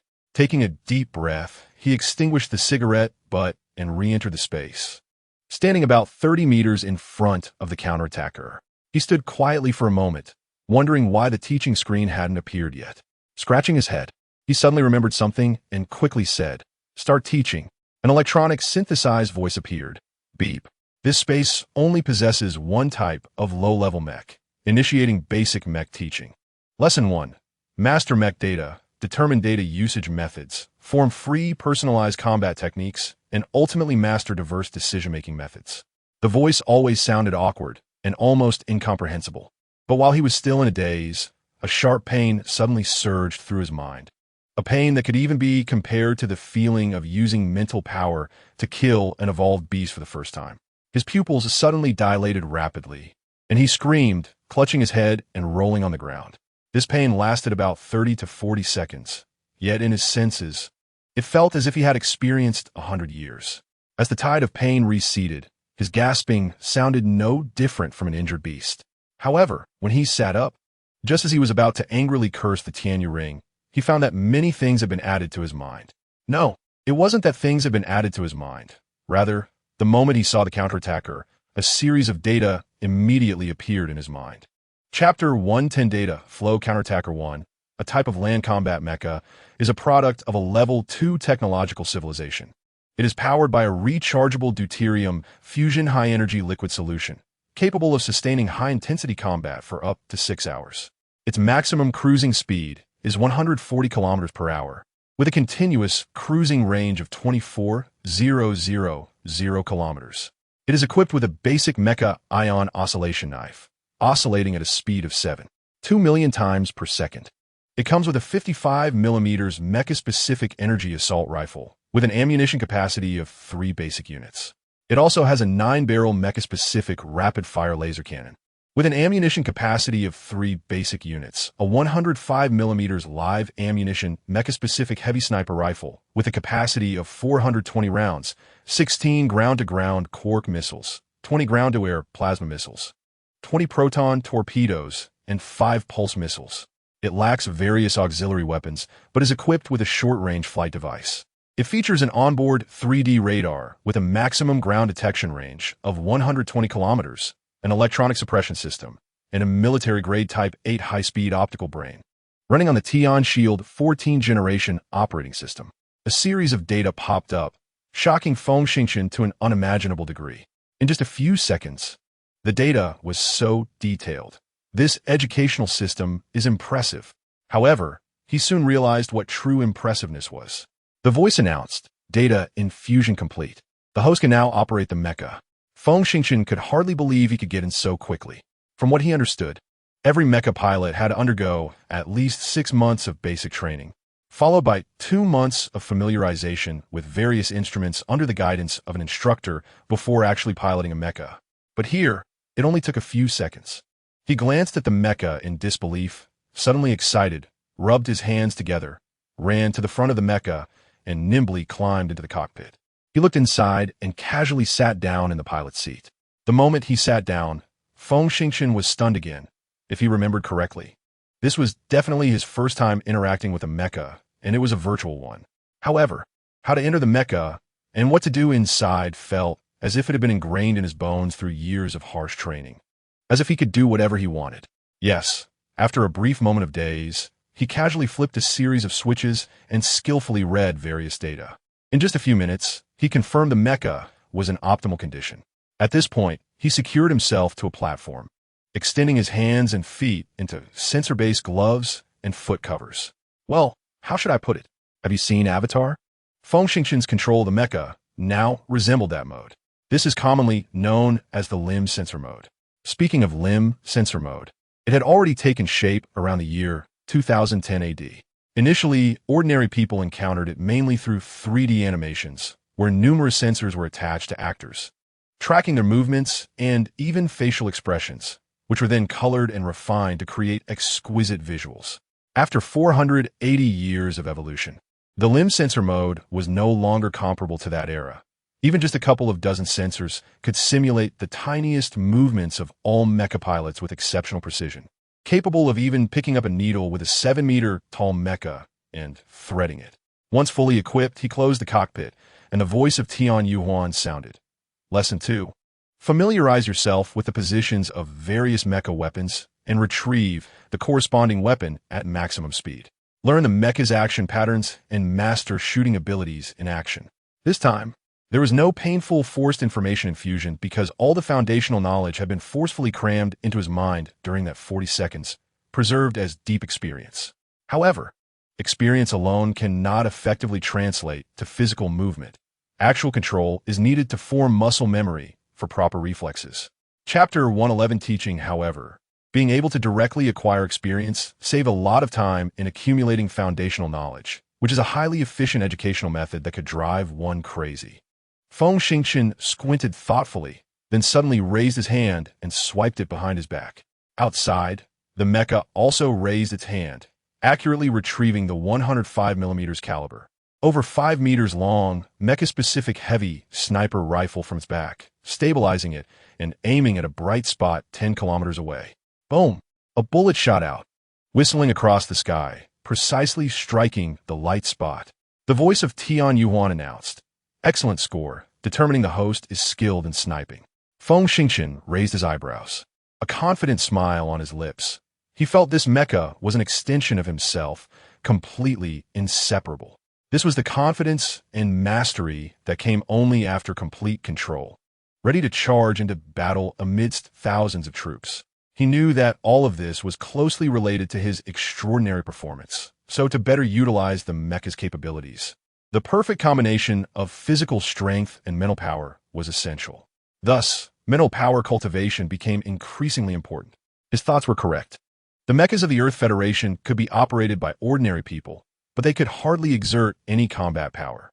The main reason was that the mecha seemed to be separated by a membrane, and all feedback information had to be filtered through the quantum optical brain before being presented, which the pilot would then react to. No matter how powerful the optical brain was, it would always lag slightly. This lag is crucial. Everyone knows that in life and death battlefields, the tiniest flaw can be fatal. A level 7 expert can use a diffused internal energy shield, which enhances perception slightly over a level 6 expert. As for a level 10 expert, they can create an external force field with a radius of over 15 meters using internal energy, allowing them to intuitively perceive the minutest changes outside the mecha, bypassing the optical brain to directly determine the next action. This way, the mecha's combat power can be maximized. He let out a long howl, fully expressing the boldness in his chest, continuously raising his hand to fire the assault rifle, laser cannon, and various missiles, each accurately hitting its target, greatly boosting his confidence. Shooting performance excellent, determining the host has a natural intuition and keen senses in mecha shooting. You may proceed to the next item, high-speed movement. At this moment, Feng Xingchen was already in a state of ecstatic frenzy. Just as Yan Huang's voice fell, the towering 7-meter steel giant suddenly accelerated to nearly 50 kilometers per hour. With the physique of a peak level 9 expert, he could ignore overloads below 30, which is another reason only experts above level 7 can pilot the mecha. Well, he also wanted to reach the maximum speed of 140 kilometers per hour. But just as he started, before he could run 100 meters, boom, the mecha's foot slipped and it heavily fell to the ground. Wow! Feng Xingchen was disoriented from the fall, shook his head vigorously, and cursed, "How could I fall?" The calm voice of Yan Huang sounded, "Excellent start. However, insufficient estimation of ground friction coefficient caused the fall to be inevitable. Please continue training. I'm dizzy, it's just running. Do I still have to consider the friction coefficient?" With a bitter smile, he slowly got up, shook his head vigorously, murmuring, "No, to fully master balance. I need a lot of practice."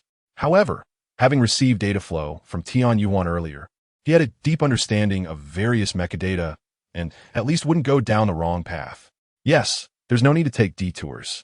By using the program to directly gain a wealth of experience, all that's needed is to validate it through action. My hand-eye coordination is getting stronger, and my control proficiency is skyrocketing. In just half an hour, the mecha's running speed has already approached its limit. The voice of Yan Huang sounded again, excellent in flat high-speed movement. You can proceed to the next item, mountain high-speed movement. Feng Xingchen sighed. It seems that training is endless. But he had already been trained by military instructors to the point of being condition-free, gritting his teeth and following Yan Huang's advice. He gradually went through mountain high-speed movement, flat movement shooting, and mountain movement shooting. Chapter 112. Time difference. After a few exercises, sitting in the mecha and panting heavily, he found it hard to believe that he could feel fatigue in the thought space. It seems that high-level civilizations have many wonders. Raising his hand to check the time, he realized he had been in the space for 3 hours and said somewhat reluctantly, "Yan Huang, I can't keep my consciousness away from my body for too long. It's been 3 hours. Please send me out." Yan Huang did not send him out of the space, coldly stating, "The thought space has a time difference of 10 times with the outside world. Training the thought space for 10 hours is equivalent to 1 hour of external time. Additionally, if there are any unsafe factors nearby, this program will alert the host. Based on the above, do you wish to abandon training?" "What?" Feng Xingchen widened his eyes again. "There is such a function?" Yan Huang replied. "The thought space exists within the host brain domain through thought-sensing technology, stimulating related neural systems to expand brain neurons, thereby activating thought and accelerating computing speed, normalizing the 10-fold time difference. As the host's neuron development and mental strength improve, the time difference will continue to extend." Feng Xingchen was truly impressed and clapped his hands vigorously. "All right, continue training." Lesson 3. Basic evasion motion practice and high-speed movement evasion combination practice. This lesson is crucial. After mastering 19 different evasion actions, they can be combined into 626 tactical actions with astonishing practical effects. How many combinations? Feng Xingchen was stunned. 626. My goodness, isn't this deadly? This is just the basics. The importance of the basics needs no explanation. Feng Xingchen became anxious. The problem is, where do I have that much time? You have plenty of time.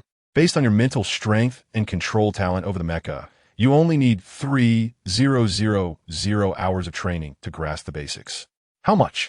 3,000 hours? That's 125 full days. But I still have to participate in regular military training, improve my physical strength, and cultivate my mental strength and internal energy. By this calculation, even if I don't eat or sleep, it would take a year. What I mean is the time in the thought space. In reality, it's about 300 hours. Yan Huang coldly stated. Also, due to the uniqueness of the thought space, it will provide deep stimulation to the relevant nerves, leading to rapid muscle relaxation. In other words, training in the thought space can effectively improve mental strength, increase physical strength, and allow muscles to form deep memory states. This way, it can save a lot of time. So approximately 300 hours of real time can complete basic training. Dizzy, what level of civilization do you belong to? Yan Huang coldly replied, sorry, the database is damaged and cannot be queried. What can you find out? Sorry, insufficient permissions. Unable to query. Damn it. Feng Xingchen cursed angrily and shouted, let's train. He was training while outside. Chaos had already erupted. He didn't know who secretly transmitted the footage of the conflict at the bar to all the ground troops, logistics personnel, maintenance soldiers, and engineers. These relatively lower-level soldiers, many of whom had been promoted from ground troops to mecha soldiers, were unwilling and gathered at the command center, demanding the release of all the confined ground soldiers, while strongly protesting against the arrogant and rude bearded man, demanding a public apology from the mecha soldiers. After 4 hours of silence, the mecha battalion finally issued a public apology from Brigadier General Feng Tianhao and released all the ground soldiers. At this time, Feng Xingchen was training in the thought space to the point of dizziness when Yan Huang suddenly said coldly, someone is approaching the confinement room. Please leave quickly.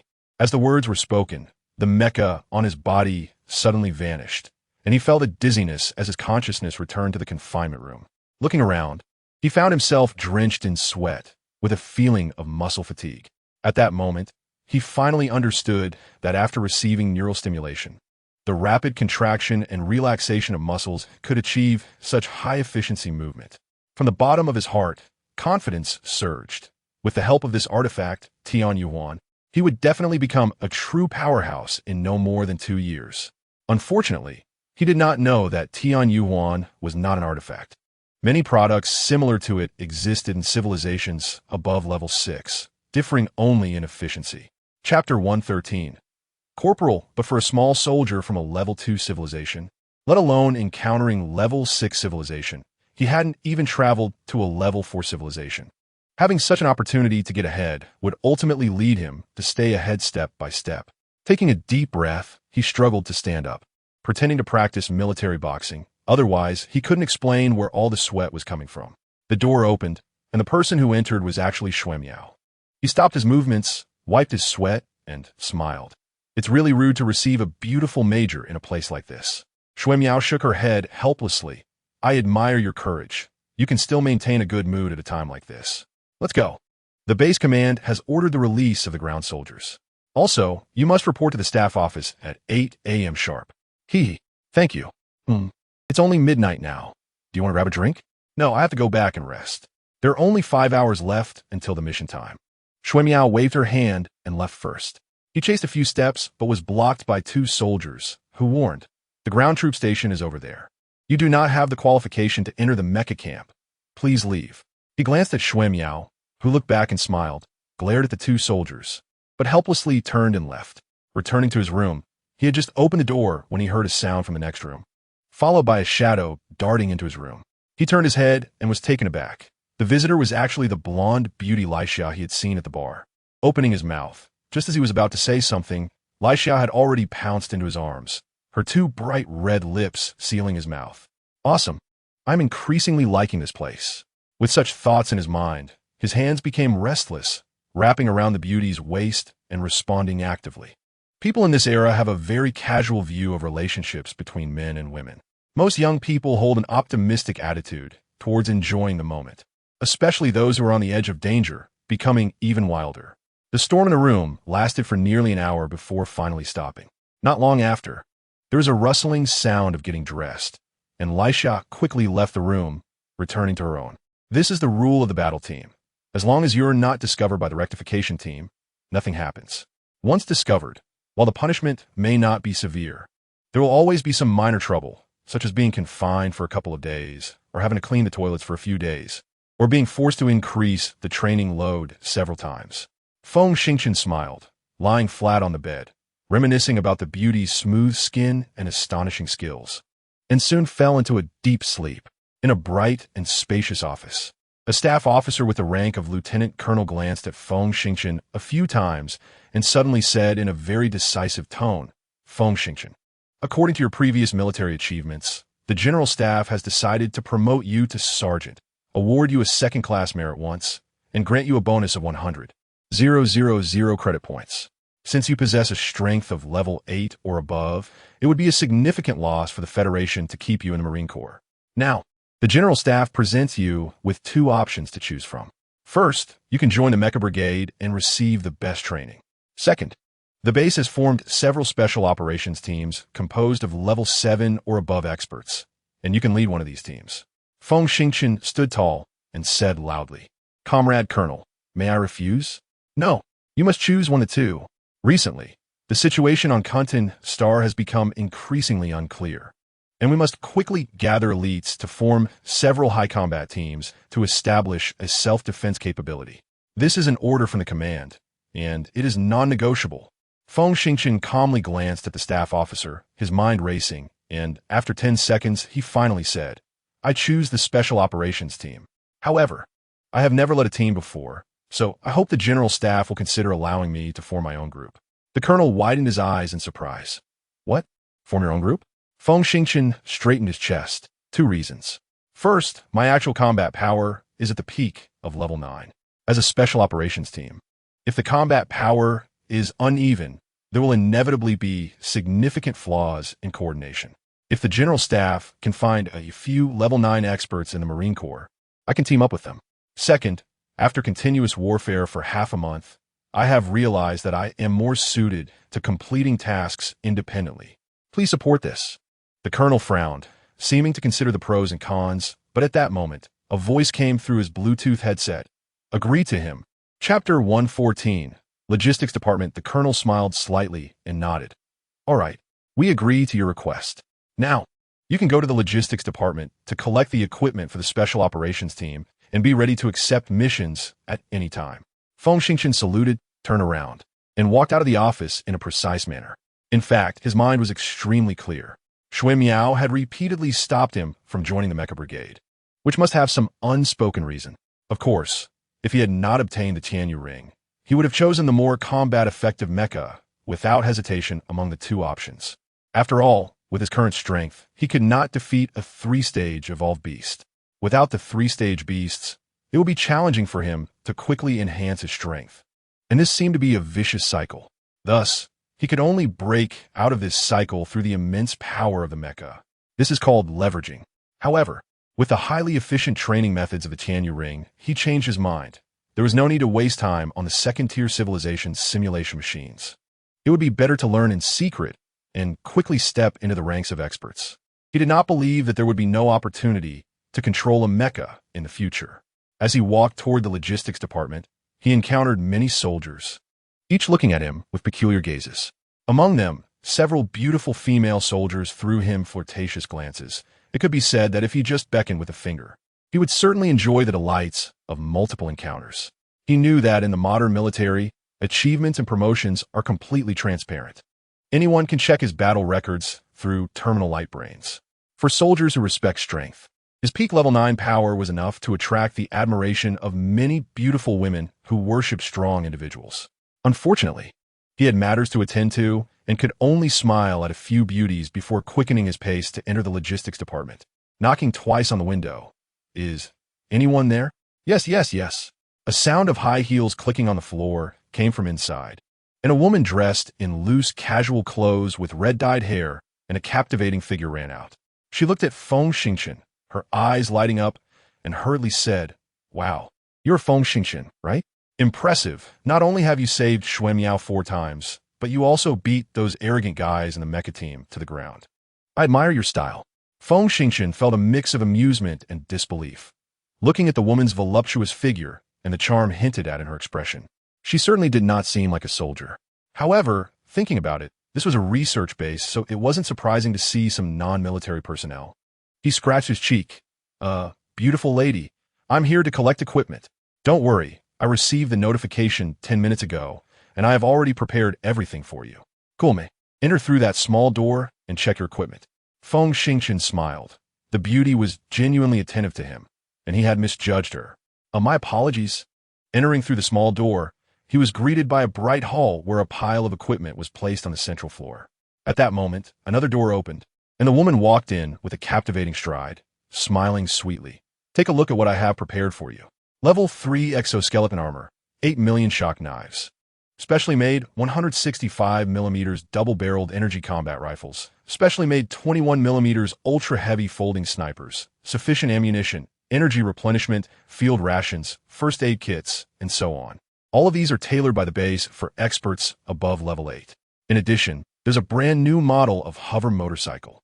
He examined everything carefully, but when he seriously looked at the two types of large ammunition, he frowned. Beautiful lady, is there no hyper-frequency ammo? The woman seemed to enjoy laughing. Haha, of course, there is. Feng Xingchen quickly put on a smile. Beautiful lady, can we negotiate? I don't want the exoskeleton armor or the energy combat rifle, so naturally, I won't need the grenade launcher shells. Can you help me exchange them for 100 rounds of hyper-frequency ammo?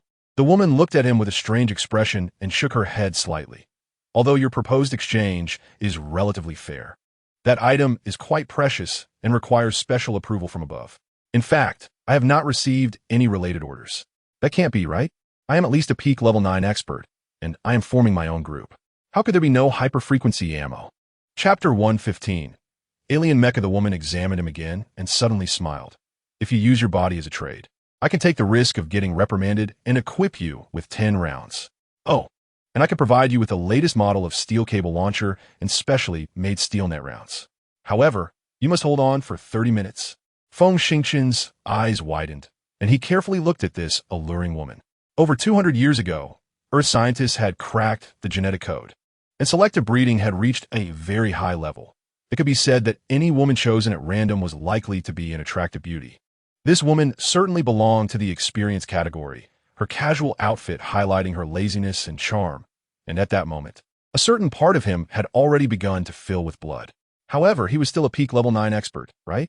He couldn't rush in recklessly. While he was still holding back, the beautiful woman had already noticed his subtle changes, chuckling lightly as she suddenly leaped towards him. Heaven! The two of them unexpectedly enacted an astonishing action scene on the hover motorcycle.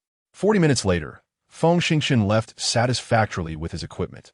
However, the exoskeleton armor, energy combat rifle, and grenade launcher shells had been exchanged for 15 rounds of hyper-frequency ammo and other equipment more suitable for jungle combat. He was now fully equipped. With ample rations, and after a good relaxation, he was determined to stay home, make the most of his time, and earnestly engage in mecha training and compressing the level 9 shield. The colonel's staff officer was right. The situation was too tense now, and learning an additional skill could save his life. Upon returning home, without any delay, he immediately entered the thought space. The voice of the Tianyu ring sounded. After 37 hours of training, time in the thought space, the host has mastered 9 basic evasion moves and 400 combination moves. Please board for practical combat. Feng Xingchen was taken aback. What? Practical combat now? The foundation is meant for real combat. Without real combat, the foundation is just a joke. Through practical combat, one can discover their own weaknesses and master the basics more quickly. Feng Xingchen pouted, but still jumped into the mech. However, a rather imposing mech suddenly appeared opposite him, leaving him stunned. This was a wolf-shaped mech, 5 meters tall and 10 meters long, with a blue and white armored body that shimmered with a faint metallic luster. The eerie blue electronic eyes flickered rhythmically, giving off a somewhat sinister feeling. Of course, the wolf-shaped mech didn't scare him. The issue was that as soon as he saw the mech, a series of data flashed through his mind. Level 3 Civilization Steyr Republic Dawning Class Alien Land Combat Mech, powered by a low-level energy block. With a maximum continuous high-intensity combat limit of 8 hours, maximum cruising speed of 180 kilometers per hour, and a continuous cruising range of 40,000 kilometers. It was equipped with 4 ion oscillation claws, oscillation speed of 30 million times per second, and a 110 millimeters heavy sniper rifle with 500 rounds of ammunition. It had 2 9-barrel mech-specific rapid-fire laser cannons on its back, with an ammunition capacity of 5 base units, and 3 missile launchers on each side of its abdomen, capable of launching quantum missiles, guided nuclear bombs, plasma missiles, and various other weapons. It was equipped with an onboard 3-dimensional radar with a maximum detection range of 230 kilometers, calculated based on planetary curvature, and had an electronic suppression system and a high-speed optical brain. Level 3 civilization mech? Such terrifying data? Where did you get that data? There are introductions on the wireless network, and, through speculation, it can be simulated. Of course, without specific data, arbitrary simulations have a significant gap from actual objects and cannot be used for teaching, but they can still be used as your opponent. Unfortunately, information on level 4 mechs could not be found. You must establish strong confidence in your host. Prepare to begin practical combat. The howling wind shook the tall trees in the forest, and beneath the giant trees, Feng Xingchen was running frantically with blood boiling throughout his body. He was a bit anxious, fully unleashing his mental power and continuously scanning the surroundings. As the super realm appeared, the world's rotation became exceedingly slow in his eyes. His brain was highly focused. Even his breathing was somewhat rapid. Each exhale brought a fiery sensation to his nostrils, as if he were breathing out flames instead of air. Chapter 116. Practical training. He was indeed feeling a bit tired. After 2 hours of relentless pursuit, both his mental and physical stamina were rapidly declining. Unexpectedly, Tianyu didn't let him confront the level 3 mech head-on, but instead designated the battlefield to this 23,000 hectare forest. The wolf-shaped mech was very suitable for forest combat, being fast and equipped with an overwhelming electronic suppression system, which rendered his 3-dimensional radar almost ineffective. This forced him to give up on radar and resort to mental diffusion to track his opponent. Fortunately, the wolf-shaped mech weighed no less than 20 tons. No matter how careful he was, it would leave traces in the forest, and he didn't completely lose track of it. Suddenly, a sense of danger surged from the depths of his heart, and instinctively, he made a rather impressive tactical evasion move. Boom!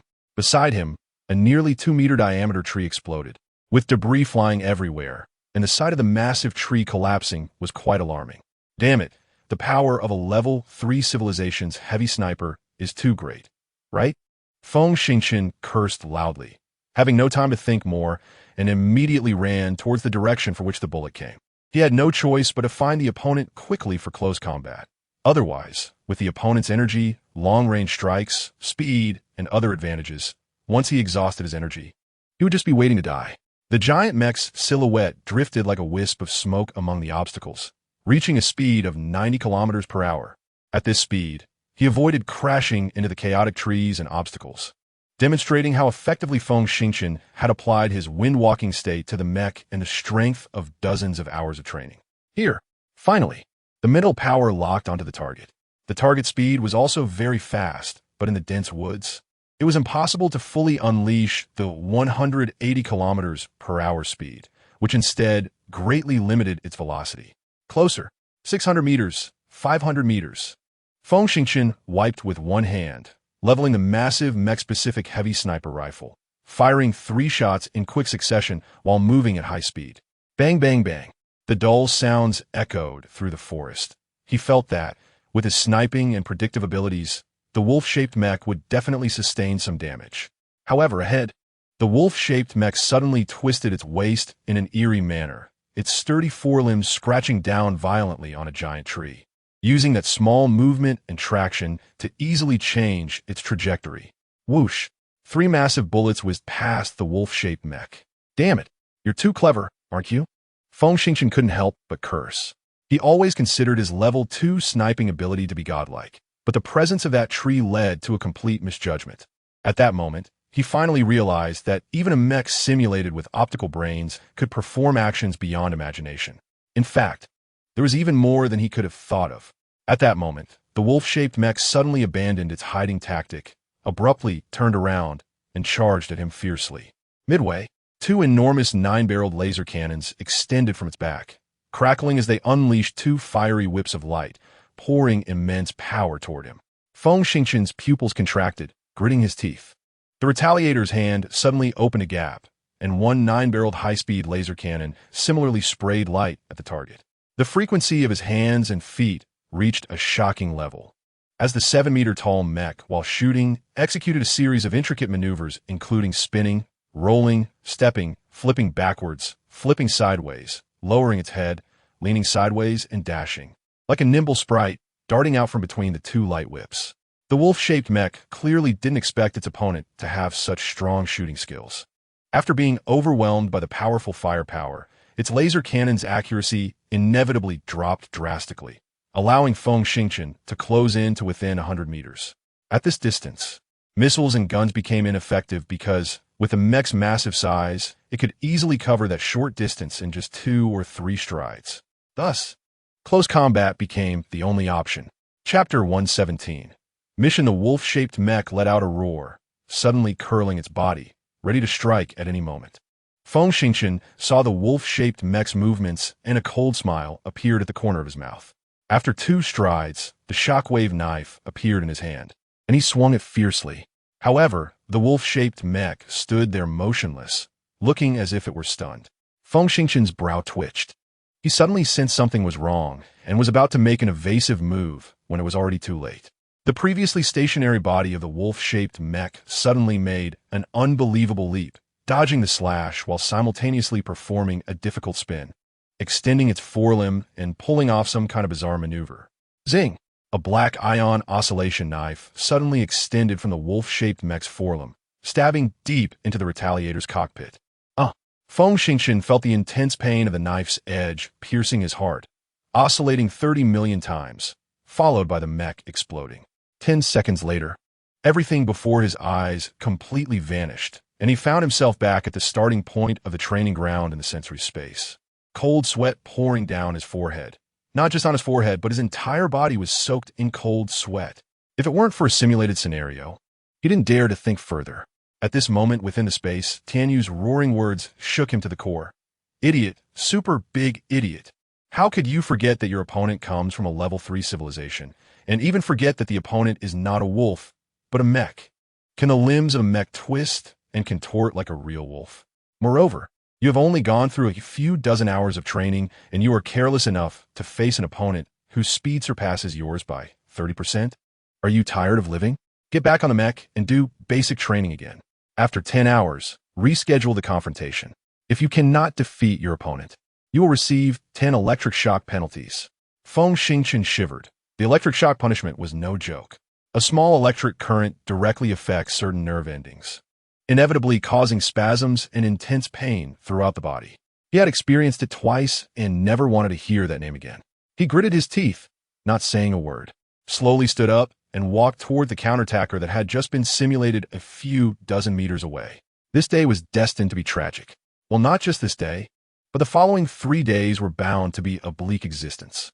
Training in the thought space caused his nerves to suffer specific shocks, making his head dizzy, while his muscles rapidly relaxed under nerve stimulation. Every 4 to 5 hours, he was left severely fatigued, drenched in sweat, more exhausting than training in the gravity chamber. However, in this era, medical standards were high. Just drinking a bottle of military training-specific nutrient solution, he would be lively again after an hour. The training results were surprisingly more effective than those at the training ground. As for the source of the nutrient solution, aside from everyone being able to receive a fixed amount daily, anyone could go to the logistics department to buy it. However, the beautiful woman in the logistics department was increasingly fascinated by his growing physique, working hard for an hour, and even waiving normal charges, directly giving him several hundred spare bottles, enough for 3 to 4 months.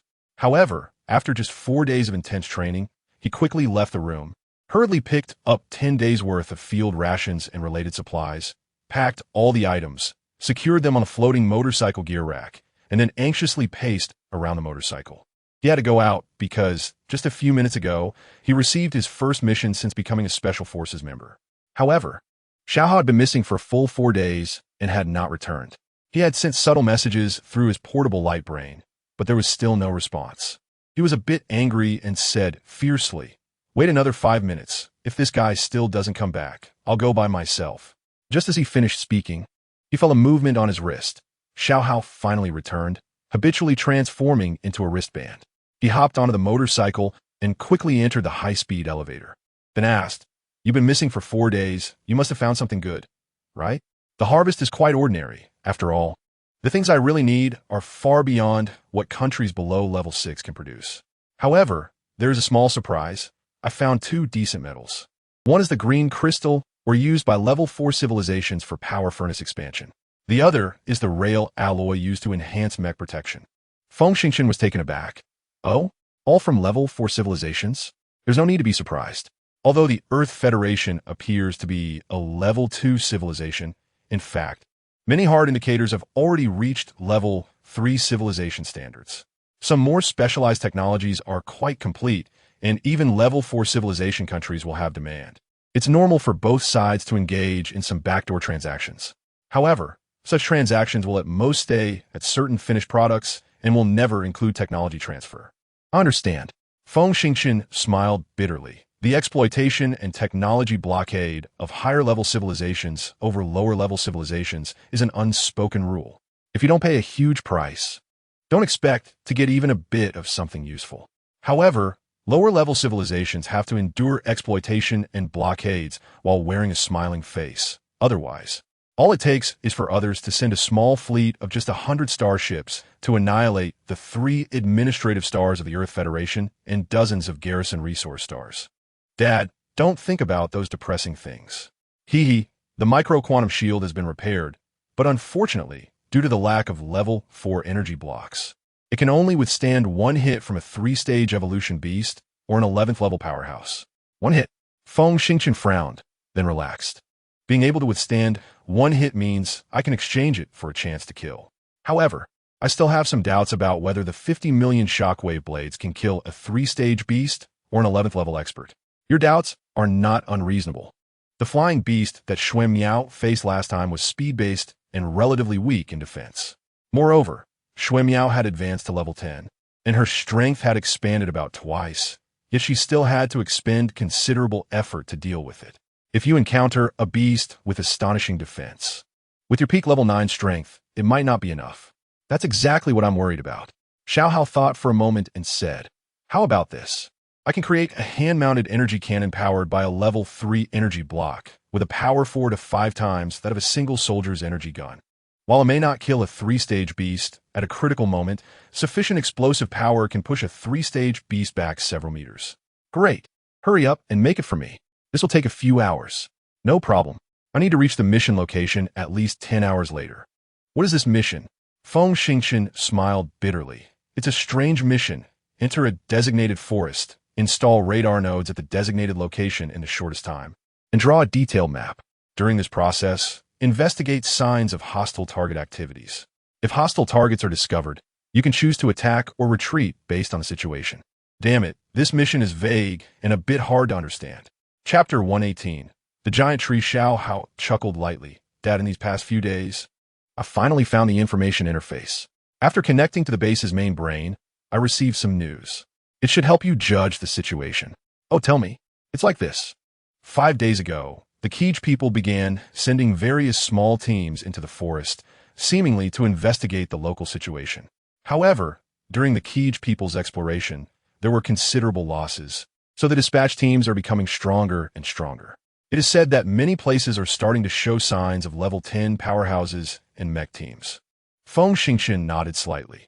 If he were the commander of the Keej people, occupying a new planet, once they established a foothold, they would need to conduct a comprehensive investigation. This is normal behavior. Seeing that Feng Xingchen was non-committal, Xiao Hao felt a bit frustrated. Think about it. If the Keej people keep expanding their search range and eventually run into the Bone Desert, even if the Bone Base uses underground optical cables for external contact without leaking signals, it is still hard to guarantee it won't be discovered. Feng Xingchen's heart skipped a beat. "I understand now." Thus, the Bone Base continuously sent various teams into the forest, firstly to disrupt the opponent's exploration progress, and secondly to create an illusion that Earth soldiers had survivors in all major forests, forcing the Keej people to focus their attention on the forests. Haha, exactly. However, there's one more thing you're right about. According to the investigations over these few days, there really are some survivors in the forest, estimated to be no less than 4,000. The Bone Base also hopes to find these soldiers. Damn it, they really see us as cannon fodder? Feng Xingchen was extremely frustrated, but as a soldier, he knew a basic truth. To achieve victory, many pieces on the chessboard often need to be sacrificed, and ground combat soldiers are clearly the best pawns. He shook his head. By the way, how many people are there in the Bone Base? 920,000, Xiaohao said. 260,000 are research personnel, 610,000 are logistics personnel, and the rest are various troops. So many? The map you downloaded is just the tip of the iceberg of the Bone Base. In fact, if the base were fully opened, it could accommodate 3 million people. What is most surprising is that there's an abundance of underground water resources here, as well as an underground ecological park, with self-produced resources sufficient for 700,000 people to live without worries. Huh? Feng Xingchen widened his eyes, feeling it was unreasonable if it was just for researching mechs. Wouldn't this investment be too large? I also felt there was something wrong, even doubted that there was another completely separate main brain in the base, which was the key research project. However, time was too short, and I hadn't found it yet. Sigh, forget it. I only know that this is an unimaginable secret base, which means we can live here without worrying about safety and food issues. He, a great man in China, once said a few hundred years ago, dig deep holes and store abundant grain. It turns out that such tactics also have considerable effects in interstellar warfare. As they talked, they walked into the circular sand dunes. He hopped on his motorcycle and sped away. Riding a hovering motorcycle in the howling desert winds was almost a death wish, but for a level 7 or higher master, it was still possible to use inner strength to create a shield to mitigate the impact of the strong winds. He wasn't a level 7. He was at the peak of level 9. In recent days, the Kaigerians had really not been expanding, so the Bone Base launched a frequency-hopping satellite and established several hidden transfer nodes on the planet's surface. As long as they left the desert, they could get support from an individual positioning system, which saved a lot of trouble. The journey went smoothly. The motorcycle reached a maximum speed of 370 kilometers per hour and raced for a full 10 hours, gradually approaching a giant forest. Upon entering the forest zone, he thought for a moment that the motorcycle was still a bit too conspicuous and somewhat bumpy, making it unsuitable for stealth operations. For the sake of his own life, it was better to walk steadily. He found a crevice in the ground and hid the motorcycle inside. Just as he was about to attach various equipment to the exoskeleton, Xiaohao automatically fell off and clinked 2 items out. Wow, the equipment is ready? Only the repaired energy shield and energy gauntlet cannon. Feng Xingchen was overjoyed. First installing the energy shield on the armor plate, then picking up the energy gauntlet cannon. The appearance of the gauntlet cannon had been deliberately modified by Xiaohao, looking very much like a simple extended gauntlet, but it seemed much thicker. Once activated, the armor plate beneath the wrist expanded and opened, revealing a hidden gun barrel with a caliber of only 15 millimeters. Under Xiaohao's guidance, he mounted the gauntlet cannon on his left forearm, carefully stowing away 2 backup energy blocks. However, he was very clear that the technological content of this equipment was no less than that of a level 4 civilization. And appearing on a battlefield between level 2 and 3 civilizations would easily attract unforeseen troubles, so it could only be used for fighting evolved beasts or for self-defense. And otherwise, it was best to avoid being seen by others. Soon the equipment was ready. He twisted 2 not-so-small alloy boxes and crawled into the forest. The 2 boxes contained 120 micro-radar nodes, which he had to install at fixed coordinates. According to the intelligence collected in recent days, the Kaigerians seemed reluctant to destroy this planet, which could be transformed into an administrative star. Therefore, on the day of landing, they only destroyed a few patches of forest, while the majority of the forest remained intact. As he walked and installed the radar nodes, when the temperature suddenly dropped, he found a beast nest and casually drove away the wild beasts, thus finding a place to rest. Night was not suitable for tracking trails or doing certain work. He needed such a safe place. He stayed in the sensory space until midnight when Yan Huang suddenly forcefully sent him out of the space. Before he could regain his senses, Xiaohao had already popped up. Dad, there's a situation. At that moment, He was sweating from training. Upon hearing this, he quickly took out a training nutrient solution and swallowed it, twisting his head as the exoskeleton helmet popped out, covering his entire head. Xiao Hao had transmitted the detector's image, and upon glancing at it, he was shocked. The image clearly showed a Kaijirian master. Strangely, this person was facing a large tree, wielding a vibrating shovel and continuously digging into the hard soil. Strange? Does he want to dig this tree back to planet? Feng Xingchen looked at the nearly 40-meter-high tree, full of confusion. I admit this tree is beautiful, but isn't it too big to be used as a bonsai? Xiao Hao secretly despised his dad, pretended to scratch his chin, and suddenly said, Dad, doesn't the terrain here look like a meteorite crater, right? Feng Xingchen realized. You mean that there is likely a meteorite under that tree? Not likely, definitely, Xiao Hao said with certainty, and moreover, I can assert that this meteorite contains some powerful force. What do you mean?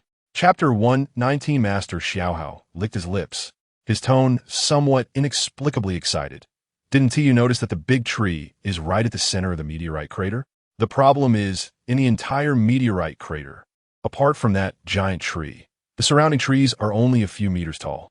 So, I believe that when the meteorite fell here, its tremendous kinetic energy destroyed all the trees within a radius of hundreds of meters. Yet, because of the unpredictable, powerful force of the meteorite, it gave birth to a giant tree. Feng Xingchen nodded thoughtfully. That seems to make some sense. Let's go check it out.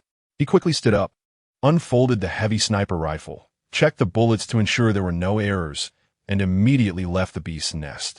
It wasn't long before he quietly approached the Kaijirian, hiding behind a hill, and said with a sly smile, Xiao Hao, keep an eye on him. Let's play the fisherman. When he digs out the meteorite, it will definitely be the most exciting moment. Launching a surprise attack then will surely increase the success rate. Meanwhile, I need to let my somewhat fatigued muscles recover a bit. Xiao Hao nodded vigorously and went to control the microdetector to monitor the Kaijirian. As time slowly passed, about 20 minutes later, Xiao Hao suddenly said, Look, there's a change. Feng Xingchen quickly focused his eyes on the one-way metal glass of the helmet. The Kaijirian seemed to have dug something, and it was obvious from his excited expression that his movements had quickened significantly.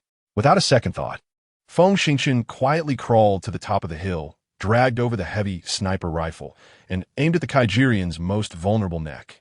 However, just as he intended to pull the trigger, he saw a playful smile flash in the Kaijirian's eyes. His heart trembled, and his keen intuition told him that the Kaijirian had already discovered him and was waiting for him to take the bait. At that moment, he unhesitatingly abandoned what seemed like an easily attainable prize, instinctively dropped the heavy sniper rifle, rolled away from his position, and at the same time slapped his waist as the micro-energy shield opened a layer of defense.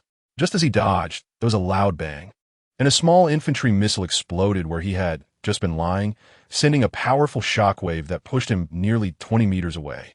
Fortunately, the quantum shield absorbed most of the shockwave.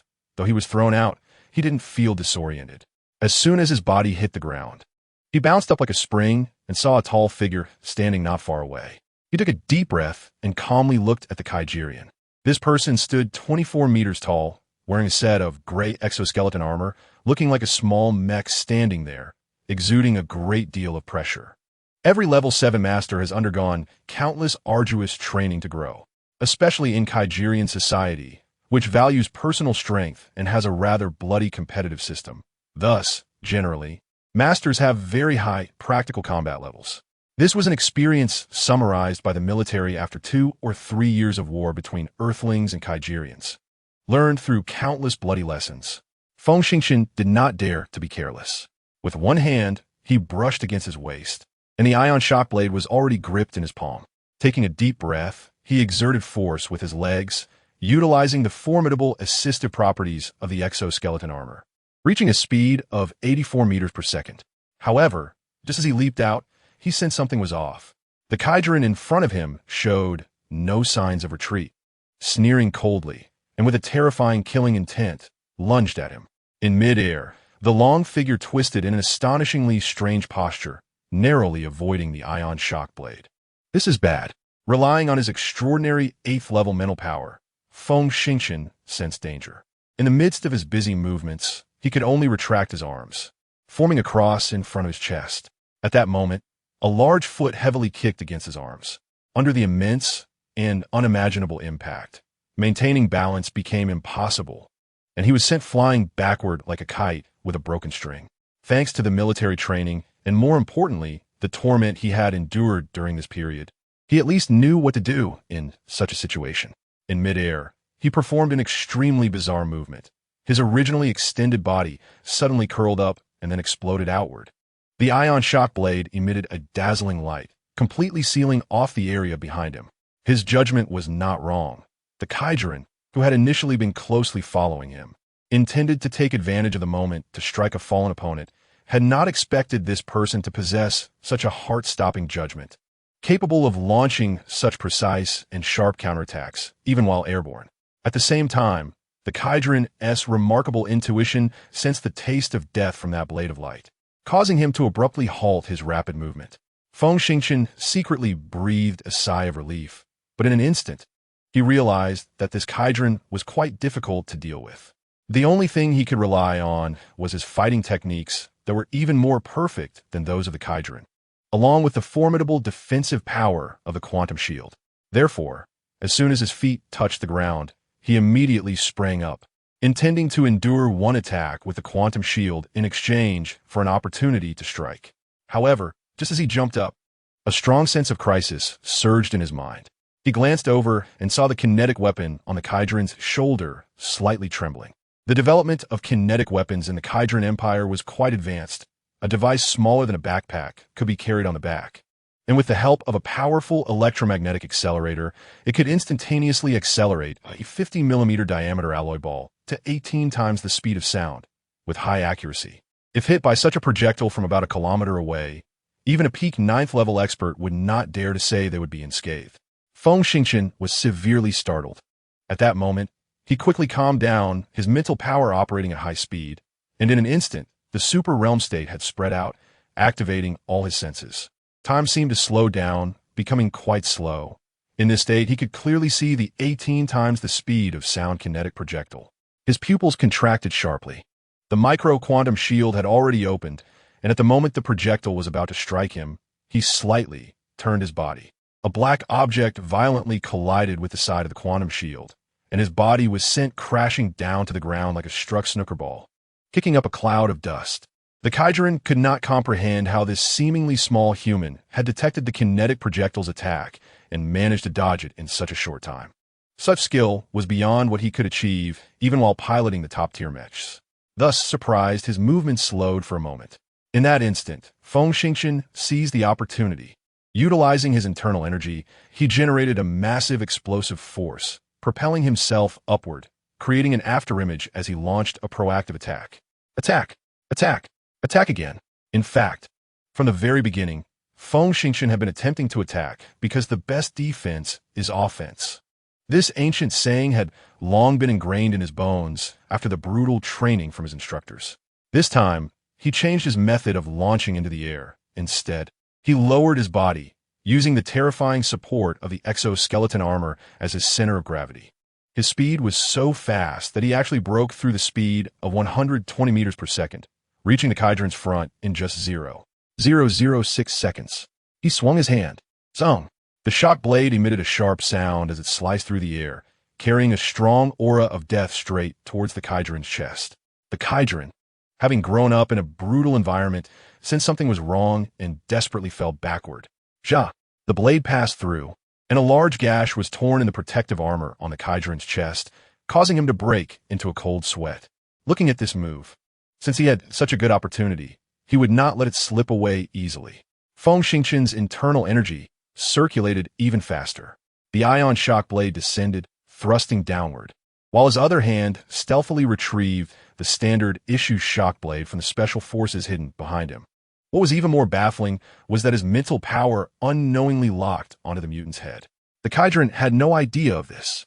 He raised his hand, intending to execute a desperate move, when suddenly it felt as if someone forcefully stuffed some kind of energy into his brain. Boom! With this loud shout, the energy exploded. Boom! He felt dizzy, and before he could make any moves, two blades, one above and one below, easily pierced into his side and the fatal area of his heart. The mental system superpower user, he struggled to utter those few words, could no longer bear his own weight and collapsed to the ground, convulsing a few times before becoming motionless. Clap, clap, clap. A round of applause erupted, and the simulated image of Xiao Hao popped up, sincerely saying, "Dad is just amazing." Managing to unleash his mental power and the practical capabilities of the 9th level internal energy shield to such a degree, it can be said that even without 50 million uses of the ion shock blade, you could still kill this person. Huff. Feng Xingchen exhaled a heavy breath, smiling bitterly. In fact, I almost met my end. How can there be breakthroughs without experiencing life and death?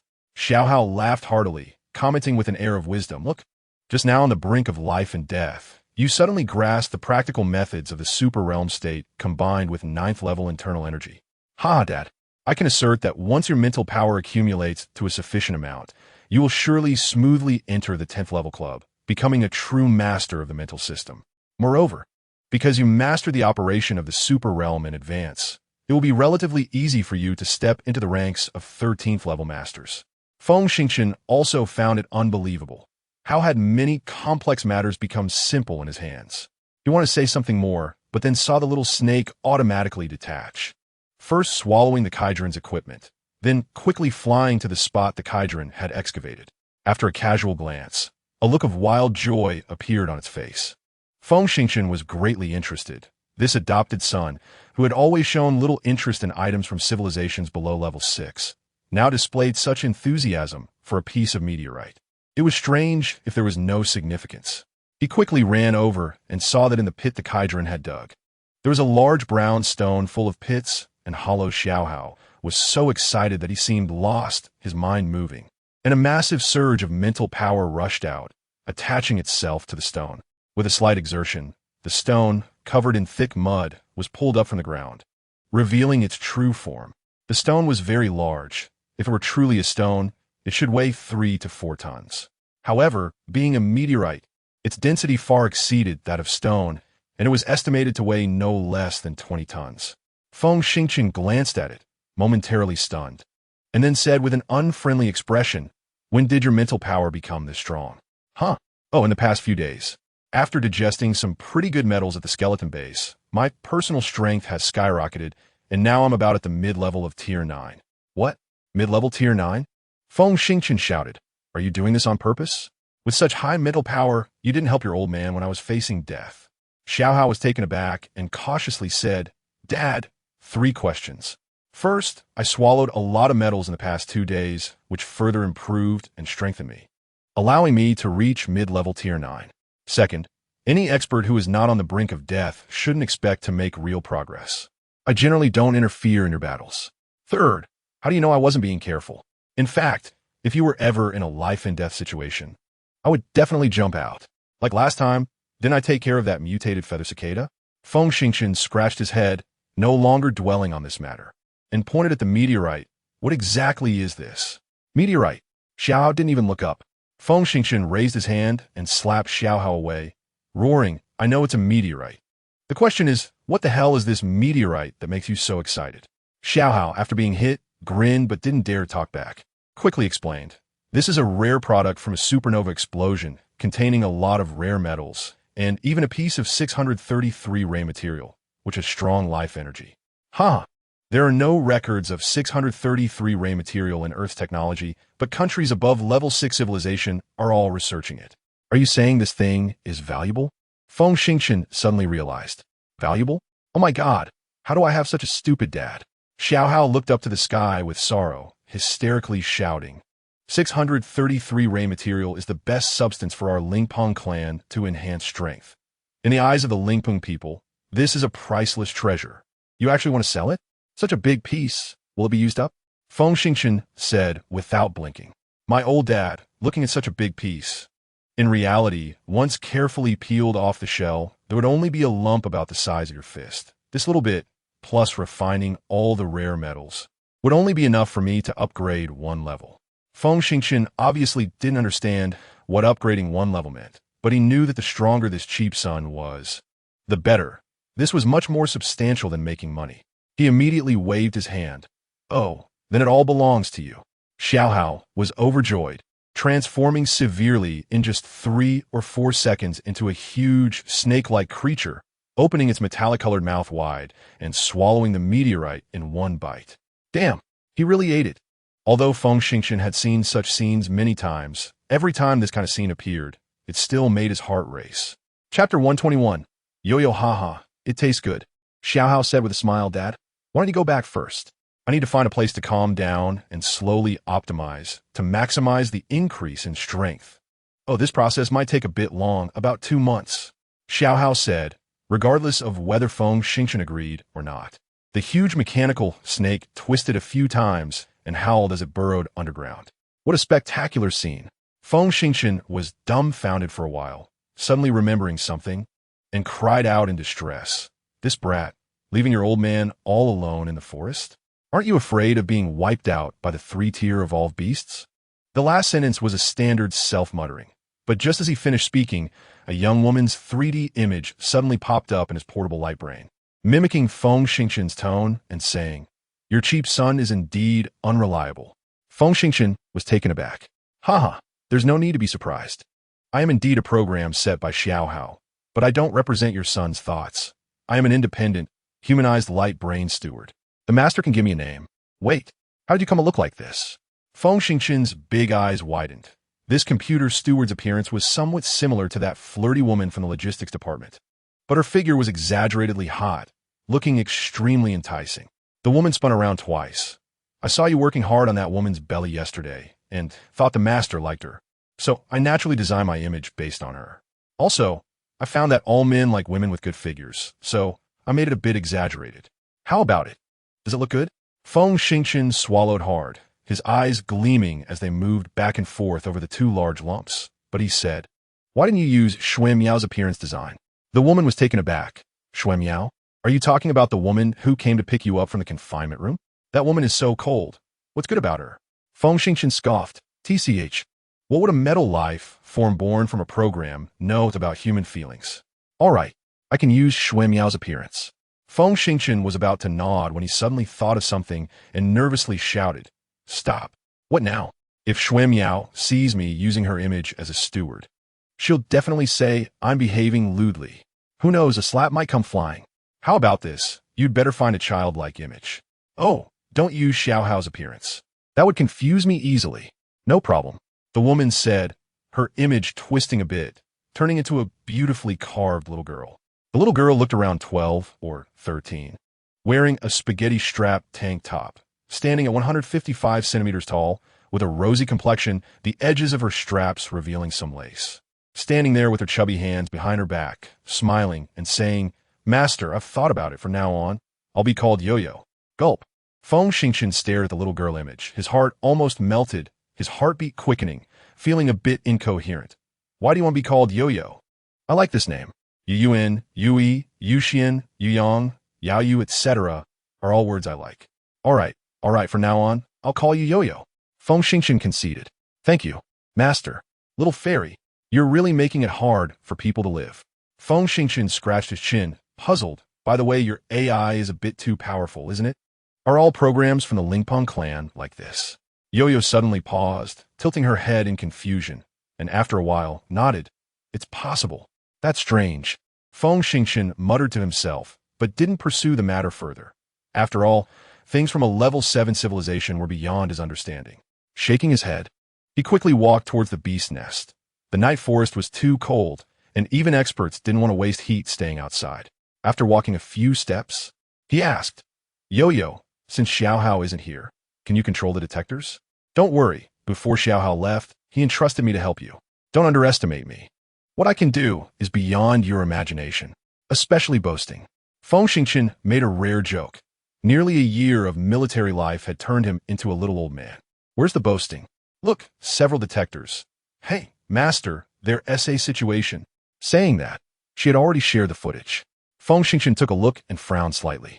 Perhaps it was due to the earlier battle with the Kaijirians. The exploding missiles had alerted the surroundings. At this moment, 70 or 80 Kaijirians were cautiously approaching from all directions. If these people were just simple foot soldiers, he wouldn't even need to take out his thermal weapons. He could easily wipe them out in the forest. However, These people were clearly a squad, with strong complementary weaponry. Among them were not only 10 kinetic weapons, but also 6 cruisers. You can imagine there must be some heavy weapons. Moreover, they seemed to be using some special frequency band, enabling them to use radar in the forest to discover his whereabouts, and they were forming an encirclement. Damn it! He cursed under his breath, twisting the heavy sniper rifle, removing the overclocking ammo magazine and replacing it with tantalum rounds, crouching as he rushed toward a certain area. As he expected, the enemy would definitely spot him at around 700 or 800 meters. He had only run about 60 or 70 meters when deadly kinetic projectiles began to fly past him, shattering debris from the giant trees nearby. Damn! He cursed angrily, continuously making various evasive movements. However, there were too many enemies, with waves of kinetic projectiles, mini missiles, sniper bullets, and energy beams constantly coming in. Although the dense forest helped block most of the attacks, shoulder-fired missiles and kinetic projectiles still posed a significant threat to him. He glanced at his radar, within its range. More and more Kaijus were gathering, reaching around 120 people in just this short time. This was quite strange. What was hidden in this forest that warranted so many Kaijus to be stationed here? Or were they searching for something? He shook his head in confusion and didn't rush to fire. While running at high speed, he detected that the Kaiju's radar range in the forest did not exceed 700 meters. He had a good idea of the situation, suddenly raising his gun and firing 2 massive bullets ahead. Puffed. The 21mm bullets accurately passed through the gaps in the giant trees, obliterating a Kaiju who was about to launch a kinetic projectile. Taking a few steps to the side, he fired 2 more shots. With the help of the transcendent realm, his calculated trajectories were unparalleled, not hitting a single tree.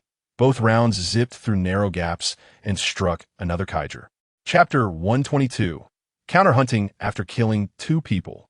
The Kaiju encirclement showed flaws, and he fully unleashed his speed, darting out through the gap, swiftly dodging repeated attacks, raising his left hand to throw out a quart bomb.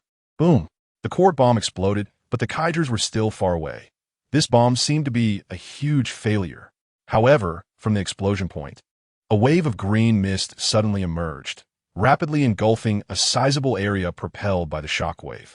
Behind him, the dozen or so Kaijus who had been chasing him fell into the mist and had no time to react, their one-way metal glass helmets rapidly softening and cracking. The dozen people screamed, twisting their bodies desperately in the mist, and, after a few seconds of such movements, one by one they collapsed to the ground, unable to stand up again. The others, witnessing this scene, were terrified and scrambled to avoid the mist, simultaneously relaying these images to others. What is going on? Everyone was dumbfounded. Get away from the green mist. Keep pursuing. The commander shouted loudly. The Kaijus had no choice but to bravely pursue. Hee. Feng Xingqian smiled.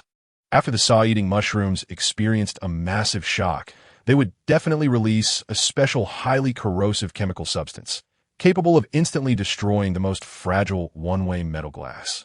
Once it came into contact with the human body, it would corrode the lungs in the shortest time. The Kaijus should not have discovered this fungus, and suffering a bit was inevitable.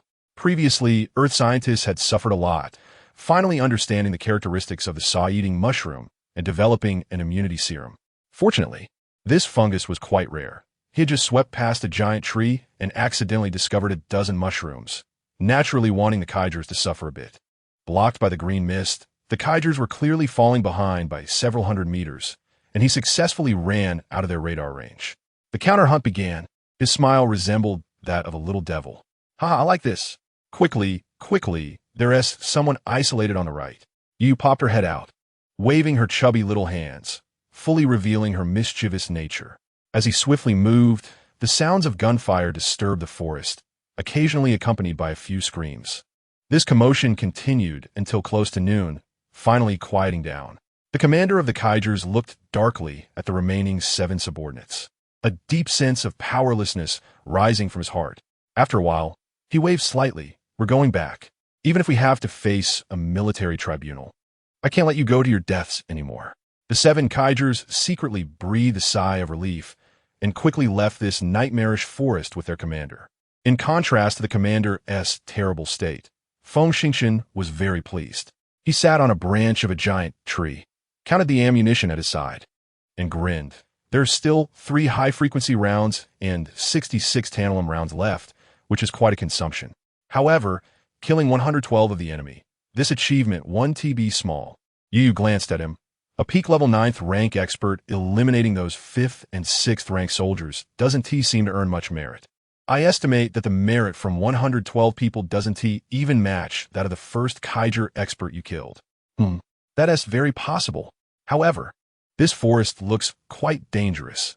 My supplies are somewhat insufficient.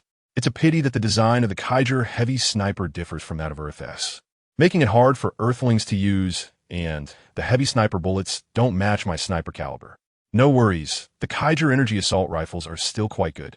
Let us collect one as a backup, shall we?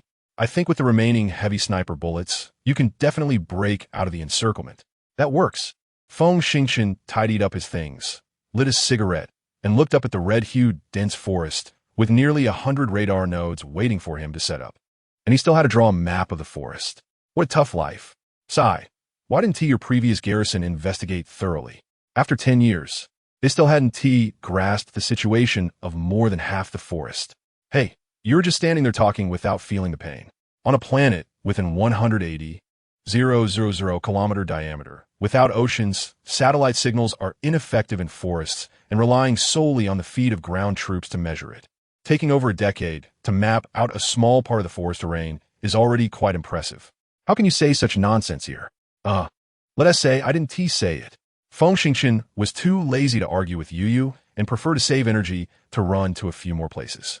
After finding some field rations to fill himself up, he jumped down, first collecting a complete energy assault rifle and several energy magazines from the Kaiser corpses. Then returned to the beast den to retrieve a large box and began to measure the magnificent feat of traversing the planet with his own 2 feet. This went on for a full 3 days. On the night of the 3rd day, around 10 o'clock, he finally set up the last radar node. Of course, during these 3 days, he hadn't simply been walking. In fact, from the first day, he had released Meng Meng to walk beside him, starting to attempt training. After 3 days of training, although he didn't achieve the results he wanted, the mutual acclimatization between them showed good progress, at least. Meng Meng's fear of him had noticeably decreased, and she began to show a slight sense of dependence on him. Dependence is the bridge for animals to accept human commands. Without this bridge, no matter how intelligent the animal, it is difficult to train it to a usable level. So it seems, he really might be able to completely tame Meng Meng. What was somewhat unexpected was that in these 3 days, apart from encountering dozens of local wild beasts, which Meng Meng easily killed, he hadn't seen another Kaiser nor encountered an evolved beast. From one perspective, this trip could be considered smooth sailing. However, after running a winding distance of several thousand kilometers, he was quite exhausted, and, as he sat down heavily on the ground, he first patted Meng Meng a few times, then took out a high-speed specialized positioning device and kept pressing it. After about 20 minutes, the radar nodes he had installed over the past few days finally connected and began to automatically draw a map. This task could not be completed in a minute. He estimated it would take at least 3 to 4 hours. Moreover, the drawn map will not be too complete in many areas with dense ionization. The radar node effect is not ideal, and one has to personally check those places and manually supplement them. Finding a suitable spot, he had Meng Meng keep watch, and he lay down on the ground, soon falling into a deep sleep. A few hours later, a series of beeping sounds woke him up. He got up and saw that the map drawing was finally finished. However, upon closer inspection, he found that one area had at least a 15-kilometer diameter blank spot. He scratched the back of his head and sighed. Damn it. Could it be that the radar nodes in this area were destroyed? Sighing, he could only get up, pat his behind, call out to the mutated mother bug, and sprint towards that blank area. Chapter 123. Black gold level after running 700 or 800 meters suddenly. Yu exclaimed, Master, look at the sky. He looked up and saw a dark sky with a somewhat unreal shadow passing by. From the faint light behind the shadow, it was definitely a small spacecraft. Yu acted quickly, projecting the image in front of him, and using extremely professional methods, removed the night sky background, revealing a rough outline. Then, by comparing the tail flame generation mode and a few characteristics of the outline, he confirmed the true appearance of the spacecraft and even created a clear, three-dimensional model of the spacecraft to display in front of Feng Xingqian. Feng Xingqian's mouth dropped open. truly shocked. His shock stemmed from 2 points. First, Yu Yu's level of professionalism in handling these matters was no less than that of Xiaohai. It seemed that Xiaohai had spared no expense in copying a very excellent program for his father. Second, this spacecraft was not from the Earth Federation, nor from the Kaijia Empire, but a product of the third-level civilization Castellan. And even in Castellan, it was a rare gem, a black gold-level speedboat. The black gold level is a product ordered by the Castellan Empire from the fourth-level civilization Zhemong Alliance in exchange for certain rare materials. Due to the extensive use of alloys, driving systems, and fourth-level engines produced by fourth-level countries, its value is very high. After purchase, when equipped with the latest small weapon systems, fire control systems, radar systems from the Castellan military, and extremely luxurious interior decorations, each costs 8 billion Castellan credit points, equivalent to over 70 billion Earth credit points, roughly the cost of 9 of Earth's most powerful starships. It is said that in Castellan, those who wish to purchase a black gold level must pass qualification checks, which require the buyer to be at least a fifth-generation noble. Moreover, it is never sold externally. In other words, this spacecraft must have members of the Castellan noble family on board. This raised quite a few questions. On the day he encountered Xiaohai, Xiaohai had mentioned that the Kaijia Empire had obtained information technology from Castellan, enabling them to effectively track Earth people's communication signals, making quick responses and inflicting heavy losses on Earth Federation soldiers. And today, a Castellan noble spacecraft quietly entered the war zone under the cover of darkness. Does this mean that behind the Kaijia people stands a certain great noble of Castellan? Could it be that this war was instigated by this family? How strange. Yu Yu suddenly exclaimed, based on the angle at which the spacecraft passed, they will land in that blank area several kilometers away. His brow furrowed. Huh? Why would the Castellan people land in the blank area? Could it be that there's something valuable there? Should we go take a look? His curiosity was piqued, and without hesitation, he had Ming Ming return to the Bug King space, immediately crouched down, activated the quantum micro shield, which has a strong filtering effect to avoid radar scanning, and sprinted towards the place where the spacecraft had disappeared. However, he did not dare to get too close. The Castellan radar was very powerful, reaching up to 4 kilometers even in the forests of Cunton Star. The black gold level used military radars from the 4th-level civilization, which would be extremely effective. Even though the quantum shield had strong shielding effects, he did not dare to be careless. Indeed, the Castellan Empire had surpassed 2,200 years in the age of 3rd-level civilization and had developed technology that was infinitely close to 4th-level civilization. Compared to the Kaijia people, who were also 3rd-level civilization, the gap between them was not something that could be calculated with logic. Not to mention, they had access to 5th-level civilizations. Just based on this point, there were 2 major levels higher than you. Who knows what kind of 5th-level civilization technology this noble might possess.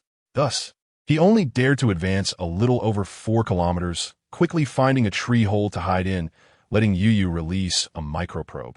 The probe that Xiaohai had painstakingly developed was not something that ordinary equipment could detect, and it could be deployed up to 20 kilometers away, making it perfect for gathering information. Soon, a probe arrived in the blank area and indeed discovered the docking location of the black gold-level speedboat.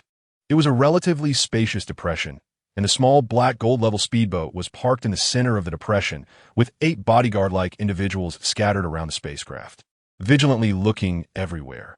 Seeing all this, he quietly sighed. 8 bodyguards, not to mention their strength, just the exoskeleton armor they wore was definitely 4th-level civilization gear. And the weapons hanging from their waists were likely 4th-level shock knives that operated at 400 million times per second. This was not something to be taken lightly. Scratching his head, he continued to observe. About 30 meters to the left of the spacecraft stood 3 people dressed quite differently. The 3 were around 160 centimeters tall, with hands and feet like humans, but their heads resembled lions, sporting explosive golden fur, making them look like lion-headed humanoids. Judging by their attire, they should be nobles of the 3rd-level civilization Castellan. Feng Xingqian cautiously controlled a microprobe to float close to the ground and slowly drift towards the 3 individuals. Thank goodness. Perhaps this area had a relatively strong shielding frequency, as the bodyguards did not detect the probe's presence. Finally, a clear conversation could be heard, and with the help of a language translation program, he could understand the meaning of the discussion among the 3.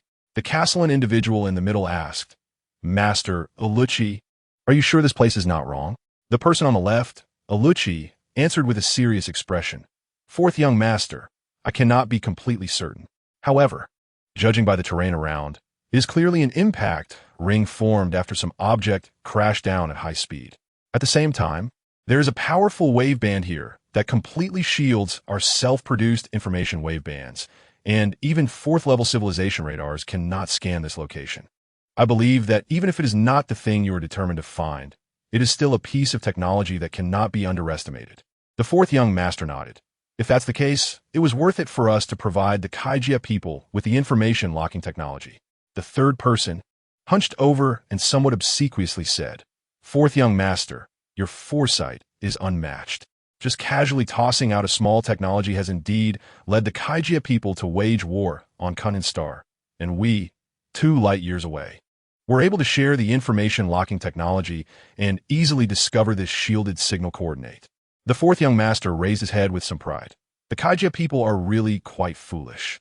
However, we are far from Kunnan Star. Once the Steyr Republic learns that we have intruded into this area, it will definitely lead to a huge dispute, and even the 2 countries may go to war because of it. Therefore, our actions must be swift and secretive, and we must not let out even a hint." Alucci agreed. "The fourth young master's concerns are correct. We can take action now." The fourth young master turned around and walked toward the spacecraft, and soon, everyone boarded the ship. After that, the spacecraft silently ascended to about 600 meters above the ground, and an ion cannon rapidly charged up and fired a shot at the ground. Boom! Instantly, dust and debris flew everywhere, and the ground within a few hundred meters was flattened down by more than 10 meters. Chapter 124. Fourth young master Feng Xingchen was taken aback. The detector had suffered an unexpected disaster and completely evaporated. Fortunately, he was afraid that the other party would discover some clues, so he only sent one detector over while leaving the other 2 a kilometer away. Once the dust settled and the spaceship slowly descended to the ground, Feng Xingchen quickly controlled the second detector to enter the area. At this moment, a 2-meter-wide hole indeed appeared on the ground, slanting down into the earth, dark and unclear. However, Master Alucci jumped down from the spaceship, hurried to the hole to take a look, then pulled out a small instrument to test it, exclaiming with delight, "Fourth young master, it seems our assumptions were correct. Oh, look at the hole. It's a very regular circular shape, and the walls show obvious vitrification features, indicating that a high-temperature conical object crashed into it. Moreover, the laser rangefinder shows that the object penetrated 200 meters into the ground.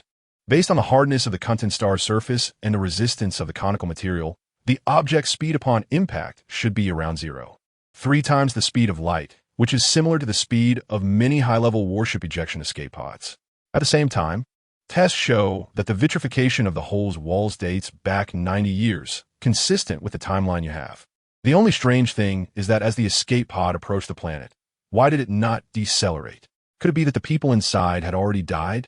The fourth young master's eyes sparkled with piercing brilliance as he waved his hand.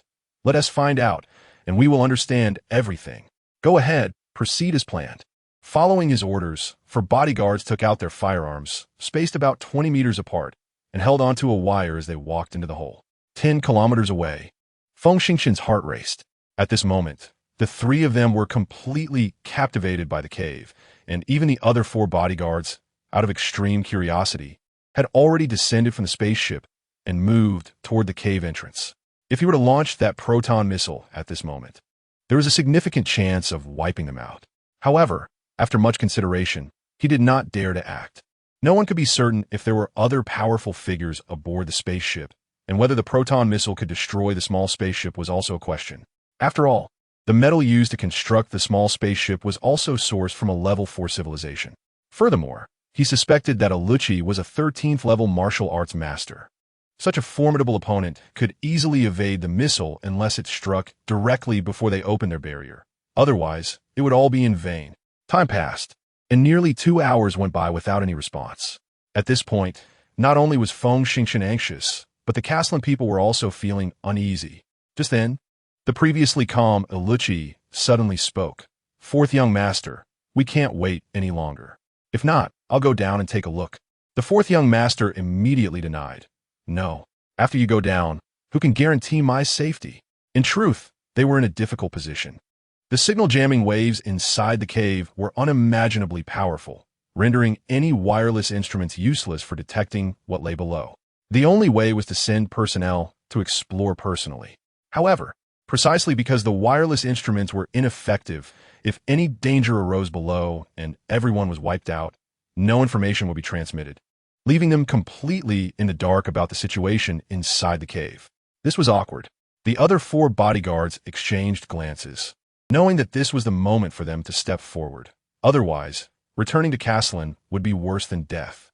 The 4 of them also took weapons and moved in together, the only difference being that they paired up in groups of 2 rather than separating completely.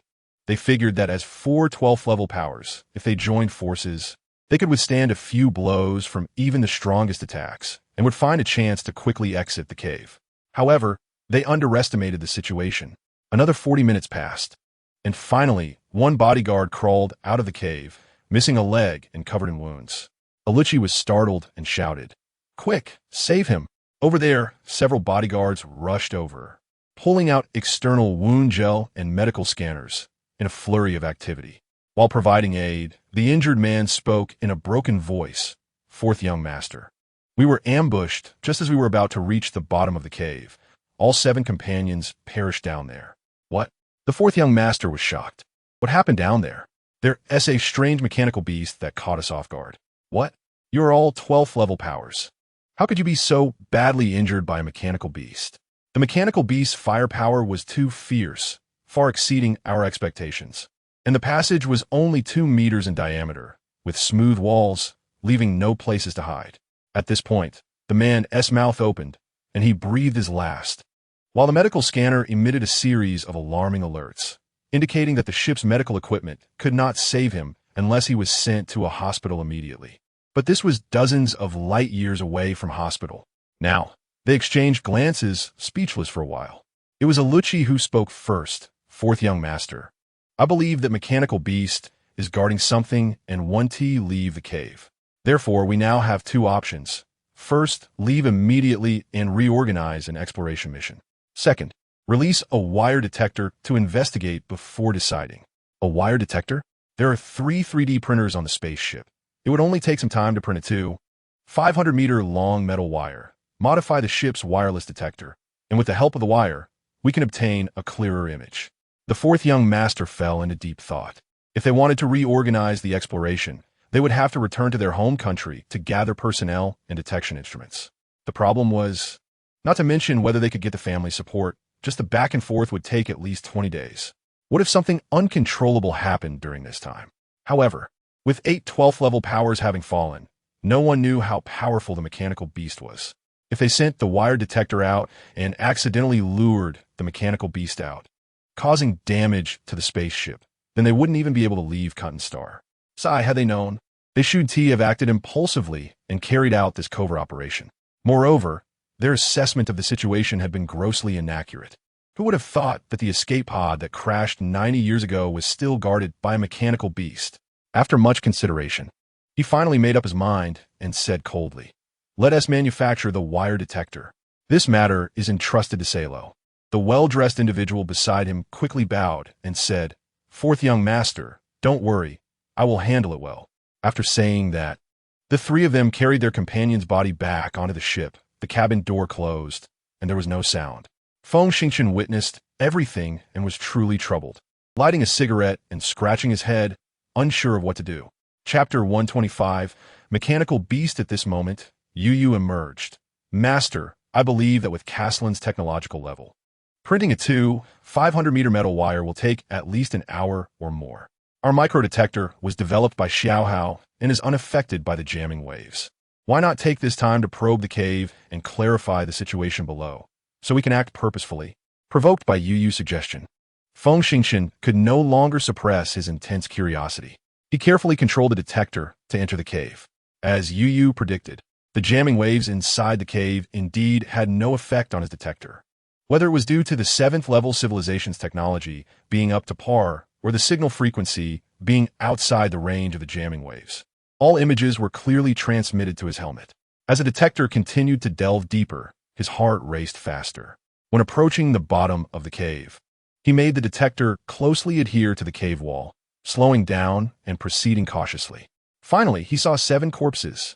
The bodies were in a terrible state, almost completely mutilated, and even the exoskeleton fragments of the 4th-level civilization were blown to pieces. He licked his lips, becoming increasingly cautious, and 3 minutes later, he reached the bottom of the cave. The bottom was shaped like a gourd, much wider than he had imagined.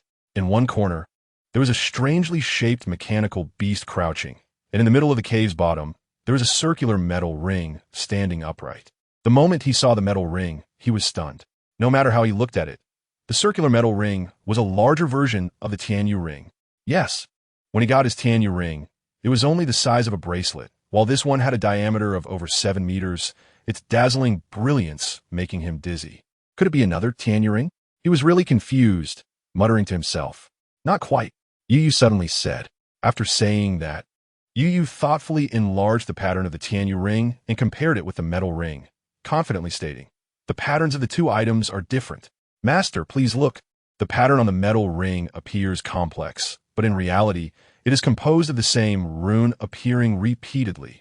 The Tianyu ring looks small, but is obviously much more complex. At least, I found 20 different runes on it. Meow.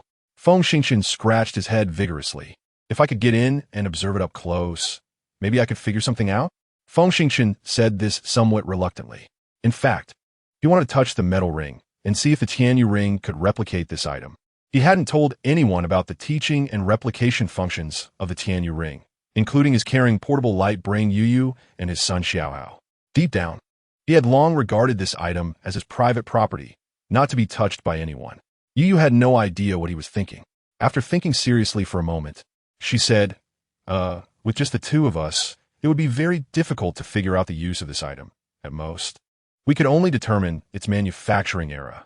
Hey, the key is, how can I destroy the mechanical beast? Destroy it? Are you kidding? Yu hummed. Did you see the patterns on the mechanical beast? Those are real beast patterns. The technology to apply beast patterns to machines can only be mastered by top-level scientists of at least 7th-level civilization. Huh? Are you saying this thing is at least a product of 7th-level civilization? Of course. Feng Xingchen scratched his nose in frustration, having to keep quiet, and stared intently at the screen with Yu. After watching for a while, Yu suddenly said, "Master, look here. How strange." Following her fair little finger, Feng Xingchen saw a pile of stones accumulated below the passage and laughed. The Castellan people blew open the entrance, and some rubble rolled down the smooth passage. That's not surprising at all. What an idiot. Yu angrily retorted. Didn't you notice that these stones haven't been attacked? Feng Xingchen was stunned, finally realizing the mechanical beast didn't attack the rolling stones, nor did it attack my microdetector. This means that the mechanical beast targets only objects with life characteristics? Yes. So, Master can control the detector to circle around the mechanical beast a few times, create a detailed 3D map, and study it carefully. If we can find the activation switch. Yu paused here. Feng Xingchen's heart raced. If he found the activation switch and controlled the beetle detector to turn off, he could not only sneak in, but might even get Yu to modify the protocol to turn this terrifying machine into his obedient pet. At that moment, he was so excited he nearly went mad, unhesitatingly controlling the detector to circle around the mechanical beast. However, they were thinking too simply. After completing the 3D map, no matter how they looked at it, they couldn't find the switch anywhere. Yu scratched her little face. Could it be voice-controlled, or is it activated by remote? Feng Xingchen was at a loss. If Xiaohao were here, maybe he could figure something out? Stop dreaming. Actually, I've been trying to contact Xiaohao, but it seems this guy has blocked communications. There's been no response so far. It's fine. Feng Xingchen lit a cigarette, slowly squinting his eyes, thinking, I wonder if Aluchi knows there's only one mechanical beast down there. Would he try to find a way to destroy it? If both sides were to fight out, could I act as a fisherman? Yu muttered, another fisherman. I see you're becoming the fisherman's dad. What? Feng Xingchen didn't hear clearly. It's nothing. Oh, to be a fisherman, I need to understand the situation inside the black gold level. Feng Xingchen showed a fox-like smile, took a puff of smoke, and said with unusual certainty, I know, Looking at this guy's expression, he was up to no good again. Time slowly passed, and as the sun rose, the temperature sharply increased. Even though he was wearing a bionic fabric military uniform, the tree hole felt like a steamer. Feng Xingchen looked at the time again. The spaceship had been silent for a whole hour and a half. There should be some movement by now, right? Just as he thought this, Yu shouted, "Hurry, hurry, the hatch is opening." He quickly fastened his helmet and saw the hatch of the black gold level speedboat open. Aluchi, wearing dark exoskeleton armor, came out carrying a giant alloy box and waved his hand back. The spaceship started, slowly becoming invisible as it ascended and flew more than 2 kilometers to the south, hiding in the woods. It seemed that the Castellan people were also afraid of inadvertently attracting the mechanical beast and destroying the spaceship. They did not know that at the moment the hatch was about to close, a beetle-shaped micro-detector stealthily flew in.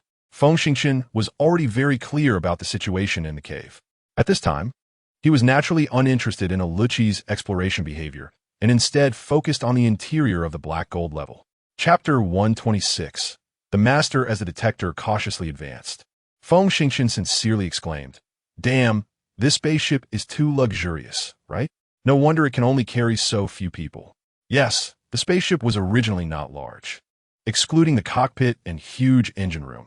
And since the condensation chamber couldn't be modified, the remaining space was originally limited. However, after major renovations, it was redesigned into a spacious villa layout, which severely shrank the living space, allowing only about 20 people to reside. Yu carefully controlled the detector, which continued to delve deeper.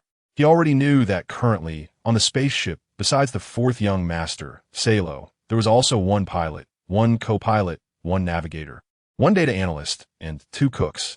From this, it seemed that Salo might be the mechanic. A sly smile appeared at the corner of his mouth. These few people were all 6th or 7th level minor experts. How could they possibly withstand the attack from him and Meng Meng? Perhaps he could seize the spaceship and hand it over to the military, which would be a great achievement. Just then, something changed with Aluchi. It was unclear whether it was due to the noise from the wire detector or a deliberate provocation. But the terrifying mechanical beast rushed out of the cave at high speed. The moment it appeared, 2 small laser weapons extended from its back. Hissing as short bursts of cobalt blue lasers sprayed out. Anyone who underestimates lasers will meet a miserable end. At first glance, the lasers seemed weak, not even as fierce as the light from the Earth Federation's individual laser cannon, but they contained extremely high temperatures, and their destructive power actually surpassed that of Quark missiles fired by mechas, shooting a rate of 6,000 rounds per minute. In just 2 seconds, this area was engulfed in a sea of terrifying flames. If Aluchi really were a 12th level powerhouse, he would undoubtedly perish from this attack. However, when physical training reaches the 13th level, one is referred to as a master. Not to mention anything else, after 12 breakthroughs and increasingly refined internal energy, the sheer physical strength can stun many people. Even standing still, with the heavy sniper rifle in Feng Xingchen's hand, it would be impossible to harm him in the slightest. But this is not the true strength of a master-level individual. In fact, what makes masters terrifying is that they have integrated countless compressed force fields into nature, entering a certain mysterious realm where their internal energy flows endlessly. By leveraging the force field they began to comprehend at level 10, they have condensed it into a remarkably effective barrier. When the barrier emerges, who can rival it? Within the barrier, they can exert their strength to an extent of 150, and even the entire universe. Master-level individuals are not something anyone can handle easily.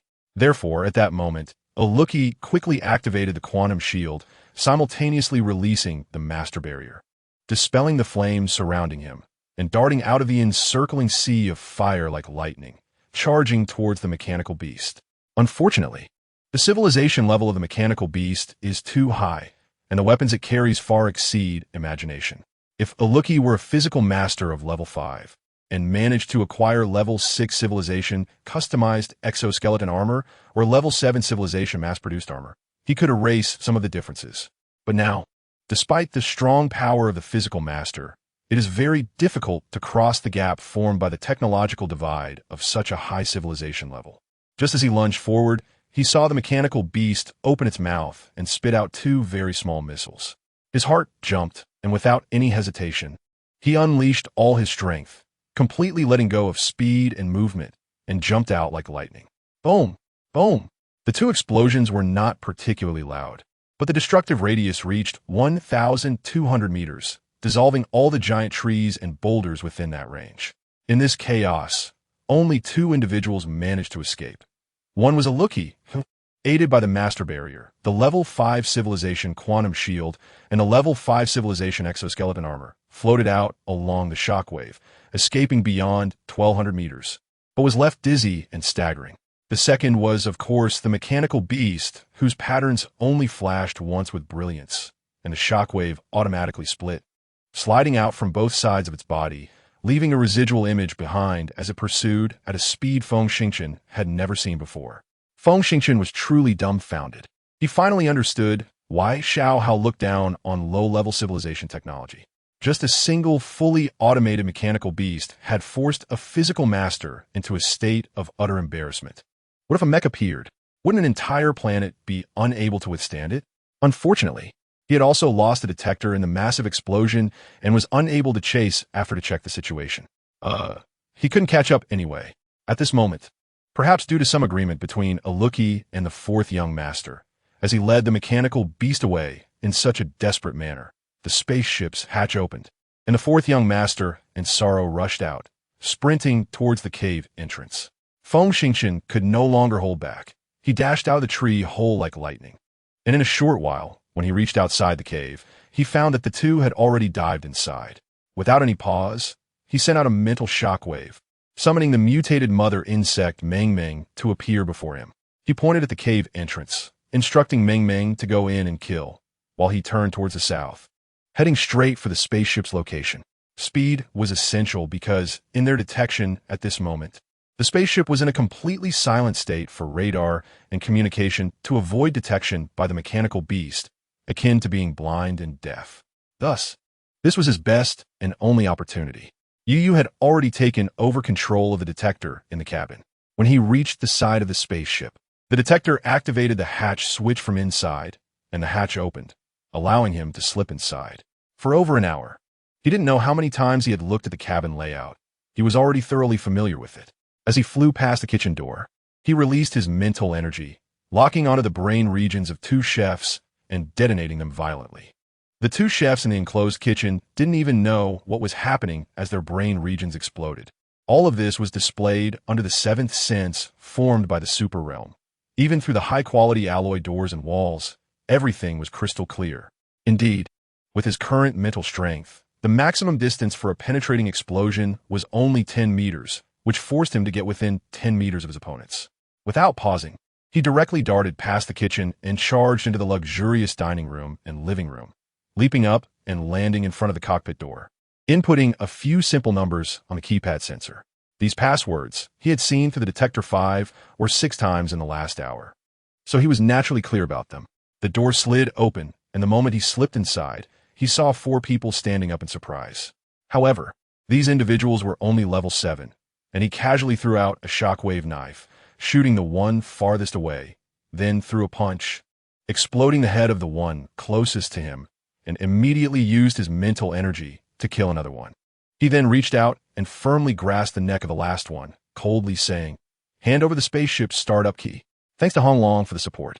5 extra chapters. First chapter to go." The man gulped. "I'm sorry, I don't know the key." "Then you die." With a forceful twist of his wrist, he snapped the neck. The Castellan people had secretly instigated war, indirectly killing his 4 closest friends and over 300,000 comrades. In his subconscious, for every Castellan person, dying 1,000 times would not be enough. Throwing aside the corpse, he said solemnly, Yu Yu, can you crack the key?" Yu Yu hesitated slightly, unsure. "I should be able to, but it will take some time." "Okay, take your time." As he spoke, he carefully extended his right hand and gently pressed it on the control panel. Sure enough, the voice he had longed for appeared in his brain. Contact with a low-level civilization spaceship with low technological content. The occupant can use it. Would you like to copy and extract the data? Yes. 6 to 7 seconds later, the Chanyu Ring's voice came. Copy successful. All data extracted perfectly. Would you like to learn? Yes. After a slight dizziness in his head, his consciousness entered the thought space. He looked up and saw a beautiful black gold class spaceship quietly parked not far behind the retaliator mech. When he focused on it, a strong sensation of data forcibly flooding and surged in his mind, causing him to groan in pain. After several seconds, the excruciating pain slowly faded, and he held his head, gritting his teeth and shouting, "Damn it. Every time it feels like this, you should have given me a warning." The cold voice of the Tianyu ring replied, "This is the fastest way to grasp conventional data and basic instruments. If the occupant is unwilling to accept the data stream introduction mode, they may consider undergoing 800 hours of basic learning. Forget it. Let us stick with this method. But next time, could you give me a heads up? When carbon-based life forms are mentally prepared, accepting forced data stream introduction will be even more painful. Can the occupant confirm the reminder mechanism before the next introduction?" "No, just like this." Feng Xingchen screamed neurotically. He realized that the Tianyu ring was a staunch advocate of dogmatism. He rubbed his temples and approached the Black Gold-class spaceship. And a series of data flashed in his mind. Black Gold-class speedboat, overall length 62 meters, with 19 meters, height 11 meters, could be piloted by one person. After unnecessary modifications, maximum capacity is 28 people. Equipped with 2 impulse engines, maximum flight speed of 0, 5 times the speed of light. Equipped with 1 warp engine. Maximum jump distance of 36 light years, with a recharge and cooldown time of 21 hours after each jump. The main cannon consists of 3 280mm caliber ion heavy cannons. The secondary cannon includes 6 200mm energy cannons. There are 16 45mm laser close defense cannons, and 2 torpedo launchers capable of firing various long-range torpedoes. The entire ship uses level 3 civilization energy blocks with low combat capability. Feng Xingchen looked helplessly at the distance. In Yan Huang's eyes, things below level 7 civilization were likely seen as garbage. After thinking for a moment, he realized that there was clearly no time to learn how to drive, especially since he hadn't obtained the startup key and couldn't modify the binding. Even if he learned to drive, he wouldn't be able to take off. Just as he was about to leave, Yan Huang said, "I've cracked the 328-bit startup key. The host can operate through the dashboard and use me to modify the protocol." "What?" Feng Xingchen was instantly frozen. In just a moment, the 328-bit key was cracked. How impressive is that? Isn't that incredible? Perhaps sensing Feng Xingchen's surprise, Yan Huang's calm voice continued, "To copy data, the first requirement is to connect to the mechanical brain to download completely. The host needs to consider that since it's instant copying, it requires instant password cracking. Because of this, when facing higher-level machines, the copying speed will significantly decrease. It is advised that when encountering machines of level 6 civilization and above, try to find the key as much as possible. Let's talk about it when I encounter machines of level 6 civilization and above." He shook his head vigorously and hurriedly left the thought space. Like a starving dog pouncing on a piece of dung, he rushed to the dashboard, looked around, and found a data connection point, quickly pressing Yan Huang onto it. Sure enough, upon contacting the connection point, Yan Huang rapidly transformed in a strange overlay, extending a sharp spike into the hole. After 10 seconds, the dashboard emitted a sound. Speaking in Karslan language, "Key correct, can rewrite protocol." Yo-Yo popped her head out, surprised, and asked, "Oh my, decoded? I haven't even started yet. Who did it?" Feng Xingchen was also overjoyed and casually replied, "Yan Huang did it. Hurry. Reselect the language and transmit the Earth Federation Chinese character library and binding person data to the main brain." Yo-Yo nodded in confusion and began transmitting data. The data transmission between the light brains was incredibly fast, completed in about 10 seconds. When Feng Xingchen pressed his thumb on the startup key, leaving a fingerprint, the ship was officially turned into his private property. Having sorted that out, he hurriedly ran out of the spaceship, shouting, "Yo-Yo, quickly lock down the spaceship. Absolutely do not let them take it back." Yo-Yo was a bit depressed and rolled her eyes. "Don't worry. Not everyone can open a 328-bit key in a short time. Moreover, the key I created consists of symbols from English letters, numbers, Chinese Oracle bone script, Tibetan script, E-script, and several small tribal script from America and Africa. It seems that no one capable of cracking it has been born yet." Feng Xingchen didn't bother to argue with Yo-Yo, returning to the cave entrance. But he didn't see Meng Meng. His brows furrowed, and Yo-Yo quickly took the opportunity to control the last probe into the cave. Soon, the image from the bottom of the cave was transmitted. On the screen, Meng Meng had already killed the fourth young master in Salo, excitedly tearing apart the corpse of a 12th level powerhouse. Judging by its gluttonous appearance, it was definitely the most delicious food in the world. To his horror, this creature had eaten 2 or 3 people, and its body had clearly grown a lot, with the patterns on it deepening and changing. If it really finished eating 9 corpses, it might evolve again. He was genuinely worried. This creature evolved so quickly. Could it be due to the special energy of the battle mother worm, soaking it for a long time? That was very likely. Just look at himself. Wasn't he able to rapidly increase his strength by consuming the blood of high-level beasts? 7 12th level powerhouses, plus the 4th young master and his followers around level 7. Should be enough for Meng Meng to level up, right? However, it was clearly too late to pursue that thought. Suddenly, a series of heavy footsteps sounded behind him, the kind of noise that represented a heavy machine walking. He turned sharply and caught just a glimpse, his heart nearly stopping. That terrifying mechanical beast was slowly approaching him. This is the end. Feng Xingqian forced a bitter smile, a being that even a master of physical arts couldn't deal with. What could a peak level 9 do? Chapter 128. Fixed Point Teleporter, 2nd chapter. A sense of desolation rose in Feng Xingqian's heart, but he took a deep breath, activating his internal energy at high speed, ready for the final strike. As a soldier, even facing death, he could never give up. However, the mechanical beast stopped 100 meters away and suddenly began to distort in a strange way, transforming into a massive metal snake within 2 to 3 seconds. This form, wasn't he at Little Hao? He was momentarily stunned, then joyfully exclaimed, "Little Hao? How are you here?" "Dad." Little Hao floated over, speaking rapidly. "I was originally digesting 633 substances hundreds of meters underground, but was disturbed by a tremendous vibration. In a fit of anger, I rushed to the surface and found a mechanical beast fighting a Carslan master to the death. In the end, the master was defeated and severely injured. However, before dying, the master detonated his internal energy, destroying the mechanical beast. I saw the remains of the mechanical beast and the master's level 5 armor and was delighted, quickly consuming them. Unexpectedly, I discovered a strange fact from the mechanical beast's high-speed light brain." "What fact?" Feng Xingqian's heart tightened. "My mother also fell onto this planet with me, and the mechanical beast was activated using my mother." "What?" Feng Xingqian jumped up in shock. Could it be that there was another entity with a mental power level of 15 nearby? Little Hao shook his head and said, "Dad, let me down to take a look." Feng Xingqian snapped out of shock and, feeling a bit flustered, said, "Meng Meng is down there. I'll accompany you." Feng Xingqian crouched down and led the way into the cave. After 2 or 3 minutes, he and Little Hao arrived at the spacious bottom of the gourd. Seeing Feng Xingqian suddenly appear, Meng Meng hesitated for a moment, then slowly walked over, obediently circling his feet twice and even offering a slight tremble. Feng Xingqian glanced at Meng Meng. In less than an hour, this creature had grown significantly, with its length surpassing 4 meters, and the patterns on its body had turned light white.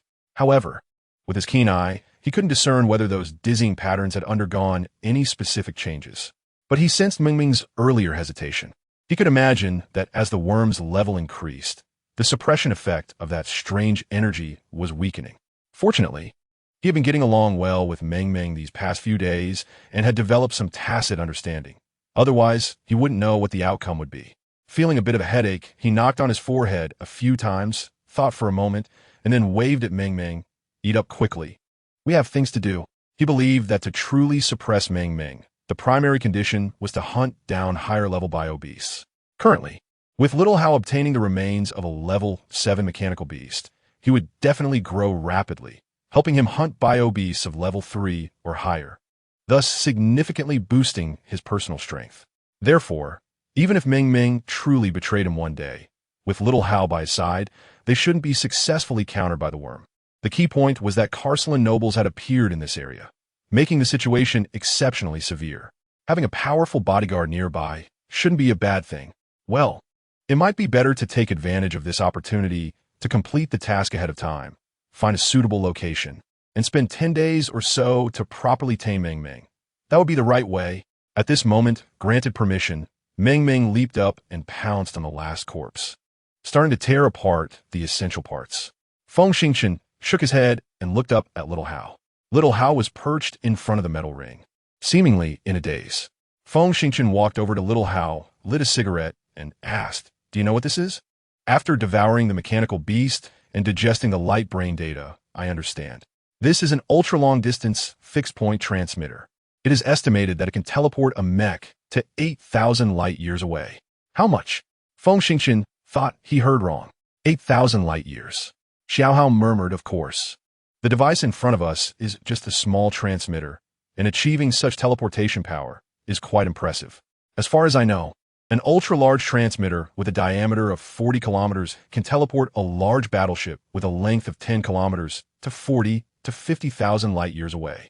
Feng Xingchen was speechless, and after a while, he exclaimed, "So, the technology of the Lingpeng tribe has developed to such a high level?" Wrong. This technology was not developed by the Lingpeng people themselves, but comes from a level 9 civilization, the Holy Flame Empire, which disappeared 6,300 years ago. At this point, Xiaohao paused. In fact, according to the records of the mechanical beast's optical brain, the reason why our Lingpeng tribe was exterminated is that a certain ancestor accidentally obtained a bracelet from the Holy Flame Empire, which is the Tianyu ring in my father's hand. Later, through the strange patterns on the Tianyu ring, a powerful transmitter was developed. Unfortunately, the emergence of super teleportation technology eventually attracted covetous hearts, and our tribe was exterminated after a certain family from the level 8 civilization, the Vis Empire, seized the technology.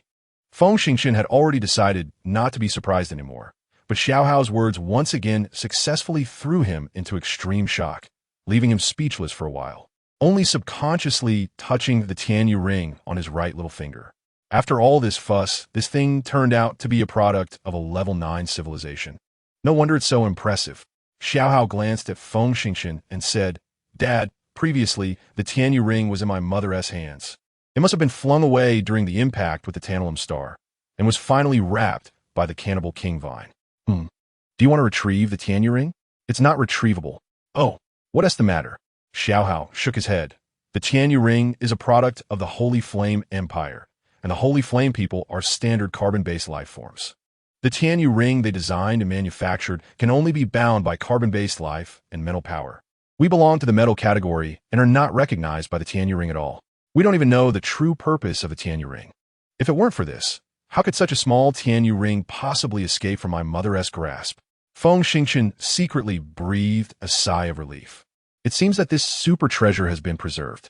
He changed the subject. "Do you think this transmitter was built by your mother?" Xiaohao subtly nodded. "Yes. It was indeed erected by my mother. In fact, my mother also has a powerful subspace that contains a transmitter successfully made years ago. After she fell onto this planet, she woke up more than 20 years ago, and because this place is barren and not conducive to healing, she had to leave through the teleportation gate." "Oh, where did she teleport to?" "I don't know. Before my mother left, she activated the mechanical beast that self-catalyzed from the Lingpeng tribe to guard the teleportation gate, hoping to come back to retrieve it in the future. After all, the materials used to make this teleportation gate are quite precious, and even a level 7 civilization country would find it difficult to gather enough. Unfortunately, my mother did not leave any clues about her whereabouts in the mechanical beast." Chapter 129, Equipment Adjustment, Chapter 3. After a brief silence, Feng Xingchen asked, "Do you think we can find your mother after teleporting out with a transmitter?" Xiaohao smiled bitterly. "Not very likely." "Why?" "This type of transmitter requires a huge amount of energy, driven by an energy block of level 8 civilization. It would probably need 200 units to start normally." Xiaohao paused. "Besides, I don't have accurate coordinates, so it's impossible to calculate where my mother was actually teleported to. After all, the universe is infinite, and no matter which direction we teleport from, there are countless light years of distance. Can you tell me which direction my mother was teleported from? Also, can you be sure how much energy she input into the transmitter? If we can't know these precise data, how can we know the distance? A small error can lead to a huge mistake. This saying is really true."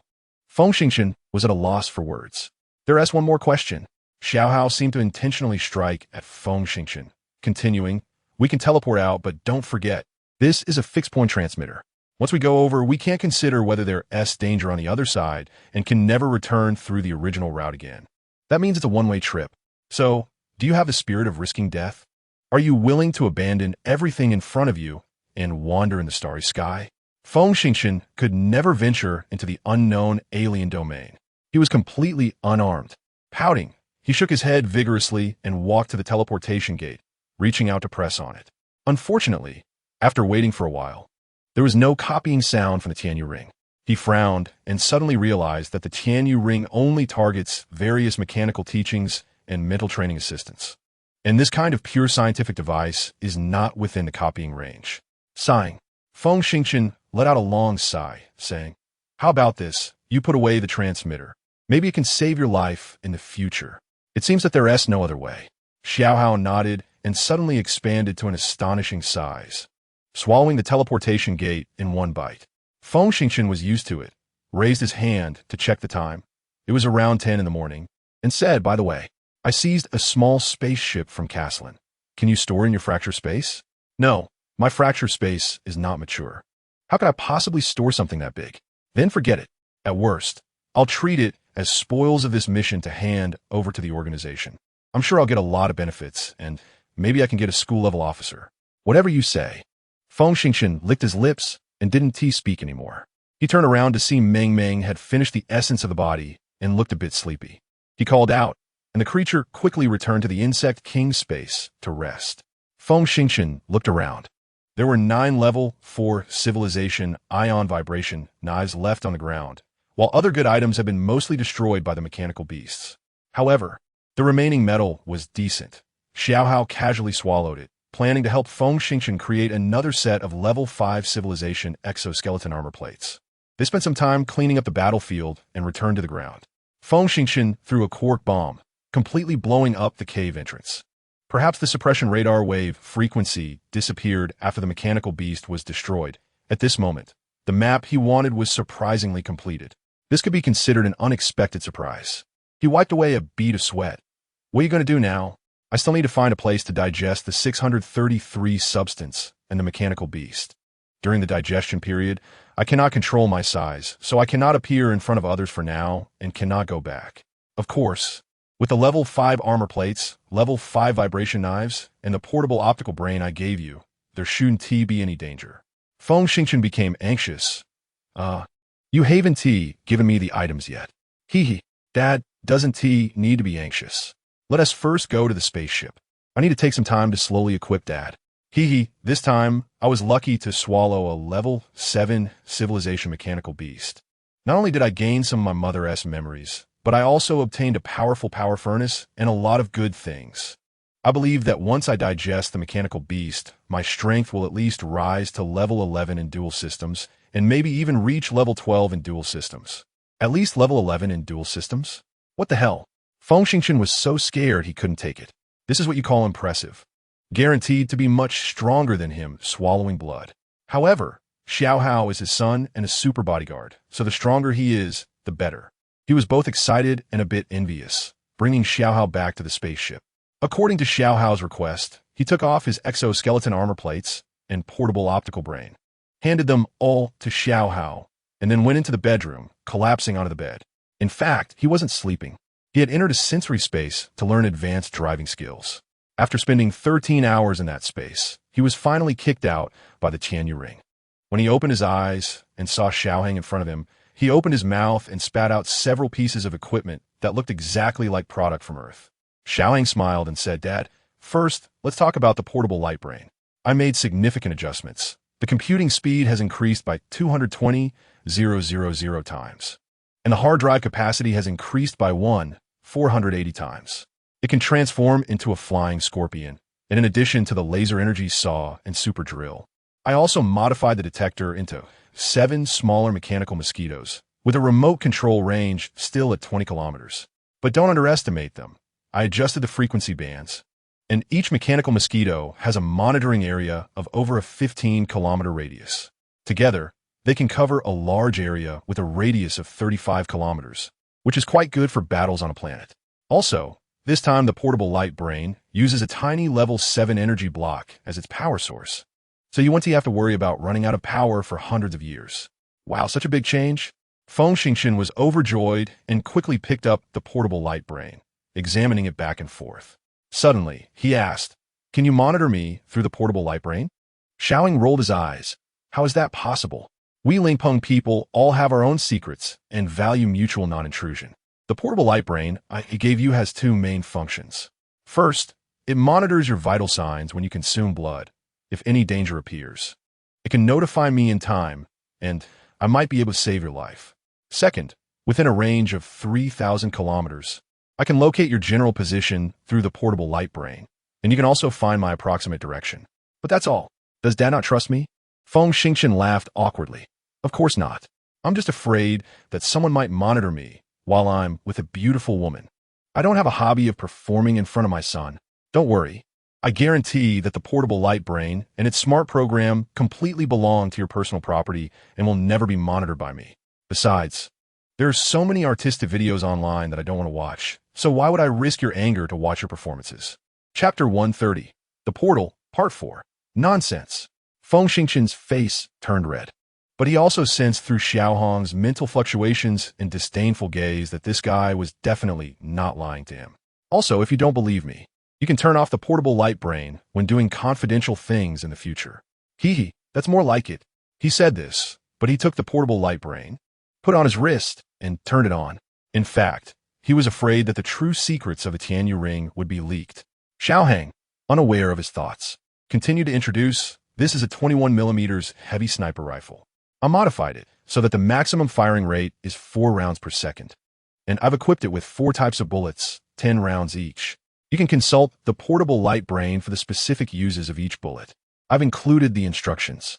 The strength of the exoskeleton plates and energy shield is level 5, and the power source uses a level 7 energy block, which can withstand 3 strikes from a level 13 martial arts master.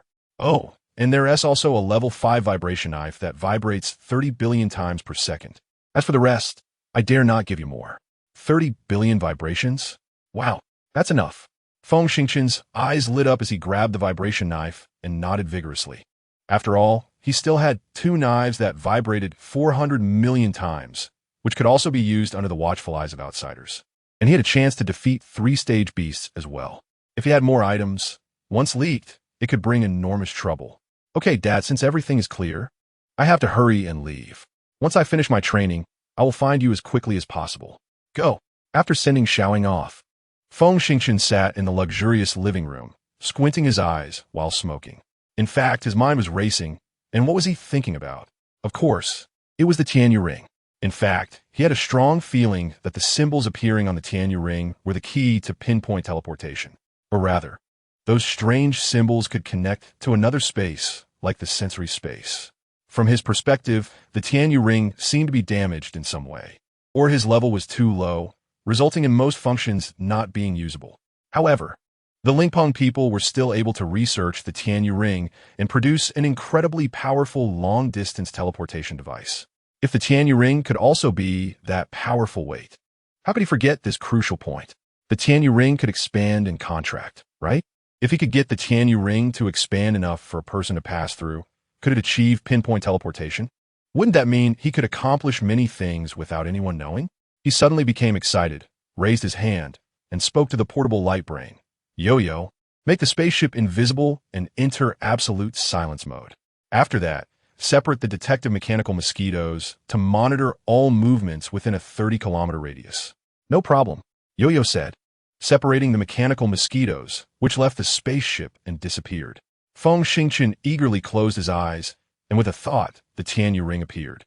With another thought, the Tianyu ring rapidly expanded in a peculiar overlapping manner, but when it reached a diameter of 2 meters, it seemed to hit a limit and wouldn't move anymore. Looking at what appeared to be an archway, he scratched his head, suddenly dumbfounded. At that moment, he remembered 2 key issues. First, what would be used as the teleportation energy? Didn't Xiaohang say that the energy required for teleportation was enormous? An energy block produced by an 8th-level civilization, the size of a brick, could keep the best and largest giant warship on Earth flying for years or support several high-intensity wars. From this, one could see how terrifying the energy contained in an 8th-level energy block was. However, the underground teleportation device required 200 units of 8th-level energy blocks just to barely start. Where could he find such enormous energy? The second question was, even if he could teleport the Tianyu ring would still have to remain in place, right? If it were stolen during that time, wouldn't he be left crying without tears? Feeling exceptionally frustrated, he reluctantly glanced at the arch-like Tianyu ring, reached out to touch the strange runes on the ring, and bitterly smiled. So, you also have things you can't do, huh? I thought, wait. Before he finished speaking, a surge of information flowed through his fingers directly into his brain. He froze for a moment, and before he could react, a sharp pain shot through his head, and he couldn't help but let out a scream, crouching down and holding his head. Fortunately, the pain came fiercely but also faded quickly. About 4 to 5 seconds later, the pain receded like a tide. He took a deep breath and couldn't help but curse. You really are too much, always making it like that. However, the Tianyu ring stood there quietly, showing no reaction. He clicked his tongue, lit his cigarette, took a couple of puffs, and squinted to read the information. Not looking was fine, but once he looked, he was overjoyed, scratching his ears and cheeks in excitement.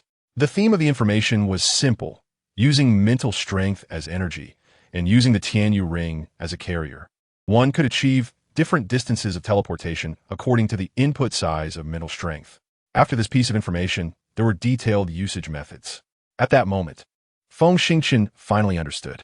In simple terms, the Tianyu ring was like a spaceship, and mental strength was the energy block. As for how far he could teleport, it depended on the quality and quantity of his energy blocks. Of course, a spaceship wouldn't work if you had a lot of energy blocks, but didn't put them in an energy conversion furnace. This means that mental strength must start from a fixed rune to truly drive the Tianyu ring to achieve teleportation. Yo-yo! Feng Xingchen suddenly stood up and shouted, quickly recalling the mechanical mosquitoes. As he spoke, his mind moved, and the Tianyu ring quickly shrank, hiding its form back on his finger. A few minutes later, the mechanical mosquito returned. Feng Xingchen concentrated his mental energy and infused it into a rune. As a large amount of mental energy surged in, a bright white area was continuously expanding in his brain domain centered around this location. He knew that this bright white area represented the maximum distance the Tianyu ring could teleport. Without any hesitation, he accelerated the transmission of mental energy. Gradually, a feeling of exhaustion began to set in, as if his mental energy was nearing its limit. Yet the teleportation distance was still less than 1,000 kilometers. With a bitter smile, he cursed, "Damn it. After all this, it's still my own strength that is insufficient." However, a distance of nearly 1,000 kilometers seemed sufficient for operation. Sigh, even if it was only 500 meters, it could help evade many dangers at critical moments. After a moment of thought, he instructed, Yo-Yo, open the planetary map. Beep. A map at a scale of 1/1,000,000th unfolded. After looking at it for a while, he realized that this distance was still far from enough to teleport to the outskirts of the bone base, but it could reach the edge of the bone desert.